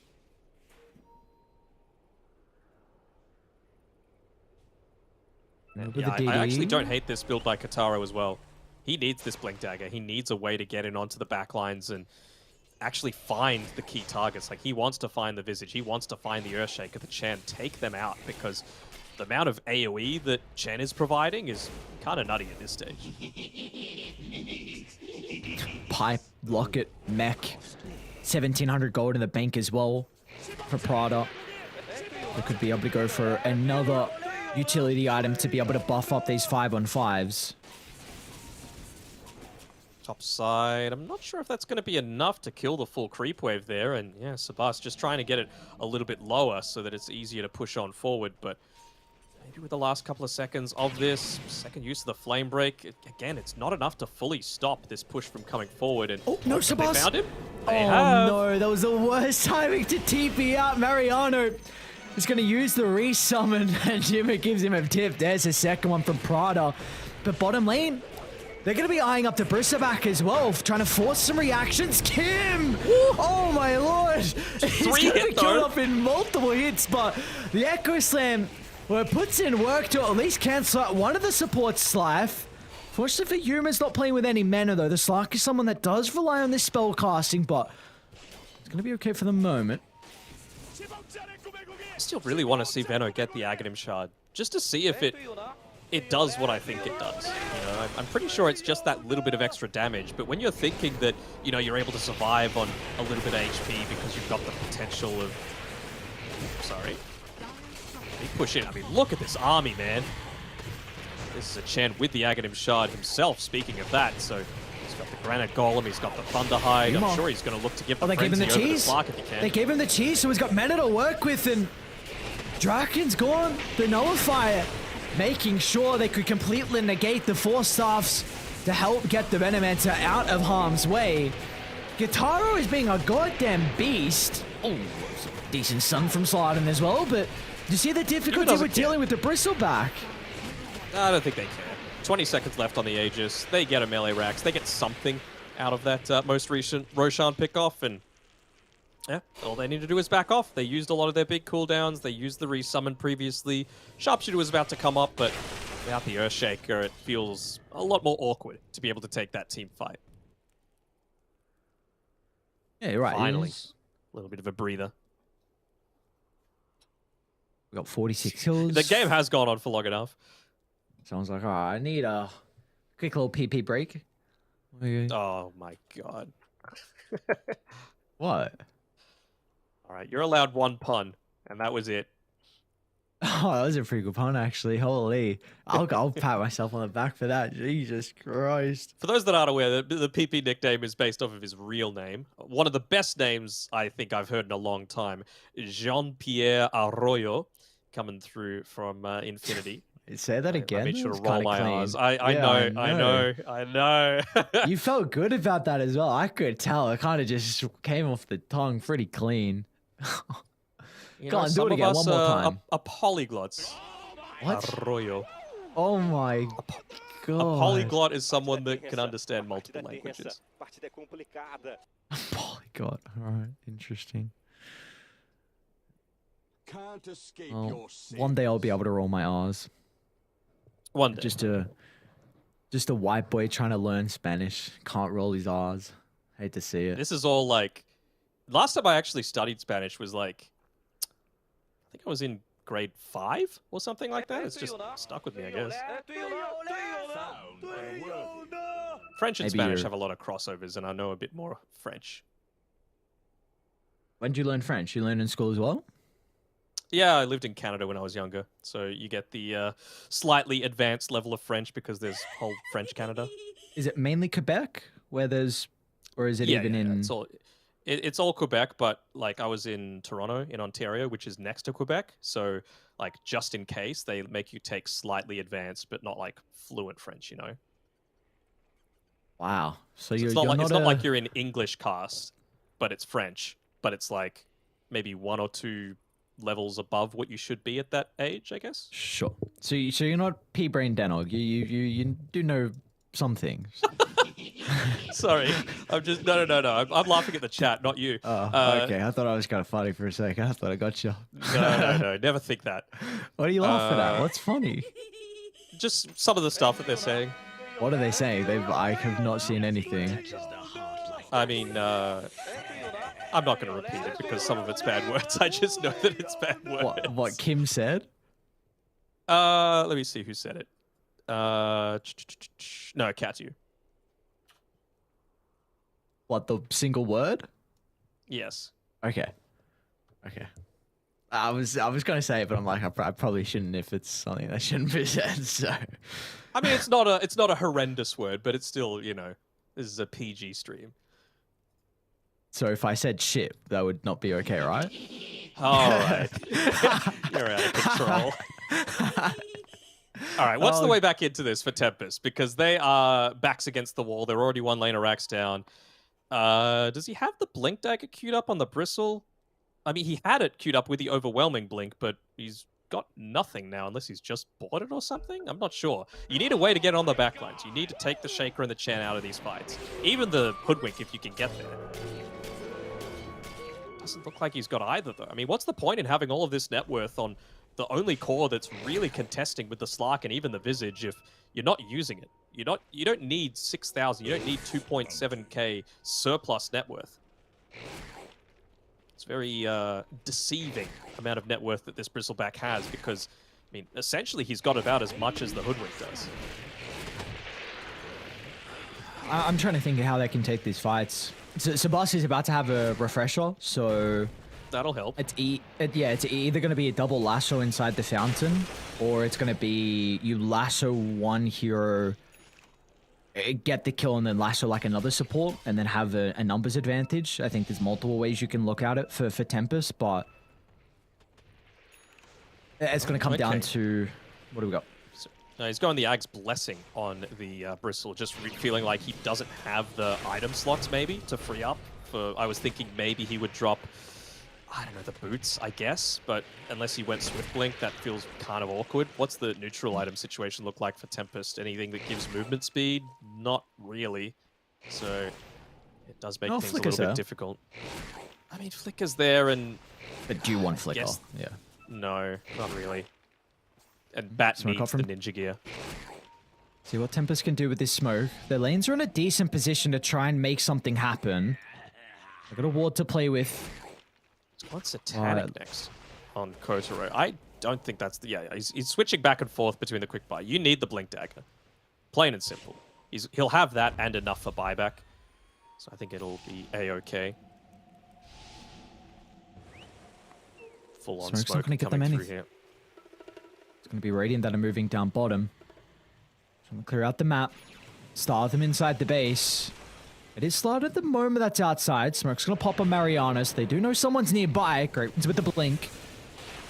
So it is going to be both sides with the smoke that they don't get anything out of it. But unfortunately for Tempest, they will lose the ward on the high ground. So this will make it difficult now for them to move outside the base and take a fight. Because when you're this far behind, if you're fighting without vision, you are going to lose the fight. You need to take a fight with a ward.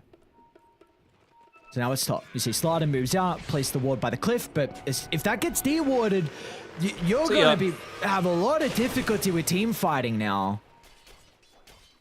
It feels to me like they're just trying to create some space. Like, they know that Roshan's not going to be up for the next, 30 seconds or so.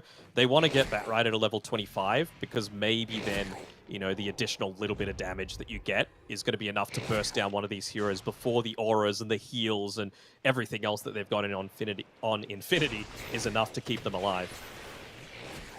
So that's what Sebas will do. Go on his own. What are you expecting the 25 to be? The Sticky Napalm or the Flame Break provides 2 stacks? I would do the Flame Break applies Napalm stacks, just because if people are clumped up, it'll be effective against multiple heroes, and just for things like the slow, the turn rate, feels kind of nice. Even just hitting onto, you know, Chen creeps as well. Slaughter mid lane. Oh my Jeez, he melted. God. Extra familiar to work with. And now Yuma as well. He gets the pounce. It's on the mark onto the Dark Willow inside the invulnerability, but as soon as it expires, look at old crit for good measure. That's 2 heroes taken out. They don't have the longest dance, 50 seconds with buybacks as well. You do see Tempest, at least Sebastian in particular, is trying to shove out bottom, and Top's in a good position as well. Okay. You surely don't take a fight now, though. You gotta wait for your supports to be alive. Maybe you could throw Kotaro out there, considering I believe they briefly saw Mariano up on the top side of the map. He's really the only one with any kind of survivability right now on our Bristle boy. We but do yeah, see... Even the Satanic doesn't feel great, you know, right? Like, you don't want a man fight into this Slark. What are you going to do, you know? Yeah, I'm trying to see if the Dispel is going to be nice versus anything, but really nothing at all. They might be able to catch up Sebas, but force that back inside the base and Sharpshooter's way off the mark as well. We are still seeing the difficulties with their Infinity being able to push the high ground. Like, Slark is not the greatest high ground sieger unless you previously win a fight and have a bunch of Essence stolen. You're going into the potential lasso, double lasso even with Venomancer set up, into Dark Willows, really scary, Nyx Assassin as well. It's not going to be easy at all. They need to pick off. They probably even need Roshan as well, and even then, they will probably go higher ground with Roche, but I feel like they will be very cautious about still doing it. I'm very disappointed in they had the answer to their high ground push. It was the Ice Troll Shaman, I think it's called. And, if you're able to... Ancient Ice Shaman, the Ice Fire Bomb, that was the thing that they needed to be able to go into the high ground. But he just kills it. He's like, all right, just want a little bit more net worth, boys. Double damage. Well, they should know. Like, this was one of the longest possible Roshan respawns, so I wonder if they're going to go for this all-in play on Tempest's side. Sebas. They could luck out here. They're going to see him. DD.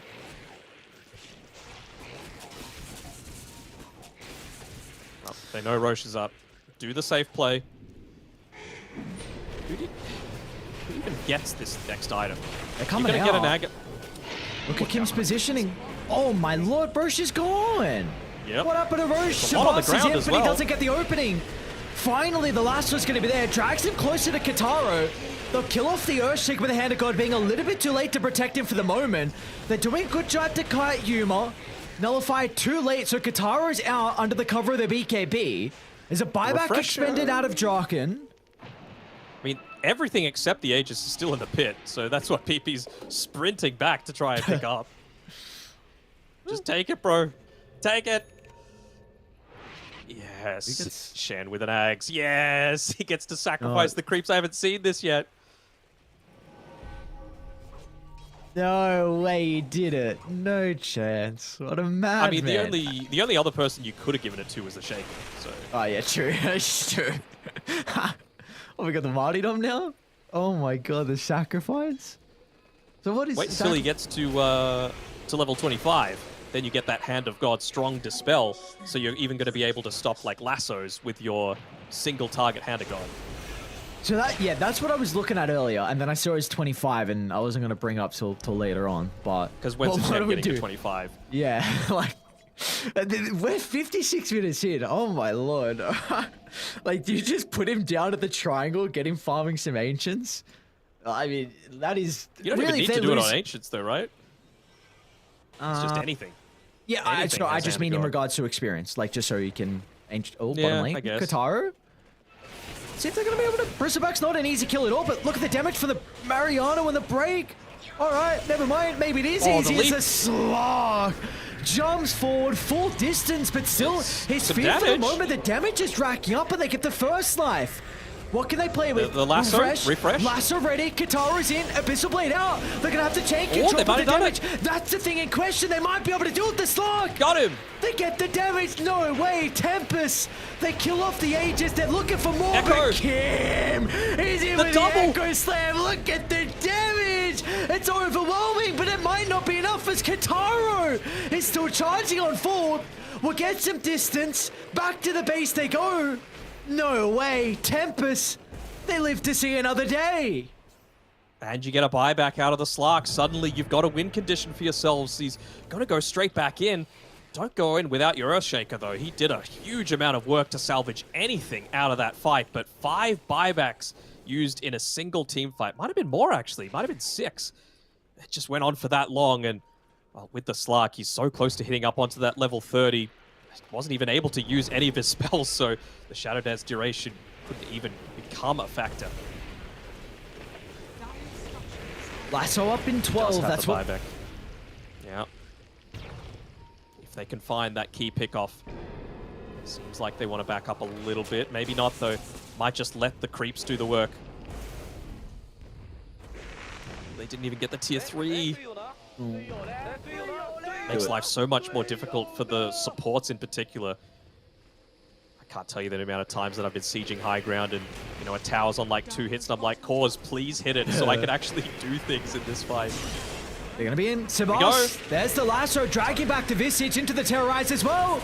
A quick and easy kill, but Yuma's going to pounce in the middle. They haven't even gotten the Visage just live. yet. Finally able to bring him down, but off to the right side. The Slug, this could be a dieback. Yuma under the cover of the ultimate for the moment. He's going to get some health back and pounce out to safety, but while they're trying to deal with the Slark, Mariano, he TP back in, the buyback out, and this Visage, 8-3-13, has had a silent game, but an incredible game out of the position 3. Now, how do you stop this? Oh, they do have the refresher available actually on the Batrider. Let's see who they're going to be able to catch. One person left in this game with buyback, and that's the Hoodwink. Slowly making it tip in their favor on Infinity. Let's see if Dota Plus still thinks it's 100% for Tempest, though. Looks like they do. But really, it is anyone's game. Like, buybacks are the most important resource at this stage of the game. And, well, like I was saying before, only one person has them. So a single bad movement could mean the enemy just running it down your mid lane and looking to seriously punish. And it's all on Sebas to get that jump. Because again, they don't have an answer to the lasso. So he needs an opening. It does seem like lasso is almost a guaranteed kill. They're just letting the creeps do the work, though, it seems. Familiars instantly wiped out, though. Hey. Oh, Yuma? Has gone in. Can't away. They have the double lasso available again, and it's 60 minutes! All right. Oh my god. I don't know What do we got? A Machina. Okay. All right. Let's wrap it up. Game's over. We're wrapping it up. All right. I mean, he's even got an Aeon disc, man. On Slog. Oh, well, he does. Yeah. So, like, I really don't see a way for this Slug to die now. Maybe if they have Nullifier on Tempest. That's it.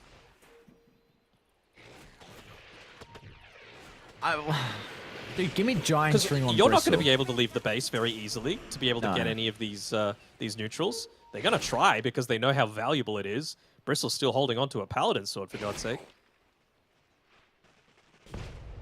Yeah, maybe. Yeah, I feel like it's up to Batrider just to get out. He's got boots of travel to be able to rejoin. He's on lane duty, though. That's a good point. So, yeah. Someone's Someone's got to get the last out. tier 4 item on Tempest. That's how isolated from their jungle they've been. Apex is pretty nice, too. Not really anyone that you want to give it to. Oh, Fallen Sky.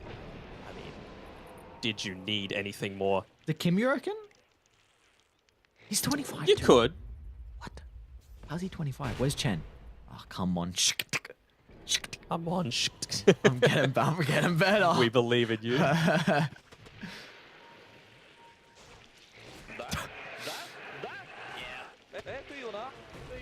I mean, they've even got the Book of the Dead. A lot of the time, people think this is a useless tier 5 item, but again, it's safe push, right? It means that you have to stay back and deal with it. You can't look to make aggressive plays, but to be fair, it feels like where Tempers have been most successful is when they've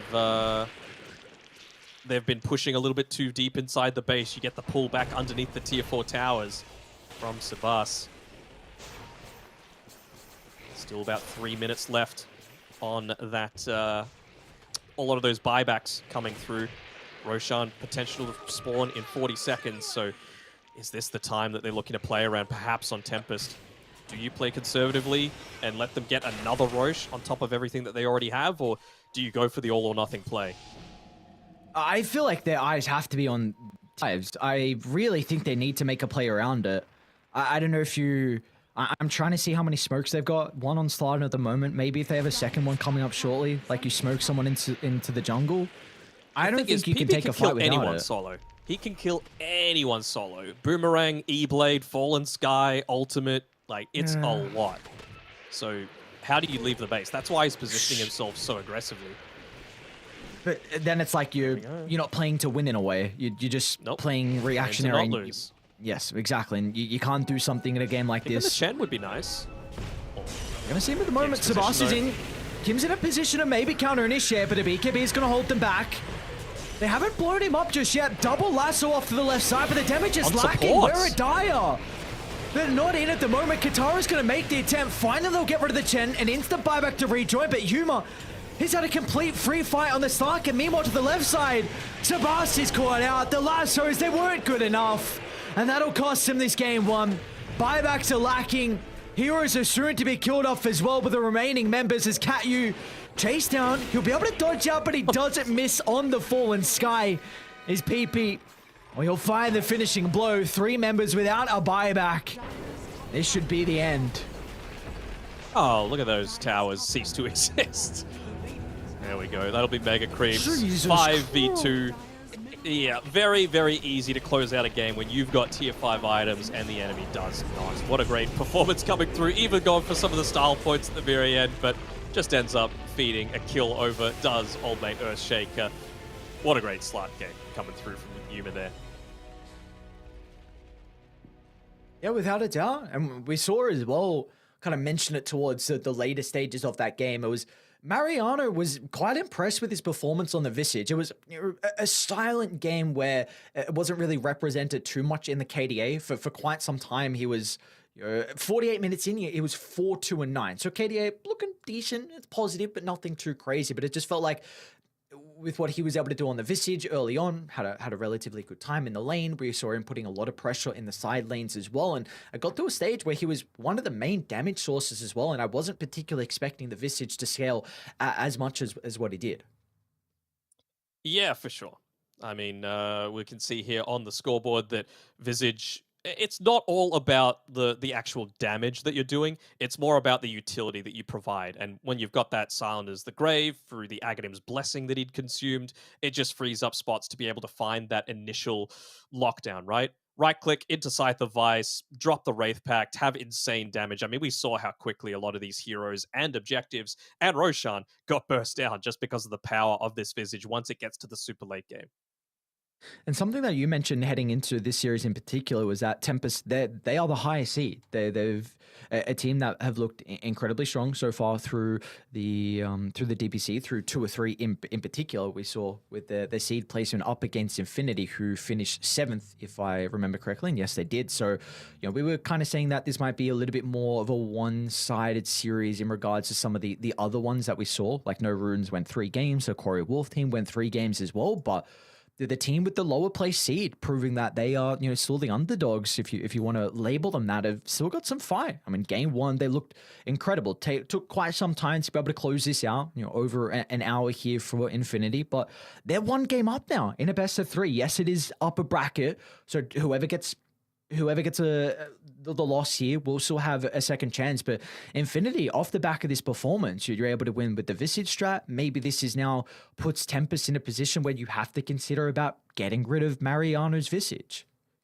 I mean, it does, but it was also a first phase Visage that your responses to it were a Dark Willow, which doesn't feel that great against it, right? Like, I think the terrorizers were nice coming through from Katyu, but the damage just wasn't there. You're not strong against the Visage in the laning phase, so what's the point? That's the biggest weakness coming through for the Visage. So many times we see Visages still have a huge amount of impact, even if they come out of the first 10 minutes being like 500 net worth behind everyone else in the game.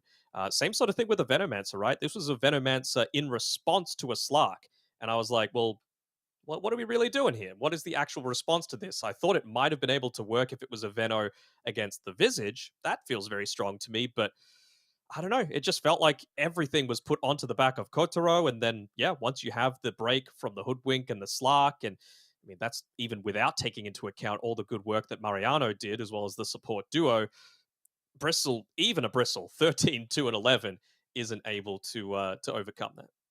Yeah, and well, for Infinity, they were able to weather the storm in this game 1, get the Slark online, and get the team with those items required to be able to take over this game. 60 minutes, it took them quite some time, but in the end, they will be able to take a game 1. We'll find out what is in store for us in game 2 after the break.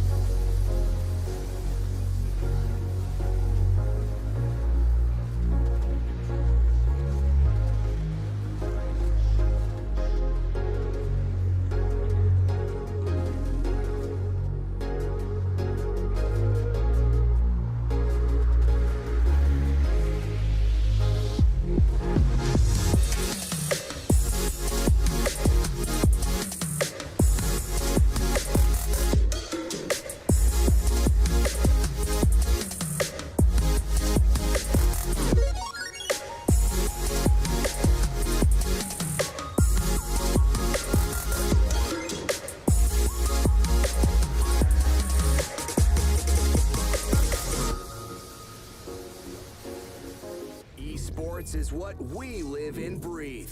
For us, it's more than a game. It's a reality where a group of letters can mean everything. Where runes are collected and Aegis can only be won in battle. Where centaurs can give you a ride. Where the true heroes are those in front of the screen. GG Bet. This is real.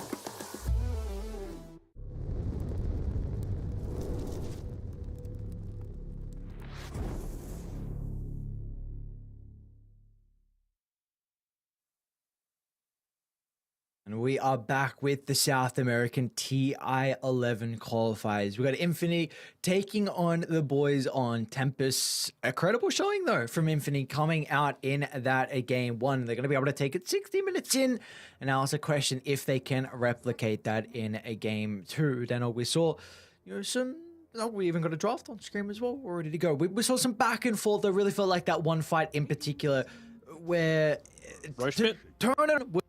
Yeah, exactly. We saw the replays back, and yeah, with the steal coming out from Yuma as well was incredible. And then from there, Infinity, they just had the advantage, and we saw them really look to control that since that fight. But what can we see different come out of Tempest? Is it an execution thing? Is it something that needs to change in regards to the draft? The draft was the thing for me. Like I mentioned it towards the end of game number one, right? Veno into a Slark feels pretty terrible. It's not a counter, period. You're not taking advantage of one of his best spells, which is the Venomous Gale. Even just a second point into it triples the damage that it does, which is kind of nutty, and it opens up so many kill opportunities that you just don't get if it's being played in this position 3 role. So, yeah, I think what I want to see is maybe not revealing as many supports early on for Tempest. And, well, they do get a... Go off about the Viper. What do you think? Yeah. Like, go off about the Viper, we go off about the Earthshaker. I mean, you know my opinions on the Earthshaker, but for all the people tuning in, why is the Viper not good? Because a bunch of people might be like, but we saw it at ESL, we saw it at the Major, we saw it, it looked really strong. Why do you think it's not strong now? So I must preface this by saying I've not seen the new Viper and the changes. I'm just expecting that the mana increase to poison attack is going to be a very big issue to Viper in the lane. I think it's up to 24 base mana now instead of was like 18 at level 1. Yeah, 18 and then increased by 2 each level. I also think Nether Toxin was 8 seconds flat. It's down to 6.5, and often we can see Vipers, core Vipers, 1 point Nether Toxin early on, and then they start to max it out later on. But besides that, I think also the change of the Scepter is very important. I think the Viper Scepter was situational, and in a lot of games when you were picking up the Scepter, it was incredible, and it did a lot through team fights. So I think there was just a lot that changed. I don't particularly hated this game because I think you did need a ranged non-strength hero to be able to lane into the Undying, so I do see the reasoning of why they're going down this route on Tempest, but I'm really intrigued to see if the patch was as rough on the Viper as what I think it is. Just trying to see what other ranged non-strength heroes they could have gone for that that off-lane position. There's not many out there, is there? Razor, I guess, is one that they could have looked to go down. Helps you scout out things like the Hoodwink if he's hiding off inside the trees. Of course, they themselves banned out the Enigma, which would have been another potential option for themselves. But yeah, I don't know. I feel like Viper Enigma isn't an insanely strong lane, and Viper's not really one of those cores that you can leave alone when Earthshaker wants to do Earthshaker things and rotate and go for mid ganks and create rune control and disrupt the mid lane in that way. So we'll see how it goes. I mean, who knows? It might even be a position 5, right? Like they might flex it entirely. I know that probably feels even worse from the perspectives of all that you're mentioning, right? Where you have much higher mana cost on your spells, particularly the poison attack early, but they could just want to really win one of the lanes. Which a Viper can definitely excel at. And we've seen the Undying a couple times so far today, and we've also mentioned that he too is a hero that can excel at winning lanes. So it's going to be, we get to see kind of 2 lane dominators be able to go head to head and who's able to come out on top.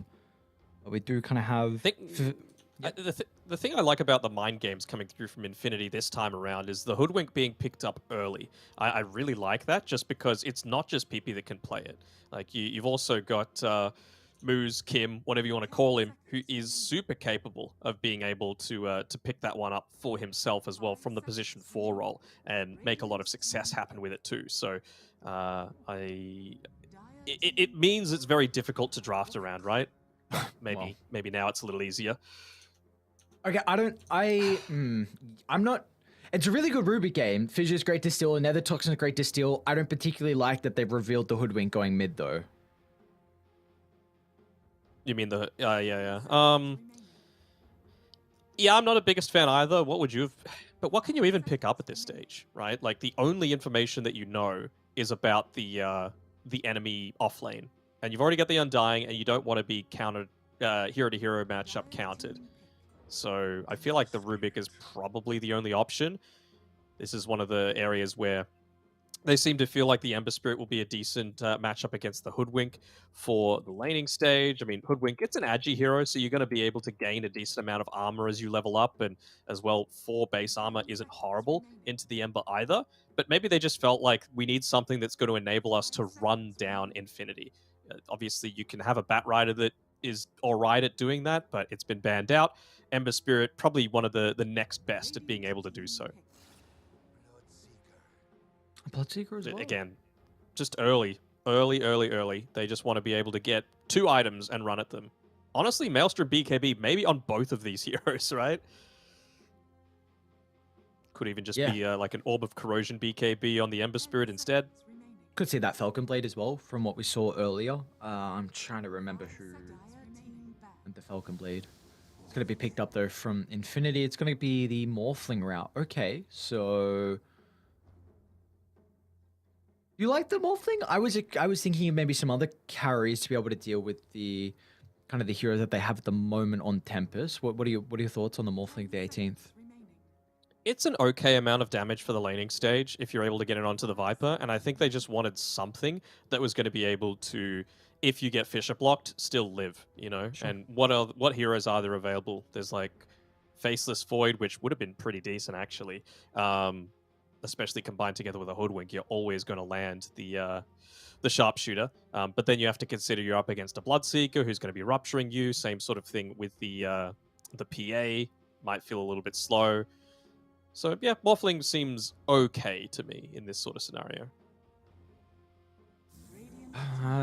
Wonder if he's probably just going to rush Lincolns just to protect him against a Rupture, because I think he's a hero that does need to be mobile. So might see him go down the defensive route as the first item here for Morphling onto Yuma. But we are looking for now the... What are we looking for? The 5 on to Tempest. I like the Ancient Apparition band. We've already seen that twice so far today and does heavily counter the Morphling. Is there another pairing that we could see picked up with the Bloodseeker to maybe secure the lane?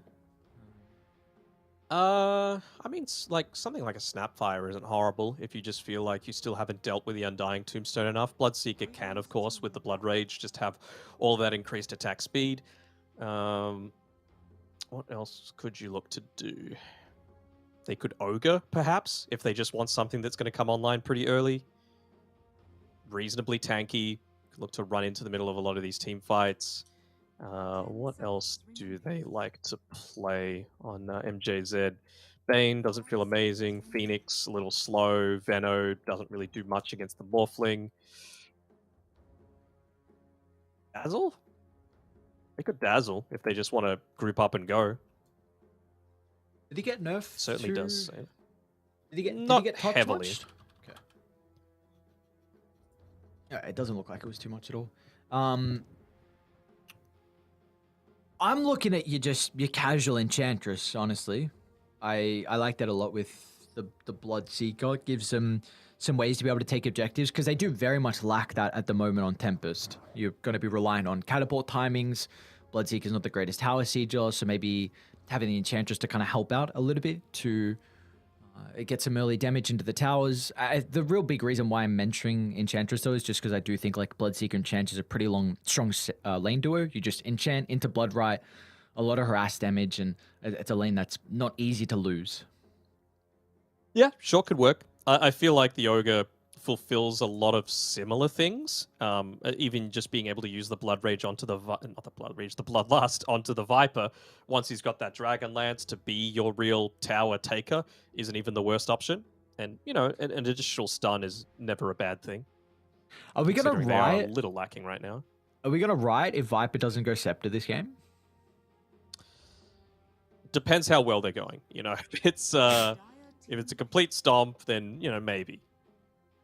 Oh, okay, yeah. The Venomancer ban I actually kind of get because the they changed the level 10 talent to 20% less healing reduction,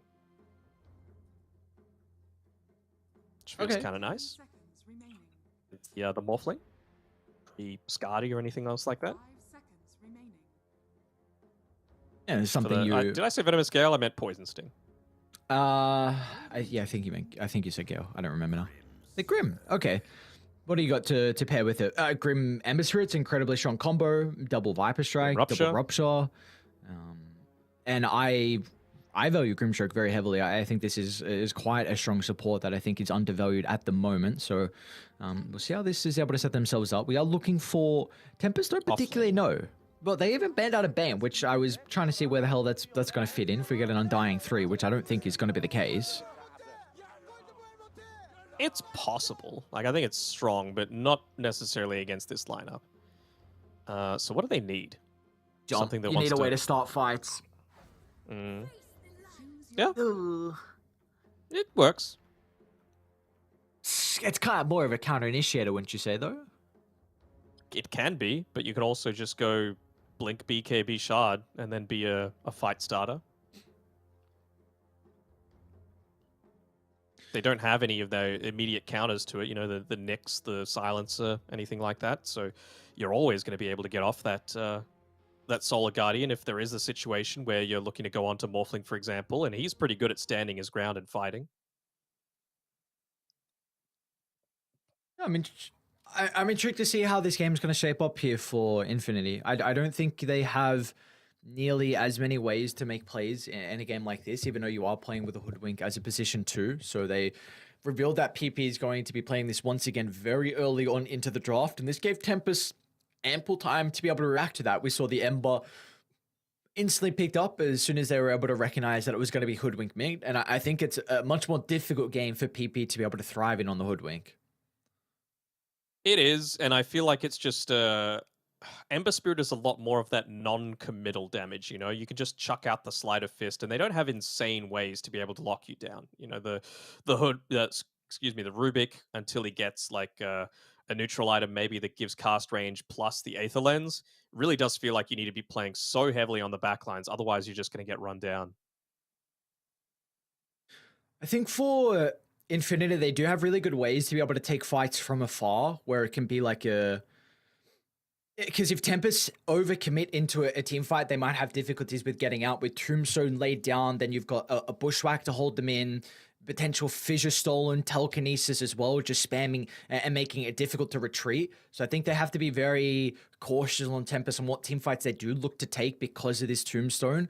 So it's going to be up to them to be able to deal with it. They don't have the greatest ways, honestly, like you were mentioning, and bring up the potential of like a Snapfire, something they're considering if they feel like they do have some difficulties with the Tombstone. So I do think that is one advantage that we are going to see come out from Infinity. Neither of these teams are great at taking towers, though. I feel like we might be in for a long one. You know, like, when you look at it, who actually wants to be right-clicking towers? Viper once he gets Dragonlance. Morphling if he's left solo for a little bit. That's about it, right? Other than that, you're just using the your abilities to zone them out a little bit. Yeah, I think you're on point. We could be in for another very, very long game. We do have a mess around mid. Dai was, well, both sides planted the ward instantly, but Dai being on the higher ground had a bit of an advantage with being able to get control of the area. So an easy D ward, gold experience going their way, and they've primed this Observe ward as well to be ready to D ward.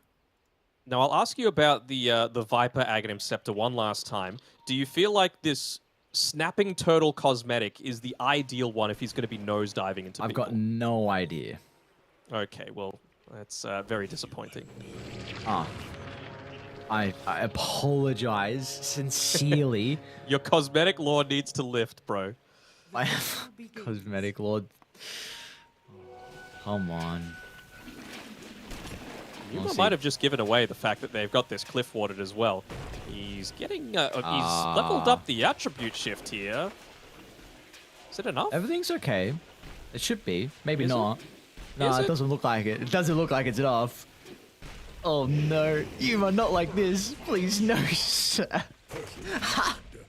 Oh no, dude just got chased. He went bracer level 1 as well, Denog. He went... Oh no, Wants to be able to withstand against the Viper, bro. You know, that's just... Yeah. It's just morphling things. I mean, Viper's kind of low. Already taken 2 decays right to the head. So, yep. Gonna do the right thing and chase him down, try and bully him out of the lane. Really intrigued on how we should pronouncing it. Like, we have to be doing it wrong. I do as well, but we have to be saying it wrong. Says Surely who? you agree, right? What do Who are you to judge someone's name? Yeah. All right. Oh. Let's see. Already not off to too good of a start down bottom for Yuma, but we'll take a look at how our mid lane is shaping up at the moment. Sebastian and PP, I think both played pretty good game ones. Sebastian the Batrider prior, PP on the same hero here. We were mentioning that it's going to be... What about the lane in particular? Because I think you brought up just the... PP's not going to take too much damage from the slight, so we're looking for maybe some rotation to help secure some of the runes to offset one of the advantages from either way. It's always important.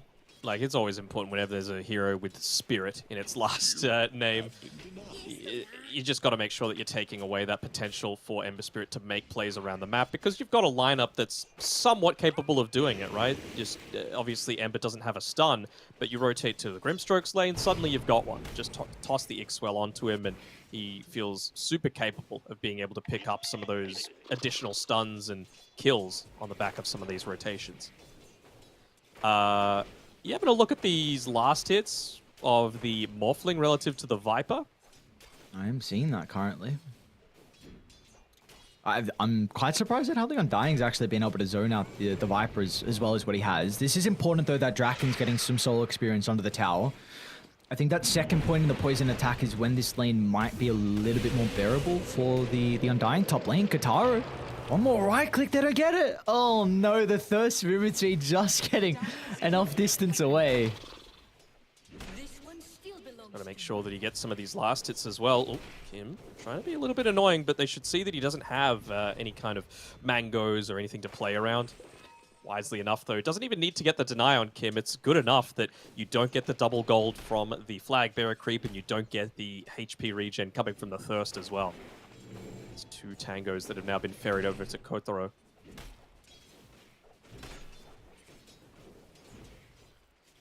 Do you feel like the changes as well to the Dawnbreaker in 7.32 was enough to prevent her from getting picked up as much? No, I think it's still pretty solid. I mean, again, it's just one of these instances where I like heroes that have strong scaling potential, but it shouldn't bust it at level 1. That was the big issue that a lot of people had at Marcy, right? Level 2, you were just by far the strongest laner in the game. Oh, I'm just trying to... Nearly gone for Kim up there on the top side. The ghost creep ended up hitting him once, but down bot side, it's just, again, it's a little bit passive. You know, with the Undying, you might expect it to be a little bit more active than this, but he's done a decent enough job of preventing Draken from getting all of these last hits, although that creep wave, like we were mentioning before, being underneath the tower, gives them a lot of space to be able to get those initial levels, and now you're truly harassing out the Viper. Nice play from Sebas on the Ember, and they're going to be able to cut off PP. Slide up with the rotation mid. All he needs is a fissure from afar. And the body block. Sebas is going to have the damage. And slide up in a couple of seconds, and well, the Flame got it. A painful way to go out, but beautifully done. And this was set up. Sebasi was able to instantly cut down the tree from the acorn, so PP couldn't take the water rune from the bushwhack, so he was able to get that, and then we saw the rotation from Slide as well. So just some nice individual things coming out from Tempest to be able to kind of help enable the Ember Spirit early. I was just trying to see if they there was any interesting text on the Slide of Fist, you know, because it's like sliding around, slashing a bunch of people. You know how I love the the Ogre Magi Ignite text, just the way that it's worded. Like, the target is in immense pain is part of it. Yeah, So, yeah. like, yeah, there's none of that for Ember, unfortunately.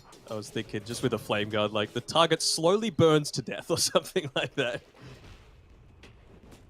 They need to get more creative, you're saying. You're saying you should be the top lane, can't you? Well, right click, Mariano. Oh, what do you know? We're doing breakup. He's thriving this lane. 27 and 16 now. Might put some pressure onto Katara as well as Kim's able to get in range for the telekinesis, but we'll be okay. So I'm expecting you now to be able to write up a new kind of ability description for the Flame Guard. That's your homework, okay? It's not my job, and you are way too young to be my teacher and giving me homework.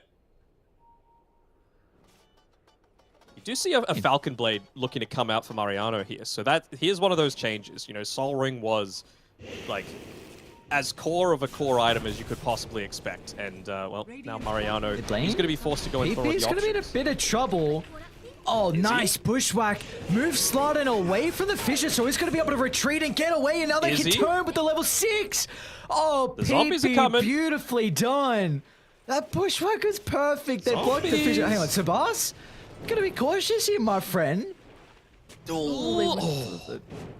Not enough coming through Just from the gets away. Acorn shot. Oh, that was beautiful, though. Great were rotations. Do you like how the zombies move incredibly fast when they're slow? I feel like that adds a little bit of the fear factor to it, you know? Sure. You're scared of the puny little tombstone zombies? Oh, what level is it? Bro, they're powerful. Level 1. Ah, yeah, when you get some levels in them, yeah, I know, they do some damage. Pardon?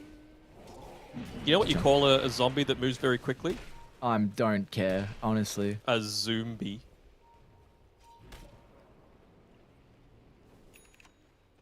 Got him. Some stacks being made just by a Rubik illusion, so nicely done by Kim to be able to get that one. And surprisingly enough, maybe not so much considering he was dragging him all the way out of the lane there on the Undying. Does end up giving a kill over to Draken, but we've allowed Yuma to reach up to his level 6, so maybe just waiting for the Morbid Mask because he feels like he needs to jungle. You know, the Viper's reached this point where it's just way too scary to come up into this, and yeah, that's exactly what's going to get ferried out to him. Might even get lucky with one of these neutral items coming through. You know, the Possessed Mask would have obviously be the dream for him, but that does mean that Slardon gets freed up a little bit more to, you know, perhaps place down some super deep vision to go for a gank attempt. Wonder who's going to get caught out here. Slardon does look to be in some trouble. Ryder's actually going to drop the Tombstone for this. They've got PP connecting. Oh, really nice adaptive strike closer to the tree line. So PP can land the stuns with ease. Meanwhile, inside the river, Kim actually takes away the haste, so he's going to be okay. Level 5 on Kim as well. No, is not going to... Okay. Like, are you going to continue? Not with Ember right there. Ah, you underestimate Kim. Clearly not. He backed off. Katara could be in some trouble. Celestial Hammer, I suppose, being on cooldown, so maybe they'll wait for this one to be back up. Nearly got that level 6 as well, so might look to play a little bit more aggressively to bait in some kind of aggressive play coming through from the Viper. He's level 6. Oh, look at the burst potential, but Ember's going to look to TP in as well. Mariano's not the easiest kill. Sebastian should be able to close the distance with the Inkswell, getting some damage out. The rotation's starting to come out. It's going to be PP moving to top. They're able to get the connection out of the bushwhack, but it's nothing too crazy for the moment, as PP doesn't have a way to be able to line up the sharpshooter. Sebastian's even considering about chasing down Kim. The Searing Chains won't be able to tick him. The Remnant, not enough damage as well. So now Katara's in a bit of trouble. Sharpshooter needs to be perfect. The Duke, the dives are back and forth. But he will sidestep the ultimate. That was the raindrops saving the Rubik there from the Remnant damage coming on top of him. Otherwise, that would have been another kill going for Sabas. The mid lane, I mean, this is why he picked the Ember Spirit into the Hoodwink, right? He's just, again, able to farm a lot more efficiently. You're reaching up into those early impact items much sooner. Orb of Corrosion, Phase Boots, and like I was thinking, the Blink Dagger, I'm sure, is soon to come. That's you. Ends up going down. I mean, for all the good that the Ember Spirit's doing, PP is also doing a fantastic job of just zoning out a lot of these supports, meaning that they don't have a game at all. And those are the ones that are going to enable a lot of these aggressive plays onto someone like the Viper. I really like what they're doing here in Infinity Top. Mariano's going to look to shove the lane in. It's forcing that. Bloodseeker doesn't want to stay top. If you stay top with PP nearby, you're going to kill him off. And if he leaves the lane, then someone is missing 3 range creeps and 3 melees, and the tower's taking a bunch of damage as well. So just really nice read from Mariano. Smoke coming out here. They're using the fact that they've got some vision up and they know exactly where Yuma is. So Draken might look to put himself in a little bit more harm. But wisely enough thinking that, look, if he's feeling that confident, then we can just look to play aggressively. Tumbler's Toy to be able to take out the courier on the bottom side. Do you reckon they can go for this tower? Radiant have TPs to be able to defend. Sparse is in behind enemy lines. Oh, the fish is out. Stole the nether toxin, nothing crazy. Gotta be cautious about the deep dive attempt though.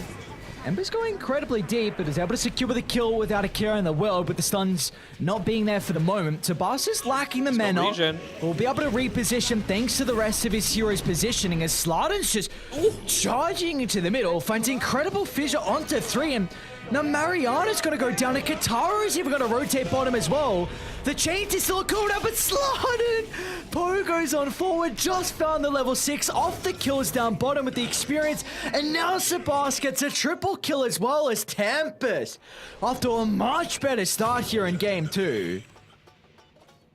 Even got the chains off onto the Hoodwink there in the mid lane as well, but yeah, Sabas just having a fantastic start, like you were saying.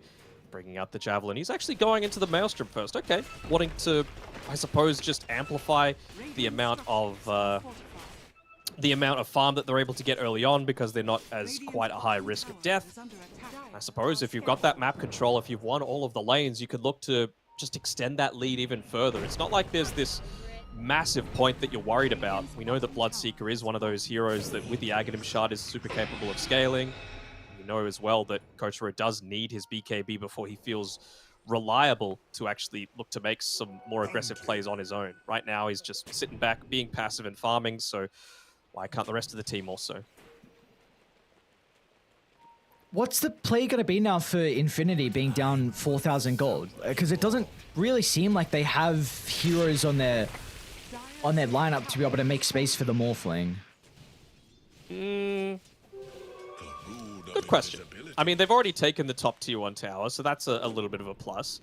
Mid tower, it's going to be, like, you need a siege creep to be able to do it, right? This is what I was saying. Both teams are really poor at being able to take towers. You know, that one was off the back of a full team wipe, so of course you have the freedom to be able to do it. Down by the bottom outpost, a little bit of fight breaking out. So should be able to get the kill onto Kim with another round of the Slight. He's going to play the distance of the tower. He's got the Remnant just in case to be able to get out of harm's way. So thought Slider might end up going down as well, but PP was forced to kind of try and bully out the Ember to prevent him from continuing. But unfortunately for PP, he does not have the damage early on. This is a Hoodwink that is going to need many more items to be a threat in this game. Yeah, I think the situation is just one that both teams are happy with wanting to farm. Obviously, Tempest have a little bit of that advantage. Bottom lane, PP. This Look would at help. that. Yeah, the Bushwhack into the Solar Guardian. That was off the back of the Observer Ward being placed. So PP knew exactly where the Bloodseeker was positioning, was able to find that opener, and great follow-up as well. So that's a kill that can, if they can get a couple more of these, considering the Bloodseeker had a pretty good lane. First death of the game as well coming out for him. And this is one of those games where PP doesn't even necessarily need to go into the BKB for himself either, at least not super early on, because you're not having to contend with things like the Nyx Assassin for that Spike Carapace coming through from all of your AoE damage. So I feel like you could look to go a little bit greedier, much more of that glass cannon vibe, unless you're really concerned about what the Ember Spirit's able to do for you.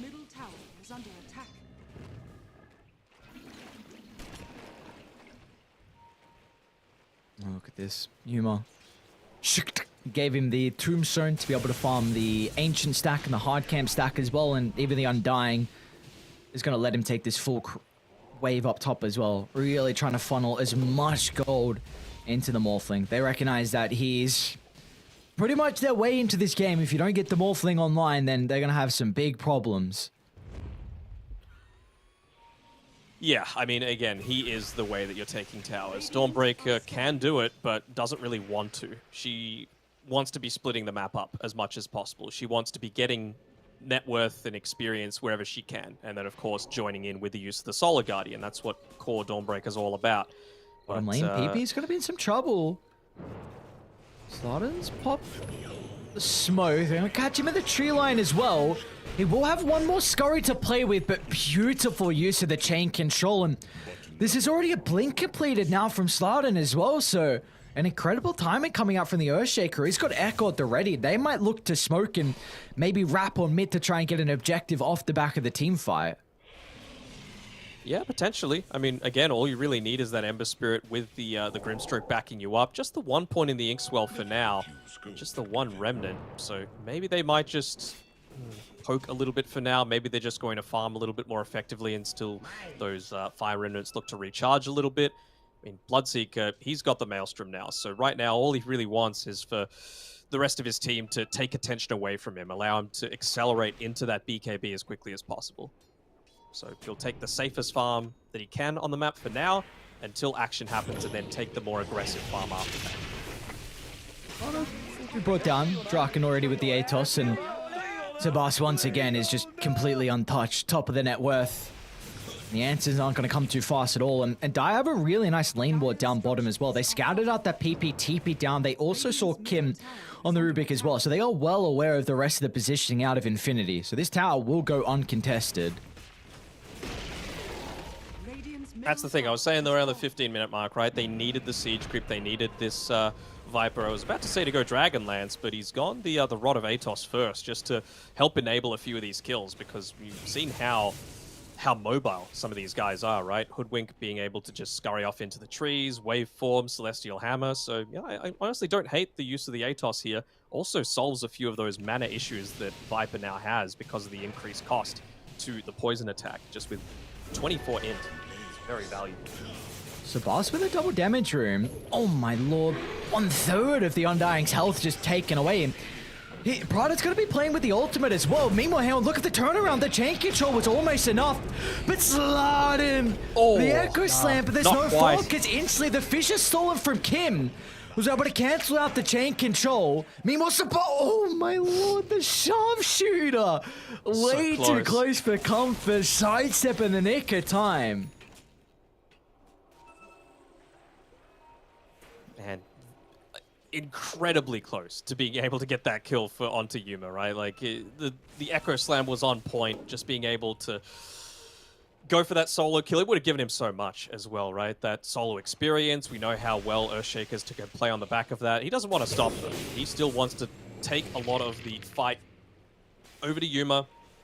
He feels like Sebas as well as Katsu, with the use of that Inkswell, are going to be able to find some of these early-ish pickoffs. So they're just going to be following as a trio, moving around the map as much as they can. Might even be all four of them. And it's only an Undying for now, but I feel like Draken's very happy to pick that one up for himself. Radiant's top tower is under attack. I'm trying to see if Infinity are in a position where they can maybe take a fight with the Fissure stolen on Ruby, because I think this is like the prime ability you're looking to take in a game like this. Sure, there's maybe some other ones that look really nice, but early on for them to be able to play with the Hoodwink, because this is really, that's a combo that we saw in them last game. The Hoodwink and the Earthshaker, Fissure into Sharpshooter in the burst, so maybe they can look to play around with that in some of the side lanes, or maybe they even feel a little bit more confident to take a I think they're just trying to help Yuma up here. Like they've got the ulti on the Dawnbreaker to be able to join at any time, right? And Rubik is just playing behind, baiting out if they were to look to dive really deep,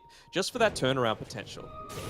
So Kim going to consistently be on the left-hand side. It's unfortunate that the Undying ends up going down and even able to get the tombstone down, fight, which will be dealt though. with. Mariano's in. They'll get the kill onto the Earthshaker.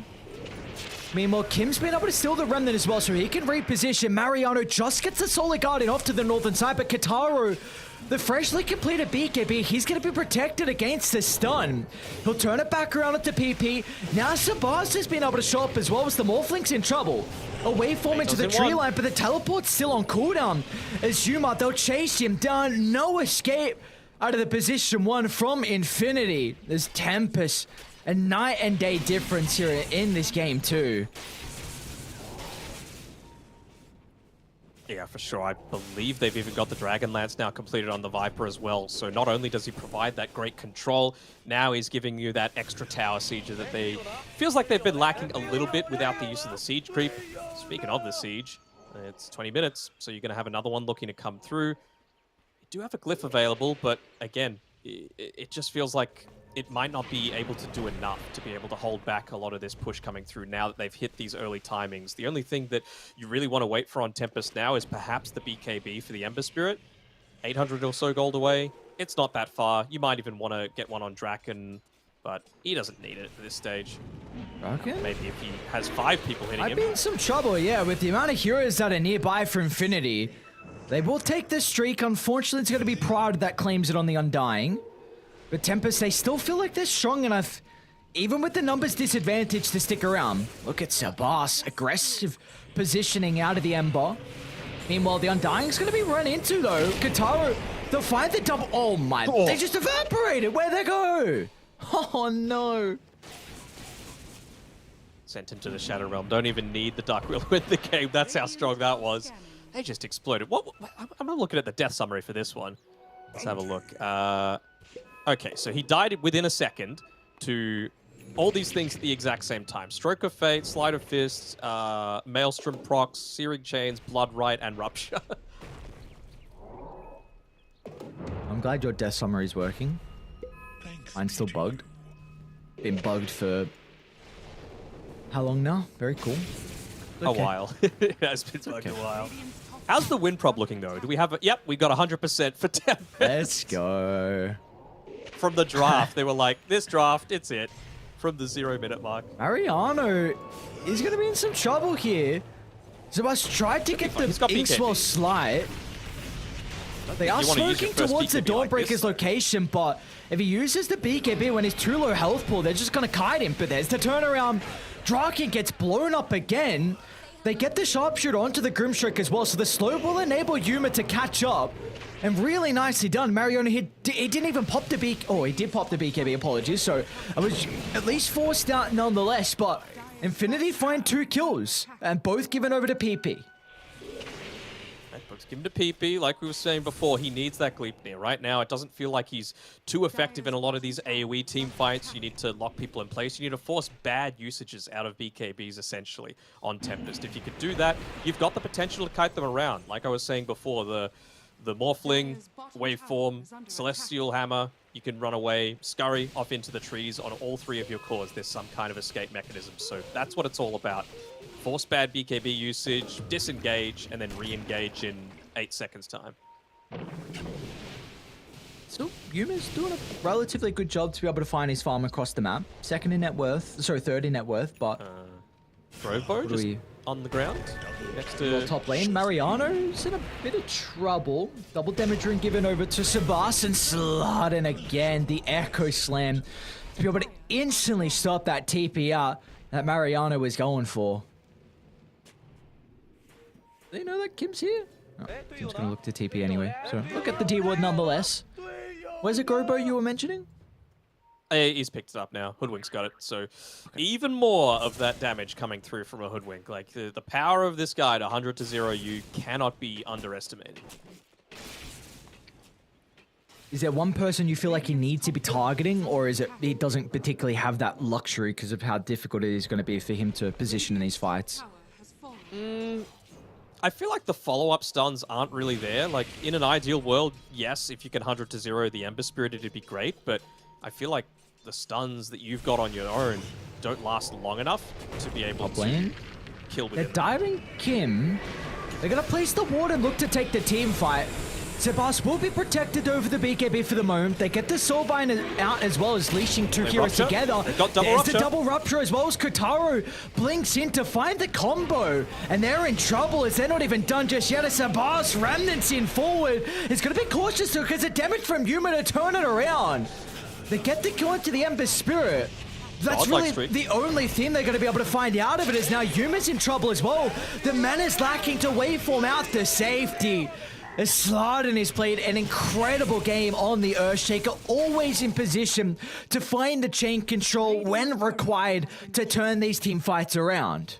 the power of a Grandmaster Earthshaker, you know, knowing how to play around the limits. And that was one of those first fights that I've seen where the mana change cost to the attribute shift meant that with the 20 mana per second, didn't have enough to be able to get that waveform off to safety. Obviously, he would have died anyway if he just stood there and didn't start shifting, but it's one of those things that it's a reflex, right? You just think, all right, I'm going to do this, and then I'm going to be able to get away, but not anymore.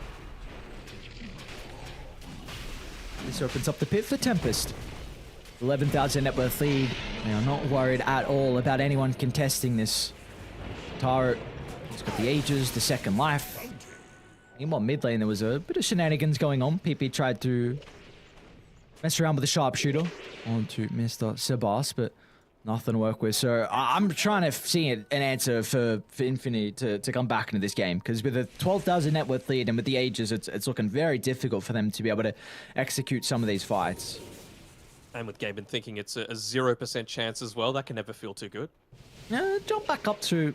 I did the same thing last game. Somehow it jumped back up after one fight to 16, and then it's back down to 0. So thank you, Gaben. Appreciate it.